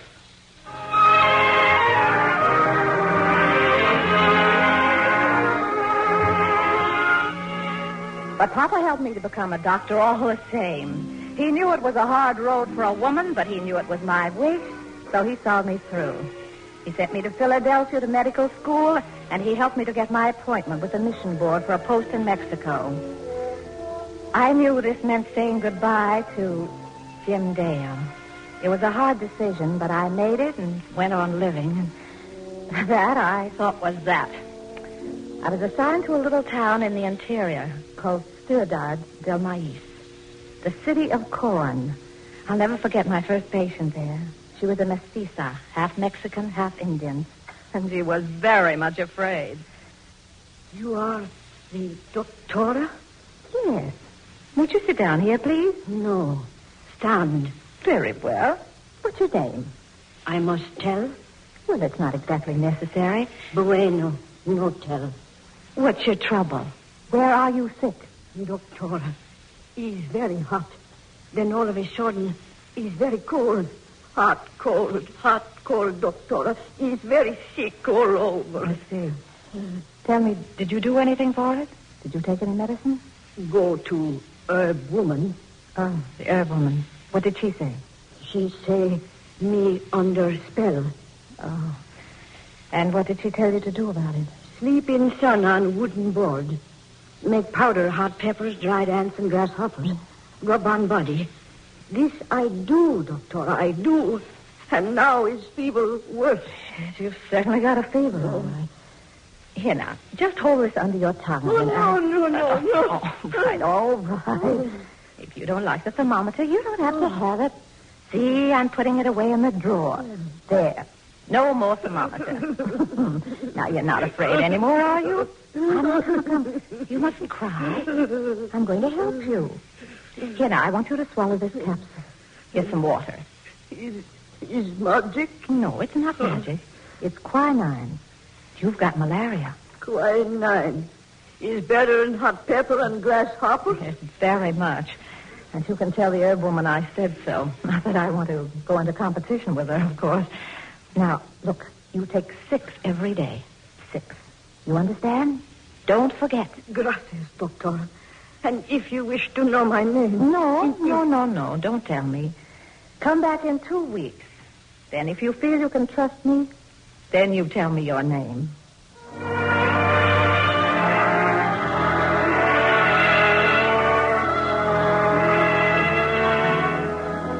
Later, just as I sat down to breakfast, there was a knock on the door. It was the same woman.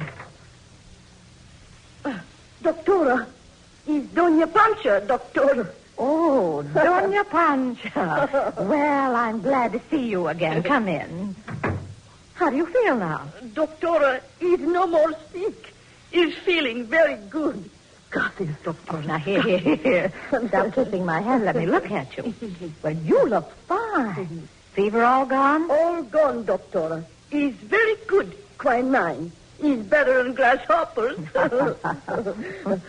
Doctora. Yes? Doctora, he's got no money in my house. Oh, I'm sorry. He's very poor.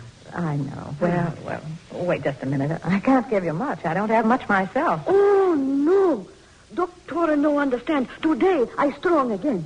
Yes, but you said you need money. No. I go out on the street, beg for some tacos. See, all this money I get for you. Oh, no, why, I can't. Take it, Doctora. And next week I bring even more. No, I don't want the money, Doña Pancha. No. No, thank you, Doña Pancha. Oh. No, that's very touching. I'm happy to have made you well. That's all the pay I want. Doctora? Yes. Then let me work in your house. Cook, clean. I work hard for you. I'm very good cook. Well, I'm sure you are, but... And where you go, I go. And I do everything for you. I even get special charm to keep sickness away from you, Doctora. Well, all right, Doña Pancha. You can stay. But for the sickness, I'll make my own charms.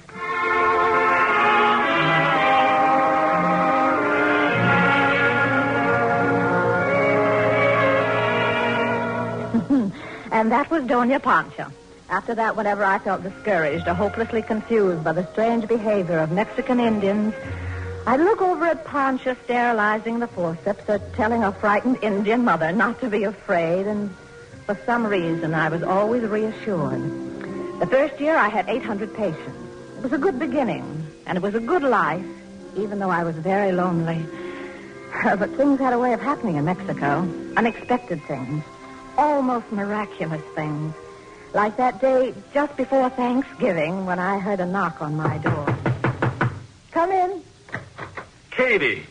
Jim.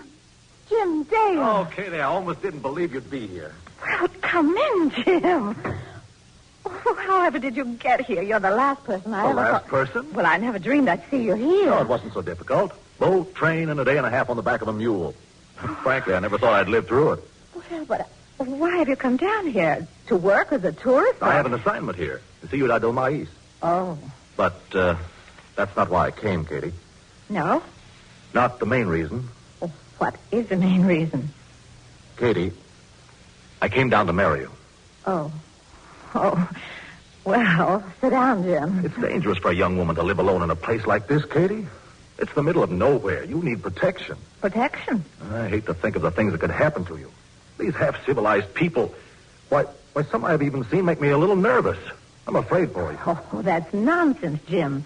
These so-called half-civilized people, as you call them, treat me with the greatest respect. Yes, but the men... The men admire my skill as a doctor. As a woman, I don't even exist for them. I can hardly believe that, Katie. Is that why you want to marry me? To protect me? It's one of the reasons. But not the big one. I'm in love with you, Katie. I guess I always have been. Didn't it make any difference that we said goodbye, Jim? No. I found you can't turn it on and off that way. I tried, and it didn't work. I know, Jim. And, Katie, I'm a missionary. You're a missionary doctor. If we were married, we could work together. Jim, someday I'll marry. I know that. I do want children. Who will you marry? An Indian? Well, of course not. You seem to think that all the natives have on their minds is to stand around ogling me. Oh, I didn't mean that exactly, Katie, but... Oh, I tell you, Jim, I'm a doctor to them, not a woman. Just a minute. Oh, Senor Garcia, is anything the matter? Si, señorita Doctora. Is everything the matter? Your daughter? No, he's not my daughter. He's me. Oh, well, come in, please. Senor Dale, Senor Garcia. Your humble servant, senor. Oh, if you will excuse me. No, please. Senor Dale, you are friend of señorita Doctora? A very old friend, sir. Si, bueno. Then it is my wish you honor me by remaining here. Certainly, sir. Gracias, senor. Well, now, don't you think I have something to say about this? This is my consulting room, you know. Señorita Doctora, after you have listened to the nature of this illness, you will be glad. Really? I may walk up and down as I speak, with your permission. Certainly. Gracias. I am very nervous. Señorita Doctora, this illness which afflicts me is very strange. I have examined myself. Is the head? No. Is the arms, the legs, the body? No. I ask myself, what then is left? The answer, it comes to me, is the heart. Why? I ask myself, who is this woman who makes me feel young again so I cannot eat, I cannot sleep? And quick comes back the answer. Señorita Doctora, I do myself the honor to ask your hand in marriage. Oh, my. My wife, she's long dead. I have fine house, many pigs, 11 grandchildren, and 2 cows. All this I lay at your feet. Oh, well, thank you, Senor Garcia, but, well, you see, Jim, help me. I understand it all now, Katie. It's just as you said. To them, you're only a doctor, not a woman. They admire you only for your... But, Jim, tell him that... Very well, Katie. But I'll do this in my own way. Is that all right? Yes, anyway, but just do it. Senor Garcia. Si? The Senorita Doctora has much pleasure in your kind offer. Then he's accept, eh? Well, there is, unfortunately, one drawback. The Senorita Doctora is already engaged to me. Is true, señorita? I guess it is, senor. And I have an idea. We're going to be married right away.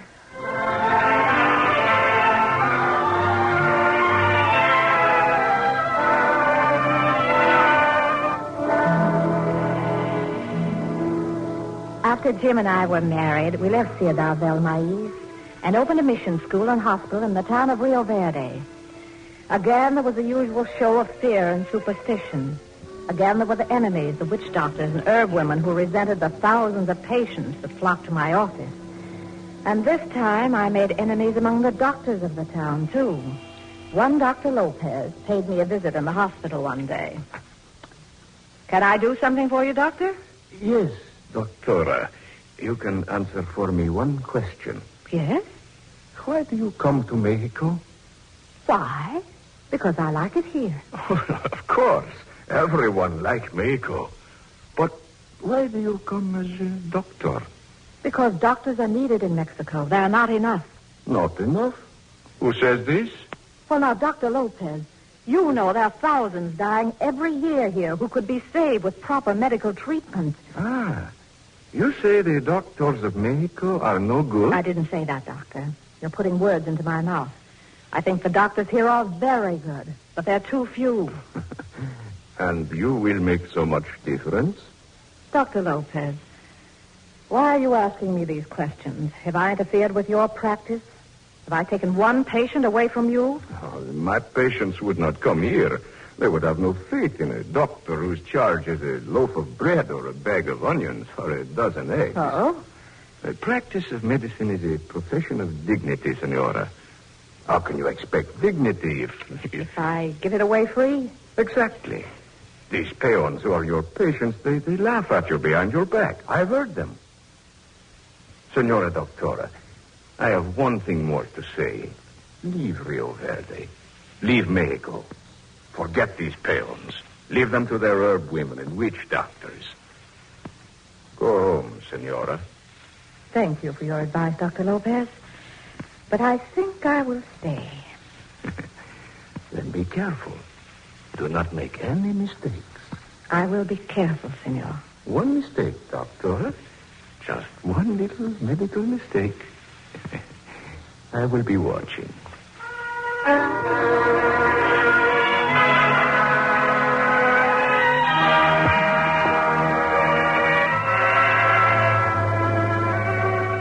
You are listening to Irene Dunn, Dr. Catherine Neal Dale in Doctora in Mexico, on the Cavalcade of America, sponsored by the DuPont Company, maker of better things for better living through chemistry.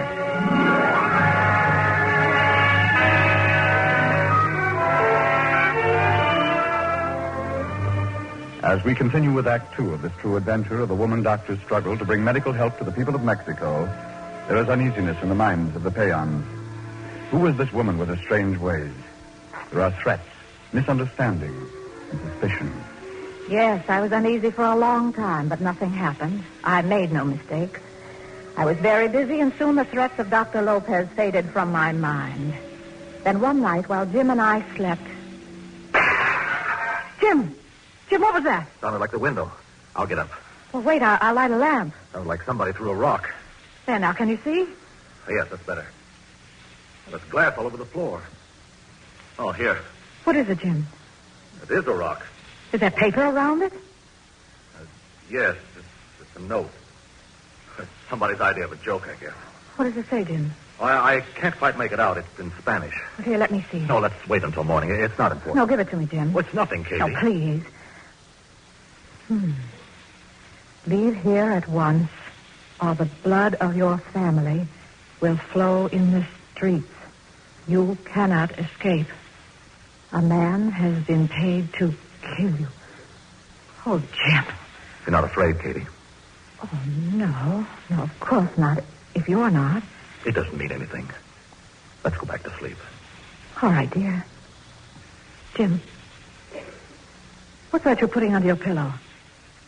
Jim, dear, what are you doing with a gun? Oh, I've had it a long time, Katie. Well, I've never seen it before. Well, there's so much unrest lately, I ordered it from the States. A missionary. With a gun. Oh, I'll never have to use it. Jim, you are afraid.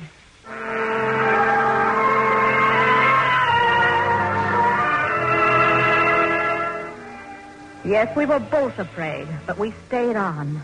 We had our work, and Mexico was our home. We did go back to South Carolina that one summer so Papa could see his grandchildren. But we came back, and then we moved to the real Indian country in the hills, to a sleepy Aztec village that had a name that sounded to us like Thomas and Charlie. And it was there it happened. A 17-year-old girl named Antonia was sick. Now, Antonia, this is your medicine. Here, the directions are on the bottle. Can you read, muchacha? Sí, doctor. All right, then read it to me. What does it say? 10 drops in glass of water. Right. 10 drops in a glass of water. 10 drops today and 10 tomorrow. It will take away your stomachache. Gracias, doctor. I can go to Caballitos now. Oh, no. Not today, I'm afraid. The merry-go-round will have to wait. Ay, doctora mía, los Caballitos are here for today only. Today's fiesta. Oh, well, I'm sorry, dear. I know what the fiesta means. Everyone will be there, todo. Yes, I know, but you're not well, Antonia, and the medicine takes time. Now, run along, come back tomorrow, and tell me how you feel.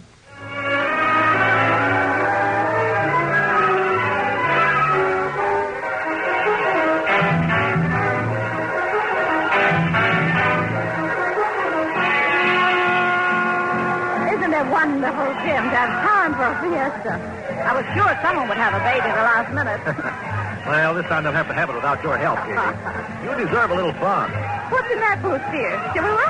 Oh, it's a cockpit, Katie. Fighting roosters. It's pretty Oh, awesome. no, I don't think I like that. Let's go over to the merry-go-round. I haven't... Oh, listen.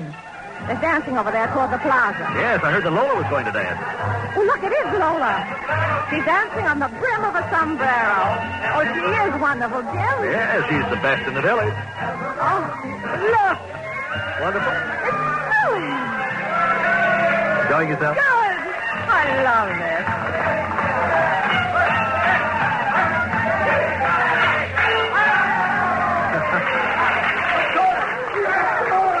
Katie, What's Jim?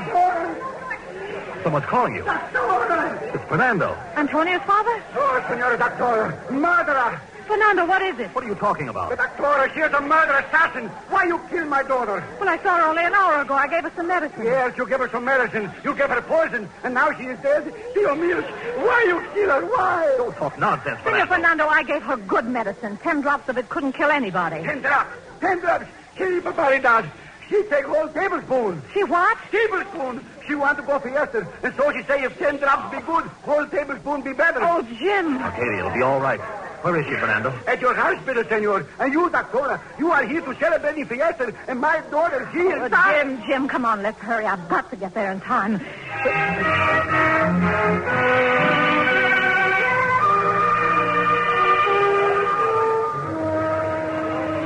Jim, she has hardly any pulse, no heartbeat, no reflexes. Oh, She's dying, Katie. no, she can't be. Madre mia. She just can't be. It's no use, Katie. I have to get you out of here. That crowd. Get me out of here, Jim. It's dangerous, Katie. Forget I'm a doctor, dear, as long as I can do anything. But you've washed out her stomach, given artificial respiration. Oh, it's no use, Katie. You can tell by her reflexes. Still, I can't leave as long as... What's that, Jim? They're singing for the dead. You kill her.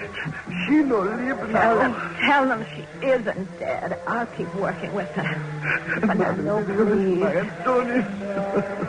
Fernando, you must let me work. In a little while she'll be better. Who are you? I am Dr. Gonzalez. You've come to help? I have come to take over the case, senor. The girl is dying, no? Madre mia. You've come to take over the case.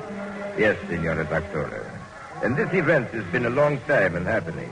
What do you mean, senor? For many years, this lady masquerades as Doctora in my country. Masquerade? But now you are unmasked. You have killed the girl through your ignorance. I have killed no one. She is not dead, and she won't die. Step out of my way, senor. I warn you, senora. And I warn you, senor, this is my patient. She came to me of her own accord, and I can save her life. No one is going to stop me from doing my duty as a doctor. As the doctor, senora, when you are through here, if you are lucky, you will be put in jail. If you are unlucky, well, you've heard that mob out there. They will be here after you. I'm unlucky as a doctor. I must do what I can for Antonia. If you were any kind of a doctor, you'd want to do the same. As you wish, senora. Jim, help me. Yes, Katie. Here, hold back her arms. I'm going to try and force air into her lungs.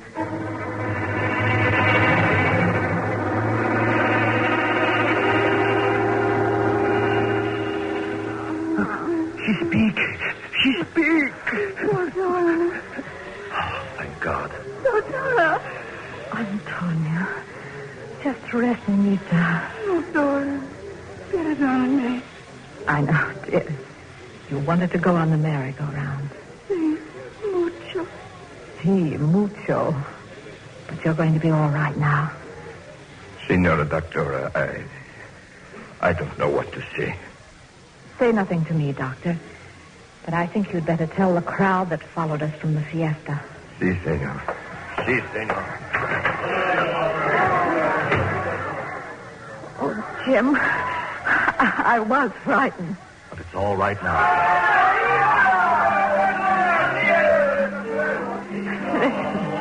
They're going back to the fiesta. Senor Fernando. Si, senor. Antonio should rest here for a while. You can take her home this evening. Si, senora. Gracias. Doctora, until now, I don't believe... Believe what? That what they say is true. That you have magic, mucho magic. No, not magic, Fernando. Knowledge. I don't understand, senora.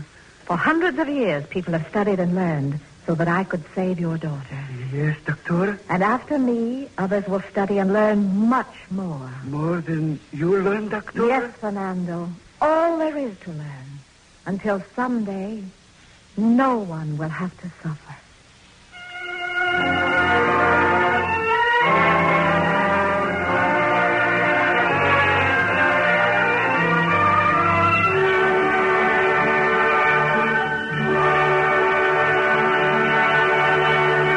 Our thanks to you, Irene Dunn, and to all members of tonight's DuPont Cavalcade cast. Next week, the DuPont Cavalcade will bring you a tender story of teenage love in springtime. It's the story of a city boy who learned from a country girl how the war can be fought on a farm. Our stars will be two of Hollywood's ablest young actors, Virginia Weidler and Skippy Homeyer. Be with us next week to hear Weapon 4H, starring Virginia Weidler and Skippy Homeyer on the DuPont Cavalcade of America. The music for tonight's DuPont Cavalcade was composed and conducted by Robert Armbruster. Our Cavalcade play was written by Arthur Arendt and was based on the book Doctora in Mexico by Olive Floyd, published by G.P. Putnam & Sons. This is Frank Graham inviting you to listen next Monday night to Weapon 4H, starring Virginia Weidler and Skippy Homeyer on the Cavalcade of America, brought to you by the DuPont Company of Wilmington, Delaware.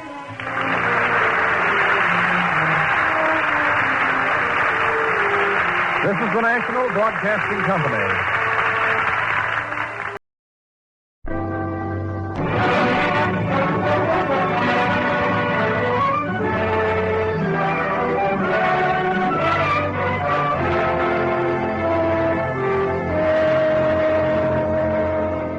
Tonight, Skippy Homeyer and Virginia Weidler star in Weapon 4H on the Cavalcade of America, sponsored by the DuPont Company, maker of better things for better living through chemistry. Better things that include DuPont Zealand, durable water repellent, DuPont paints and varnishes. Among them, DuPont's new Speed Easy wall finish.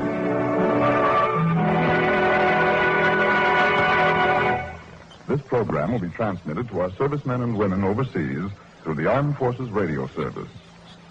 The DuPont Cavalcade presents Virginia Weidler as Anne. Skippy Homeyer, who will be featured in the forthcoming Metro-Goldwyn-Mayer picture, Texas Boys Ranch, appears tonight as Ted in our story, Weapon 4H.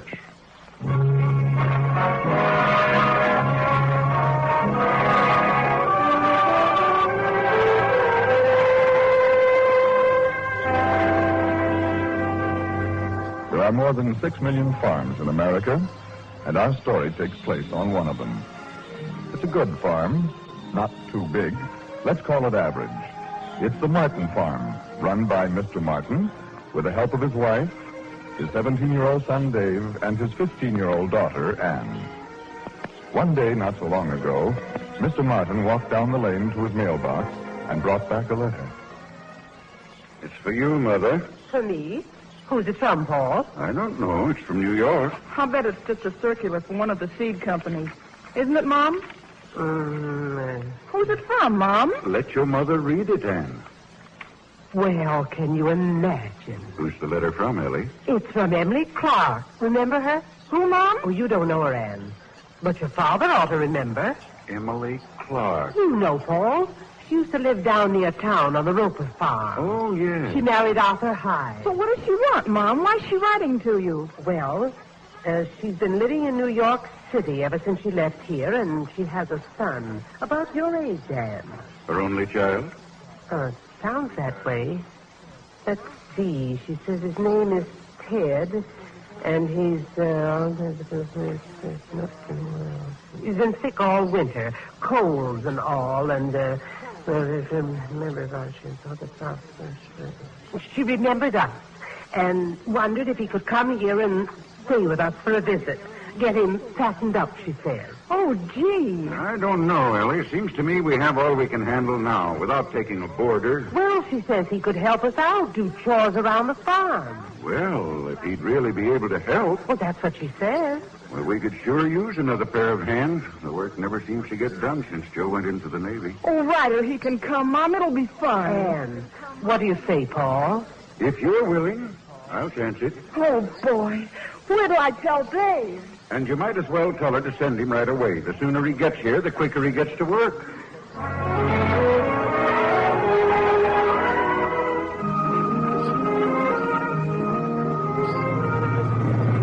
There's our house now, Ted. The big red building? No, that's the barn. The white building this way is the house. The barn's bigger than the house. Gee whiz. Well, in some ways, the barn's more important. There. Can you get out all right? Why, sure. Who's that? That's my son, Dave. I have an older boy in the Navy. Yeah, that's what Mom told me. Dave? Oh, Dave. I'll get your suitcase out, and then Dave can take it up to your room. Okay, fine. You calling me, Dad? Yes, this is Ted Hyde, son. I'm glad to meet you, Ted. Hiya. Will you take Ted's bag up to his room, Dave, and get him settled? Why, sure, Dad. I want to get back to the South Field. I've lost 2 hours from my plowing already going into town. All right. Just follow me, Ted. Okay. See you later, Mr. Martin.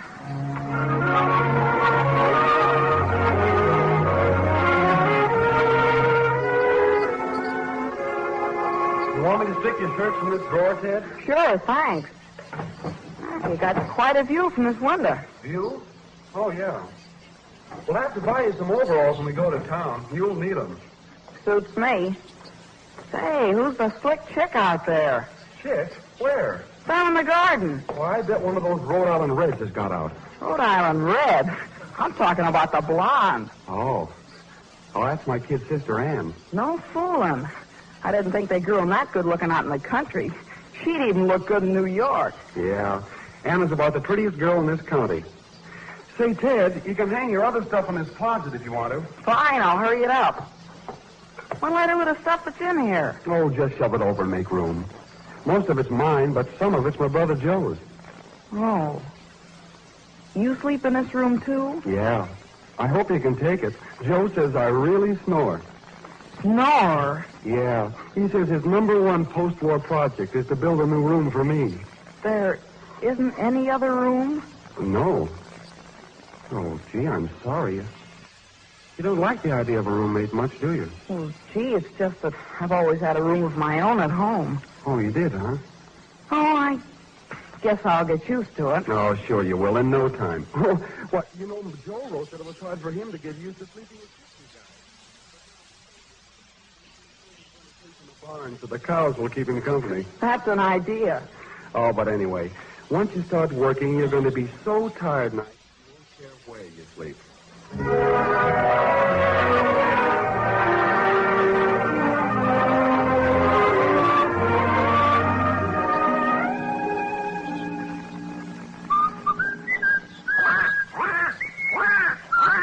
Oh, go on, scram, Ducky Wucky, before I clip your tail feathers. Oh, a tough guy, huh? Look at him run. Bet I can catch him.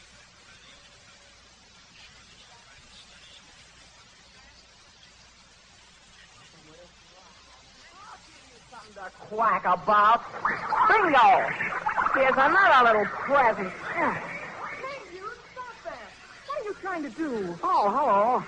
I was just practicing my curve. Practicing? Sure, I was pitcher on my school baseball team. Wanted to see if I had the same touch with a rock. Well, did you find out? Yeah, didn't you see? I hit that duck twice. Bingo. Yes, I saw. Oh, by the way, I'm Ted Hyde. I'm from... Yeah, I know. You're from New York. And you're Ann. Your brother told me your name. Did he? Look, Ted, I guess it's because you didn't know any better. What is? What you were doing just now. See, all the animals on the farm are valuable, and we don't want them to be hurt. Ducks are valuable? Didn't you ever eat roast duck? Why, sure, but... Someone had to raise it so you could eat it, didn't they? Yeah, I guess you're right. I knew it was because you didn't know any different. Come on, you want to help me? I'm weeding the garden. I thought maybe take a walk with me. Later on. Can't the weeding wait? I'm afraid not. I'm behind now on my project. What project? My 4-H project. Dave and I both have big photosynthesis. 4-H? What's that, gold heart? No. 4-H. Stands for head, heart, hands, and health. The 4-H club. Oh, something you kids around here just picked up lately, huh? Hey, our club's been around a long time. We've got more than 10 million former members. Lots of them in the Army and Navy now. 10 million? That still sounds dopey to me. Well, there's nothing dopey about it at all. It's wonderful. All the members are growing food and working hard at it, too. Club to make you work. What kind of a racket is that? Well, it's not a racket at all. No, well, what has it got besides quotas? Well, it's got a pledge. A pledge? Yeah. Pledge my head to clear and thank you, my heart to greater loyalty.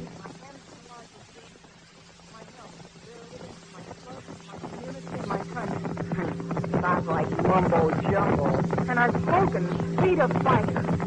So, I'm not working, I'm taking Joe.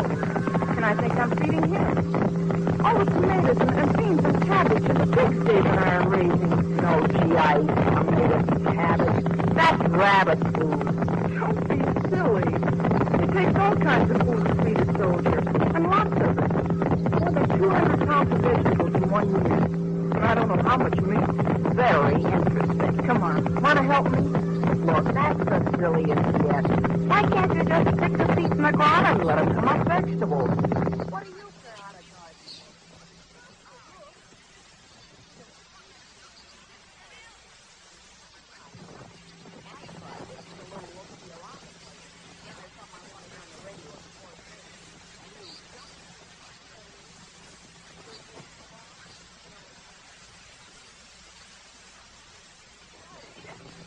There's nothing good for supper, all this outdoors.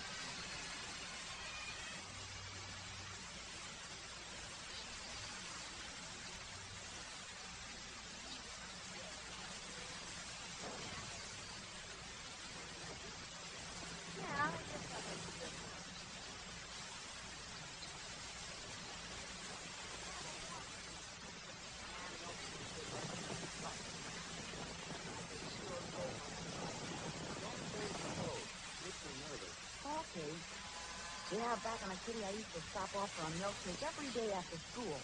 Then maybe I'd have time to see a movie. Say, what do you do around here nights for fun?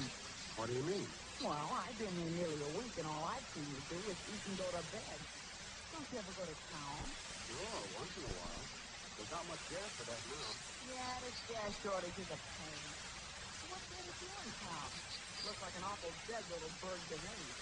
Oh, we go to the movies sometimes. And we have our club meetings. Club meetings? Sure, once a month. The 4-H club. Oh, that again. Don't you ever go to dances? I know you don't have any bands, but if you got records... Oh, sure we have dances. And sometimes, just for fun, we have square dances. Square dances? Oh, you're kidding me. Why would that be kidding you? Excuse me. Gotta get to Daphne. She's the last cow this morning. I can't get over it. Square dances. Gee, you really live back in the dark ages. I'll bet you never even heard of jitterbugging. Listen, I've not only heard of jitterbugging, I've done it. But I personally don't like it. Can you manage that? When I tell the guys, they won't believe it. Well, you can tell them something else while you're at it. Yeah, what's that? You can tell them from me that I can get along all right without jitterbugging. Yeah? Yeah. A lot better than they would get along without the milk we send them for those milkshakes you were talking about. Well, gee, I don't know why you're sore, Dave. I don't either, but... Look, if you've got nothing to do but talk, save it for later. I'm busy.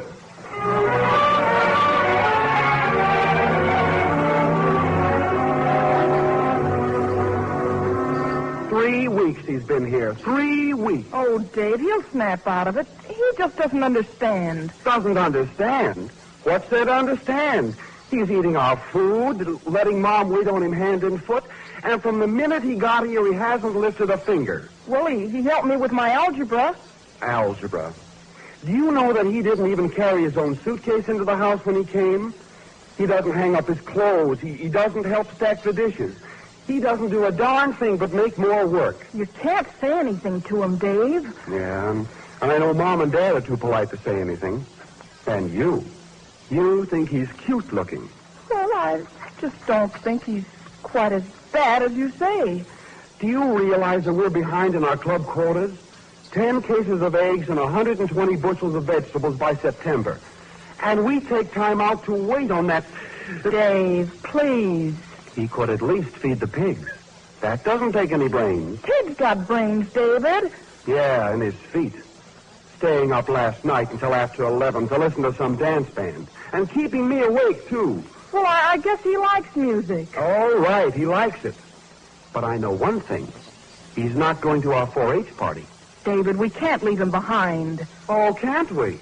I can. You can't because I've already asked him. Oh, Anne. Of course I did. I had to.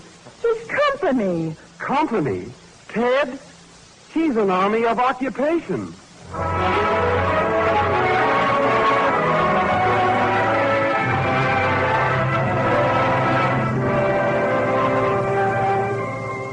You're listening to Skippy Holmeyer as Ted and Virginia Weidler as Anne in Weapon 4-H on the Cavalcade of America, sponsored by the DuPont Company, maker of better things for better living through chemistry.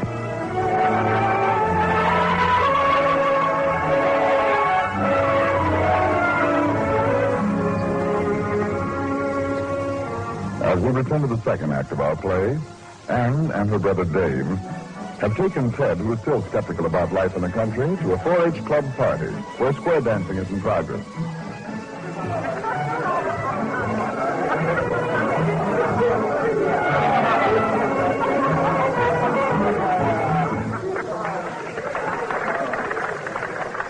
Eleanor, Harris. Hello, Anne. This is Ted Hyde, the boy from New York who's staying with us. Hello. Hiya. It's fun you could get to the party. I guess you don't see much of this kind of dancing in New York, do you? No, I certainly don't. Have you tried it yet? No. Looks awful tame to me. Don't you ever have any jive around here? Oh, sure, but we like this, too. Wouldn't you like to learn the square dance? It's fun. Come on, we'll teach you. Teach? That shouldn't take any teaching. When they start again, you dance with me, Ted, okay? Well, what have I got to lose? Say, Anne, did you know we're going to increase our quarters? Increase them? Mm-hmm. Well, we can't. I couldn't raise another bean. Well, you're going to have to try. Seems to me you're awful dopey letting someone tell you how much you've got to work. We don't have to. We want to. Well, after seeing Dave and Ann slaving away, I wouldn't be caught dead in this 4-H club. Where does it get you anyway? Come on, Eleanor. See you later, Anne.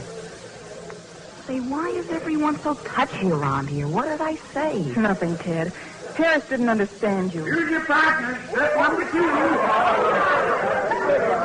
Well, do you want to try to dance? Looks like a cinch to me. Sure, why not? Then come on. You hold my hand to start and do what the caller tells you. A director and everything. How can you miss? Hey, step around and down the center. Kitty, that means down the center. Staying right with you, Chick.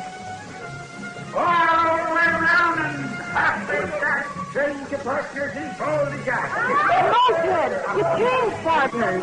Didn't you hear? Change. Put down that guy to death. That's right, Ted, with her. Ted, not down the center. Oh, Ted, you're mixing everything up. Hold everything. Who's the drain hole? What's the matter, Sonny? You need the compass? Don't go! Wait for me! Yeah, wait a minute. Let me go, Dave. I think they were mean to Ted. I think, well, it's awfully unfair. You know it isn't, Ann. He needed a lesson. He's been fluting everything and everybody ever since he got here. That's true, but... So let him go. Maybe in the morning he'll be a nicer kid to have around. Come on. Will you dance with your big brother?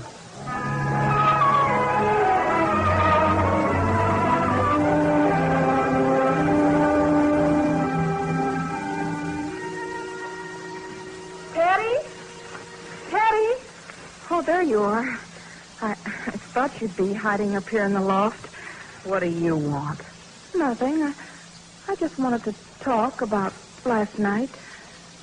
What's the matter, Ted? No, nothing. I'm sick of the country, that's all. I guess I just like the city. These kids around here, I'm sorry, Ted. I'm not, I'm glad. I'll even be glad to get back to school. I'll miss you, Ted. Oh, how can you? All I've done is... Really, I will miss you. I'll miss you, too, I guess. Ted, let's not talk about it anymore today. Look, I'll take the afternoon off. I shouldn't, but... I know, your project. No, I'll take it off. And we'll get a fishing pole and go down to the creek. Yeah? There's a swell pool. Gee, will ya? Sure. Honest? I'll go to the house and get Mom to make some sandwiches. Then we can start right now. Oh, that'll be swell. It'll be the only nice thing since I came here. Okay, now. You wait here in the loft. I'll go down the ladder in the back. I don't want Dave to see us leave. Yeah, he'll put up a beef. I'll only be a few minutes. Then I'll call. Ann, the trapdoor. Ann, I left it open.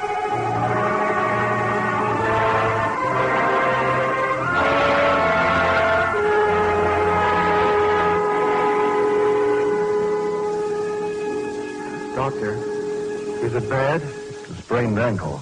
She'll be laid up for a few weeks. You sure fixed it, Ted, didn't you? I'm It sorry. wasn't his fault, Dave. I just didn't watch where I was going. Well, why should you? We always keep the trap door closed.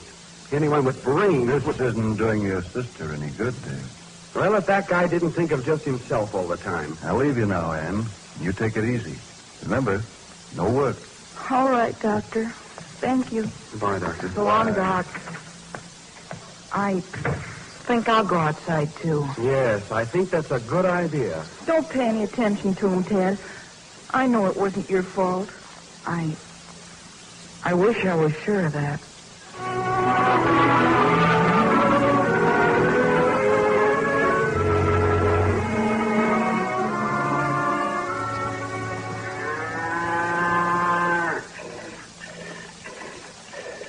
Oh, hello, Dave. Oh, it's you. Dave, What now? I wondered if you'd teach me how to milk a cow. Oh, you think you could learn? Me? Sure, I could learn anything. You always have to be a little superior, don't you? Well, I won't teach you because you'll probably sprain the cow's leg, too. Look, I mean it, Dave. I'd like to try and help. And I do feel bad about what happened to Ann. You can't feel bad enough to suit me. I know you have a lot more to do than you can handle, and, well, if I could help, some. Well, okay, just to show you it isn't easy. Here, sit in this stool. But watch it, Daphne's temperamental. Like this? Yeah. Now put your head up against her flank. Go on, she can't fall on you. Not bad. Hey, what did I do? Relax, she just knows you're new.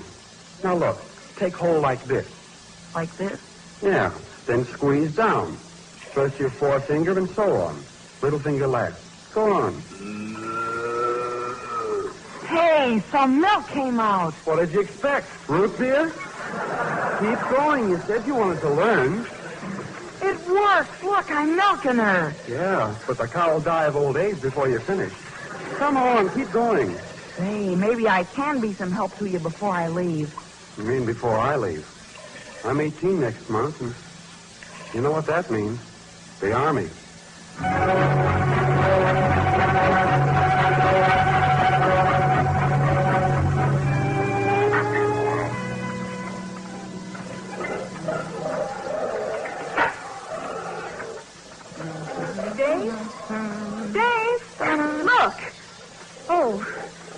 Oh, Teddy, I thought it was Dave. Look, the doctor brought me these crutches so I can get out a little. Gee, Ann, that's swell. But what are you doing with those pails, Ted? Well, I was just gonna... You've been feeding the pig. Sure, why not? Oh, Ted, that's... Well, it's... Gee. And are you the one who's been weeding my garden, too? More or less, I guess. Why didn't you tell me? The garden looks better than ever. In the last 8 days, all that stuff has come up. Right out of that brown ground. Just the way you said. You put the seeds in and up come the vegetables. Well, if you think about it, it's quite a thing. Sure it is. You know, I believe you like it here. No, I'm still not crazy about it, but after you sprained your ankle, I thought... All right, stubborn. You only did it for me. You know, Ann, I'm supposed to go home pretty soon.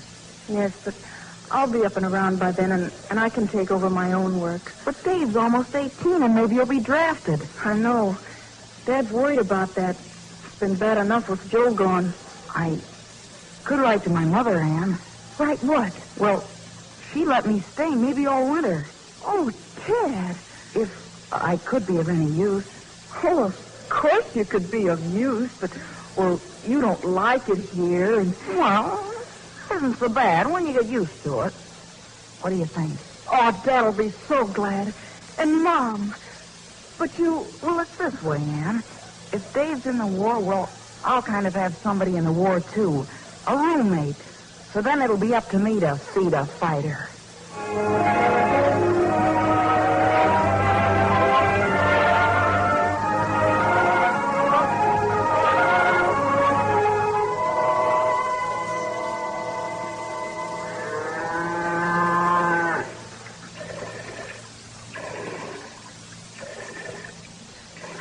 Well, Daphne, how am I doing? I'd say I'm really in the groove. Funny, milk smells pretty good when you get used to it. You know, Daphne, that 4-H isn't so bad at that, I guess. I kind of like to tell Ann how dopey I acted, but I can't. And I'd like to join that 4-H club if I could. From 4-flusher to 4-H'er. Well, as long as I'm going to be around a while, I ought to take that pledge. Now, let's see, how does it go? I pledge my heart. Now, take it easy, Daphne. I got to rehearse with somebody, okay? Okay, here goes. I pledge my head to clearer thinking, my heart to greater loyalty, my hands to larger surface, and my health to better living for my club, my community, and my country. Well, Daphne, how's that?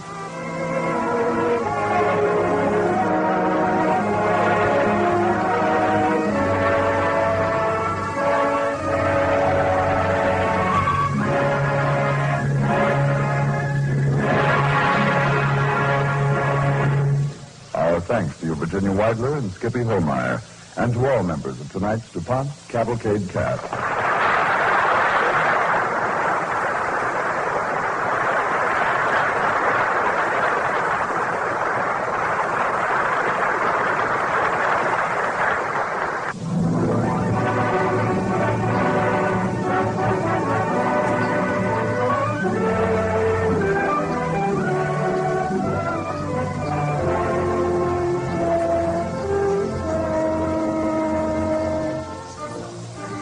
Next week, the DuPont Cavalcade will bring you one of America's outstanding actors, Edward G. Robinson, the amazing and factual story of the first American underground movement in this war.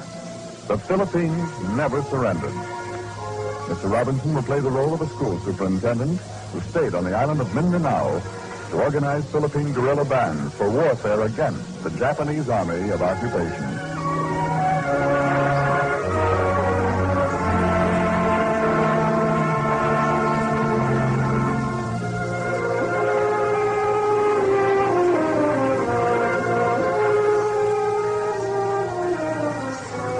The music for tonight's DuPont Cavalcade was composed and conducted by Robert Armbruster. Our cavalcade play was written by Peter Lyon. This is Frank Graham inviting you to listen next week to The Philippines Never Surrendered, starring Edward G. Robinson on the Cavalcade of America. Brought to you by the DuPont Company of Wilmington, Delaware.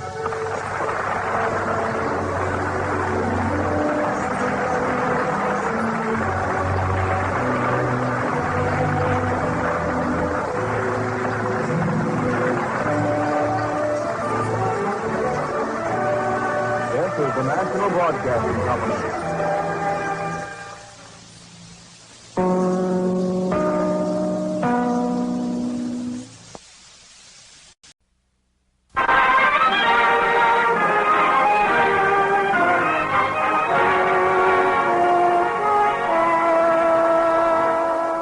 Starring Geraldine Fitzgerald in Artist to the Wounded.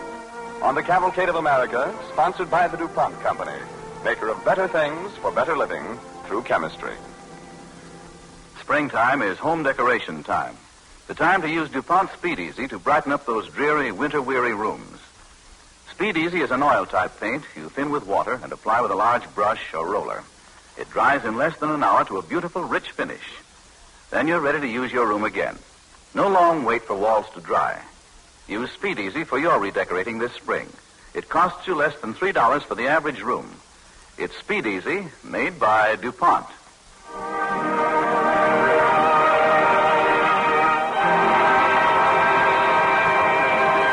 The DuPont Cavalcade presents Artist to the Wounded, starring Geraldine Fitzgerald as Ann Jordan.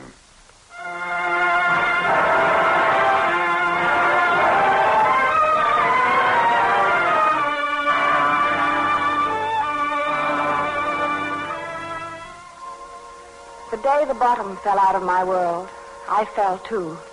A long, long way. And I thought I'd never stand on my feet again. But I did, and that's my story.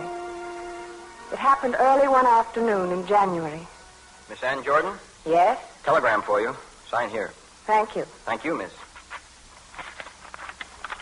War Department. Sergeant David W. Anderson. Missing in action.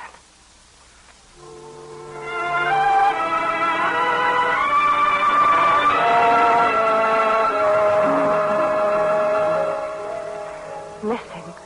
Dave missing. Gone. I realized only then how I'd clung to the thought of Dave all those 15 months he'd been overseas. My belief that he'd come back to me had made it possible for me to go right on working. You see, I'm an artist, a commercial artist, and I loved my work. But without Dave, suddenly my work was without meaning. Nothing had meaning. And I needed desperately to talk to someone. So that night I went to see Helen. But you have to keep busy, Anne. What do you think other women do? I don't know. I only know I can't go on drawing senseless pictures of clothes and perfumes and... Well, there's still plenty of war work. For an artist? Elton Clark's been doing war work in the hospitals, drawing portraits of the wounded. Drawing portraits? Yes. He says it does wonders for their morale. They get the portraits to send home to their families. Of course, Elton says it isn't an easy thing to see these boys. Crippled. Some of them psychoneurotics. Oh, I couldn't do that, Helen. But you've always wanted to do portraits. I could do the drawing all right, but you know how I am about talking to people. I never know what to say. Oh, you won't feel so shy, Anne, if you're doing something useful. Do you think so? Well, I think so. But why don't you try, Anne? Then if it's too difficult for you, well, give it up. I might try. Oh, but how do I start? You apply at the USO camp shows. And if you qualify, you could be on your way in a few days.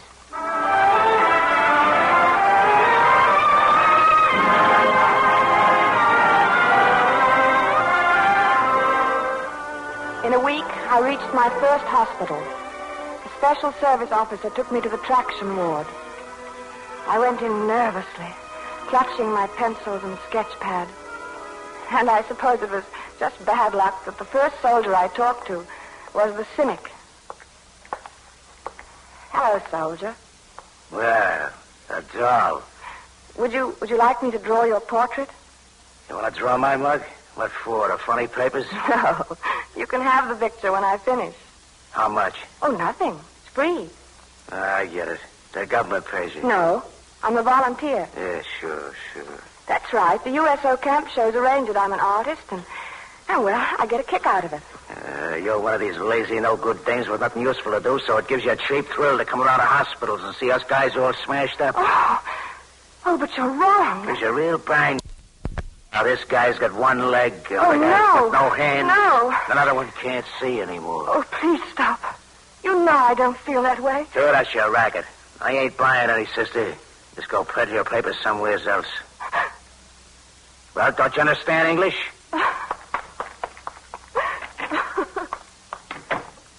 Miss Jordan, what's the matter? What happened? It's that soldier in there. The big corporal? Has he been barking at you? Yes. I just asked him if he wanted me to draw his portrait. I know. It gets pretty rough sometimes. With these boys, we have to overlook a lot. You'll have better luck with some of the others. But I can't. I can't go back in there. It's up to you, Miss Jordan. But you'll feel better if you do go back. I know. Once you break the ice with these boys, well, you wouldn't trade the satisfaction for anything. I guess it's because I've always been shy. Well, I used to be shy, too, but in wartime, I think shyness is a luxury we have to do without. There's just too much work to be done. You're right. There's so much to do. Thank you, nurse. I'll try again.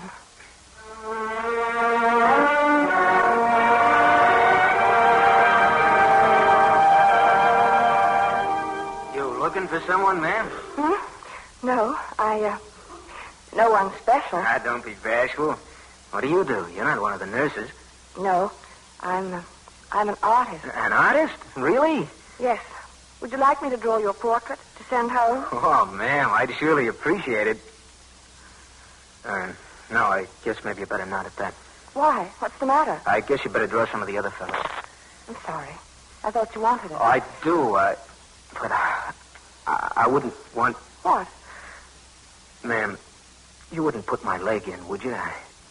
I mean, where there isn't any leg. I saw then. His right pajama leg was pinned back, empty. Hit me hard, that sight. But I tried not to think about it as I began sketching. And then I became aware that an audience was forming at my back. A quiet, skeptical audience. Mostly on crutches, a few in wheelchairs. I was so tense I could scarcely breathe. Then one of the onlookers spoke, and the ice was broken. Hey, the gal's good. Yeah, you said it. But, ma'am, he's not that good. So what are you going to do with the picture, Johnny? Frame it? Never mind. How's it going, ma'am? Am I still sitting right? Oh, you're doing fine. Let me know when you're tired. Who are you going to draw when you finish with him? Well, you'll have to figure that out yourselves. Draw straws or something. But I'll get around to all of you if you give me time. Time, ma'am? Well, we got all the time in the world. It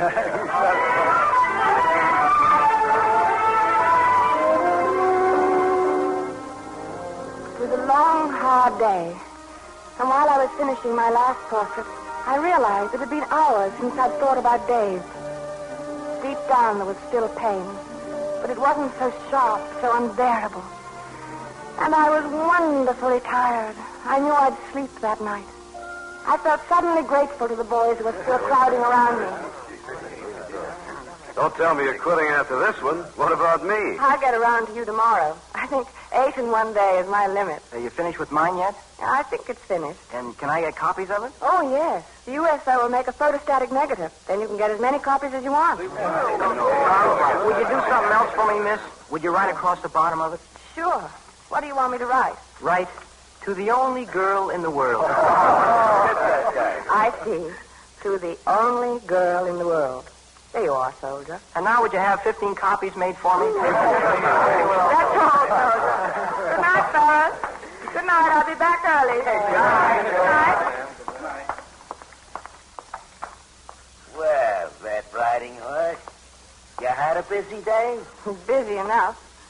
Yeah, I've seen. You had a great time with the Romeos in this war, didn't you? Romeos? Yeah, them eager beavers. You ever tackled a real tough customer yet? Who are the tough customers? The Sykes. The guys who got what they call battle fatigue.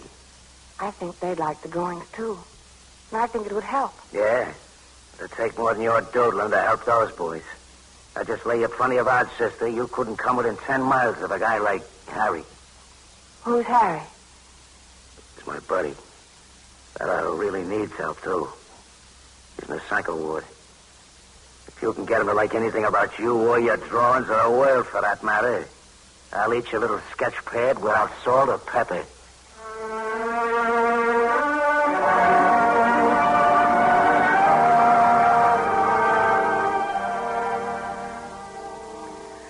That night, I thought about the cynic, his bitter voice, and his hatred of me. And I decided to take up his challenge. The next morning, I went to the head nurse. Yes, I know who he was talking about, Miss Jordan. The corporal's very bitter about his friend. They were buddies overseas. Then, can I see Harry? Wouldn't be any use, Miss Jordan. There's simply nothing he responds to.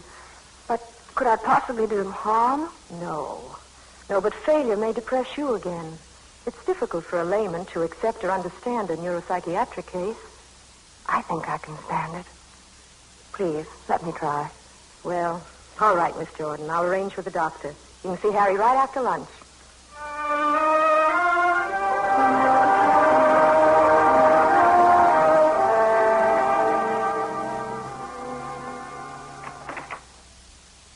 Just step in, Miss Jordan. There's a chair beside his bed. Thank you. Harry? Harry? There's someone to see you, Harry. I don't think he'll answer, Miss Jordan. All right, nurse. If you'd leave me alone with him for a little while. All right. I think you'll be disappointed, but if you want anything, ring the bell. Thank you. Harry. Harry, the nurse told me you were from Minnesota. I started a picture this morning that's a little bit like Minnesota. A lake and a meadow and a hill. Would you mind if I finished it sitting here? You know, I think there's nothing more beautiful than the big pine trees growing down to a lake shore. Like this. Or the green farms cleared out of the woods. Did you live on a farm, Harry?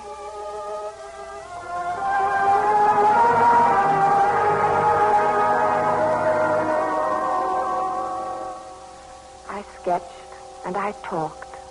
And once in a while I looked at Harry, lying still as death, with his eyes closed. He was a big, raw-boned, blond boy, very thin and pale. And he lay so quiet, it was difficult to know if he was even breathing. But I believed he heard my voice. And I kept on talking about the flowers and the hills and the waters of the North Country and about the farms. Harry, I saw a place just like this. A little white house and then a cornfield and then a patch of woods. See, I'm drawing it as if I were standing in the cornfield looking toward the lake. Let me... What did you say, Harry? I said, let me see. Of course. I'm drawing it for you.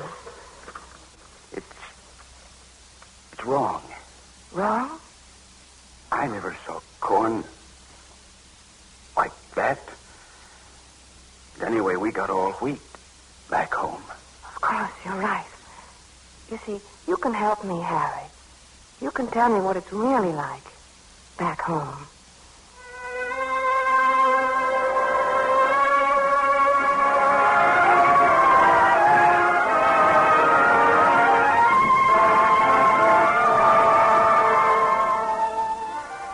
You are listening to Geraldine Fitzgerald as Ann Jordan in Artist to the Wounded on the Cavalcade of America, sponsored by the DuPont Company, maker of better things for better living through chemistry.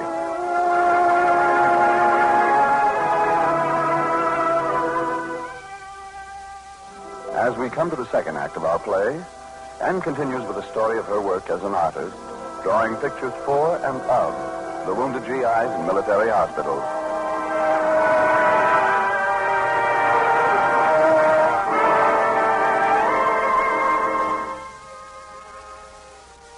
It was evening again when I went back to the traction ward.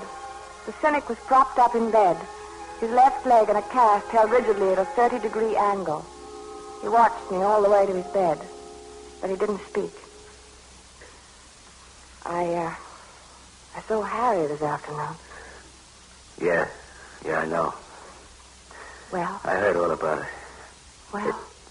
I know you think I've been a first-rate punk. No. I think I understand you, Corporal. Yeah, but I've been calling you all sorts of things and been mad and sore, and it was you that got through to Harry. Oh, you must think I've been a punk. No, I don't. Look, tell me all about your outfit, the one that you and Harry were in together. Well, it was the 36th Division. The 36th? Yeah, the good old 36th Infantry. Best outfit in the whole army, too. That's the one that he... Oh. Did you know somebody in the 36th? Yes.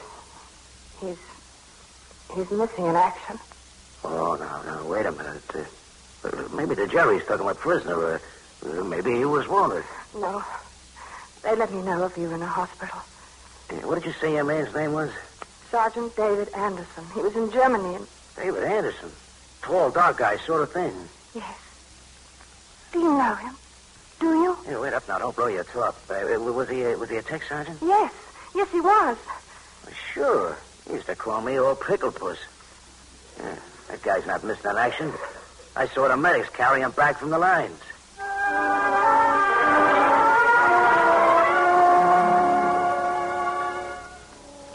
It was something to go on. It gave me hope.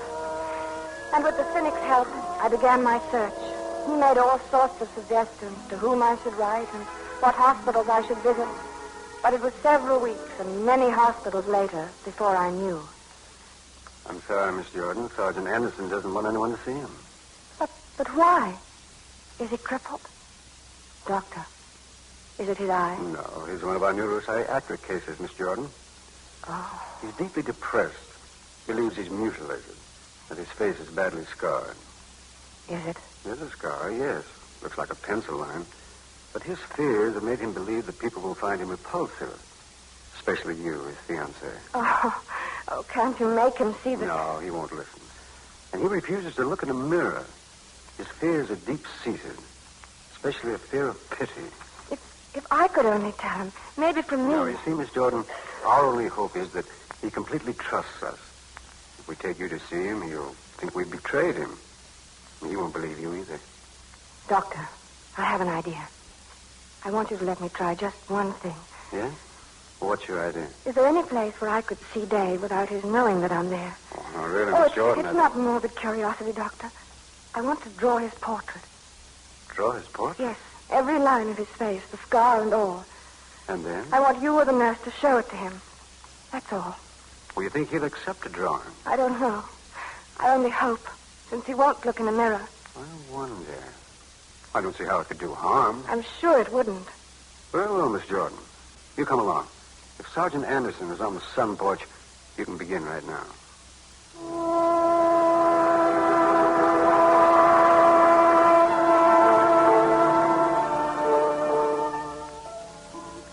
At the end of a corridor on the third floor, there were wide glass doors. And beyond them was the sun porch where the wounded sat dozing in their wheelchairs. The doctor and I went through the doors, and then he motioned for me to stop behind a screen. I don't think we can go closer than this, Miss Jordan. But where is he? I don't see him. Fourth man down. Looks as though he's sleeping. Oh, no. Dave. Is he so changed? He's so thin, so terribly thin. Doctor. Yes? Why can't I speak to him? I must speak to him. It was your own idea, Miss Jordan, to draw his portrait. Yes, but now... You want to injure him? Retard his recovery? Oh, no, of course not. Well, unless he's first convinced about his scar, seeing you will do nothing but harm. Now, you misunderstand that. Yes, you're right. You're right. I'll try.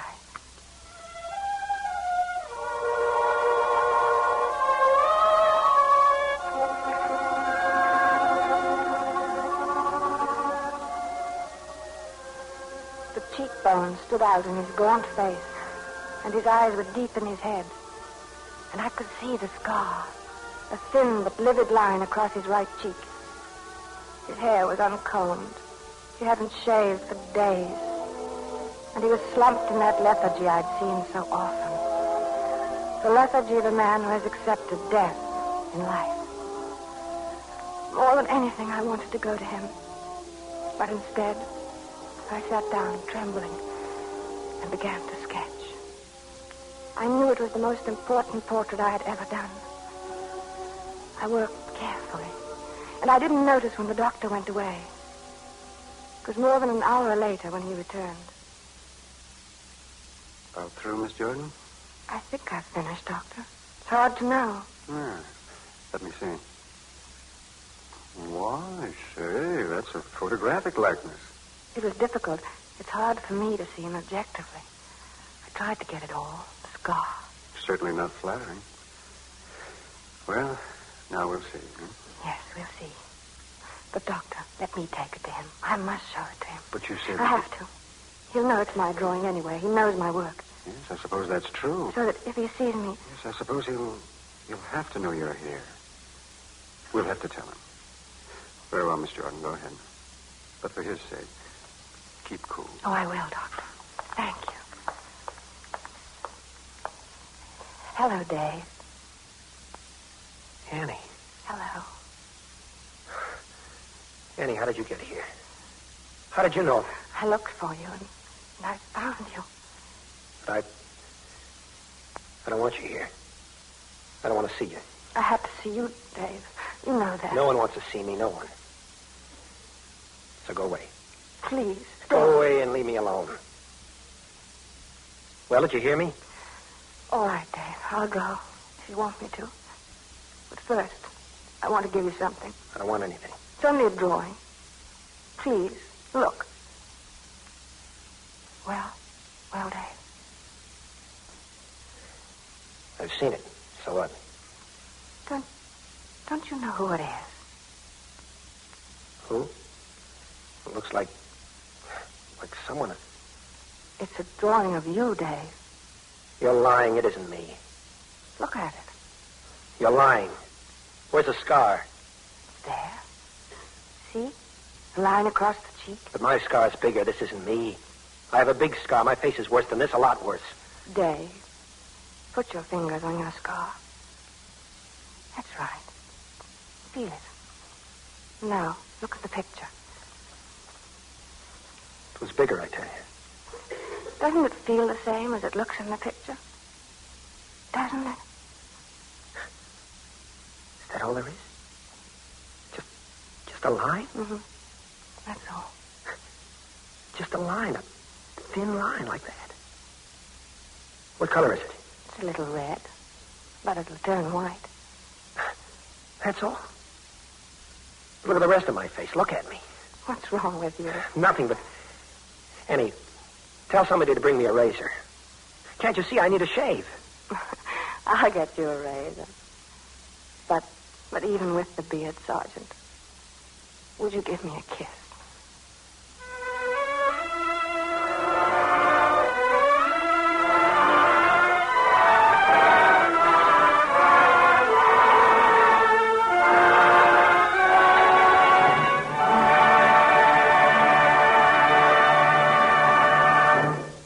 Thanks to you, Geraldine Fitzgerald, and to all members of tonight's DuPont Cavalcade cast.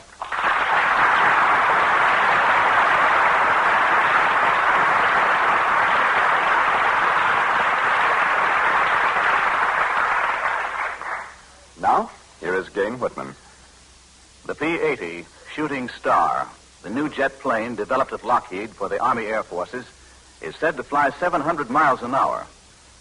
700 miles an hour is almost 12 miles a minute, very nearly the speed of sound. At that speed, the air doesn't feel soft as it does when a summer breeze gently touches your cheek. It feels, pilots say, like ramming at full speed into a pile of cordwood. The pilot is bounced and banged around inside the ship. The plane itself takes punishment, inside and out. This problem of moving objects through air at high speed is one our forefathers never anticipated.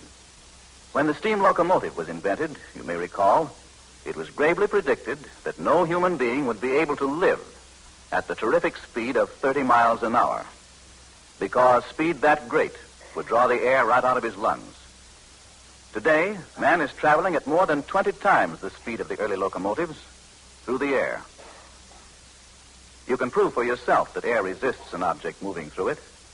Make a ball out of rags, the weight of a baseball, throw it as far as you can, and then throw a baseball. The ball made of rags slows down and falls to the earth long before the baseball, because its rough surface, you might say, tears a rough hole through the air. To make its way through the air at high speed, a projectile must be smooth. An arrow is smooth. A bullet is smooth. For the same reason, the Shooting Star jet plane is smooth as the finish on your piano. A special airfoil lacquer developed by DuPont Research is used on the P-80, buffed and polished until it's so lustrous you can actually see your face in it. This new finish for the P-80 Shooting Star is only the latest of many special finishes perfected for wartime tasks by DuPont chemists and engineers, and made with scientific accuracy by the men and women in DuPont plants, the team whose year-in, year-out effort to create new materials and improve old ones brings you the DuPont Company's Better Things for Better Living through Chemistry.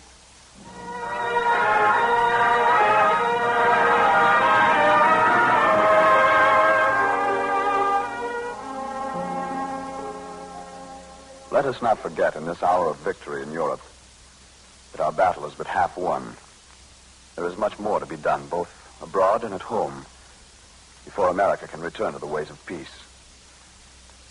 Let us rededicate ourselves to the things we must do at home, things that may have become commonplace in our thinking, but which are vital to our continued military success. Continue to be careful in the use of your car to save it from the scrap heap. Continue to save all the waste paper and fats. And most important, stick to your job. On this momentous occasion, we at DuPont pledge that we will not slow our effort 1 minute until the last gun is fired and peace has once more returned to all the world. That is the pledge and promise of the men and women who work for DuPont.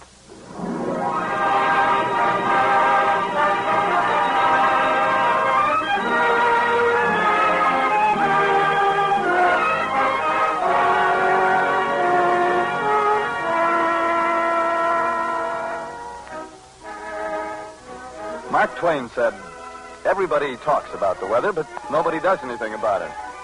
Well, that was many years ago, and Mark Twain can be forgiven for knowing nothing about the United States Army Forces Weather Service. Next week, the DuPont Cavalcade will bring you an exciting new play about the AAF Weather Service and the vital part it played in the Battle of the Bulge. Next week's play is called Weather is a Weapon, and our star will be Dana Andrews.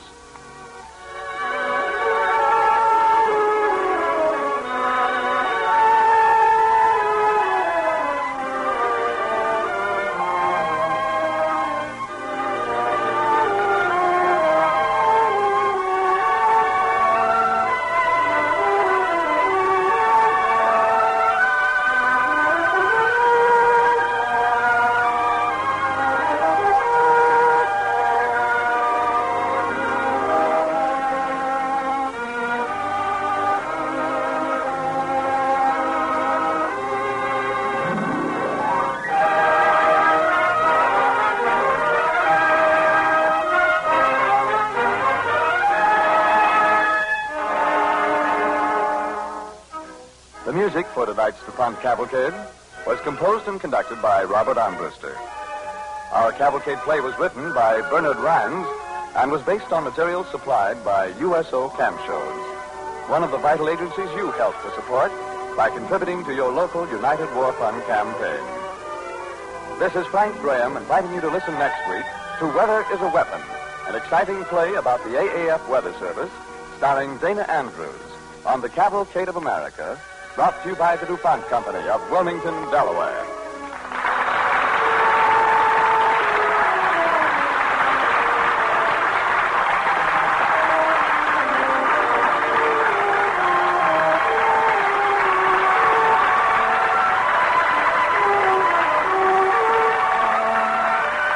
This is the National Broadcasting Company.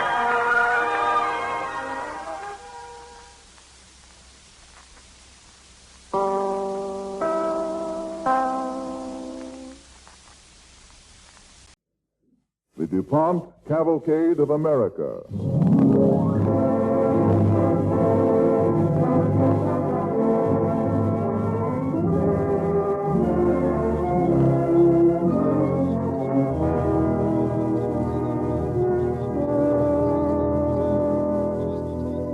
Starring Dana Andrews in the story of a soldier who was ordered to bring home the moon.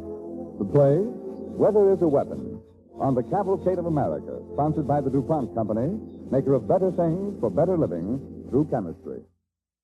Before we begin our play, here is helpful information about DuPont Speed Easy, the wall finish you can use right over wallpaper or any other wall surface. Although Speed Easy is an oil-type paint, you thin it with water and apply it with a large brush or roller. In less than 1 hour, your walls are dry, and you have a beautiful velvety finish. It costs less than $3 to do the average room in one color. When you redecorate, get Speed Easy. It's speedy and it's easy. It's made by DuPont.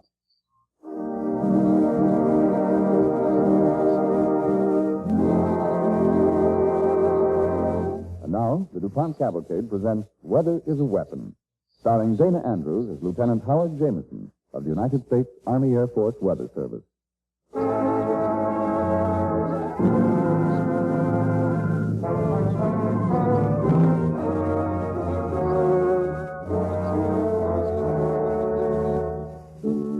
11 days ago, at his capture, the German Field Marshal Karl von Rundstedt said, "Weather is a weapon the German army used with success, especially in the Ardennes offensive.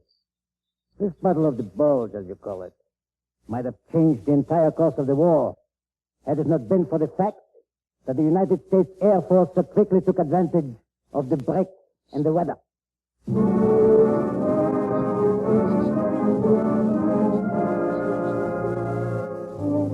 Weather was a weapon that fought for both sides during the Battle of the Bulge last December. Von Rundstedt knew it. Our Air Force knew it. And we know now, behind our counterattack were the unsung heroes of the Weather Service, men who watch the skies. On a lonely outpost in Greenland lies one of the weather eyes of the Army Air Forces, the Weather Service Observation Station. It is late afternoon in December 1944. Captain Faulkner, commanding officer of the post, is speaking to Lieutenant Howard Jameson. Lieutenant Jameson, you can get me into more hot water than any man in this outfit. But, Captain, I just explained. I know you got sick of weather reconnaissance and went flying off looking for German planes. But I brought back the weather report, sir. That was very considerate of you. Jameson, what makes you do things like this? I could understand him if you were a natural-born show-off, but you aren't. You're clean-cut, intelligent. Aside from these show-off escapades, you're as efficient a man as I've got in the outfit. I suppose I did look like a show-off, going out to look for German planes when I'd been assigned to weather reconnaissance. But why do you do such things? You're not a rebel. Something on your mind? No, sir. Except that... Well... Go on. This sounds kiddish, I suppose. But I want to get the war over. Go on home. I want to do it fast. I took a pilot training so I could. But the 2 years I've spent snooping around clouds in Greenland looking for weather seems like all my time is being wasted. And my training, too. Too good for the job the Army's given you, huh? Oh, no, sir. Well, maybe you can get a different perspective from the ground. The ground? I'm grounding you, Jameson. Assigning you to maps and charts. Sergeant Gale will be your assistant. But, sir... That's all. Dismissed.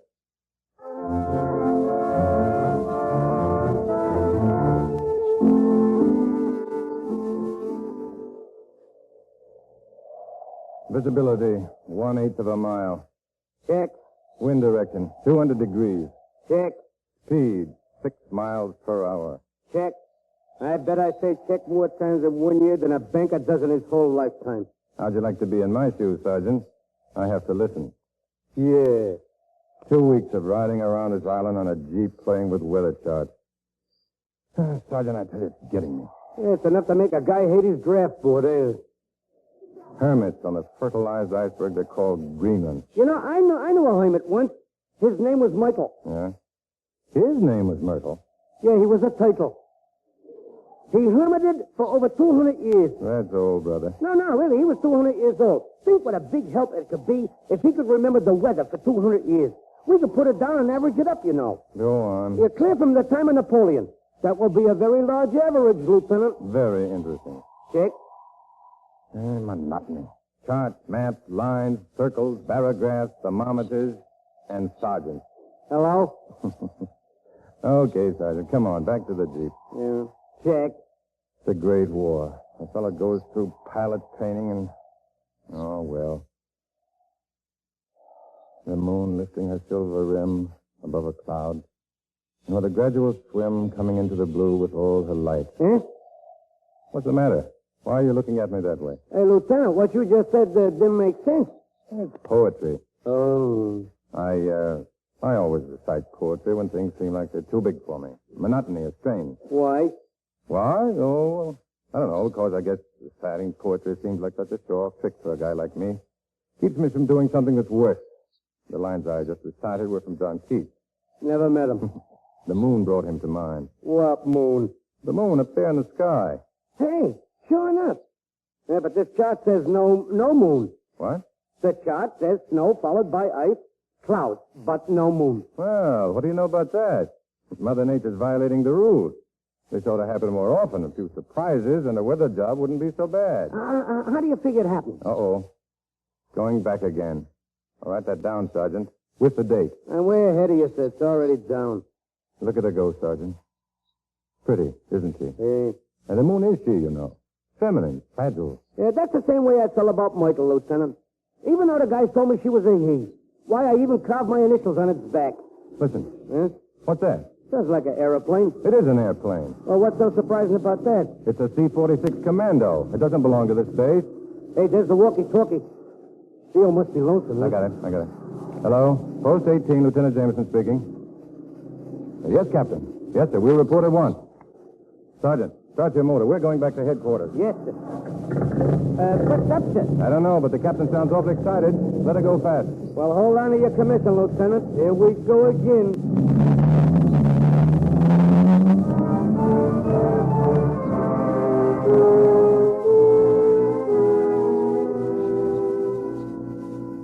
You wanted me, Captain? Sit down, Jameson. Oh, I have the report here, sir. I hope nothing's wrong. On the contrary, you're to be commended for your work these past 2 weeks. Oh, Lieutenant Jameson, meet Lieutenant Crane of the Army Air Force. Lieutenant Crane? Glad to know you, Jameson. I knew Crane was coming in with orders that you wouldn't want delayed, so I called as soon as his plane was sighted. Well, Jameson, you can now have something you've been aching for. A flying assignment. Hot dog! Yes, sir. You mean hot dog, Jameson. I know how you feel, man. Thanks, Captain. You better hold your thanks. This is a tough one. The Germans have broken through on the Western Front. The Germans have broken through? Von Rundstedt counterattacked in Belgium, Holland, Luxembourg, and France. Wow. The whole line is fluid. Every available man is needed up at the front. And I can fly combat there? Not exactly. You see, the Air Force is grounded because of weather conditions. Headquarters wants an observer for a very hazardous mission. A volunteer familiar with this area, since this is the place where weather is made for Europe. Yes, sir. You've been here for 2 years, so naturally you're the man. However, you don't have to ask for it. The way the fog has settled down, flying across won't be any picnic. When do we leave, sir? Right away. If Crane here thinks he can fly you to the French mainland in spite of prevailing conditions. We've got to make it, Captain. They can't wait on the other side. Well, if they can't wait on the other side, we can't wait here. Good luck, Jameson. Oh, Captain, I'm sorry to leave you, sir, and Sergeant Gale, but this Greenland, it may be a great spot for predicting weather in Europe, but for me, you can give it back to the Eskimos.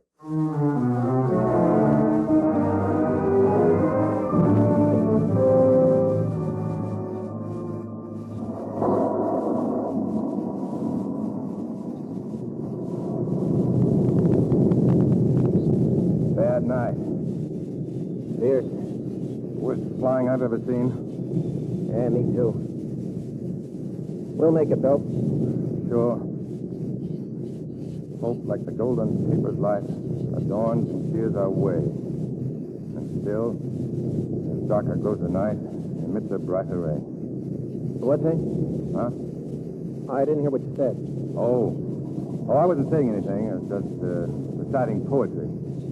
Poetry? Yeah. You find poetry relieves the tension? Why'd you ask that? Oh, every guy has his own way. Myself, when I'm scared, I look at my kid's picture. That him? Yeah. He's 3 now. This is how he was when I left, 1 year older. Nice little guy. Great. Greatest little guy in the world. How old are you, Crane? Me? 22.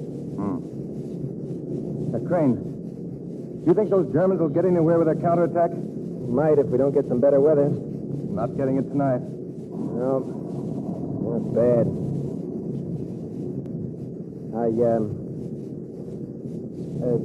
Go ahead. Recite poetry if you want to. No. No, I don't feel like reciting poetry. The only reason I had the kid's picture out was to see if the fog is... Sure. You know, there's one thing I like about the Air Forces. You meet such great guys. Human guys.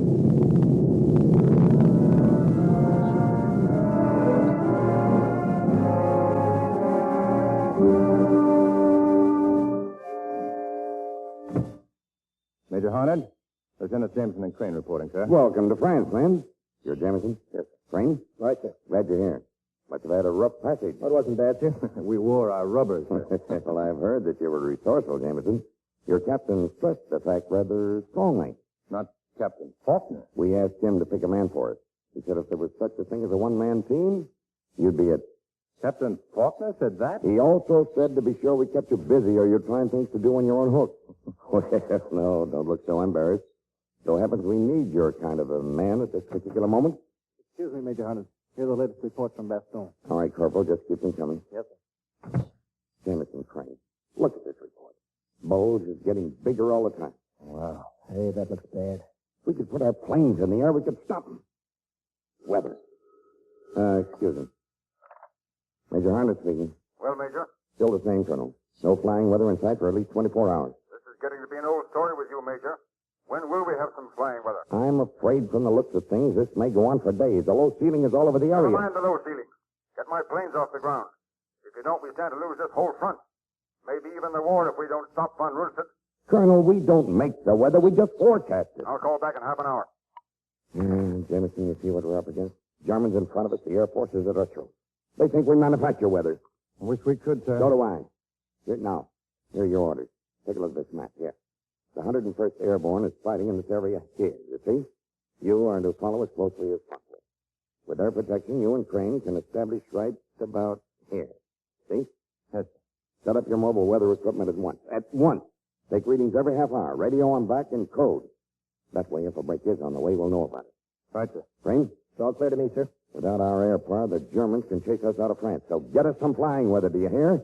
And when you get there, make it a point to stay alive. We need those reports.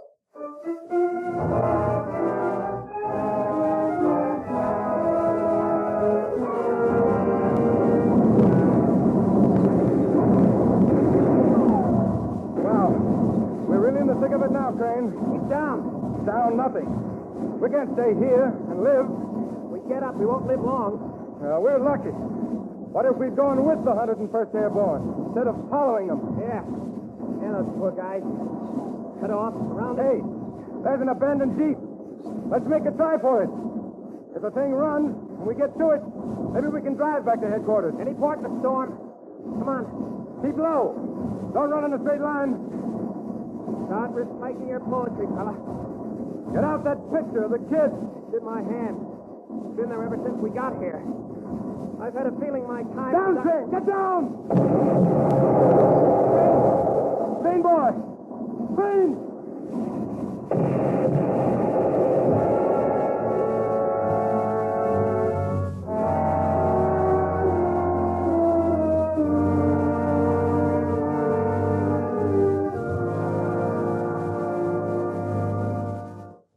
You are listening to Dana Andrews as Lieutenant Howard Jameson in Weather is a Weapon.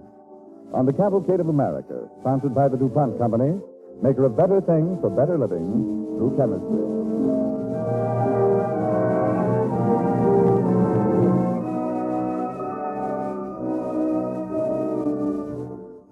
Now, here is the second part of our story. In a field weather outpost in France, a few days before Christmas, 1944, Major Harned, in charge of local Air Force's weather service, is in conference with an Air Force colonel. The Battle of the Bulge has been in progress for 10 days. 10 stormy, cloudy days, during which all Allied planes have been grounded. Well, Major? Answer is still the same, Colonel. Impossible. Major Harned, I've got 1,000 planes waiting for the word, and all I get is excuses. You know the 101st Airborne has been cut off, that they're lost, and our planes are sitting... Yes, Corporal? You asked me to try and contact Lieutenants Jameson and Crane, sir. There's still no answer from them. Thanks. They must have been caught with the 101st. Something else, Corporal? Yes, sir. Oh, 2 more good officers wasted. Hundreds of others, thousands of men, and we... Major, will you please stop shuffling those cards? These are analog maps. I know what they are. They contain a summary of daily weather maps for the past 50 years. Oh, that's ancient history. If you'd stop trying to deal in the past and get to work on weather, like all history, repeats itself. Weather moves like the ocean in highs and lows, pressure areas, wind currents. Tomorrow's weather is in this stack of cards somewhere. I don't care where you get it as long as it's fine weather. If you don't run Woolstead, we'll sweep us back to the English Channel. December 22nd, 1905. Well, I'll leave you to your cards, Major. I hope you'll find the Joker before morning. December 22nd, 1906. December 22nd, 1907. Major, sir. Lieutenant Jameson is here. Here? He's here? Oh, Jameson reporting, sir. Well, glad to see you, boy. Oh, you all right, Jameson? The 101st was cut off, sir. Crane and I managed to get out. We were running for a jeep. Crane was killed. Sorry.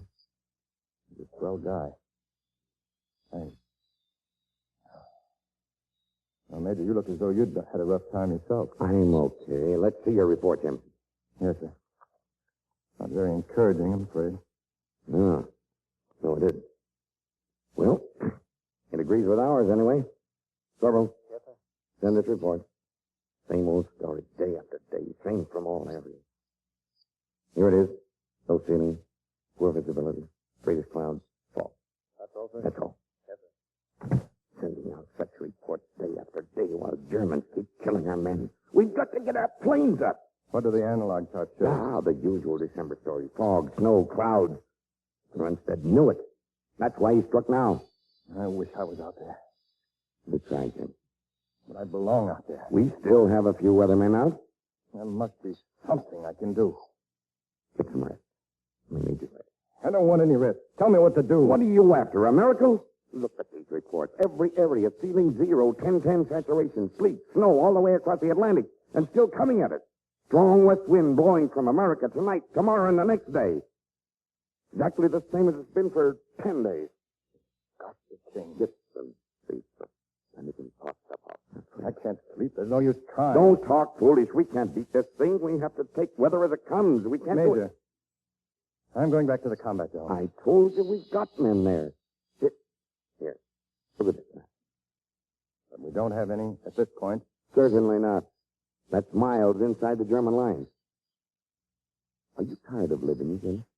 No, sir, but Crane wasn't either. And we can't let the Air Force down. How do you expect to get inside the German lines? I can fly. You? In this weather? I can fly, believe me. And I can observe. I can look for a break that might be on its way. And if I find it, I'll recognize it because I'm a trained man. And Major, you've got to give me permission. Suicide in this weather? Look, Major.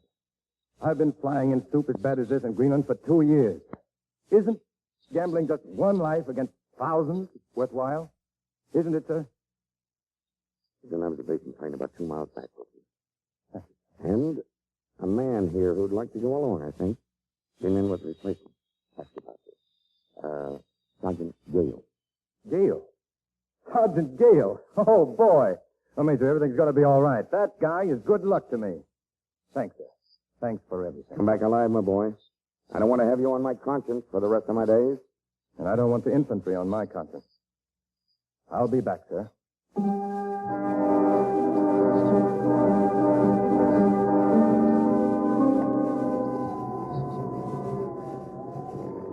Visibility?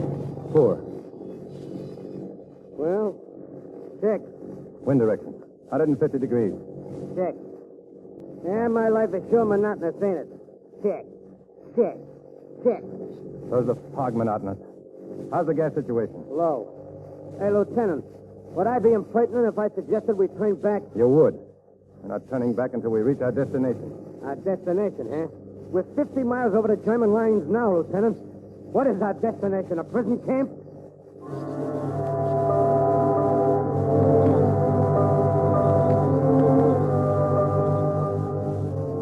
Here's some more dope, Lieutenant. What's the wind speed now? Below 30. Below 30. Don't fool me, Sergeant. Fool you? Oh, if it's below 30, the wind is dying down. We're supposed to be having a high west wind from North America. Yeah, I know. As the book said, weather progresses in a constant direction from North America to Europe and from the west to the east. Except when there's an east wind. If an east wind should spring up now, if that's why the west wind is dying... You expect to find an east wind at this time of the year in this weather? Look over there. Those clouds are shifting. Yeah. That might mean something. Hey, the wind is changing.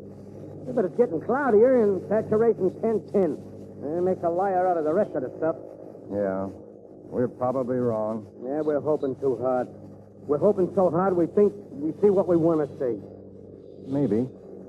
But remember in Greenland? No, what? When we looked up and the moon was shining, making a monkey out of the rest of the chart. Yeah, I remember. And an east wind did that. An east wind that brought different weather. Do you think I'm not thinking, Sergeant. I'm just keeping my fingers crossed. If we could just see those clouds break. If we could just see the moon.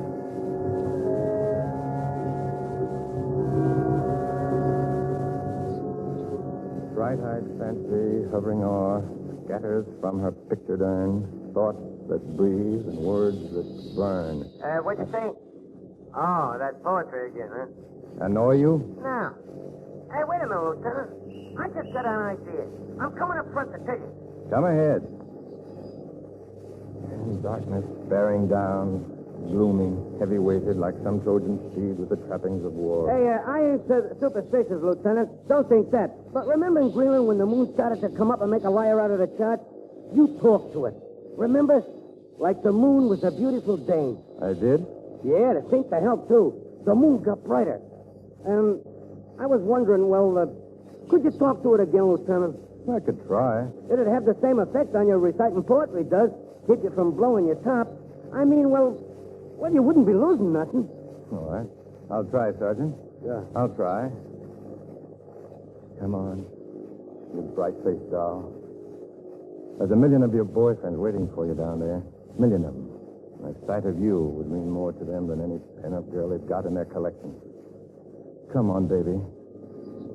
Come on. To those guys down there.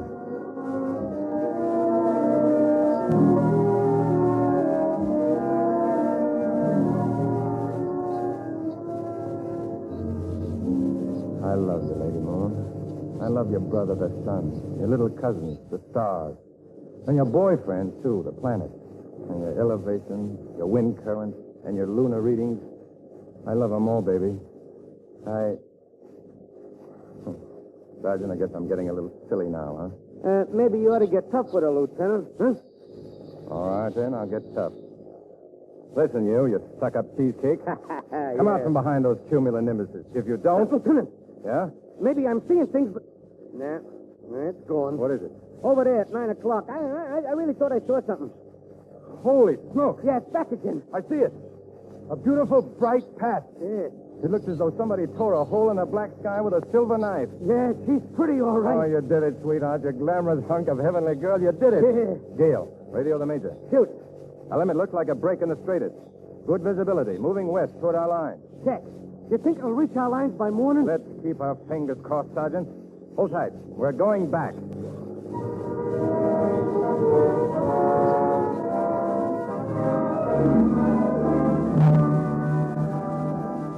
And there it was, sir. A narrow slit in the clouds. As soon as we got your report, we alerted the Air Force over the entire area.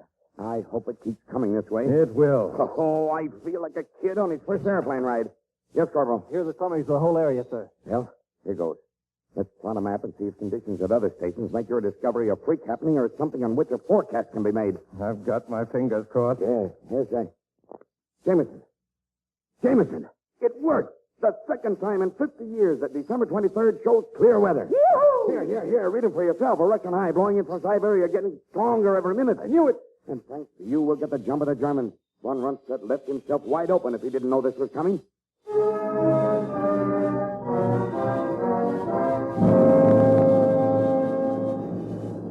There goes the first wave, sir. Yes, and look out this window here. Holy cow. Bombers, fighters, ours. Boy, we've got them. Wide open, Jameson. Shall I send the report, sir? At once.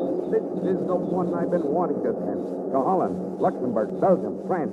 December 23, 1944. Unlimited ceiling, good visibility, clear and cold. December 24, the same. Yes, sir. And December 25th, a Merry Christmas from the Air Force's Weather Service.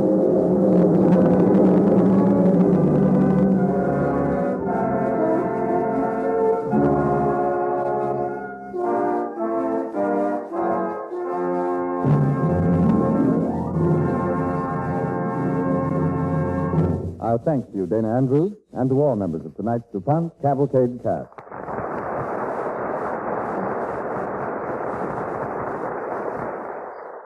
Now, here is Jane Whitman. War is giving Americans, in fact the world, a new appreciation of the value of scientific research. From the achievements of America's scientists have come the weapons with which our troops meet the challenge of enemy weapons. Radar, rockets, amphibious tanks, jet planes, mines that can be set off at a distance by dialing their number on a telephone.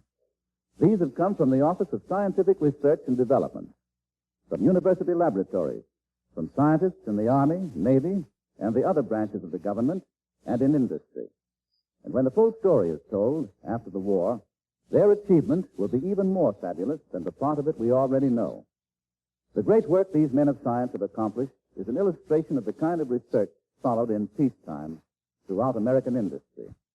The chemical industry, the electrical industry, the glass industry, the steel industry, every field which makes use of science, which today means just about every field there is.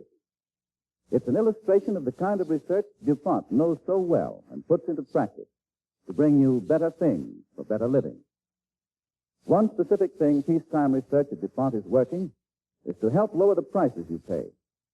For instance, the price of neoprene, DuPont's chemical rubber, has decreased 73% from the time it was introduced commercially in 1931.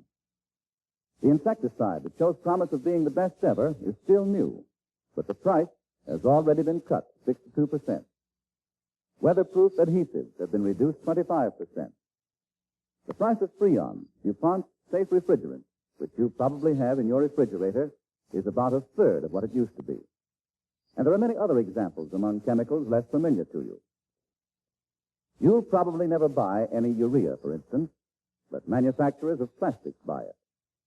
The United States used to import all its crystal urea. Now, DuPont makes it, and the price has been reduced more than 20%. Research, of course, cannot do the whole job. Engineers must build the plants that turn research development into chemical realities.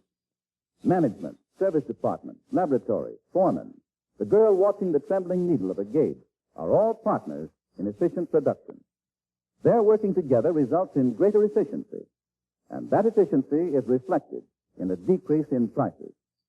You get the benefit of these lowered prices in DuPont's Better Things for Better Living Through Chemistry. Next week, the DuPont Cavalcade will bring you an amusing and moving story about doctors who care for our fighting men and the Seabees who build for them. It's the story of a small group of gallant men fighting against overwhelming odds to save hundreds of lives, hampered by jungles, but aided by demons. Our star will be Robert Young, and our title, How to Build Paradise. Dana Andrews may soon be seen in the 20th Century Fox Technicolor production, State Fair. The music for tonight's DuPont Cavalcade was composed and conducted by Robert Armbruster. Our Cavalcade play was written by Charles Rabiner, based on factual materials supplied by the United States Army Air Forces Weather Service. This is Frank Graham inviting you to listen next week to Robert Young in How to Build Paradise on the Cavalcade of America, brought to you by the DuPont Company of Wilmington, Delaware. This is the National Broadcasting Company.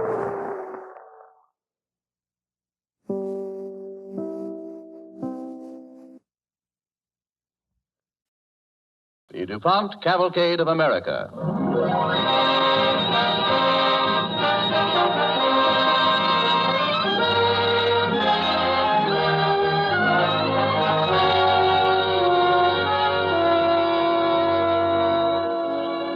Tonight, Edward G. Robinson stars in The Philippines Never Surrendered, the story of guerrilla warfare against the Japanese on Mindanao, on the Cavalcade of America, sponsored by the DuPont Company, maker of better things for better living through chemistry. Before we begin our play tonight, we want to tell you about DuPont Speed Easy Wall Finish, the new wall paint that you use right over wallpaper or most other interior wall surfaces. Although Speed Easy is an oil paint, you just thin it with water, then apply with a large brush or roller.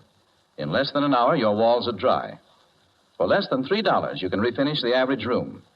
So for your home decoration, get Speed Easy. It's speedy, it's easy, and it's made by DuPont.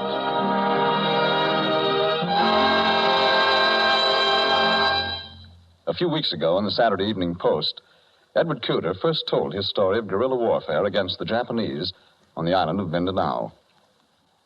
Tonight, that story is told for the first time on the air. The DuPont Cavalcade presents The Philippines Never Surrendered, starring Edward G. Robinson as Edward Cooter.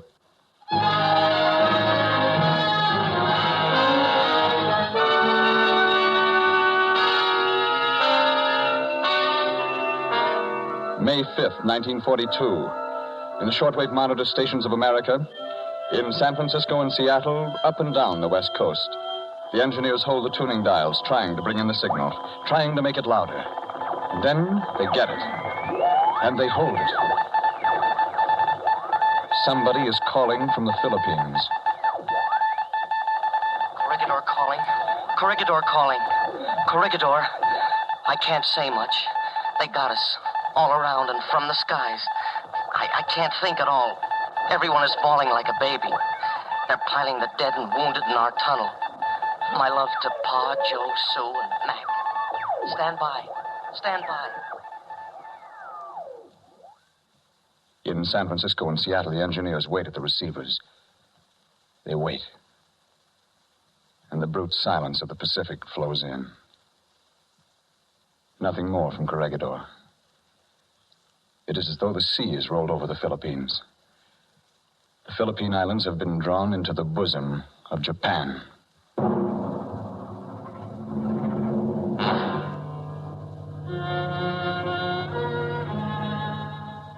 What happened there after that message died? People were alive in the Philippines. What did they do? What did they think? What happened to the people? People like me, for instance. I'm Edward Cooter, and I'm a school teacher. For 20 years, superintendent of schools on the island of Mindanao. I'm a small man, not very rugged. I suppose you'd call me scholarly. And in the quiet years of my life, I'd often talked about the philosophical concepts of human dignity and human freedom. But that dark May day in 1942, there was no place or time for philosophy. There were facts. The Japs were about to occupy the town of Dansalan, and with less than an hour to spare, I sat in my office. Outside, there was the fury of approaching battle. And opposite me, across my desk, sat a United States Army colonel. You've got to make up your mind, Mr. Cooter. The Japs will take this town in less than an hour. Yes, I know, Colonel, but maybe it's the words that bother me. Words? Yes, well, they're strange to me. Sabotage, guerrilla. I'm not a soldier. I've never even fired a gun. All I'm asking you to do is to stay here and organize the people. Tell them how to resist. I'm not asking you to fight. Yes, but it seems to me that someone like you... No, my orders are to go to the mountains, establish a center for resistance. And you know the natives better than I do. Yes, I know them, and I like them. And they like you. Yes, but telling them to resist means bloodshed, killing, torture. Well, they don't want to live under the Japs all their lives, do they? Well, I don't know. Do you want to? Well, that's a different matter. I know that someday I'll get away from this island. The Murrows have to live here.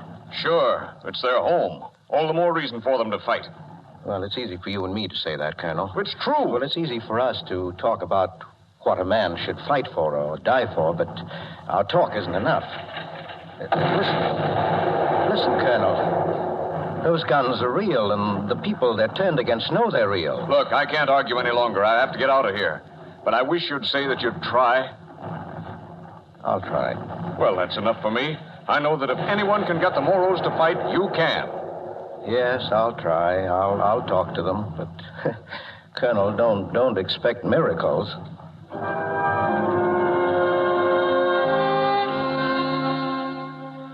Lord knows I didn't expect miracles from the Moros or from myself. The Moros. Those brave, wonderful people. Small, broad-chested, almond-eyed. We call them the Irishmen of the Pacific. Great people for a story, or for a fight. But resistance. After all, the Moros were few and unarmed except for knives and a scattering of rusty rifles. And when I put myself in their place, well, how much could I expect of them? And I wanted to keep my promise to the colonel, but First, I wanted a safe place to hide out. So when I walked into the jungle that day, I was looking for a man I knew I could count on, a man named Pendangaman. I sent out messages, but it was a few days before I found Pendangaman. Mr. Coda, fine thing. It takes war to bring you here again. How are you, Mr. Coda? Pretty well, Pendangaman. Well, good to see you. This here friend, Malalau. Oh, how do you do? Me good friend with Americans, Mr. Coder. I'm glad to hear it. Did you get my message, Pendangaman? Yes. Have house for hide you. By mine, Mr. Coda. Come. I show you. Well, I hope it's really out of the way. Oh, job never find. All days when Moro be chased by American police, we fix him up there. American police cannot find, job cannot find. Yes, well, that sounds safe enough. How has it been for you here, Pendangaman? You mean Japs? Yes. No want no trouble.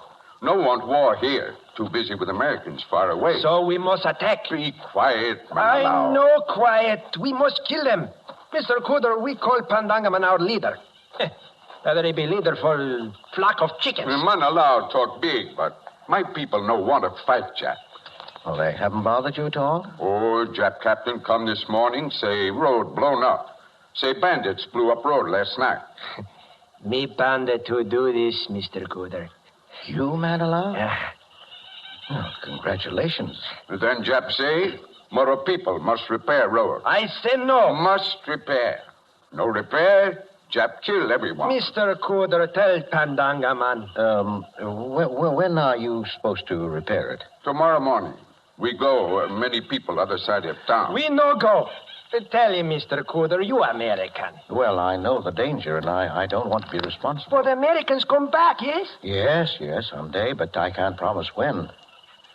The road is useful to the Japs. Now, if you repair it, you're helping them. If you decide not to repair it... But we must repair. No repair, we be killed. Yes, but if you decide not to, you have to know the risk you take and what you're taking it for.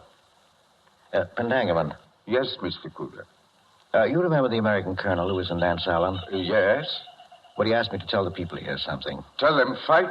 My people no want to fight. Well, I'm not so sure. Anyway, I'd like to tell them what's needed if they do want to fight. Yes. Tell us, Mr. Cooder. Well, I'd rather speak with as many people as possible. You repair the road in the morning? Yes. Sunrise. Well, then I'll say a few words to all the people going to repair it. Just a few words before they start.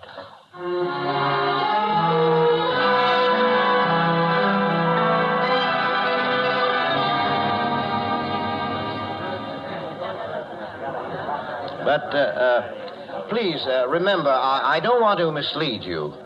Now, resistance will not be easy. It will mean sacrifice and struggle. It may mean you will have to kill, and perhaps some of you will be killed. We brave people. We kill. We no kill. Well, I'm not trying to tell you what you should do, but you must choose between resistance or possibly a lifetime of slavery under the Japanese. Now, if you decide to resist, you mustn't repair the road this morning. Resistance should begin in ways like that. Not working, wrecking trucks, blowing up bridges. Then when the American army comes back... When Americans come back? Yeah, when Americans? I don't know. We'll be soon. Well, I can't lie to you. I don't know. Maybe 2 months, maybe a year, maybe 2 years. But General MacArthur said he will come back. I believe that. Come. Time to fix road. No, Pendangaman. Mr. Cooder, right. No fix road. Quiet. I am leader here. Pendangaman, Mr. Cooder, I know way, good way, not to fix road. You know a way? No kill Jap. Oh, no kill Jap. Listen, we go now to road. Start work, we work good. No trouble. Then after a while, crawl in the jungle and then...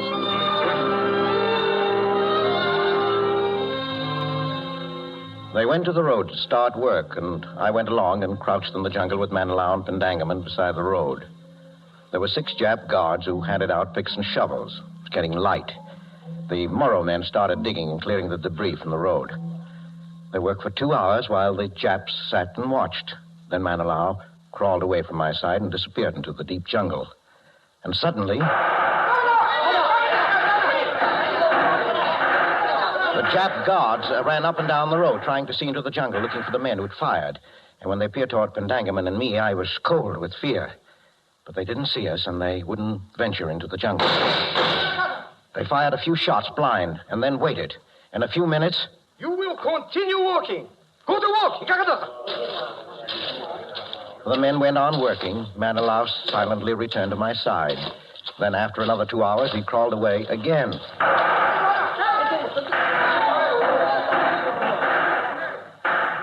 Captain? Yes? We like very much to work for Emperor, but can no work if all time somebody shoot. Continue working. We will finding these bandits and killing them. We like to work, Captain, but we not brave like you Japanese. I know, but you must try to be brave. We afraid, Captain. When you kill bandits, we come back and work. Come, people, we go home.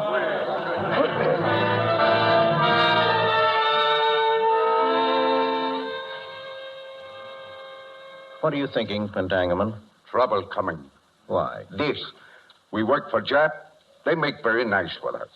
But Jap know we hate them. So if we no work and if they win war, Mr. Kuda, I think they will kill us all. They're not going to win the war, Pendangaman. Maybe. Long time Americans go away. What happened to them? Maybe they don't want to fight no more. You know that's not so. When they come back, Mr. Kuda, when? I don't know. I've been thinking, ever since what happened at the road, I know your people do want to resist. All they need, Pendangaman, is a real leader. I no can tell them to fight. Well, you ask when the Americans will come back. That depends on many things, and partly on how much trouble you make for the Japs here. It's your freedom, too, Pendangaman, and I've come to this conclusion. Sabotage is not enough. It's time for the Moros to kill Japs. You, Mr. Kuda. Now you sound like Manalao and my wife, Maruki. Maruki, too? Well, soon every Moro must decide, no matter what you, their leader, may think, that to have their own country, to be free, they have to fight.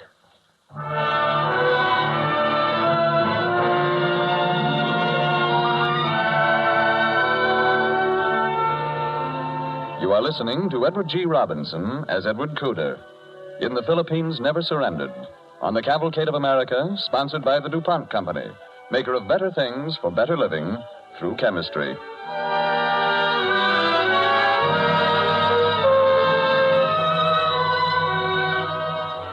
As we come to the second act of our play, Edward Cooder resumes his story of the building of a native underground movement on Mindanao during the Japanese occupation.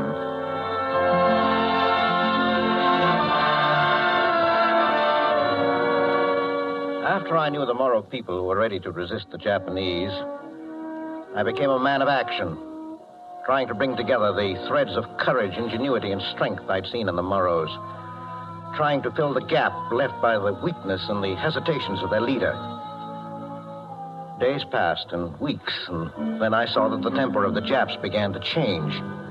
I sensed that they were getting pushed back somewhere, that the war wasn't going too well with them, because fear crept back into Japanese faces and they began to make mistakes. How much for this? 12 pesos. Here is the money. You give me only 5 pesos. You will take 5 pesos. No, sir. 12 pesos. Don't tell me what to pay. There. You are a lucky man you get anything. Next time, maybe you know better. Huh? Well, what are you going to do? Do? Nothing, Mr. Cooder. You let the Japs slap your face? You, one of the Moro people? Me want to kill, but cannot. Why? If you don't, you're a man without honor. Pendangaman say no killing. Yes, but if you do kill him, you will be honored and named by your grandchildren and great-grandchildren. Wait, Mr. Cooder. I go.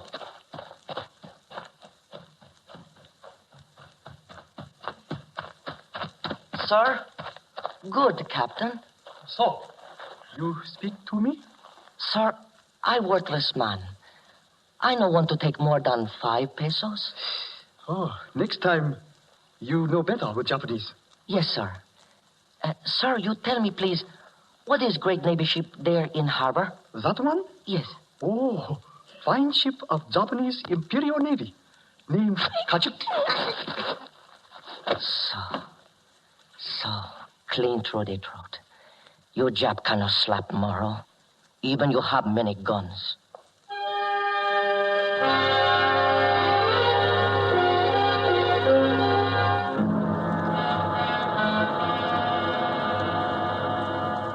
Pandangaman, where are man who is killing my soldier? Don't know. Where is this man? Pandangaman, 3 months ago, I am to giving order. All knives must be turned over to Japanese army. How's this man having his knife? Don't know how this man have knife. Pandangaman, tonight we are going to every house. Give the people order to leaving all knives in doorway of their homes. We are picking up knives tonight. Goodbye. Pandangaman. You can come out now, Mr. Kuda. He gone. You're not going to let them take the people's knives, are you? What can I do? Pandangaman, don't you see they're afraid of you? The Americans must be closer than we think. Quiet. My wife coming. Say nothing about it. So, you still sit here like woman? From you, only insults. More and more Jap kill our people, beat, steal, and you sit here like old lady with no teeth. Pandangaman, you can't let the Japs take your people's weapons tonight. Call them together. Let them decide if they want to fight.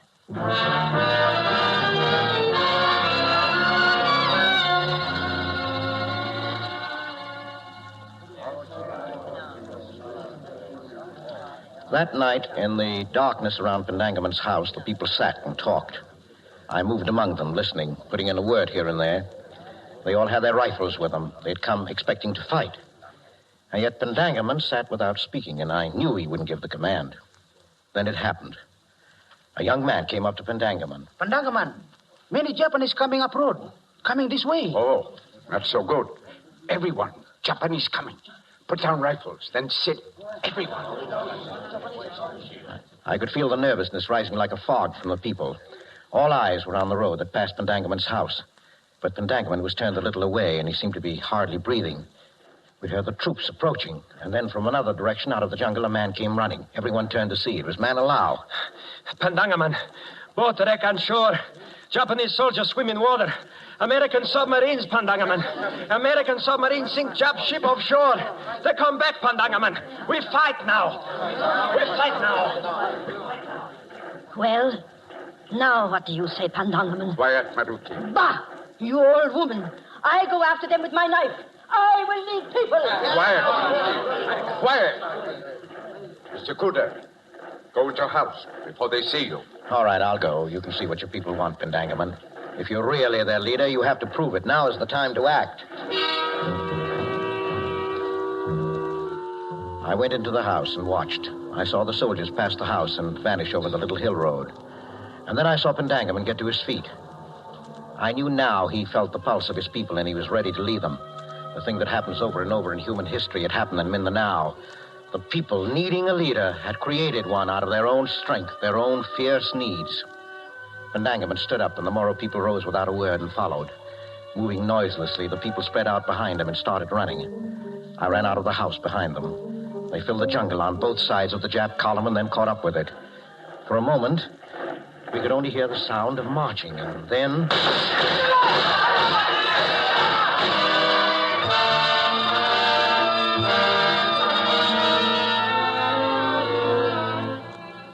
From that night on, the Japanese on Mindanao died in many ways. By bullet, by stone, by knife, and by rope. The Japs had swallowed up the Philippines, and the feast had killed them.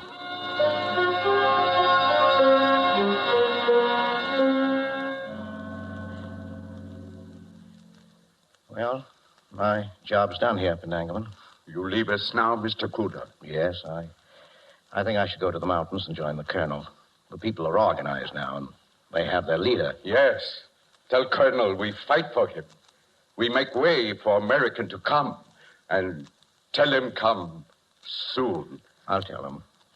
And he'll thank you. And I know, Pandangaman, you've made yourselves a great people in this war. You will not be forgotten.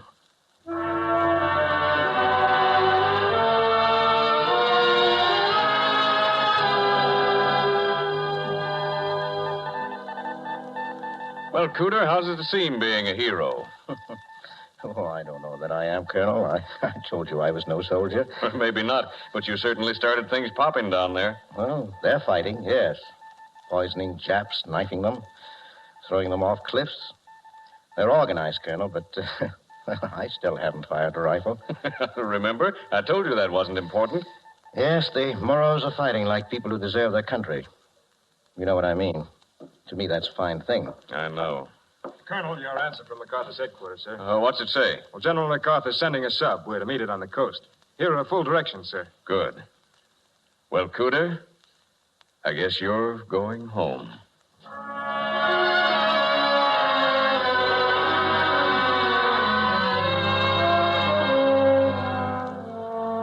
On that black day of May 1942, they listened in Seattle, and the radio was dead on Corregidor.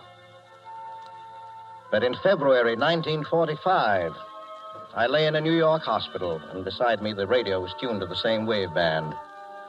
The voice had returned to Corregidor, to Manila and to those islands. The speech of free men had returned, and it soared like strong birds across the long Pacific, soared in the voice of General MacArthur.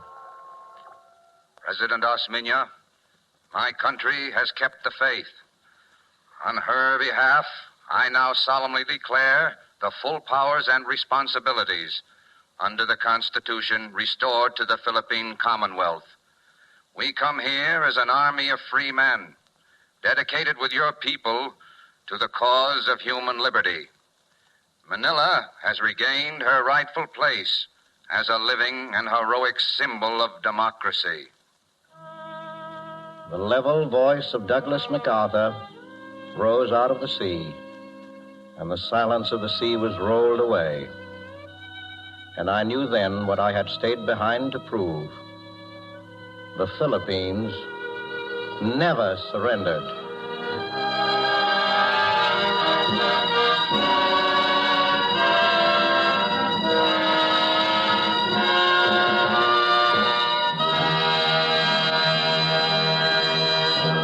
Our thanks to you, Edward G. Robinson, and to all members of tonight's DuPont Cavalcade cast.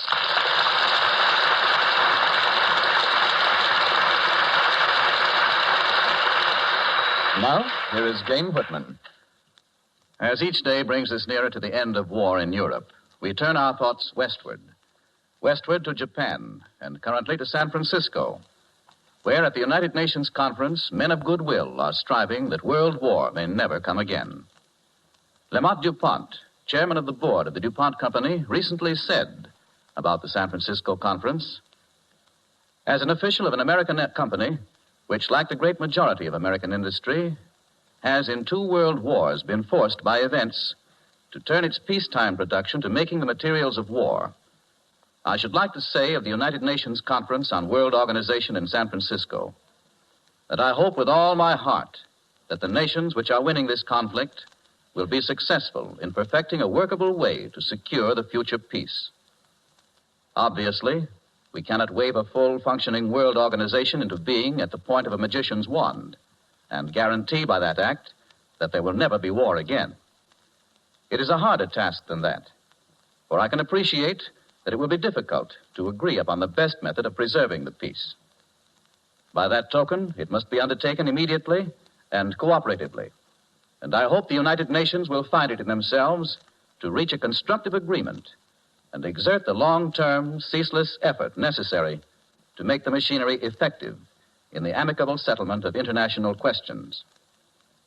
It takes only one nation to make a war. It takes many nations working together to make peace in the world. I take pride in the part our company has played in World War I and World War II in helping provide the physical weapons to enable ourselves and our allies to defeat those nations that have twice in one generation made war on the civilized world. But in each case, it was a contribution to the national welfare, inspired by a sense of responsibility, and not one that we would have sought for business reasons. We have wanted, and we want now, a world at peace. This is not a new attitude on the part of the DuPont Company. Time after time, during the Civil War, on the occasion of the Disarmament Conference in 1921 and on various other occasions, responsible officers of this company have made it clear that not only the strong natural sympathies of its management, but also the plain business interests of the company lie overwhelmingly in the direction of the continued maintenance of world peace. We prefer, both for selfish and humanitarian reasons, to do the economic work of an industrial company in a world of peace, and not the uneconomic work of a world at war. This is our desire, too, for the future. That is why my hope for the successful outcome of the meeting is deep and strong. No organization that comes from the deliberations at San Francisco will mean that the United States or our allies can automatically cease to rely on their own resources to protect their ultimate security. But I believe it has been demonstrated that no nation can of itself be secure, and that the Peacetime Association, politically, economically, and scientifically, of the nations now cooperating to win this war, offers the best chance that we shall not have to do it all over again in another quarter of a century. I hope the United Nations Conference will succeed so that the fullest resources and genius of American private enterprise can be turned soon and from then on to producing for peace and to creating the post-war jobs that all of us so urgently want. Unquote. These words of Lamont DuPont express the hope of all of us in the DuPont Company, whose peacetime work provides you with better things for better living through chemistry. Next week, the DuPont Cavalcade will bring you the story of an attractive young illustrator who suddenly found a way to use her talent as an artist in a personal crisis brought on by the war. Our play is called Artist to the Wounded, and our star will be the charming screen actress Geraldine Fitzgerald.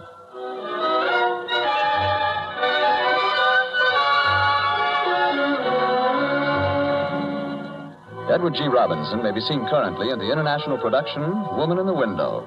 The music for tonight's DuPont Cavalcade was composed and conducted by Robert Armbruster. Our Cavalcade play was written by Arthur Miller and was based on a Saturday Evening Post series by Edward Cooter and Pete Martin.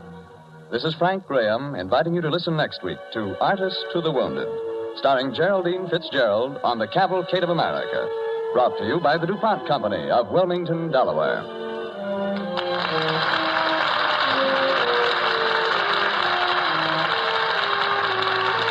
This is the National Broadcasting Company.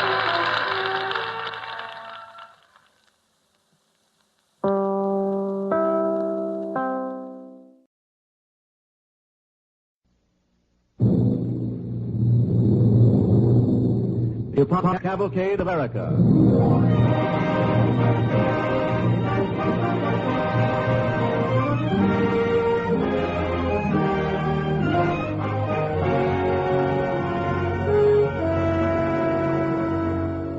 Our star, Robert Young, who appears through the courtesy of Metro-Goldwyn-Mayer, producers of Valley of Decision. Our play, How to Build Paradise, a true but amazing story of men against the jungles.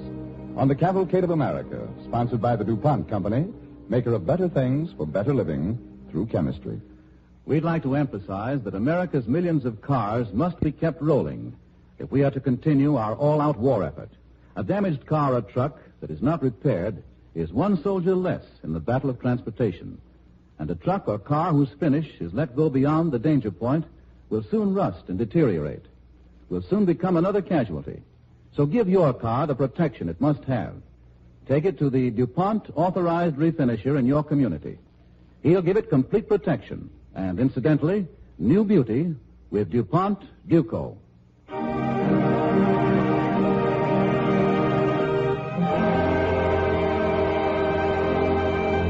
The DuPont Cavalcade presents How to Build Paradise, starring Robert Young as Captain Parsons.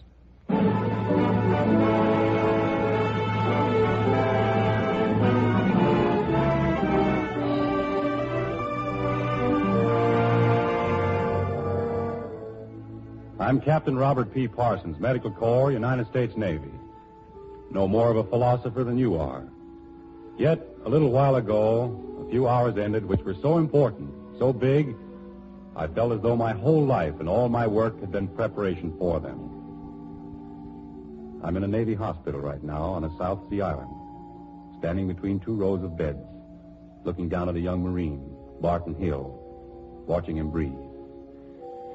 It's almost as though I cannot move, for fear moving might snap the thread that holds his life.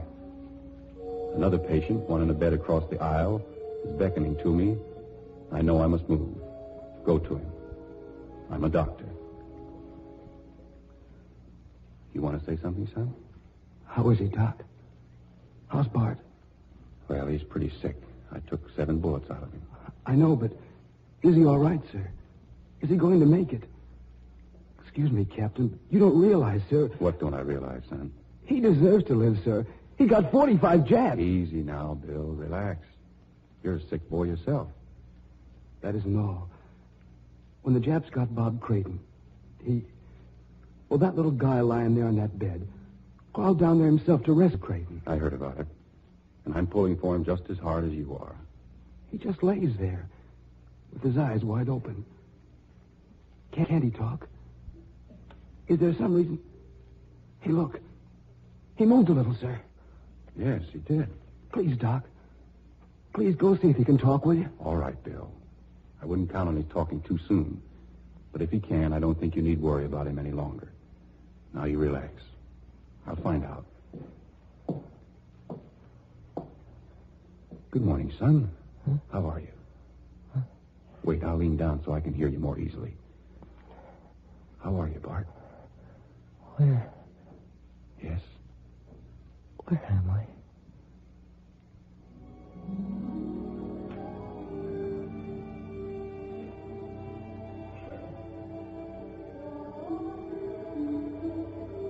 He asks me where he is. All I can tell him is that this is United States Naval Hospital number 3 on the island of Alicia in the South Pacific. I start wondering what those words can mean to him. They don't mean so much to me at this moment as they once did. For already as I go from bed to bed, from building to building, I'm taking our hospital for granted, the way people take for granted the hospitals in their hometowns, forgetting they weren't always there. But all I have to do is think back 6 months, the day when our ship sighted this island. When Dr. Jones and I stood at the rail, the rain suddenly stopped and we could see our new home, our beautiful island. Hail, Dr. Parsons. Look. Yeah, the rain stopped. No. I mean, look at the island. Pretty. Ah, such color. So clean looking. It's ideal for us. And if the rain has stopped permanently, we'll have our stuff set up in no time. Oh, the rain stopped all right. There can't be any more left. Rain. What was it you said, Doctor? Well, maybe I was wrong. This almost feels like rain. Oh, I wouldn't go that far, Doctor, but it is a bit moist.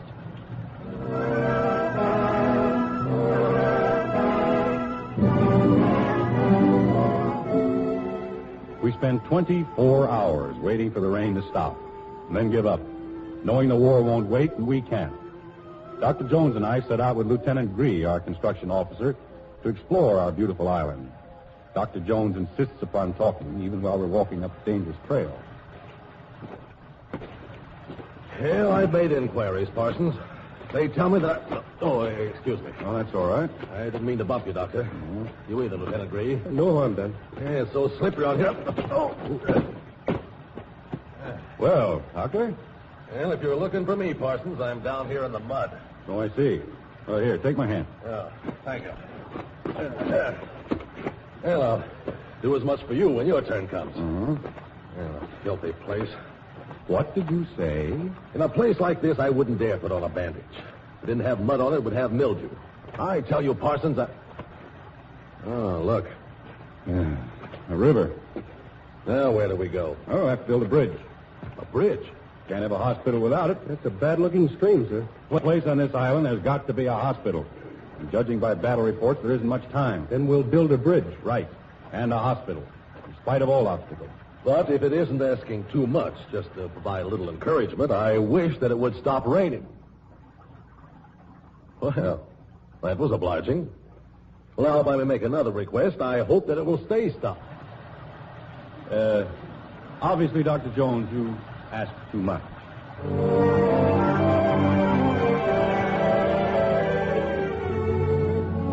We begin work to build the bridge. We get it built and it washes out. We build it a second time and it washes out a second time. There isn't as much whimsy in the building as there is in the telling. There's hard work and heartbreak. We build a bigger bridge. It doesn't wash out, so we cross over and find the spot for our hospital. Then we start trying to clear the jungle. We don't have machines. We tackle the job with our hands and our backs. Not one of us has much hope of success. I can tell that as I walk among the men. I joined the Navy. Why? To get away from a shovel. So never again in my miserable life will I have to pick up a shovel. Good morning, Jim. Yeah. Oh, Captain. Having trouble? Oh, no, sir. Morning. Beautiful morning. Yeah, get away from me. What's that? Pardon, sir, I'm speaking to the flies. Oh, yeah. If it ain't the flies, it's the rats. Yeah. Captain, sir, if it ain't restricted information, who had the happy thought of choosing this place for a hospital? Well... That may be an irregular question, sir, but I'm very curious. Well, this island was chosen, Jim, because it's convenient to where the fighting is, where it's going to be. The time isn't far distant wounded who come through here. When they do, there's supposed to be a hospital here. With no mud, no flies, and no rats. Oh, sounds like a nice idea, sir. Don't you think we'll make it? You ask me, sir, I'll tell you. I got a feeling this jungle has been here an awful long time. And I got a feeling all us and these shovels is going to do is shake a few leaves. Nothing else, just shake a few leaves. Get away from me. Excuse me, sir, I'm speaking to the flies.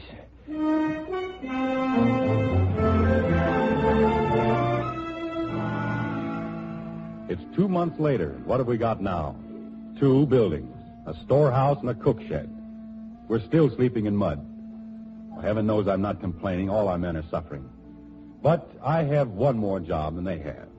I have to deal with the natives. Sometimes it seems as though things wouldn't be so bad if the natives weren't so polite. They didn't have so much respect for the white man.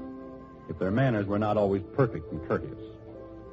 Oh, Lord, here come some more of them now. There they stand outside my tent. They won't come in, of course, till I ask them. Come in, please. Morning, Captain. Good morning, sir, Captain. Good morning. You're looking very well. Then you always do. Thank you, Captain. Sorry, Captain. We would not disturb you, sir. We long to know if you have good health, too, sir. Oh, yes, I'm fine. It makes us happy. Oh, yes, Captain. Thank you. From my heart, I appreciate your consideration. But, most unfortunately, I was just about to depart on a tour of inspection. Oh, the captain must go? Yes, I must. Then I make speech.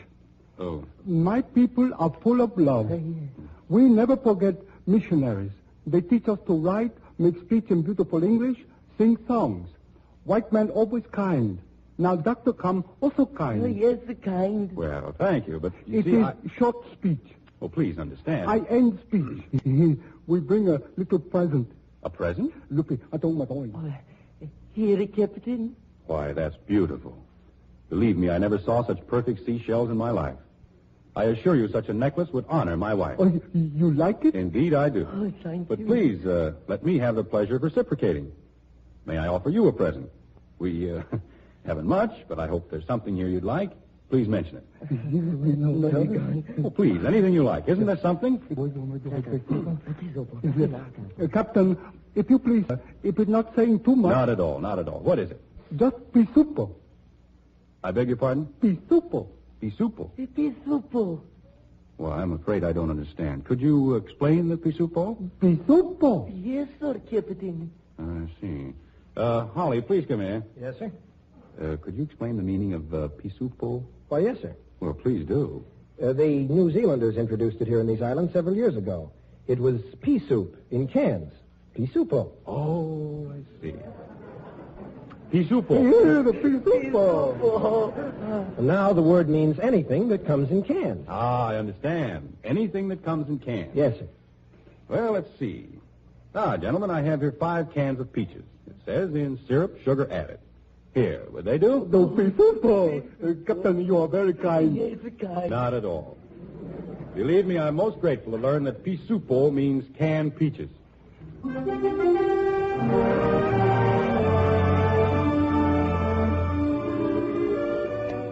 The longer we stay on this island, the more I marvel at our brazen ignorance. Why did we think that we, a group of doctors, a few engineers and carpenters, could install the most delicate, the most intricate part of all civilization in the heart of a jungle? Tonight, as I sit here with the doctors, I know that failure is beginning to make itself felt throughout our group. I feel it within myself. I see it on the faces of the others. We have the radio turned on. Radio is our connection with the outside world. Tonight, the enemy reports portions of our fleet have been sighted off Island 6. This has not been confirmed, but it looks like invasion. An invasion will be a tough proposition. We have to face the price. Men killed and wounded, men coming back to hospitals. But we know that the price must be... Dr. Jones. Do you think turning off the radio, refusing to listen, will make our situation better? And do you think we're prepared to accept wounded? Plans call for them being sent here, and we're not ready for them. We haven't got a hospital. We haven't got anything. We're just a group of doctors standing in the mud of a jungle. We aren't anything more than that. Exactly. And we're not going to be anything if we refuse to face facts. I'm sorry about the radio, sir. That's all right. We were thinking the same things all of us were thinking. Where's the operating room? Where are the wards with beds? Where's the sterile space to keep supplies? Where can we work and live away from dirt and insects? How can we even keep patients dry? Those are the questions in our minds, aren't they? Yes, and what are the answers? I tell you, there's no hope. Yes, there is. There's one, Doctor. That hope lies within ourselves, within our group.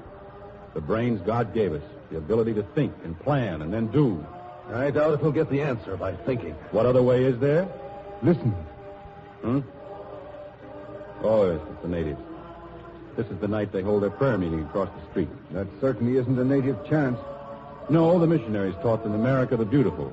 That's their own interpretation. Kind of pretty, isn't it? Yes. We better get back to our problem. Maybe we never left our problem, Doctor. Consider these natives. They haven't much, but they do have faith. Their prayer meeting might well serve as an example. And now, gentlemen, we all need some sleep. Perhaps tomorrow we'll... Excuse me, Captain. Come in, Holly. You want to see me? Yes, sir. I have some bad news, sir. It's our bridge. Don't tell me. Not again. Truckload of supplies has crashed through it. Oh, no. Anyone hurt? No, sir. Well? The bridge is completely gone, sir. Right now, it must be about halfway to the ocean. I see. Well, gentlemen, at this point, I suggest we all go across the street to the prayer meeting.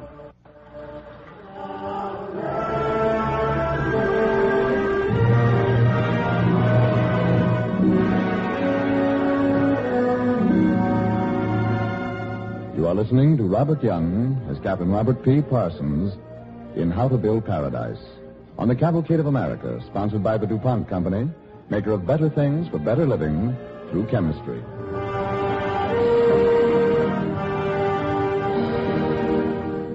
Now with the second half of our story, Captain Parsons, Medical Corps, United States Navy, resumes telling about the Bill Jungle Hospital.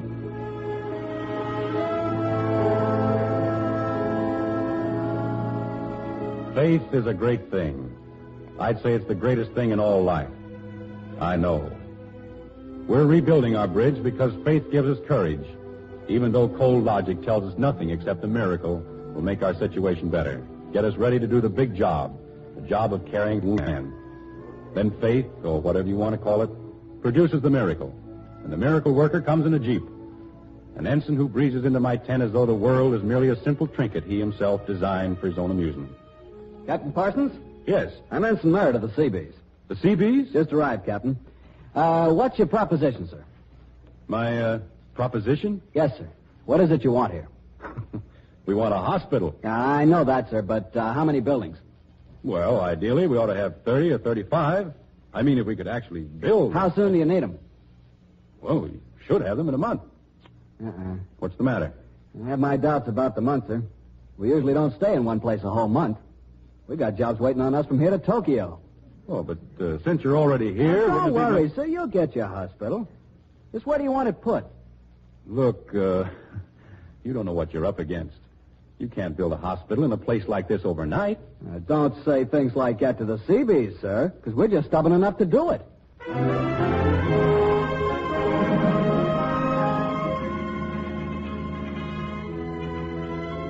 That Seabee stubbornness brought results. Already they've torn out the jungle and are putting in foundations. I like the young ensign. I like the way he walks over to where Dr. Jones is trying to help. Hey, Doctor, what are you doing there, sir? Well, I'm trying to assist you fellas by potting these pieces of steel. Oh, great. Fine. Excuse me. Let me take that. May I ask, sir, how long did you study medicine? 8 years. 8 years. What did it cost you to go through school? Well, I'm not sure. $10,000, perhaps. Say, just why are you so interested in my medical history? Well, you sweated your brains out in college for 8 years, and your dad, he sweated all over supplying the $10,000, right? Yeah, I suppose so. Now, supposing while you're helping us, you smash your fingers. And supposing tomorrow I decide I want my appendix out, you see? Yeah, but Now, you just sit down, Doctor, and take it easy. Step right over there. That's fine. Now, actually, I've got my appendix out, but I still got my tonsils. Hey, you guys! Hello there, pile those plates! The doctor waiting for a hospital.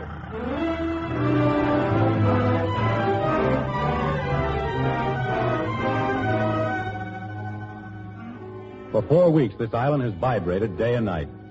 Sometimes I think Seabees have a kind of insanity.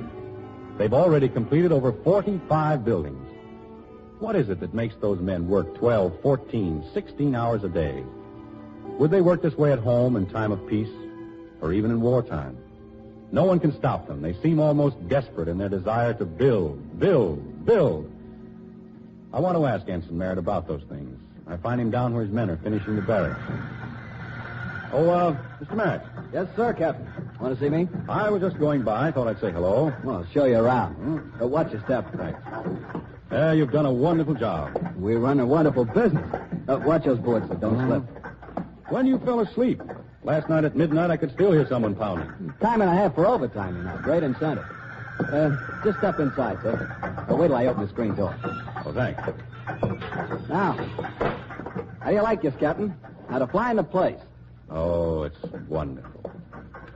Ensign, I'd like to ask you something. Go ahead, sir. You know there isn't any time and a half in this business. What is the incentive? What makes you men so eager to work? I thought a little about that once. Well, what's your answer? Well, let me put it this way. Why did you become a doctor? To get rich? No, of course not. And when the phone used to ring in the middle of the night and there was somebody in an accident, did you get up and go only because you got paid for it? No, not exactly. Then it isn't money. Think what would happen, Captain, if you medicos ever quit or even relaxed. The human race would slip back a bit, wouldn't it? Maybe all the way. Well, sometimes I wonder if we can keep the human race where it is. Right.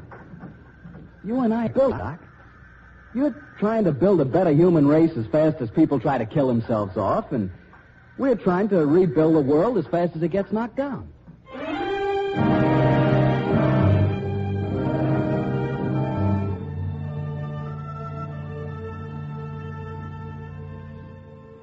The island seems still.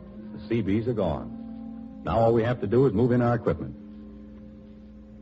How many beds have you got up, Jones? Yeah, my boys have put up 200. They're unpacking the rest. Davis, have you tested the air conditioning equipment for the operating room? Just plugging it in, sir. Another couple of hours. Good job. We still have until tomorrow. Dr. Goodman, how about the supplies? My boys are building shelves yet, but... What is it, Holly? Don't bother me now unless it's necessary. Message, sir. The hospital ship is ahead of schedule. They just radioed they're approaching the harbor. Listen. The ship. There are 500 patients on that ship. How many beds have you got ready? 200. Well, have your boys unpack the others. Double quick. And get those ambulances down to the beach. They'll be back in 3 hours. Let's have this place ready. Understand? Ready and waiting.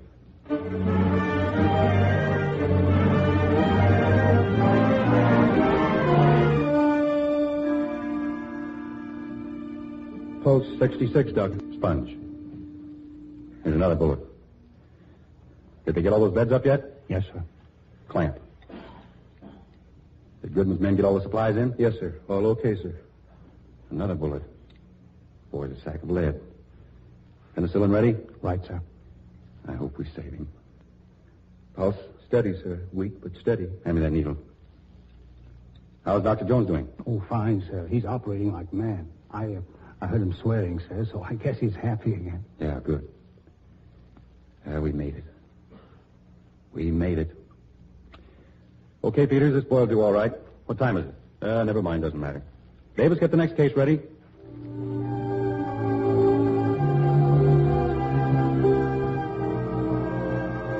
The whole night is fight against death, but in a modern hospital. As time passes, I forget where we are, forget even that we're in a jungle. But these are the hours that are so important, so big. I feel as though my whole life has been lived and all my work done so that I would be prepared to meet them. Not only my life and my work, the lives and work of many men. And the reward is ample, generous. You'd know that if you were here with me, standing over the bed of this young Marine, Barton Hill. And he asks me where he is. Where am I? This is the U.S. Naval Mobile Hospital, number 3, on the island of Alicia. That's where you are, Bart. Oh, it looks like paradise. Looks like what? Paradise, sir. Hey, Doc. Oh, excuse me, son. There's a friend of yours over in that other bed wants to talk to me. Now, you get some rest. All right? Yes. You call me, Bill? Is he all right? Is Bart going to live? He's a wonderful guy, sir. Is he going to live? Why, of course he's going to live. He says he's in paradise. No one dies in paradise, if we can help it. Oh, that's good. That's good, sir. That's swell.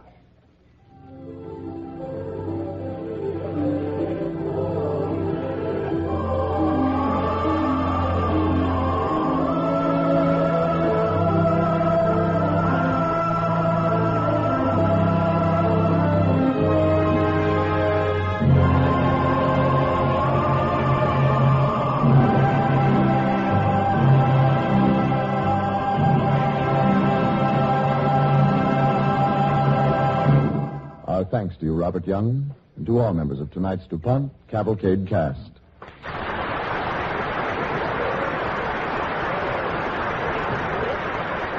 Robert Young will return in just a moment.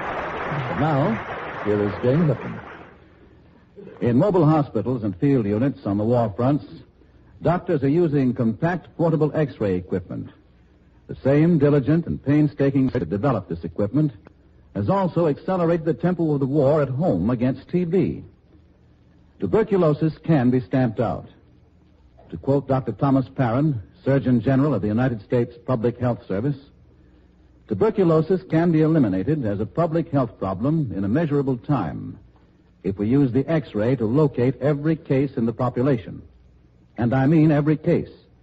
And if we provide adequate facilities and personnel to isolate and treat infectious cases. For the first time, our technological progress makes this goal practical. Unquote.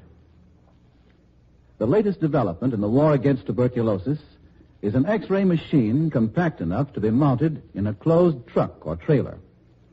The truck can drive right into your neighborhood, to a schoolhouse, say, or your nearest clinic. Not only is the X-ray machine itself small, but the X-ray film is smaller than ordinary, too.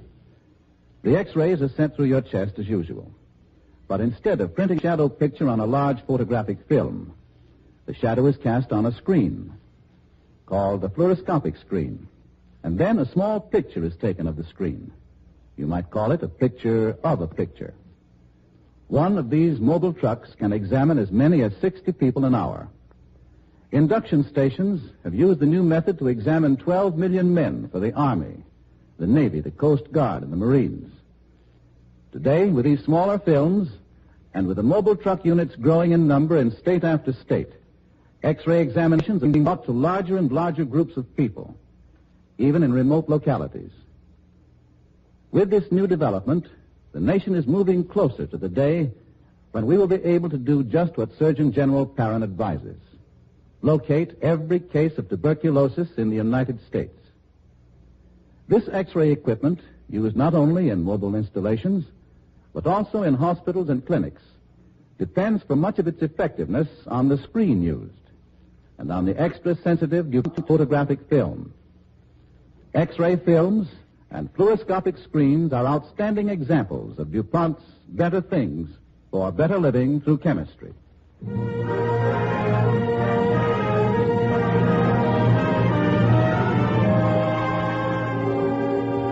And here is the star of tonight's DuPont Cavalcade, Robert Young. Thank you, ladies and gentlemen. Tomorrow is National Maritime Day, and the whole nation will salute the 230,000 officers and men of the Merchant Marine who have served so magnificently in spite of all obstacles. They have carried our armies to victory in Europe, and now they have embarked on the even greater job of carrying the men and supplies thousands of miles across the Pacific. America is very proud of its merchant fleet, the greatest in the world. But the task ahead will require still more men. Officers and seamen who have their certificates are urgently needed. If you are a trained seaman or know someone who is, help Merchant Marine to get needs. Wire collect Merchant Marine, Washington, D.C., giving ratings or licenses and addresses. Join our great Merchant Marine as it sails on to final victory.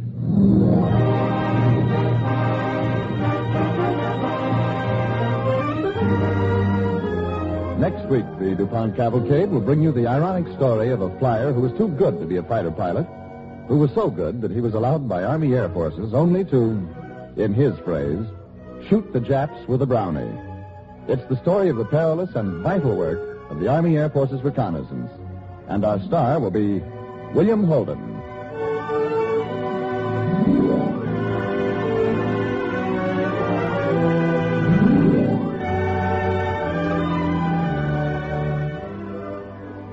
The music for tonight's DuPont Cavalcade was composed and conducted by Robert Armbruster. Our Cavalcade play was written by Philip Lewis, based on the book Mob 3 by Captain Robert P. Parsons, published by Bob's Merrill. This is Frank Graham inviting you to listen next week to William Holden in Recon Pilot on the Cavalcade of America, brought to you by the DuPont Company of Wilmington, Delaware.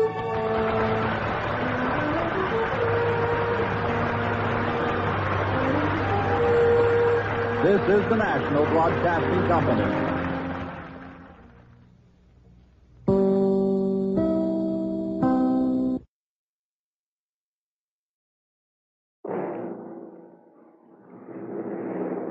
The DuPont Cavalcade of America.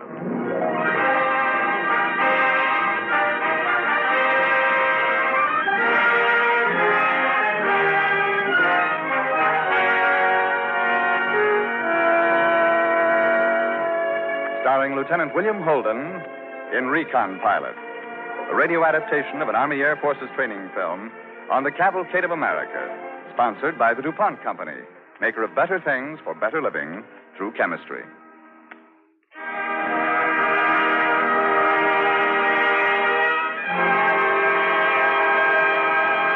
The DuPont Cavalcade presents Recon Pilot, starring Lieutenant William Holden in the role he played in the Army Air Forces training film as Lieutenant Packard Cummings.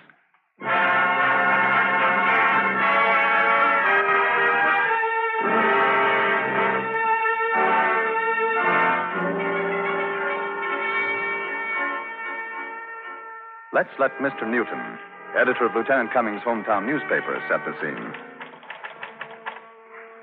Lieutenant Packard Cummings, this town's most honored native son, and one of the Air Force's most heroic flyers, returns in triumph tomorrow morning after 22 months of brilliant, deadly combat overseas. What a lead. He will be met at the airport by his justly proud wife, and by this reporter who...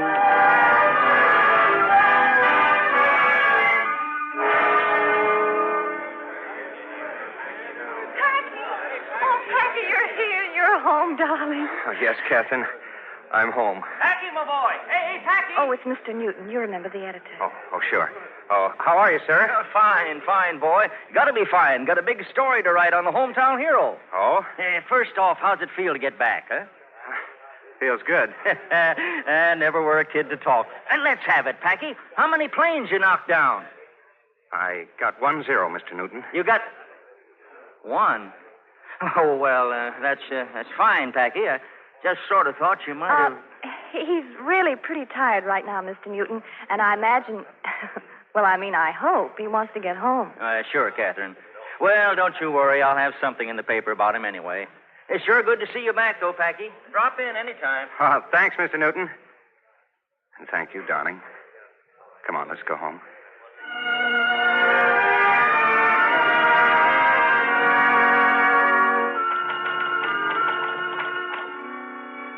Lieutenant Packard Cummings returned home today from overseas. He was met at the airport by his wife.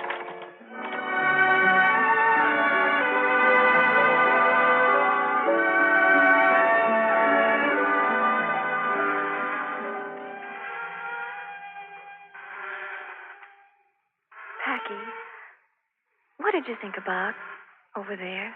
The porch swing. I didn't mean that. I meant... No, that's true. I really did. I used to worry, you know. Quite a lot.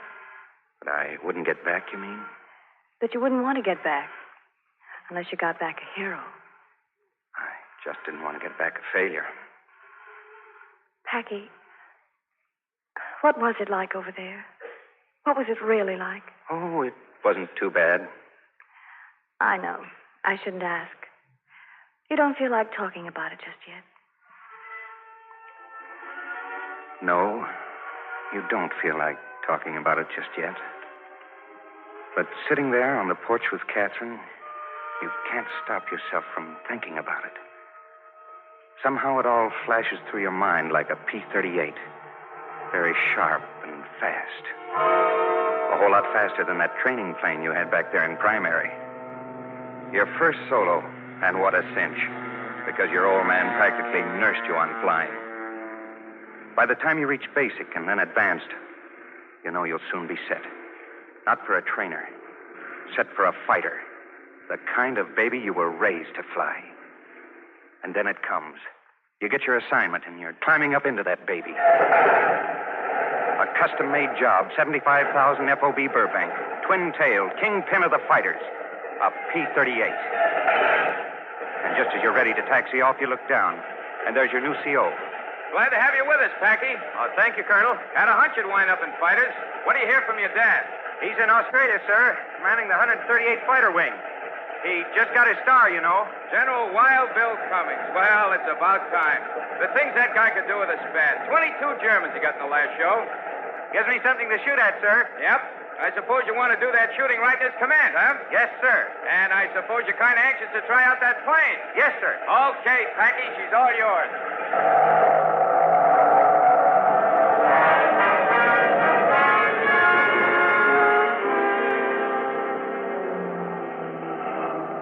And he's right.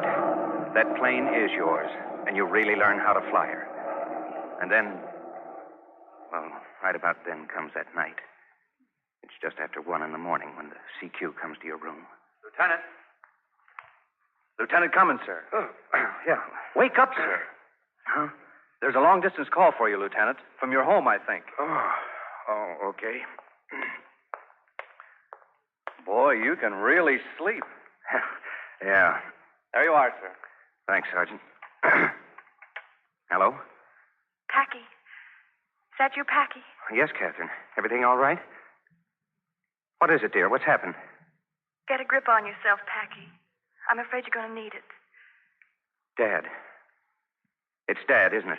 One of his friends just phoned me. It happened 10 days ago. He was on a mission leading a fighter squadron over... It was Boone, I think he said, and they ran into a lot of Zeros. They were hopelessly outnumbered, but he was a hero, Packy. Oh, come on, dear. Get a grip on yourself.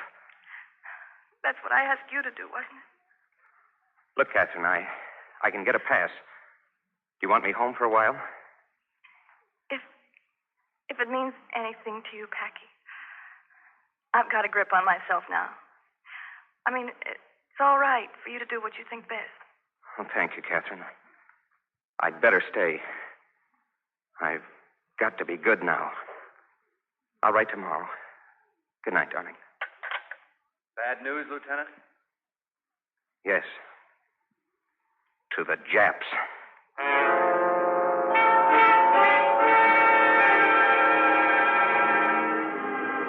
full of hate now, and you go in for fighter pilot training as though your life depends on it. You practice air-to-air gunnery until you can aim that P-38 like a shotgun. You strafe ground targets the way nobody else in your squadron can strafe them. You're beginning to feel good again. You've learned how to kill, and you're ready. You know you are. Then, just when you think you can't stand it much longer, you get that important call. Yep, it's from your commanding officer.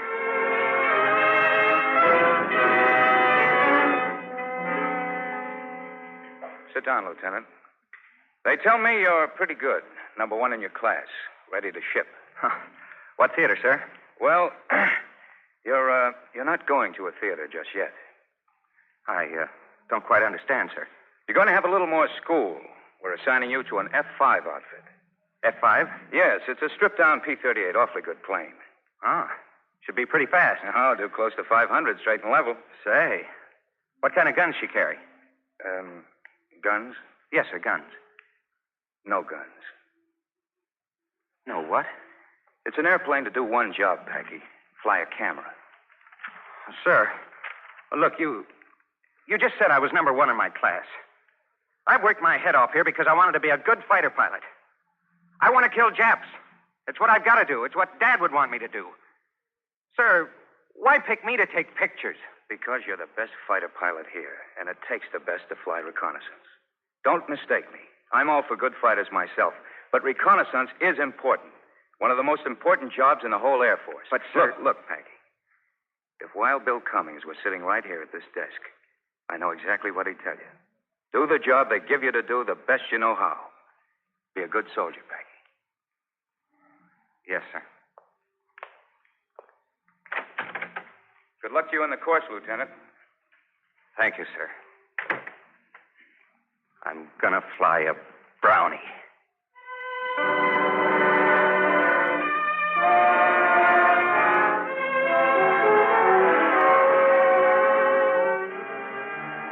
Recon school. That's a place where a gun means nothing. They're crazy for pictures and aerial cameras. Ordinary aerial cameras. This is no ordinary aerial camera, gentlemen. This is a K-18, and it can take a picture from 30,000 feet that will pick out the eggs in a robin's nest. You hate it. Yes, navigation. When you fly reconnaissance, you're on your own. You've got to know how to get there and back. You hate it. A high-altitude chamber. When you fly reconnaissance, you have to fly high. That's your only protection. You hate all the study and training. Now let us examine the Allison engine. You examine everything but how to fight. Let us study this photograph. You don't want to photograph the Japanese. All you want to do is kill them.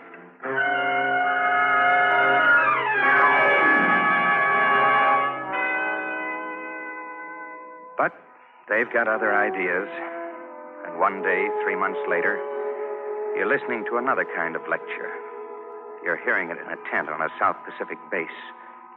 And it's not really a lecture. It's a briefing.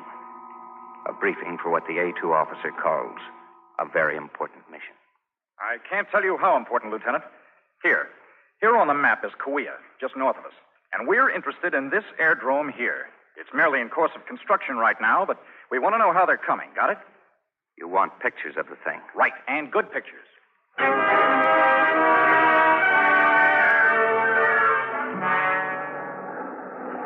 No dead Japs, just pictures. And that trip, well, it's hardly worth thinking about. You get over your spot and press a button. Not a button that fires a gun, just a button that starts your camera, photographing the airdrome below. And there's not one single plane down there. So you head back to your base with some beautiful shots, pictures of tractors and Japs with picks. Some mission, some job, some war.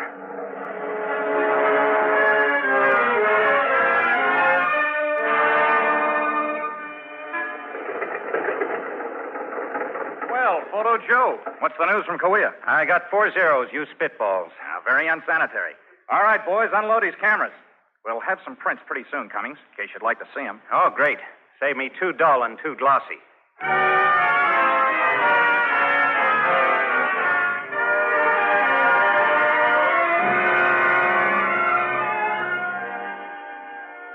are listening to William Holden as Lieutenant Packard Cummings in Recon Pilot on the Cavalcade of America, sponsored by the DuPont Company, maker of better things for better living through chemistry.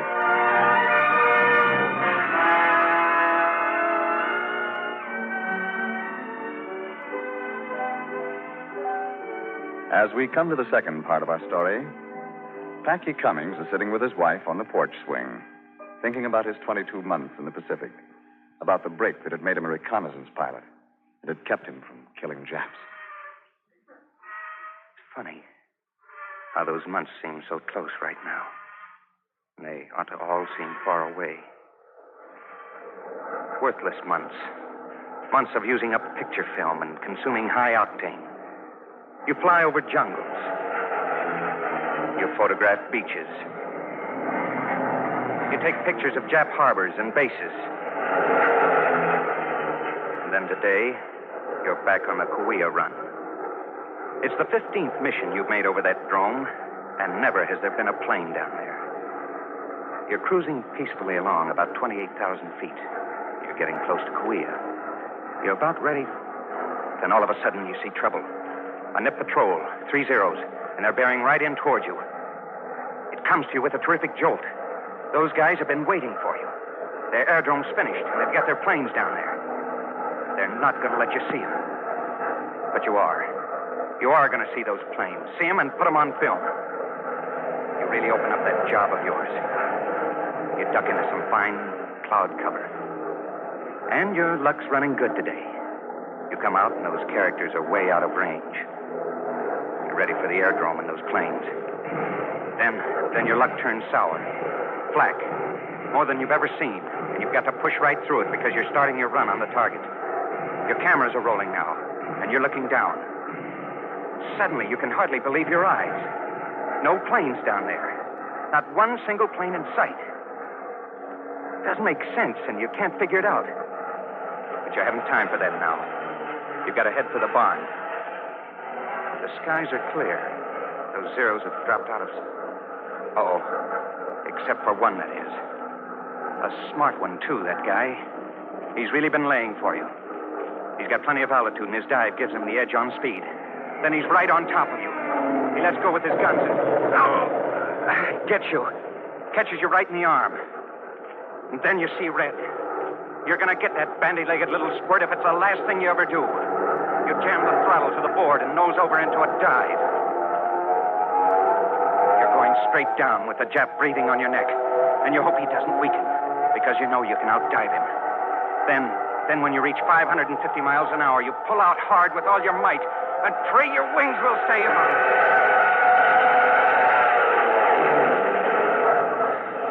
And it works. In order to hold onto his wings, the Jap has to pull out slower. And he goes tearing on down below you. And that puts you on his tail then. And you hang on like a leech. You can't stand the ache anymore of wanting to blast him. And your finger presses down on the button. You fire. You fire all right, and all you fire is a camera. But just the same, you keep riding him. Right on down toward the sea. He squirms and he threshes. But you've got him. And then he makes a vertical turn. The Jap's last mistake. He loses 6 feet of altitude. His wing catches a wave, and his zero plows right in. And you're the first recon pilot in history to down an enemy fighter without guns. As you head for home, you feel pretty good. Your old man would really be proud.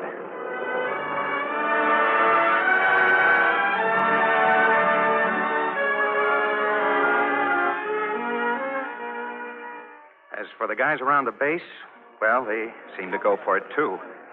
You find that out when you go to the officers' club and set yourself up to a beer. I tell you, he really got that zero. Hey, there he is now, boy. Hey, Packy. Oh, brother, what you could have done with a slingshot. Great job, Packy. Now, look, I don't know how you guys found out about that. I haven't been back very long, and I haven't opened my trap. You're a recon pilot, aren't you? You got pictures of that guy in a zero. Holy smoke, I forgot. Cummings? Lieutenant Cummings over there? A2 coming over to give you a kiss. Well, I hear you caught some lead on that trip, Cummings. How's the arm? Oh, much better, thanks. Nothing to worry about. Good. That would have been too much. Oh, I'm sorry about the confinement, Packy. The confinement? What do you mean? Well, I thought the CO had told you. You're confined to quarters and grounded. What? What did you say? That's right, Packy. You're grounded. Oh, but why, sir? For going after that Zero and for endangering the success of your mission. I imagine he'll tell you in detail later. As for me, well, it was really a swell piece of flying.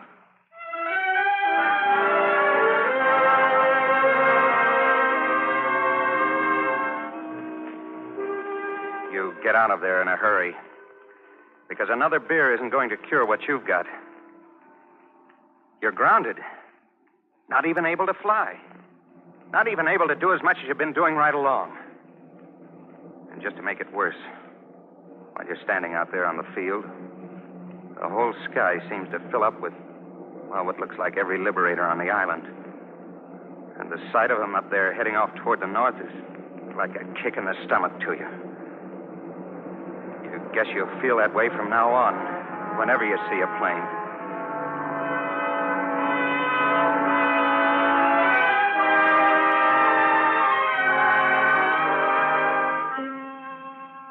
Cummings?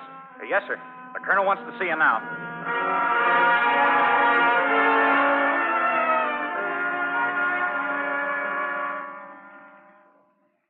Lieutenant, I never like to discipline a man without explaining why I'm doing it.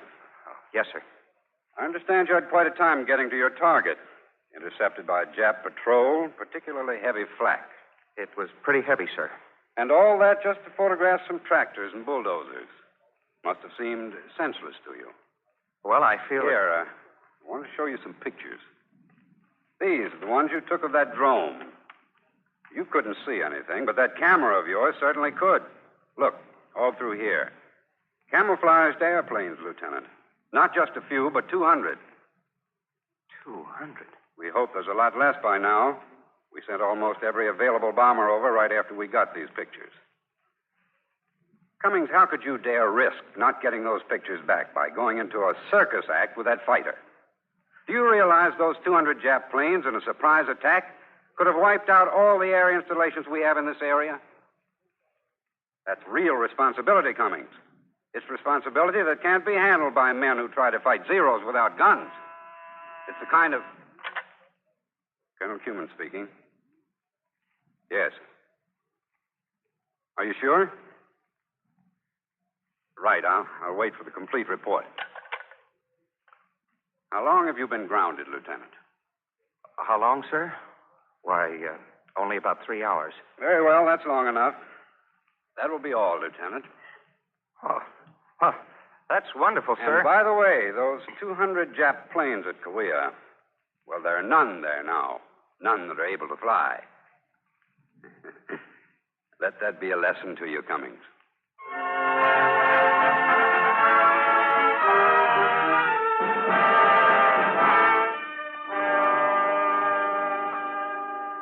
Then along comes that day you'll never forget. You're out on the field, standing straight as a rod, while someone with 3 stars pins something on your blouse. The Distinguished Service Cross.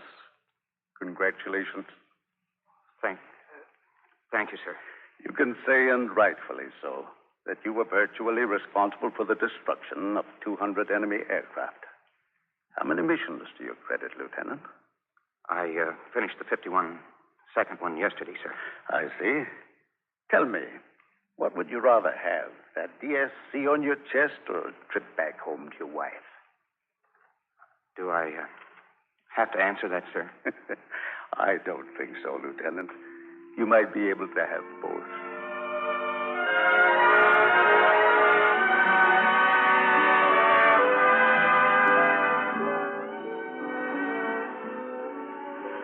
She wants to know what it was like. You'll tell her sometime, but not now. Still, you can't stop it from running through your mind like a P-38. Very sharp and fast. Packy. Yes, Catherine? It really wasn't too bad, was it? Oh, no, dear. Of course, we had to do without this. Otherwise, Wasn't too bad at all.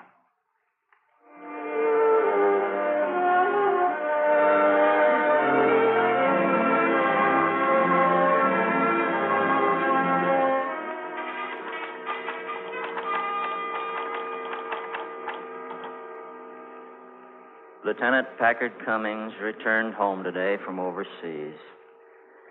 He was met at the airport by his wife.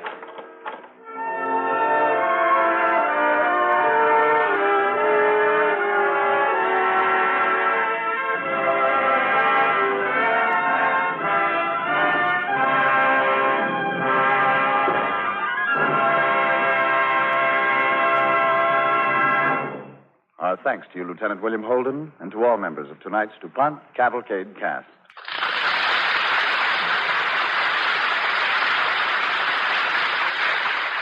William Holden will return in just a moment. Now, here is Gain Whitman.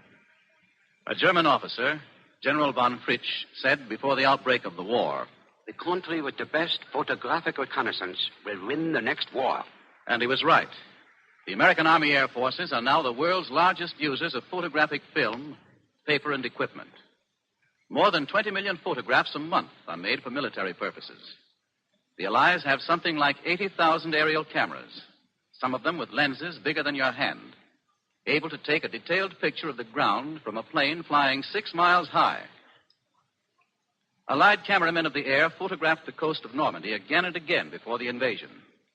Something like 200 million pictures were used in reconnoitering and planning. When the Germans showered England with an especially cruel and vicious delayed action bomb designed to kill and wound civilians, the other cameras, movie cameras, made pictures showing how to deal with it. Cameras with special color films locate Japanese camouflage in the jungles of the South Pacific. Stereoscope cameras show enemy factories and airfields in 3 dimensions, just as you would see them if you were flying over them. Aerial maps of islands and shoals help our Navy find out where the water is deep enough for ships to move in on the Japs without running aground. X-ray examinations made almost in the front lines without moving wounded men from their stretchers save many lives. The Army teaches engineers to build bridges, teaches aerial gunners to shoot with moving pictures. The gunner in training fires at photographs of enemy planes which come roaring at him from all angles out of a cloud-filled, moving picture sky. Photographs are chemical images. That is true whether you have a giant aerial camera or one of the little box cameras with which American youngsters learn to take their first snapshots. The film itself is sensitized by other chemicals. DuPont photographic films have long been known for their excellence. And now comes news that the Defender Photo Supply Company, an honored name wherever pictures are taken or exhibited, has become a division of the DuPont Photo Products Department. From their combined efforts will come not only a continuance of the fine photographic products for which each name stands, but also new photographic developments. Today, DuPont and Defender film and paper products serve vital war needs. Tomorrow, they will again help DuPont to bring you better things for better living through chemistry.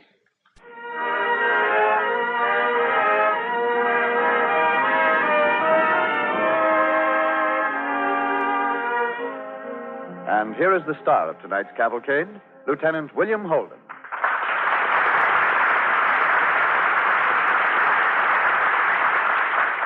I'd just like to remind you of 1 or 2 little facts, if you don't mind, about the 7th War Loan. First, when you do your buying, remember that this one is the mighty 7th. And when you buy your bonds this time, try to buy twice as many as you ever did in any earlier drive. For the mighty 7th is taking the place of 2 war bond drives. The other thing is this. There'll be somebody ringing your doorbell in the next week or so. A victory volunteer. When the victory volunteer gets to your house, think of the guys still fighting on Okinawa. And then dig down really deep for final victory. Thanks, everybody.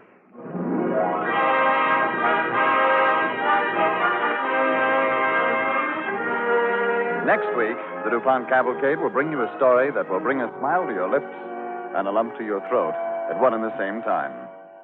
In other days, this story would have been a love story and nothing more. But this time, the love story is complicated by the difficulties of both parties getting a 24-hour pass. Marjorie Reynolds and Bob Bailey, two rising young Hollywood stars, will be on hand as an Army nurse and a Marine next week when Cavalcade brings you The Lieutenants Come Home.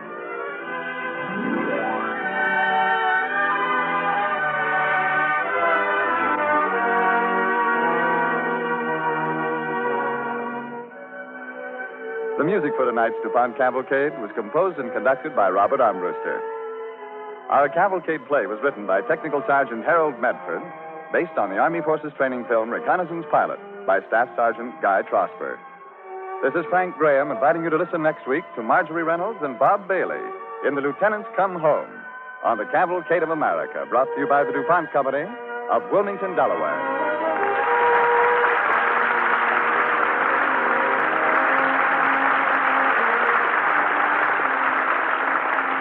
This is the National Broadcasting Company.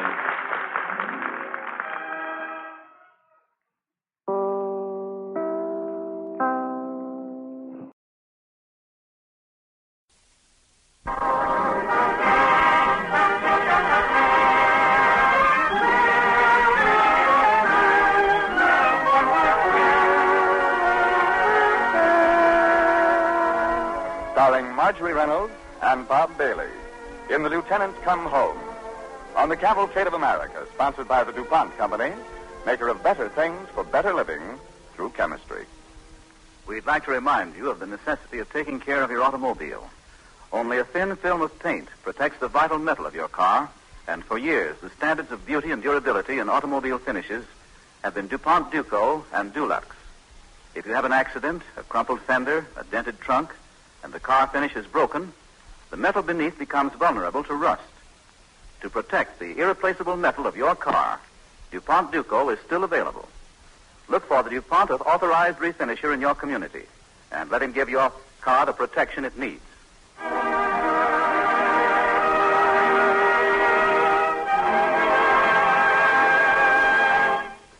The DuPont Cavalcade presents The Lieutenants Come Home, starring Marjorie Reynolds as Army Nurse Phyllis Rowand and Bob Bailey as Carlton Rue of the United States Marine Corps.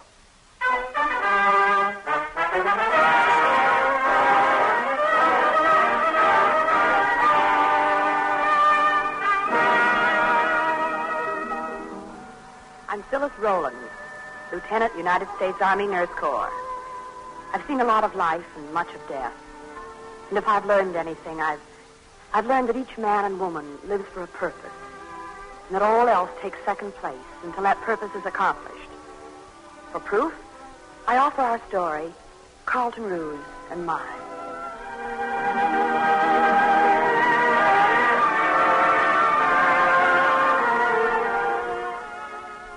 We'll start in the year 1942, a few weeks after Pearl Harbor. Some of the events that take place will sound as if they came from a well-plotted movie, but try not to think of that, for this is a true story. Well, by January of 1942, I was already a lieutenant in the Army Nurse Corps. In January also, I was able to come home to Lindenwold, New Jersey. And home meant, above all else, going to a dance with Carl.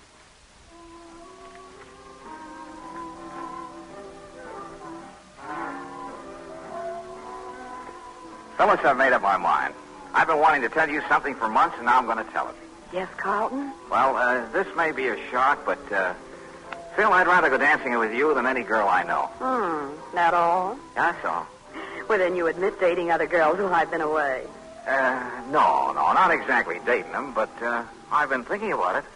After all, when a girl goes marching off to war, she can't expect the boy she leaves behind to just sit. He has to have some fun. You nut. I never got past the thinking stage, though, Phil. Didn't seem like a good idea. Just me, huh? Yep. And now, when we do have a chance to go dancing, we spend the whole evening at a soda fountain drinking pop. Oh, hey, what a dog I am. Cheat a girl on furlough out of her fun. Come on, we can talk tomorrow or the next day. Oh, I'm afraid we can't, though, Carlton. No? I'm not on leave. Just a 24-hour pass. Oh. Oh, well, stay over for a couple of days and tell the Army you know me. Tell him I said it was okay. The Army isn't easily impressed. What if you told him you knew me? Well, I'd probably be shot at sunrise. They're pretty strict about such things as passes, huh? Very. Well, where do they get their high-handed stuff? Why, even I wouldn't have the effrontery to order you around. I wouldn't dare. And yet the Army, perfect strangers, step in and tells you when you can and can't see the guy you're... Okay. We haven't much time for kidding. Yeah, no, we haven't. I'm to be shipped out when I get back. Shipped out? Overseas? Yes. You know, Phil, this is the darndest world a man ever saw. I've spent years trying to get up enough nerve to ask you to marry me. Years. Carlton. Now I finally reached the point where I'm sure my voice won't crack in the middle of the proposal of what happened. You're leaving for overseas. Oh, but you can... I head for the Marines. What did you say, Carlton? I said you were leaving for overseas. No. What did you say before that? Oh, I'm heading for the Marines. Then I heard right. Yeah, they accepted me. I report day after tomorrow at Paris Island. You and the Marines. Oh, but Carlton, you could have at least hinted... Phil, do you think I want to be just the boy you left behind? Carlton. Huh? Is it a breach of etiquette for a girl to ask a man to kiss her while she's sitting at a soda fountain? It is not a breach of etiquette. It's a pleasure. Turn her up here, Phil.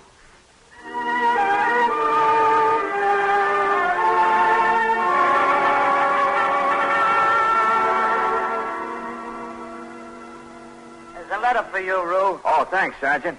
And button that collar. This is the Marine Corps, not an artist soiree. Not an artist. What, Sergeant? Soiree. I'm not so dumb. I know what a soiree is. Guys go to them with long hair and dames with their backs showing. Yeah. Hey, who's the letter from, Frill? Does a Marine have to tell that to his sergeant, too? No, I was just wondering. Well, why don't you go read your own mail? After 17 years in the service, it'd be a disgrace if somebody'd still write to me. Don't talk so impertinent to a sergeant, Bud. Show me some respect. Hey, what's this? By observing the looks of them 4 pages you dragged out of that envelope, I suspect somebody's been too gabby. 4 pages cut to shreds. Darling, it says, I'm aboard a transport, and by adding one clue to another, I've found out where we're going. Our destination is censored. Hope you're shipped there, too, and very soon, love, Phyllis. How do you like that? I hope so, too, but where? Well, maybe you can find out if you was a little observant. Observant? What do you mean, observant? Postmark, Mac. Observe the postmark. Postmark? Hey, this one says Canal Zone. Say, that means she's in the Pacific. Yeah, see what I've been getting at? For a guy to be a real Marine, he's got to observe and keep observing. Women talk a lot, but there's more real information observing a postmark. Yeah. Hey, Sarge, could you tell me... well, you know how close-mouthed I am, so if you know where we're heading and could slip just a hint, it'd never go any further. I don't know nothing, son. Not any more than you do. But by observing these ersatz jungles we've been practicing in, I should figure we ain't heading for Europe. Oh, brother, I hope not. I hope we're headed for the Pacific. It's big, but it's not big enough so 2 people who know each other don't have at least a small chance of meeting.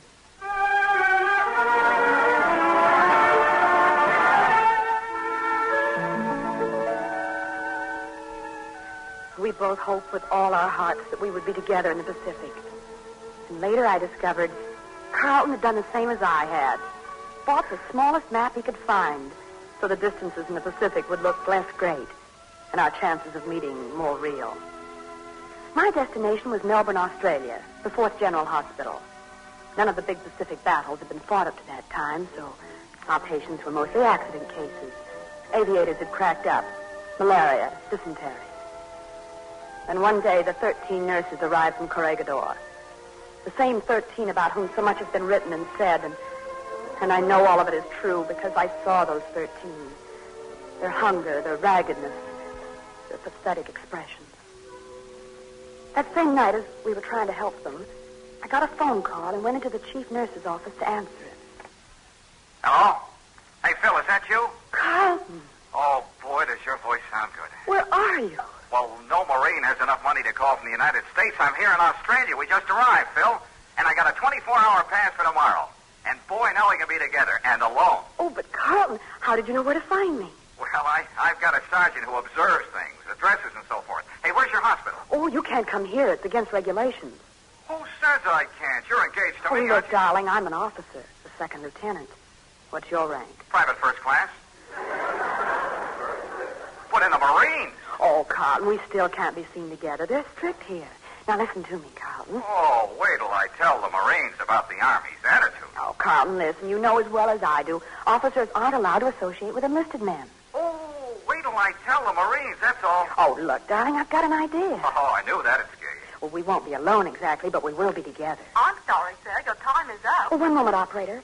Oh, Carlton, we'll go to a picture show. We can sit next to each other. Well, that's something. Oh, listen to me so we don't miss on this. Be at the railroad station before 7:30. I'll be there, too, but don't come near me. Take the same car as I do, but don't sit next to me, and don't even talk to me. Don't even look at me.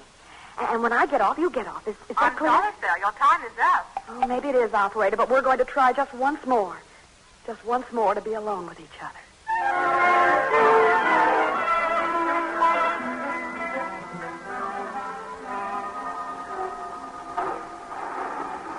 Hi, Phil. Hey, I'm here right behind you.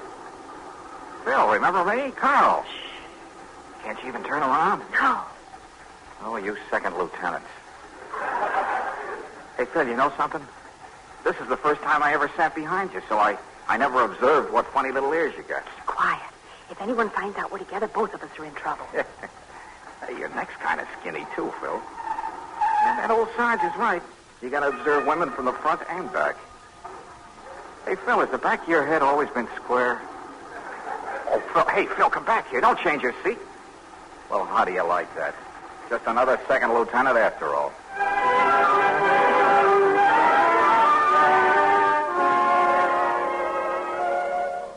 We went to the movie, all right. Carlton followed me down the aisle and managed to get a seat next to mine.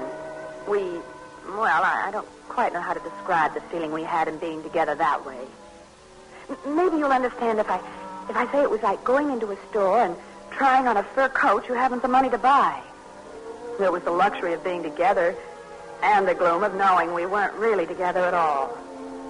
When the picture was over, the lights went up suddenly. Hey, look. A PFC out with a lieutenant. Yeah, that nurse has got a lot of nerve. Out with a private. Oh, boy, look at them two. If an MP or Shore Patrol catches them, good night. The whole audience seemed to be directing their attention upon us, and we were glad to sneak out separately. A few days later, I got in touch with a girl in a suburb of Sandringham, and she allowed Carl and me to meet at her home. That was much more satisfactory.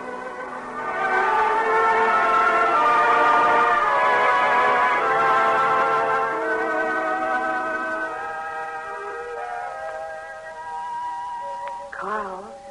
Yeah? What's on your mind? You. There's something else. No, just you. Oh, in this place, maybe. It's swell of your friend to let us go on meeting you. This is the 12th time. 4 weeks, 3 times a week, 12 altogether. You've been keeping track of them, too, huh? Sure. Not only that, Carl, but there's going to be a warm spot in my heart for the suburb of Sandringham as long as I live. No matter what happens? What can happen? Oh, anything? Or is war? Oh, don't talk that way, Carl. Don't even think such Phil, things. tell me something. You believe I'm good enough? Do you think I've got what it takes? Sure you have. You said yourself the Marines are the best trained fighting force in the world. I don't mean to fight. I mean if I got what it takes to die. Oh, Carl, please. Oh, I'm not afraid of dying. That's the last thing I'm be afraid of.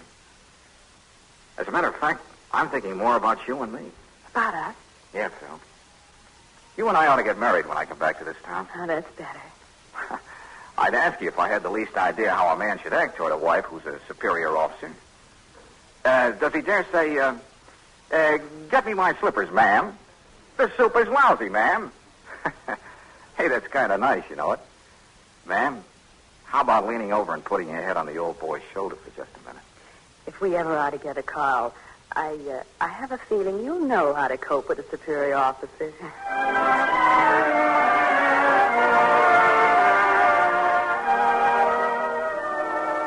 The day after our final meeting at Sandringham, the 1st Marine Division sailed away, Carlton with them. They landed on a little island I'd never heard of. It was called Guadalcanal. Short days later, the quiet, empty hospital wasn't quiet anymore. Nor was it empty. The wounded were coming in. They came by boat and by plane. We were busy, breathlessly busy, night and day. And as I walked from bed to bed through the long rows in the wards, I kept looking for someone I hoped wasn't there. Nurse. Yes? Will you turn around towards the light a little more? Face it, I mean. Face the light? Yeah. So I can observe something. Well, sure. You know, I've been trying to observe your looks for the 2 days I've been here, but I didn't get much of a chance. I don't get it. Well, I observed your picture once. Yeah? A buddy of mine out on Guadalcanal. You're in Carlton's outfit. Carlton Rouge. How did you know that? Well, Carlton told me about the first sergeant, how he influences his men to observe things. How is Carl? Carl? Oh, he's going to be all right, nurse. Don't you worry. Oh, I know what... He's going to the door. Well, sure, he stopped the machine gun slug with his leg. You knew that? No, I didn't. Oh, gee, I'm sorry to bust the news. Now, don't go all white, nurse. He wouldn't like that. No, he wouldn't. What happened? Well, he went in under heavy machine gun fire and brought out 3 wounded men. And then he went back for the 4th, and well, that's when he picked up the slug. But he brought the guy back anyhow. This kind of man wouldn't want a thrill to go white just hearing about something. No, I guess he wouldn't. Your friend's got plenty of moxie, lady. Does that mean he's got what it takes? It means not only has he got it, but he's using it.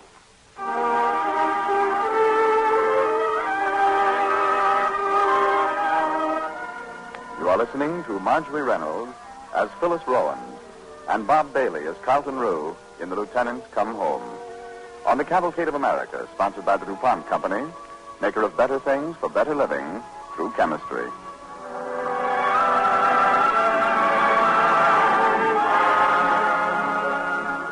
Now, with the second part of our play, Lieutenant Phyllis Rowan continues with her story of Carlton Rue.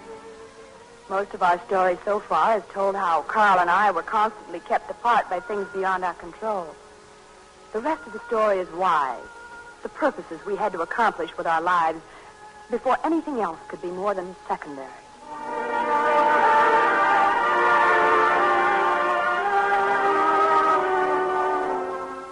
When Carlton came back to Australia a few months later, he wore not only the Purple Heart, but also the Silver Star, given for gallantry in action.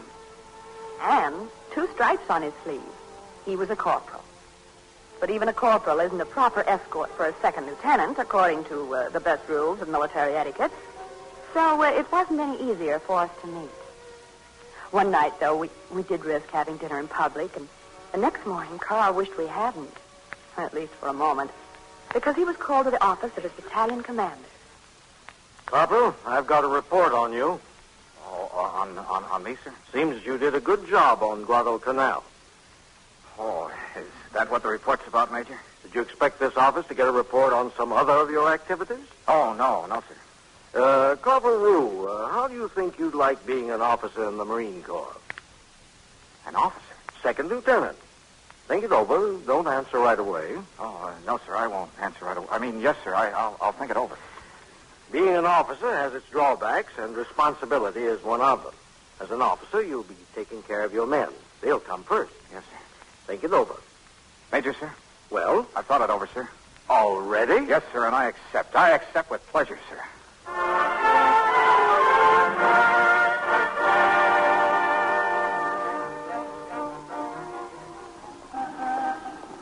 Phil, I swear we have the worst luck of any 2 people I've ever known. We do? Well, look at this street. Not a single MP or shore patrol in sight.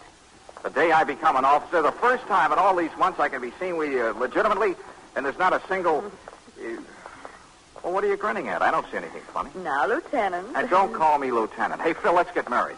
What? Well, now what? Why the giggle? Oh, Carl, this is so sudden. Sudden? Oh, no. You were grumbling about the MPs and shore patrols, and then without the least change of expression, you said, let's get married. Well, that's how much you're in my mind, Phil. Stuffed in and around every thought I have. Well, we have to have permission from our commanding officers before we can marry, Carl. Oh, mine's willing to give his permission. I talked to him this morning. Mine won't. How do you know? I asked. You asked? When? I didn't even suggest getting married until just this minute. I knew you would, though, Carl. Oh. Well? Hey, you awfully hungry, Phil? Mm-hmm. Little. What? Well, if you're not, we'll go get married before dinner. It won't take long, and we can eat afterwards. Oh, but where? How? What about the room? Well, we'll have the ceremony out at your friend's house. Then we'll both get a 72-hour pass and go somewhere on a honeymoon. Oh, and one thing more, darling. If you start giggling on the honeymoon, I swear, so help me, I'll chuck you out the window of a moving train.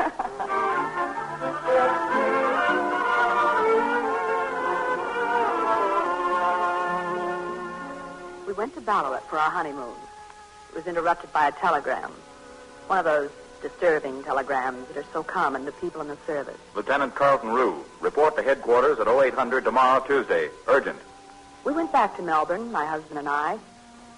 We kissed goodbye in the presence of my chief nurse, who didn't bat an eye. Then, Carlton went away from me.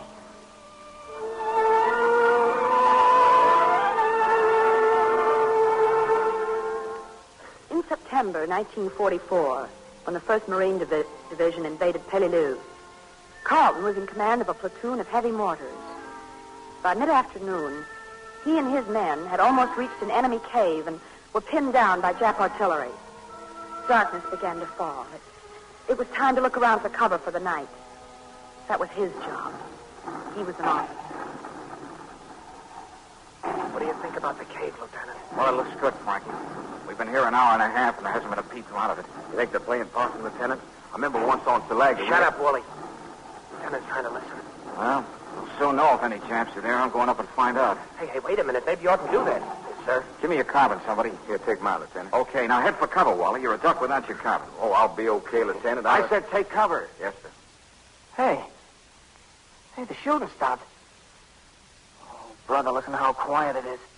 Happens like that all the time, kid. What? All of a sudden, it's so quiet you think your eardrums will split. Then it opens up again. You begin to feel better. How about you shutting up, Frankie?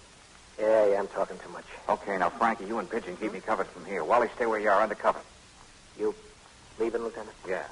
Watch yourself. Good luck, sir. Good luck. Hey, Frankie, where's he now? I can't see from behind this rock. The entrance to the cave. He's just going in. Oh, that poor guy.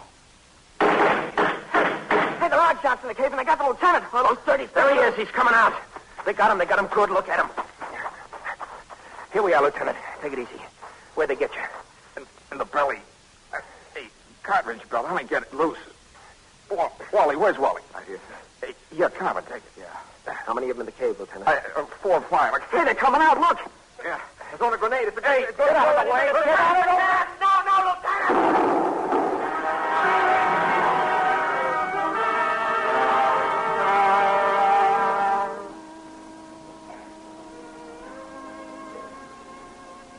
Hey, Frank.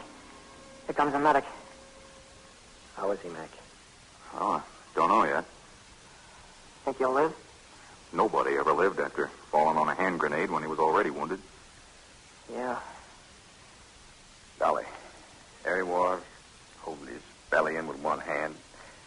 Grenade lands, and he flops right down on it, knowing all the time what he'd do to him. He was a second lieutenant, too. Well, what's wrong with the second lieutenant? Well, everybody makes fun of him, don't they? Who's everybody? Civilians who don't know nothing about the service and want to make out they know something? Guys who never been nearer to combat than at a boot training camp? Are they everybody? No, I only said you never heard of a man who's been under fire making fun of second lieutenants, have you? You never have and you never will. Gee, you wonder if he'll live. You heard what the medic here said. Nobody ever lived after getting 4 or 5 slugs in the belly and dropping on a hand grenade.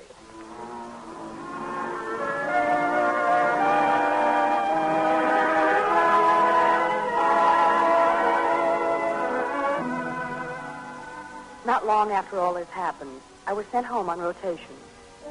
It was hard going home, alone, without him. Hello? I'd like to talk to... Hey, Phil. Phil, is that you? Carl. Oh, Carl. Oh, hey, wait a minute there, darling. A man doesn't want any tears when he comes home. Oh, Carl, I can't help it. Well, you knew I was all right. I had him right. Oh, I thought you were just making him say that. I thought... Oh, I don't know what I thought. People said you weren't the first man to fall on a hand grenade to save his buddies, but... Oh, Carl, they kept saying none of the others had lived. Oh, hey, will you stop? I'll tell you about everything when I get home. I'm almost there. Almost here? Lindenwald? Sure. You're my wife, and we ought to go out somewhere. I'm sorry, your time is up. Hey, Phil, I'll be there in a couple of hours. Oh, Carl, don't make any plans. Let me make them. For tonight and tomorrow and the next day and the next. I'm sorry, sir. Your time is up. Oh, no, it isn't, operator. His time is just beginning. And so is mine.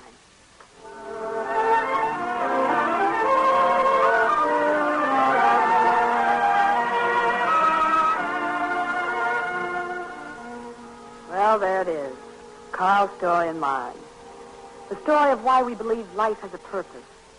And that regardless of our own desires, everything will take second place until that purpose is achieved. Even love. Carl's been recommended for the highest award our country can bestow upon a fighting man. He's spending some of his time in Lindenwold these days, and I'm on duty at Tilton General Hospital at Fort Dix. We're able to see each other once in a while now, but still only on a 24-hour pass.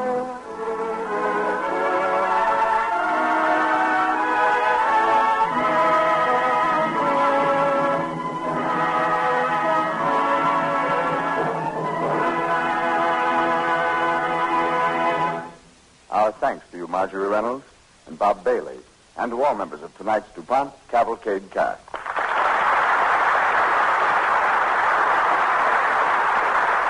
And now, here is Jane Whitman.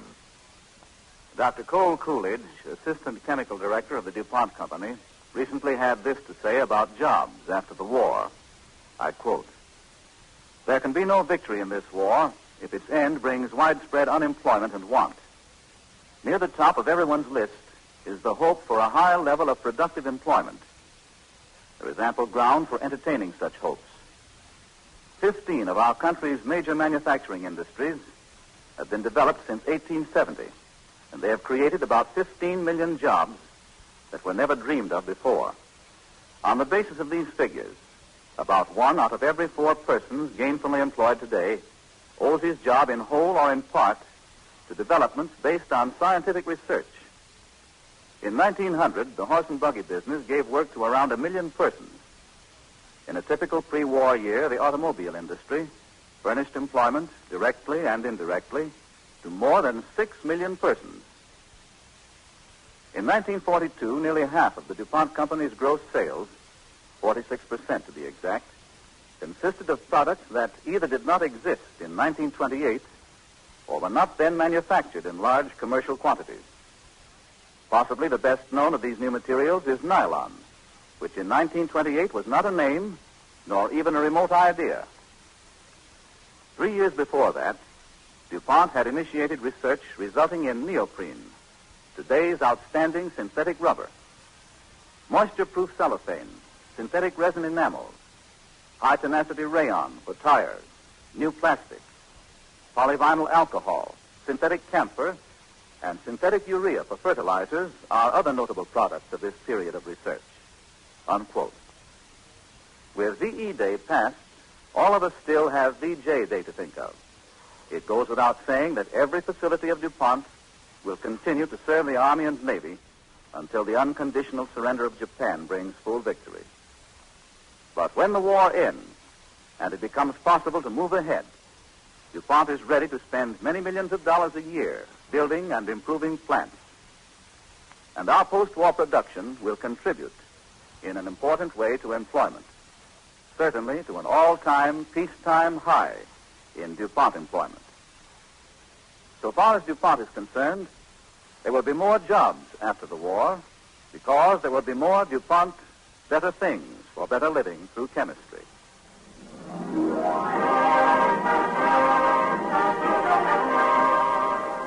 Next week, the DuPont Cavalcade looks back into the colorful days of the expanding American frontier, into the days when justice was reached at the end of a 6-gun, and wit and courage were more important than law books, and brings you the story of Roy Bean, who appointed himself judge and became the law west of the Pecos. Walter Brennan will be on hand as our star in the story of the man who was to become a legend, the law west of the Pecos.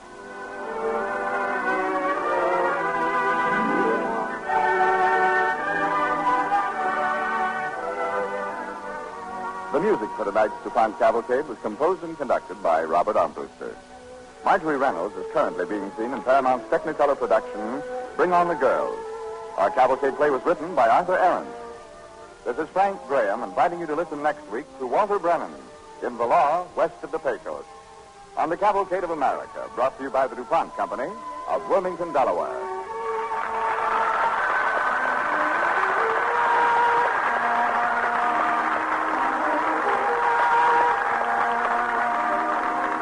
This is the National Broadcasting Company.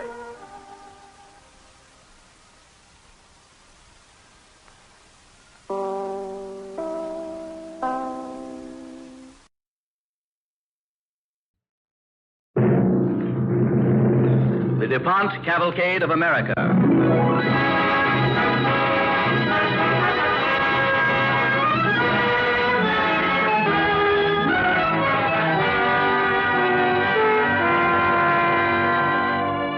Starring Walter Brennan in The Law West of the Pecos.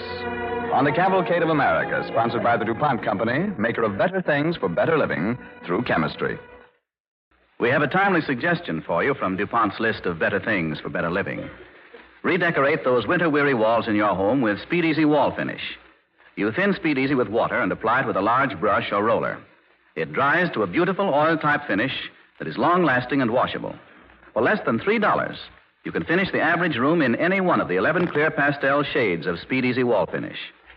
Speed Easy covers most wall surfaces in just one coat. It's speedy and it's easy. It's Speed Easy wall finish, made by DuPont.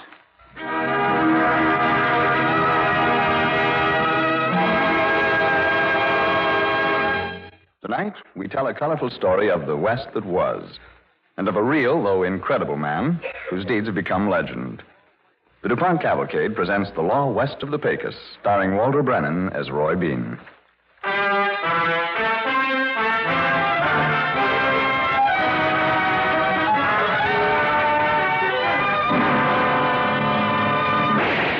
Look out now. I'm Judge Roy Bean, and I ain't fooling.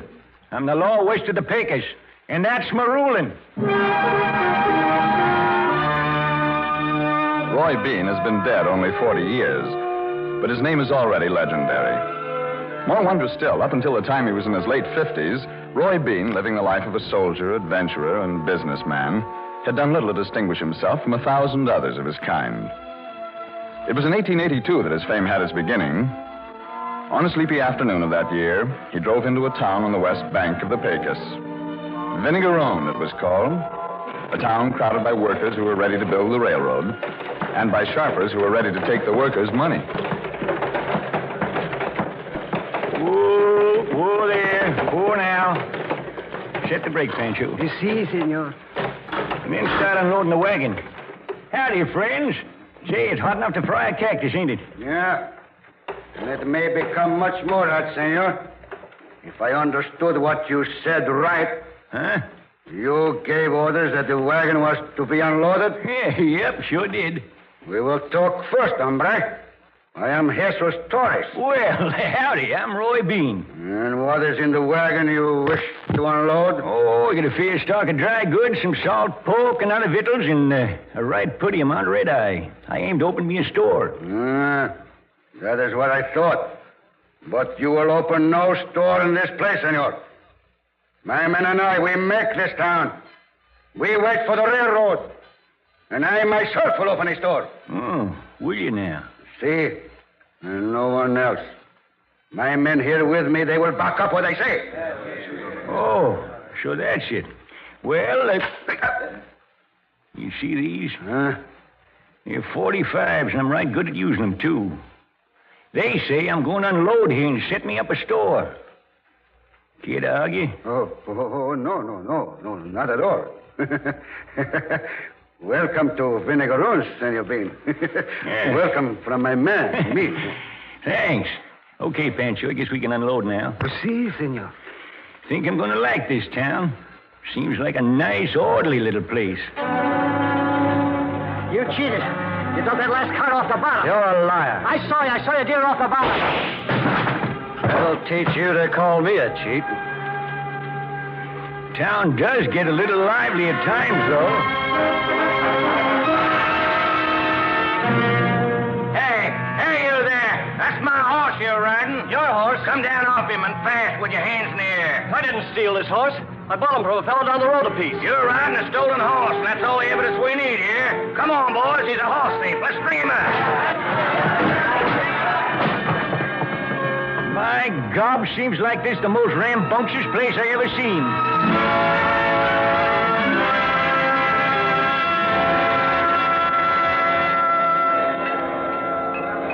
All right, gents, step right up now. You're in Roy Bean's establishment. So name your drink. It's $1 a throw. Well, I don't mind if I do. Hey, ain't you the fellow whose horse was stole the other day? Yep, I sure am. Strung up the thief, they say. We always do that to horse thieves in this part of the country. You know that. You didn't give him a trial or nothing? Nope. Guess we'll never know for sure whether he actually stole a horse or bought it like he said. You mean you strung him up without being sure? Why, maybe the dang fool did buy it. Well, serves him right for buying stolen property. Well, by gobs, that does it. This careless killing's got to stop. Oh, I'm serious. You're going to give the town a bad name. Well, what can you do about it? We can get some law here, that's what we can do. A law that'll enforce things. Where are you going to get it? Nearest law officer's 300 miles away. We'll have a law officer of our own. We'll appoint one. You know somebody who wants to die quick? Who can we appoint? By gobs, we'll appoint me. I'll be the law. Gents, give me attention a minute. The committee of one just had a meeting with me. And there was an almost unanimous decision that we got to have some law around here. And furthermore, that I be appointed officer of the law. Now, I was a ranger once in California, and I got me a law book underneath the bar here, right here. See, here it is. Revised Statutes of Texas, 1879. And from now on... Wait a minute, Roy.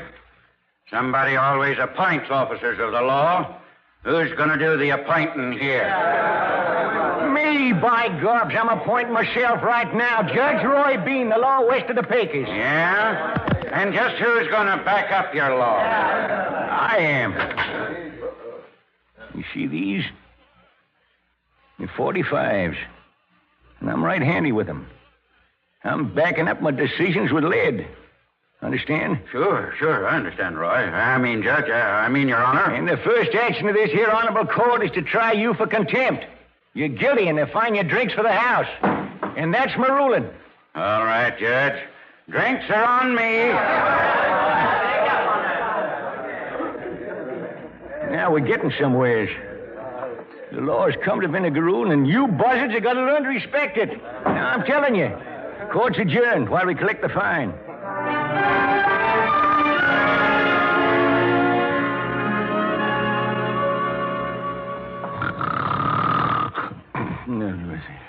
Hey, Judge. Judge, wake up. That's my ruling.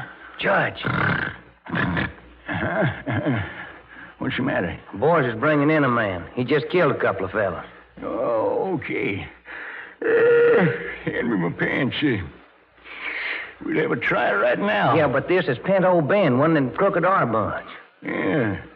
Was the man he shot carrying weapons? No, it wasn't. But Judge, the Crooked R bunch is our meanest gang this side of Straddlebug Mountain. By gobs, Bart Cobble is my chief deputy. You ought to know I don't give a hoot who they are.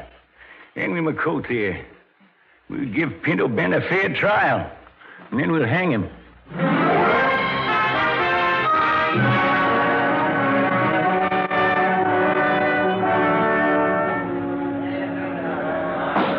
Order in the court. Stand up, Ben, and receive your sentence. Ben, you've been tried by 12 good men and true. Not of your peers, but as high above you as clouds is above sagebrush. Because some of them are honest. And they've said that you're guilty. Now, Ben, you listen to me. Time will pass and seasons will come and go. Summer, like it is now, with heat shimmering on the horizon. Then will come fall, turning the hills brown and golden, making the air crisp and nippy. Then winter, soft and cool. And after winter, spring. Balmy air, smelling of 1,000 kinds of wildflowers. A gentle sun and laughing brooks and streams. and the little birds will be singing in the trees. But you won't be here. You won't be here, Ben, not by a long shot. Because it's the order of this here court that you be took to the nearest tree and hung. Hung by the neck until you're dead, dead, dead, you saddle-colored son of a polecat.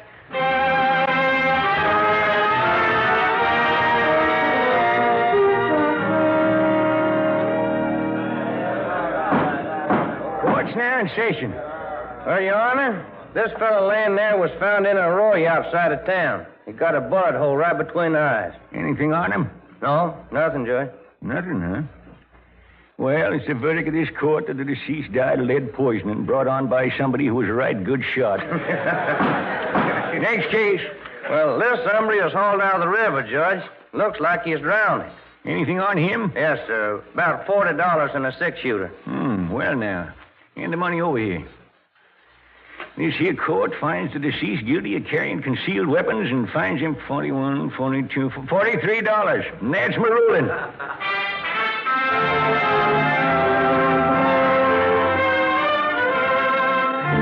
You two promise to love, honor, and obey till death do you part. Now, if you folks change your mind later, you can get a divorce for $10 more. And now pronounce your man and wife.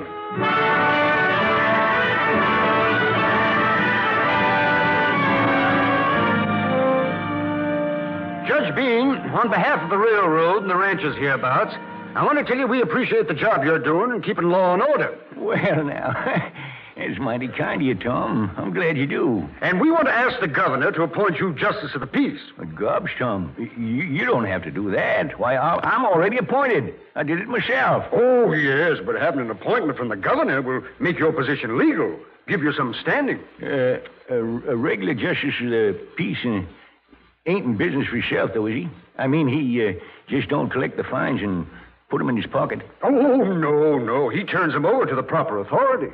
Just a thought. Tom, I want to thank you for your good intentions, but shucks, I'd be a lot happier going along in my own quiet little way, just as I've been doing. Oh, but Roy, So I'm going to insist you don't mention me to the governor at Atoll, see? Now, I'm going to insist on it, and that's my ruling. Hey, Judge, I just heard it. Oh, howdy, Tom. Oh, howdy, boy. Something on your mind, Bud? Not exactly. Well, I guess I better be running along. You fellas have something to talk over. Oh, no, that's all right, Tom. I'm sorry you won't let me speak to governor. No, I'd rather go on in my own quiet little way. Thanks, just the same. What's on your mind, Bud? Bad news. Judge, I just found out the railroad ain't gonna run past this town at all. What's that? No, runs along the land that's owned by your friend, Torres. There'll be a new town built over there, and this one will be deserted. Well, it's nothing to worry about. Not a dang thing. Why, I'll build me a saloon over there, and I'll carry my law books along, too. We'll move lock, stock, and barrel. No, you won't. Torres has had it in for you ever since you opened your store. Always said he'd get even with you for putting them guns in his ribs and making him back down in front of his men that first day. Yeah, well, I'll make him back down again, too. No, he got you this time, Judge. When he sold the land to the railroad, he had him to write a contract. And it says that the railroad promises never to sell you a single darn foot of land. Why, that ornery, thieving coyote. I ought to have him hung for contempt of court. Why, he ain't showed no contempt of court, Judge. He ain't? He won't let this here honorable court move into the new town? If that ain't contempt, I'd like to know what it is. Well, shall I go get him? No, not yet. I'll figure out a way to tan his hide. He can't beat me. I'll show him. I'll show him if it's the last thing I ever do.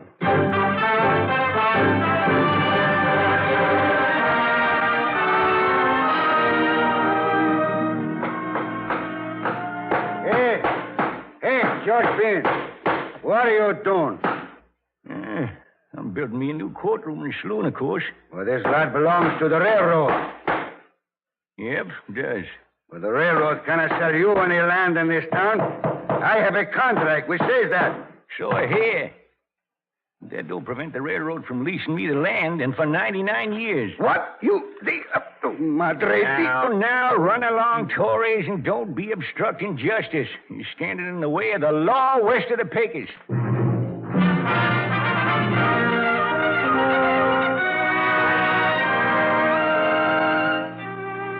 You are listening to Walter Brennan as Judge Roy Bean in the law west of the Pecos, on the Cavalcade of America, sponsored by the DuPont Company, maker of better things for better living through chemistry.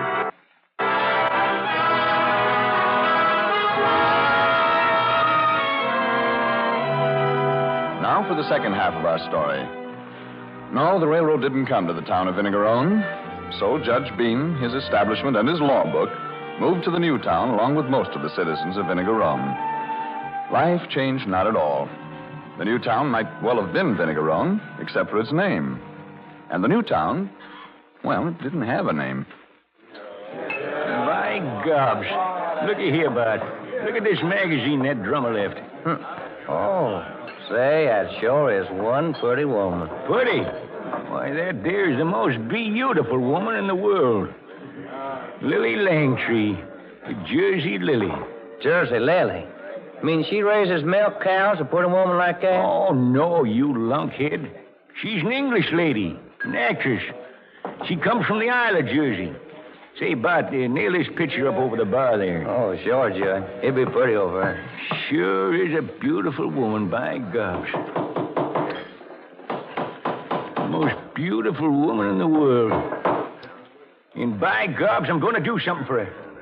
From now on, this here saloon's going to be known as the Jersey Lily in her honor. And I'm going to do something else. Gents, let me have your attention a minute.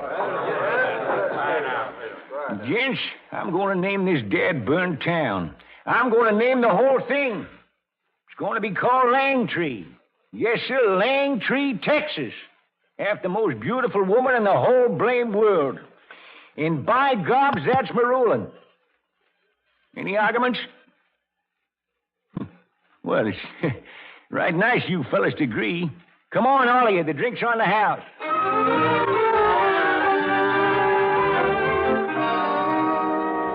No, sir, Bart. In all the time I've been the law west of the Pecos, there's one thing I kept right up in the front of my mind. And that's dignity and fair dealing. Personal feelings never got nothing to do with my ruling. Hey, I'm robbed. Hey, that's your friend Torres. You've been robbed, he says. Come on. What? There's a thief. There's a thief. Stop, or I'll plug you.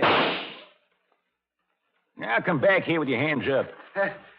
This hombre, he come into my store, put a gun in my face. He take my money and run. Court's in session. Search him, Bart. Oh. Young fella, do you think you could get away with a hold-up here? Yes, sir. Guess I did. Where'd you get them fancy clothes? St. Louis. Them Easterners. Bob, you know what we do with bandits in this country? Yes, sir. What? Hang them. That's right. How much do you take, Torres? $290. How much do you find on him, Bud? $210, Judge. Torres, you're a liar. Here's my ruling. Young fella, for trying to pull a hold up and failing, I fine you $210. The money Bart found on you to pay. Oh, no. No, that is my money. And as for you, Torres, I fine you $10 for lying.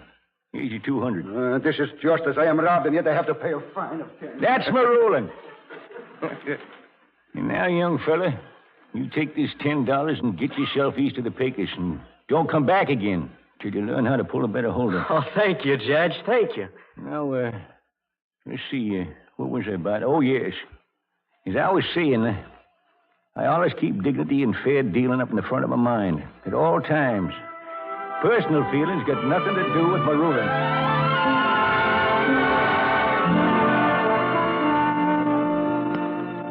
Judge, I'm sorry to say it, but this is one time I think you overstepped your mark. Oh, no such a thing. I'm the law west of the Pecos, and what I say goes. Well, you ain't the law of the whole dadgum state, and the state legislature's passed a ruling making prize fights illegal. Then let shame come down on their heads. You can't go and invite promoters to hold a fight here in Langtree. I can't. Well, I already done it, ain't I? Blame fight would have been called off if I hadn't wired them. Stopping prize fights. Why, this is the year 1898. It's modern times. Prize fights has got a right to be held. But I tell you, they're illegal. Rangers will be coming in here and carting you off to jail. Let them come. I've been the law west of the Pecos for 20 years. And if there's any carting to be done, I'll do it. I'll hang them.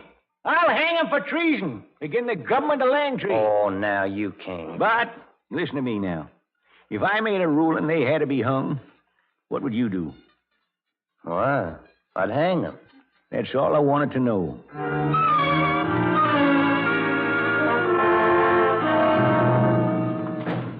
We're looking for Judge Bean.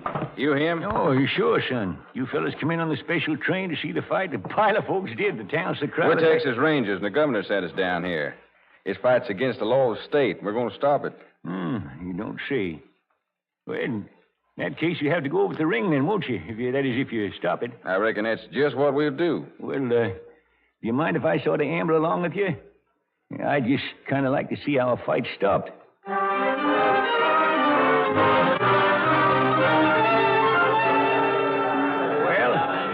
I guess you start stopping them now, don't you? What's the first thing you do? Just watch. First, I'll climb into this ring and order the crowd to disperse. Tell them there won't be any fight. Well, go ahead. I'll watch. Keep your eye on me. You see how this is done, Judge? Say, before you go in there, maybe I ought to tell you something, though. Your law is no good here. Judge, I represent the law of Texas. The law of Texas is good anywhere. Not here, it ain't. This is Mexico. What? Yeah, that bridge we come across back there. Had it built myself. That's the Rio Grande running under it. This is Mexico. Why, Judge, you're... Yep, I probably am. Probably am just what you're thinking. Oh, but look here, Judge. Prize fights are against the law in Mexico, too. Yep, that's right, they are. But there ain't no law officer within 200 miles, though. Fight'll be over and we'll all be back on the other side weeks before anyone can get here. Well, I'll be doggone. Say, you gents like to sit and watch the fight now that you're here? I'll fix it so it won't cost you nothing.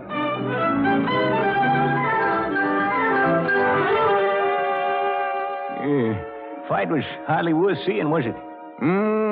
What a man that Fitzsimmons is. Yeah, he's all right. But what I meant was you fellas traveled all the way here just to see Fitzsimmons knock Meyer out in the first round. Oh, well, Judge, Oh, by the way, we dropped back here to say that we think Langtry's a nice, orderly little town. You do, huh? Tell me, Judge, how'd you manage to run this country? Mainly by being quick on the draw, and then when I got old and slow, by making them think I was still quick. Yeah, that ain't all, though. Laws can't be upheld by force alone. Yeah, no, I guess you're right. I think I've been the law west of the Pecos for so long, mainly because I give the people the kind of law they wanted. Well, have you always followed the letter of the law, Judge? Oh, gobs, no. Leastways, not according to lawyers. Why, only yesterday I fined a fella $20 for saying he'd seen a prettier woman than Lily Langtry. Lily Langtry. You named this town after her, didn't you? Yep. We wrote a couple of letters back and forth, her and me. She said she was highly honored and hoped to get out here when she made her next tour west. Oh, that's fine. Even wanted to show her thanks by giving us a drinking fountain for what she called the village square. A drinking fountain? Yeah. I wrote back and I told her not to send it. I told her it wouldn't be no use to us. Because if there's one thing people here in Langtree don't drink, it's water.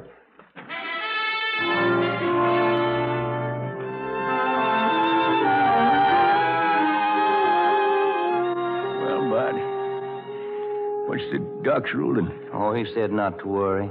Said he'd have you out of here in no time. Either the doc's losing his mind or else you're a liar. He ain't gonna fix me up this time. I'm old. And I've played my hand. Oh, no, you ain't. You got plenty of time left. Well, Judge, Lily Langtry's coming to see you. She wrote she'd be here in 3 or 4 months. Lily Langtry. Gosh. I sure would like to see you. Show her the town, will you? But I don't think I'll be here. But... Yes, Judge? Do you think people will remember me? Remember you?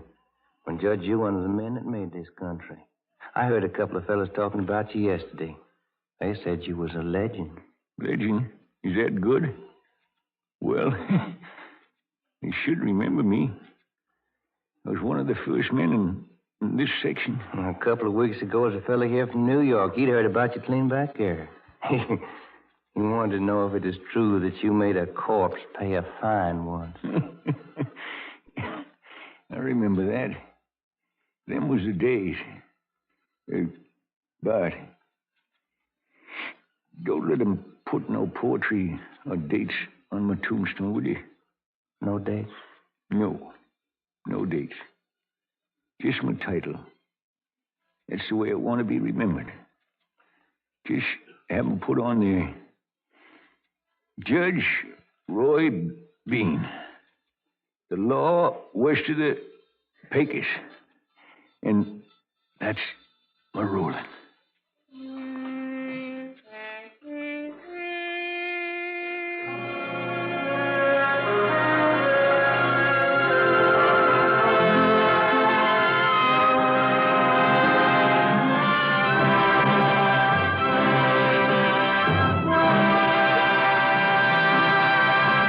Our thanks to you, Walter Brennan, and to all members of tonight's DuPont Cavalcade cast.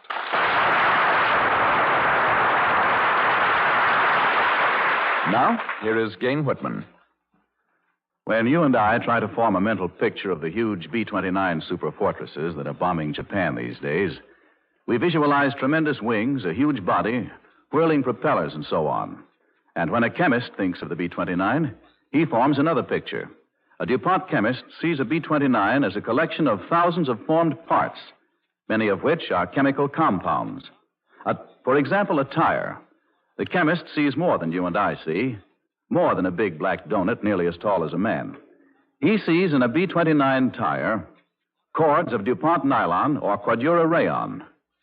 He sees the many chemicals which are added to the rubber before it goes into the tire molds. DuPont rubber accelerators, which speed up the vulcanizing and make the rubber tougher.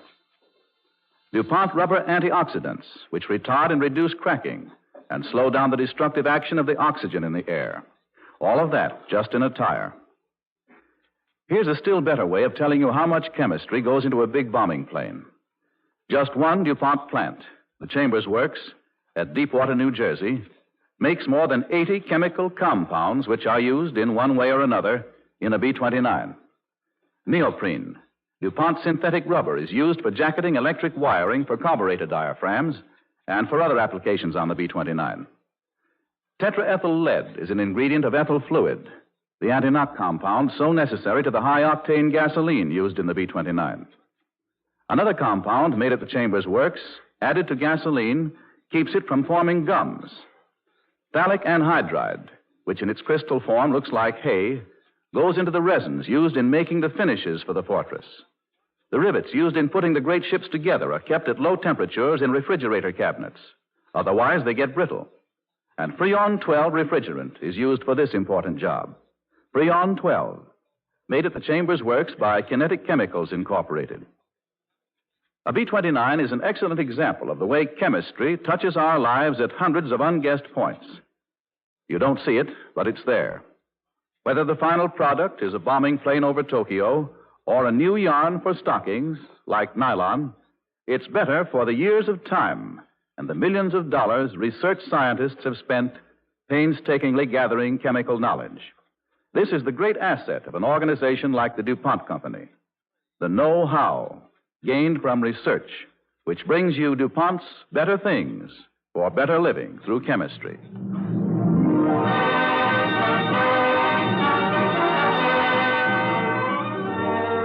Next week, the DuPont Cavalcade will take you back into the enchanted and nostalgic past. The not so long ago of your childhood, when winter snows were always deeper, when music sounded sweeter, when even Banbury cakes tasted better.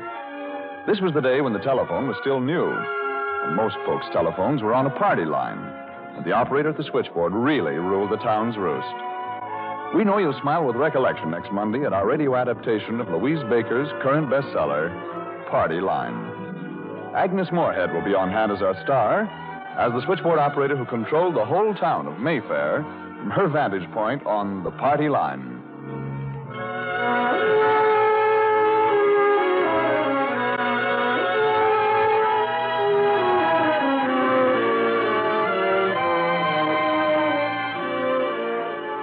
The music for tonight's DuPont Cavalcade was composed and conducted by Robert Armbruster.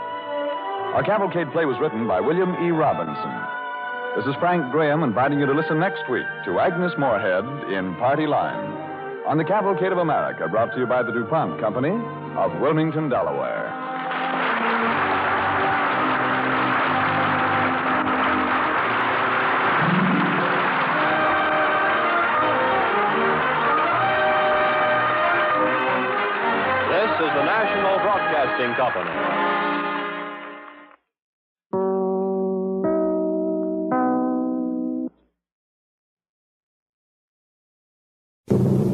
DuPont Cavalcade of America.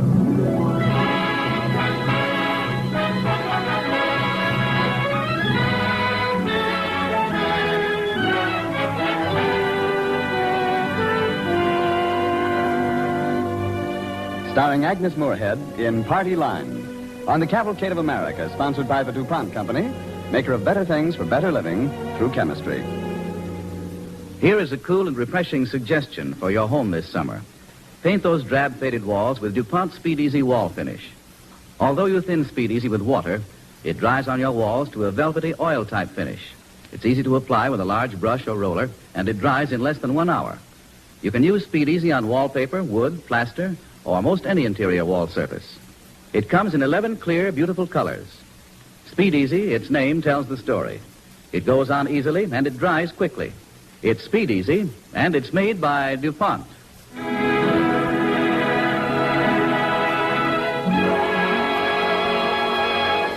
Agnes Moorehead, winner of the Foreign Correspondence Award, may soon be seen as one of the stars in the Metro-Goldwyn-Mayer picture, Our Vines Have Tender Grapes. The DuPont Cavalcade presents Party Line, adapted from the book of the same title by Louise Baker, starring Agnes Moorehead as Miss Elmira, Mayfield's best-known, most quoted, and consulted citizen, the telephone operator.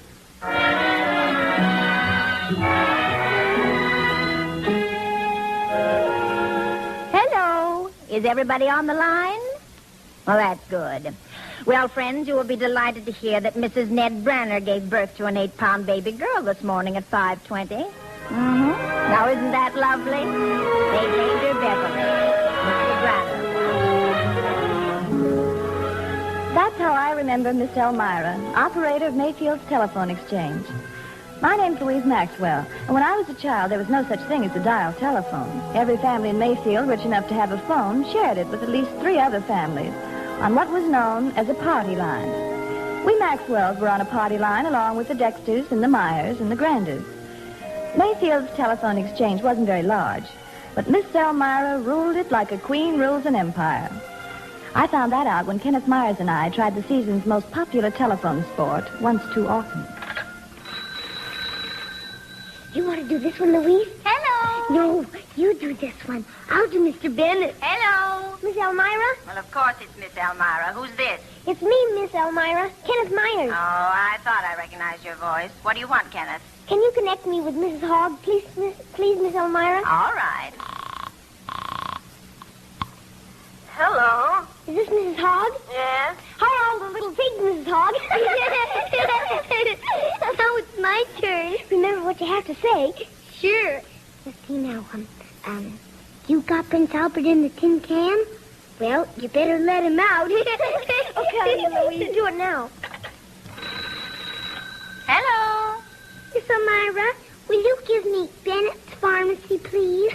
Now, listen to me, young lady. If you're going to inquire for Mr. Bennett about Prince Albert, I assure you he's still in the tin can. Yes, ma'am. Moreover, Mr. Bennett has been hearing that Prince Albert joke for 3 generations, and so have I, and neither of us thinks it's funny anymore. No, ma'am. And now, as long as you're on the phone, you may as well take a message for your mother. I know she ain't home, otherwise you wouldn't be pulling these shenanigans.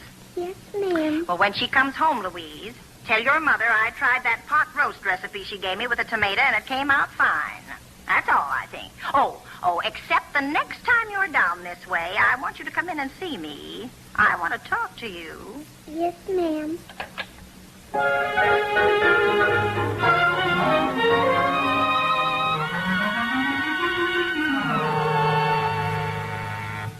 Hello.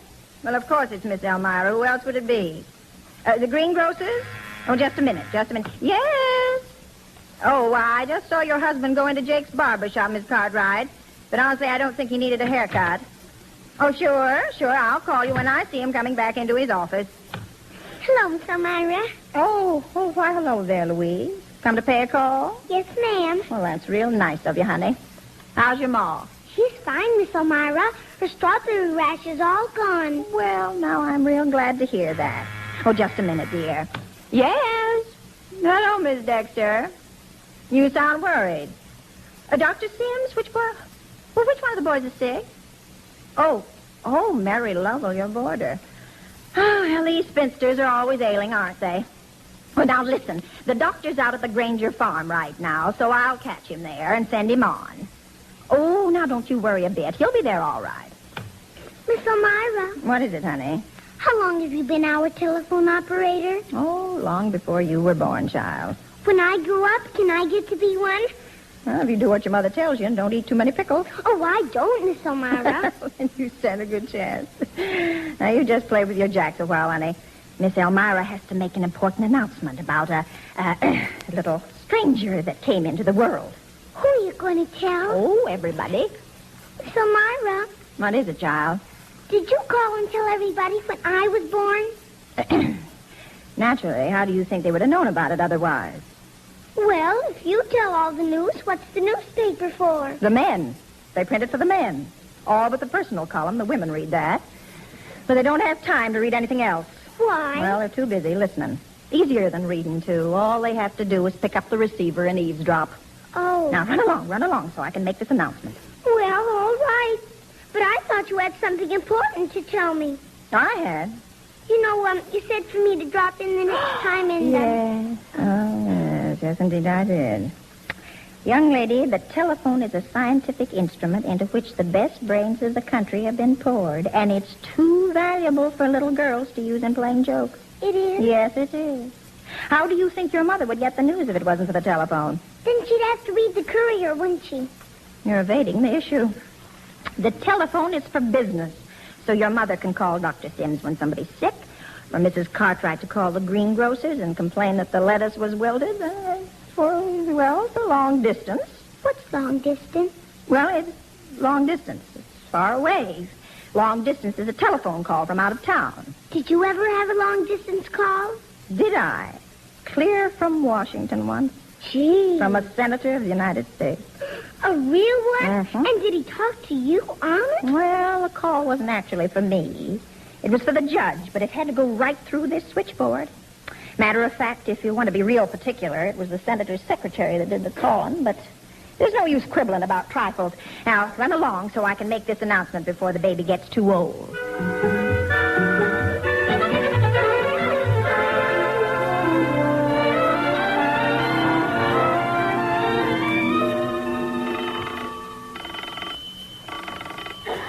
That's our ring, Ma. Should I answer? Certainly not. Then you better hurry. It might be long distance. Oh, we never got a long-distance call in our life. Hello? Anna, this is Geraldine Dexter. Did you hear the news? Mary Lovell has a beau. No, more scandalous than that. Mr. Cordair has left Mrs. Cordair. No. Yes. Why, how perfectly awful. Why? Nobody knows, but they say he left a note on the pincushion. Let's put on the pincushion, Geraldine. I just got on there. A note, Edith. What did it say, Geraldine? Well, now, that's just what I've been trying to find out. The only person who knows besides Mrs. Cordair is Elmira, and she won't say a word. I hear you, Geraldine Dexter. And I'll repeat what I said before. The ethics of my profession. We know, Elmira, we know. Are as noble as those of a surgeon, and wild horses couldn't drag from you the contents of a conversation that passed over your wires. Indeed not. If Mr. Cordair wants to leave his wife for another woman, I say it's nobody's business but his own. And now you'll all have to hang up and need the line for other calls. Louise, you stay here a minute, honey. I'm going next door. I'll be right back. I bet that's Mrs. Dexter right now. She got here fast. I'll open. Hello, Louise. Where's your mother? Here I am, Geraldine. Oh, I just have to talk to you, Anna. Did you hear that Miss Elmira said before she hung up? I certainly did. And I've always thought the Cordairs were so devoted. It gives you pause, doesn't it? Right. What do you mean? Anna, how do we know our own husbands aren't being subject to influences we know nothing about? Geraldine Dexter. Well, Clyde goes to market in San Francisco 4 times a year, and he's even been to Chicago 3 times. And everybody knows Chicago's a very bad place. Oh, well, that's just silly. Elmira would know if anything like that were going on, and she'd never tolerate it. Even Elmira doesn't know what goes on in San Francisco or Chicago, Anna. What about your own husband? My own husband? You mean Ed? Yes, Ed. He goes all over the county. How do you know some woman isn't trying to get him? Some rich widow or some country schoolmarm? I'm going to call Elmira. You're not going to let the whole town know our husbands are leaving us? I don't care. I'm going to put a stop to it before it's too late and my two innocent little girls are left fatherless. Yes? Miss Elmira, this is Anna Maxwell, and I've got something terribly important to ask you. The answer is an up and down no. I beg your pardon. What's she saying, Anna? What did you say, Miss Elmira? 23 women have called and asked the same question. And I'll tell you the same thing I've told them. Don't put a healthy body in a sick bed. You understand what I mean by that, Mrs. Maxwell? Well, I'm not sure, Miss Elmira. Well, you just think it over, and you will. And now, before I leave you, I want you to hear this article I cut out from the San Francisco Chronicle. Are you sitting down? That's all right. I'm not tired. Well, listen close now. A good wife is to a man wisdom and courage and strength and endurance. A bad one is confusion, weakness, discomfiture, and despair. Keep up your spirits, though the day be a dark one. If the sun goes down, look up to the stars. If the earth is dark, keep your eye on heaven. Give my regards to Mr. Maxwell. I will, Miss Oh, what did she say, Anna? Well, she inferred we're a couple of gossip-swallowing fools. Oh, and she's right, Geraldine. All through this thing, I've had something dreadful in the back of my mind. Something dreadful? Why, Anna. Well, I've been wishing I was a spinster like Mary Lovell. Well, I'll admit I was, too. But that's all gone now. I realize how lucky I am. It's more than luck. It's a blessing to have a husband like mine. I wish Mary Lovell had one, too, even half as good. Anna, I think you've got the beginning of an idea there. What? I think we should make it our business, and seriously this time, to find a good husband for Mary. A really good husband. Poor thing.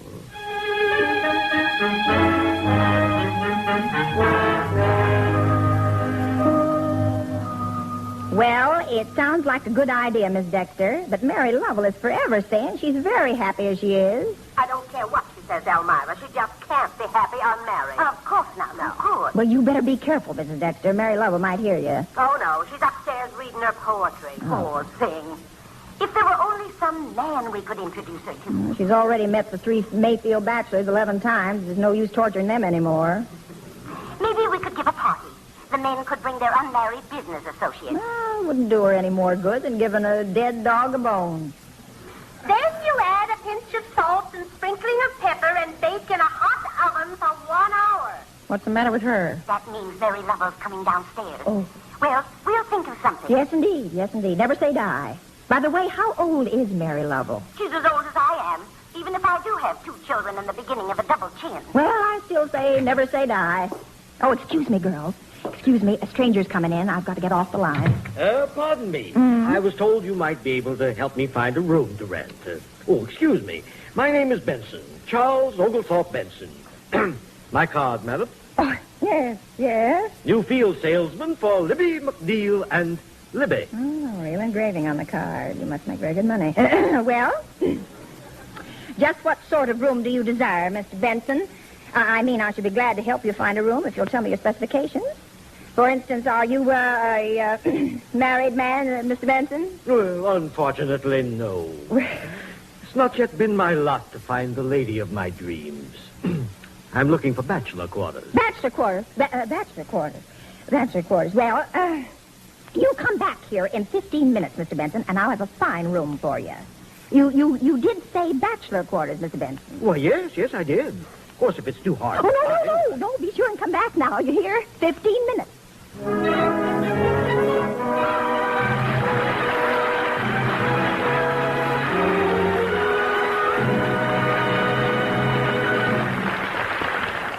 Before we bring you the second act of tonight's DuPont Cavalcade, starring Agnes Moorehead and Party Line, here's another story about a different kind of telephoning.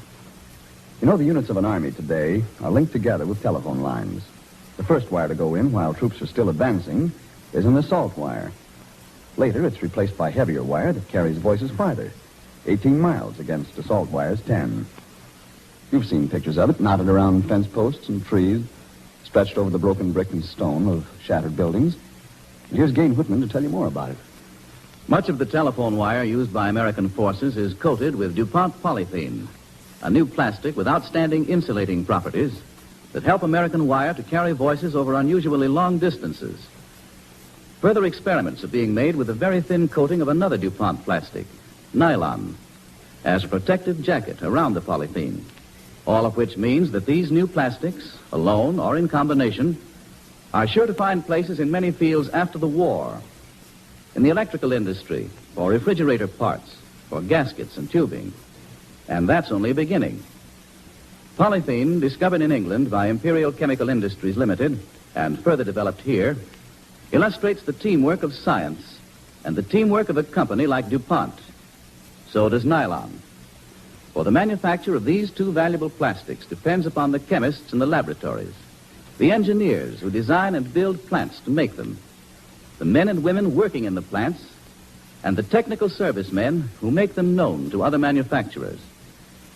All of these people work together to bring you the products of industrial chemistry we at DuPont speak of as better things for better living through chemistry.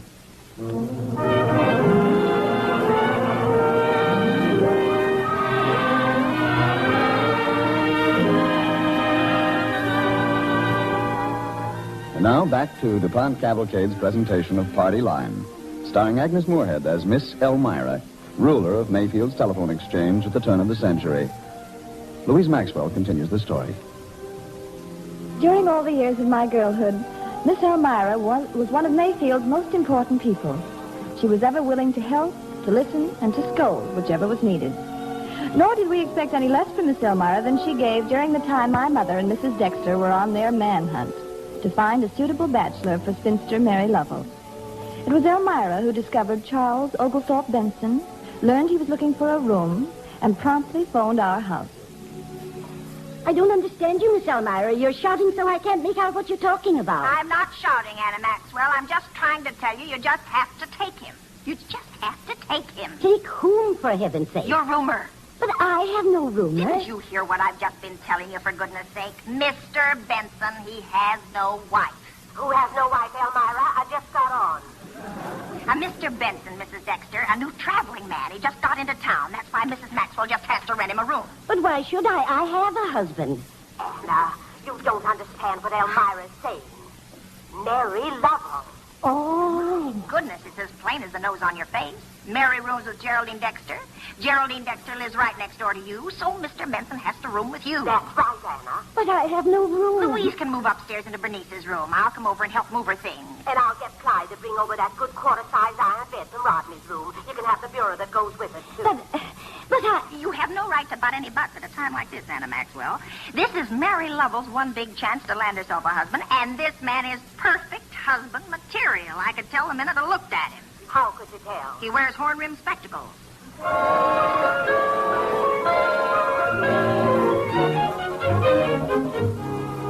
The minute Mr. Benson moved into my old room, the campaign started.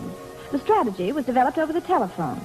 It was Miss Elmira who decided on the first great move. What Mary needs is a past. A what? What does she need a pass for? Well, my goodness, do you want him to know no man's even looked at her for 15 years? Well, what kind of a past could she have? It has to be romantic. I know what. We'll make up a doctor. Mary was engaged to an upstanding young physician who got the call and went to China and died. Died of malaria. What about an actor? Actors are more romantic than doctors. This one could have died in a duel. For her honor. Well, that's all right. That's all right, but we better make it more distinguished. Mr. Benson, the distinguished type, you know. Let's see. Mary was engaged to the wealthy scion of a Boston family. A beautiful youth with the soul of a poet. Oh, that's lovely. What happened to him? A floating ulcer. And Mary has remained faithful to his memory. That's how she never married, although many young men flung themselves at her feet. Who's to tell him all this? You are. Me? But I hardly know the man. Well, he rooms at your house, don't he? What more natural than you just glide into the conversation over a cup of coffee? Oh, and you better add that the tragedy's left her haggard and aged, though she's still young in years. What's that for? You want to prepare him for the way she looks, don't you?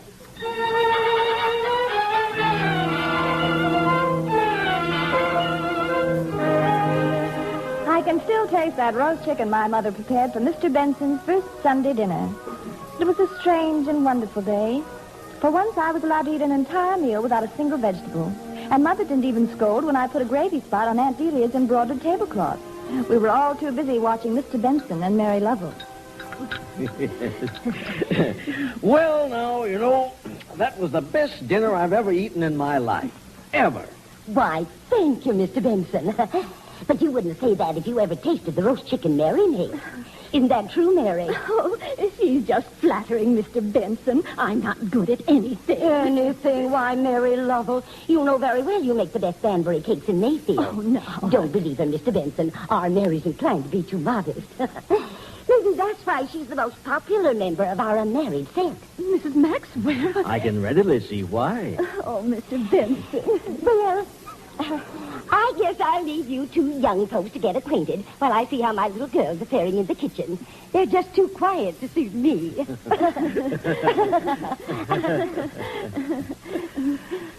Have you... I beg your pardon. What were you going to say, Mr. Benson? Oh, no. You go ahead, Miss Lovell. Well, I was going to say, do you favor reading, Mr. Benson? Well, I've never been one much with books, Miss Lovell. I regret that now. It's never too late to learn, Mr. Benson. Not if a person has a good teacher, Miss Lovell. Miss Lovell. Yes, Mr. Benson? Would you... Yes? lend me one of your books? Why, Mr. Benson, I should love to.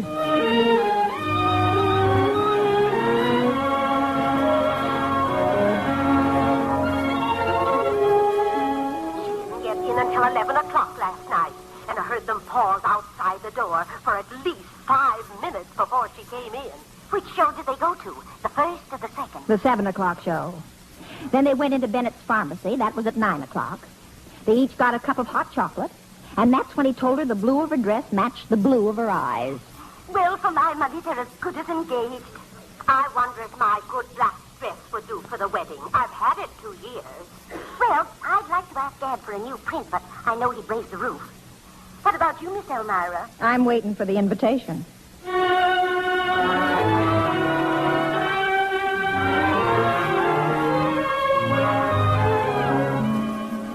Alas, Miss Elmira was right. Suddenly, a mysterious blight seemed to hit the blossoming romance. The women didn't know what to make of it. I simply can't understand it. He hasn't been over in a week, and Mary is simply hollow-eyed. He's acting pretty peculiar, too. Doesn't talk hardly to anybody anymore. Never so much as mentions Mary. Although he used to love to get me on the subject of that poor dead Boston fellow. Hasn't she confided in anyone at all? She's not the confiding sort, Miss Elmira. Oh? She's lived here with us now for 11 years, and I swear she's never told me one intimate thing about herself. Although, frankly, I don't think there's ever been anything to tell more intimate than the color of her petticoats. Till now. What color are her petticoats? Well, they're pink mostly. A few white ones, but not much lace until about 3 weeks ago. She got one of those $3.98 ones with eyelet embroidery. That's when I knew things were getting serious. Oh, wait. What's the matter? It's Mary. She's headed this way, and there's a look on her face. I'll call you back.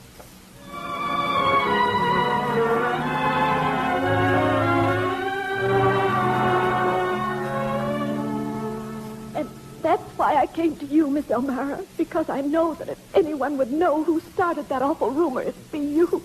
Oh, you say someone told him you once had a sweetheart? Yes. Well, I thought, I should think that would make you more interesting, so to speak.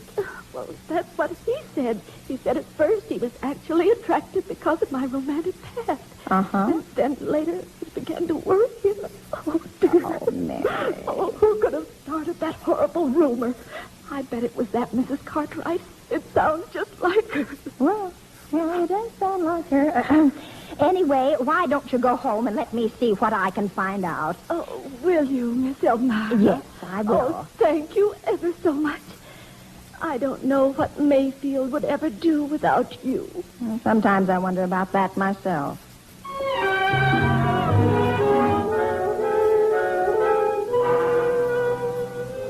So you'll just have to tell him, Mrs. Maxwell. You mean I'm to tell him I lied?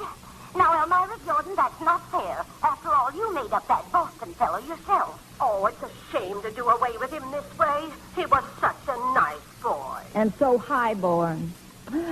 Boston's best. Well, I guess I'll have to think of something to say to Mr. Benson. He'll probably never speak to me again as long as I live. Anyway, he did admit the story attracted him to Mary in the first place. So even if it's lost me a friend, it's gotten Mary a husband. And that's what we were after, weren't we?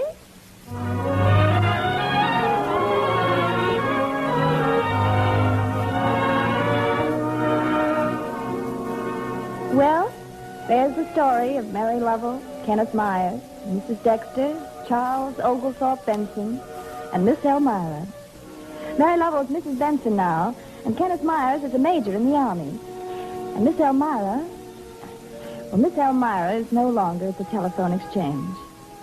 But I can never dial a Mayfield number without hearing Miss Elmira's voice. Good morning, friends. You will be delighted to hear that Mrs. Ned Branner gave birth to an 8-pound baby girl this morning at 5:20. Now, isn't that just lovely? They've named her Beverly. Mr. Branner wanted her to call Genevieve after his mother, but Mrs. Branner's always liked the name Beverly ever since she read the Graustark books. Mrs. Branner didn't have a hard time of it at all. Her mother came down from Oakland to help out for a while. Well, goodbye now.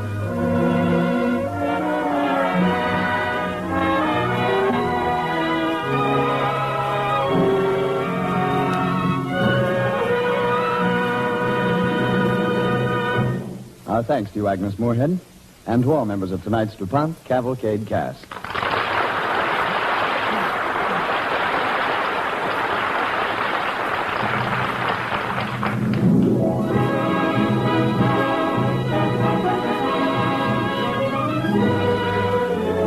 Next week, the DuPont Cavalcade is going to bring you a radio play about 2 American medical officers who sought out one of the most terrible scourges of history, typhus, the feverish, hollow-eyed emperor of death, who down through the centuries had never met his master.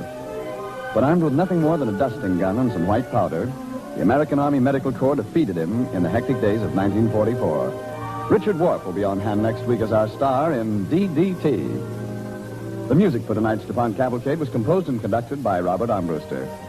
Our cavalcade play was written by Sylvia Berger and based upon Louise Baker's Party Line, which is to be filmed by 20th Century Fox. This is Frank Graham inviting you to listen next week to Richard Wharf in DDT on the Cavalcade of America, brought to you by the DuPont Company of Wilmington, Delaware.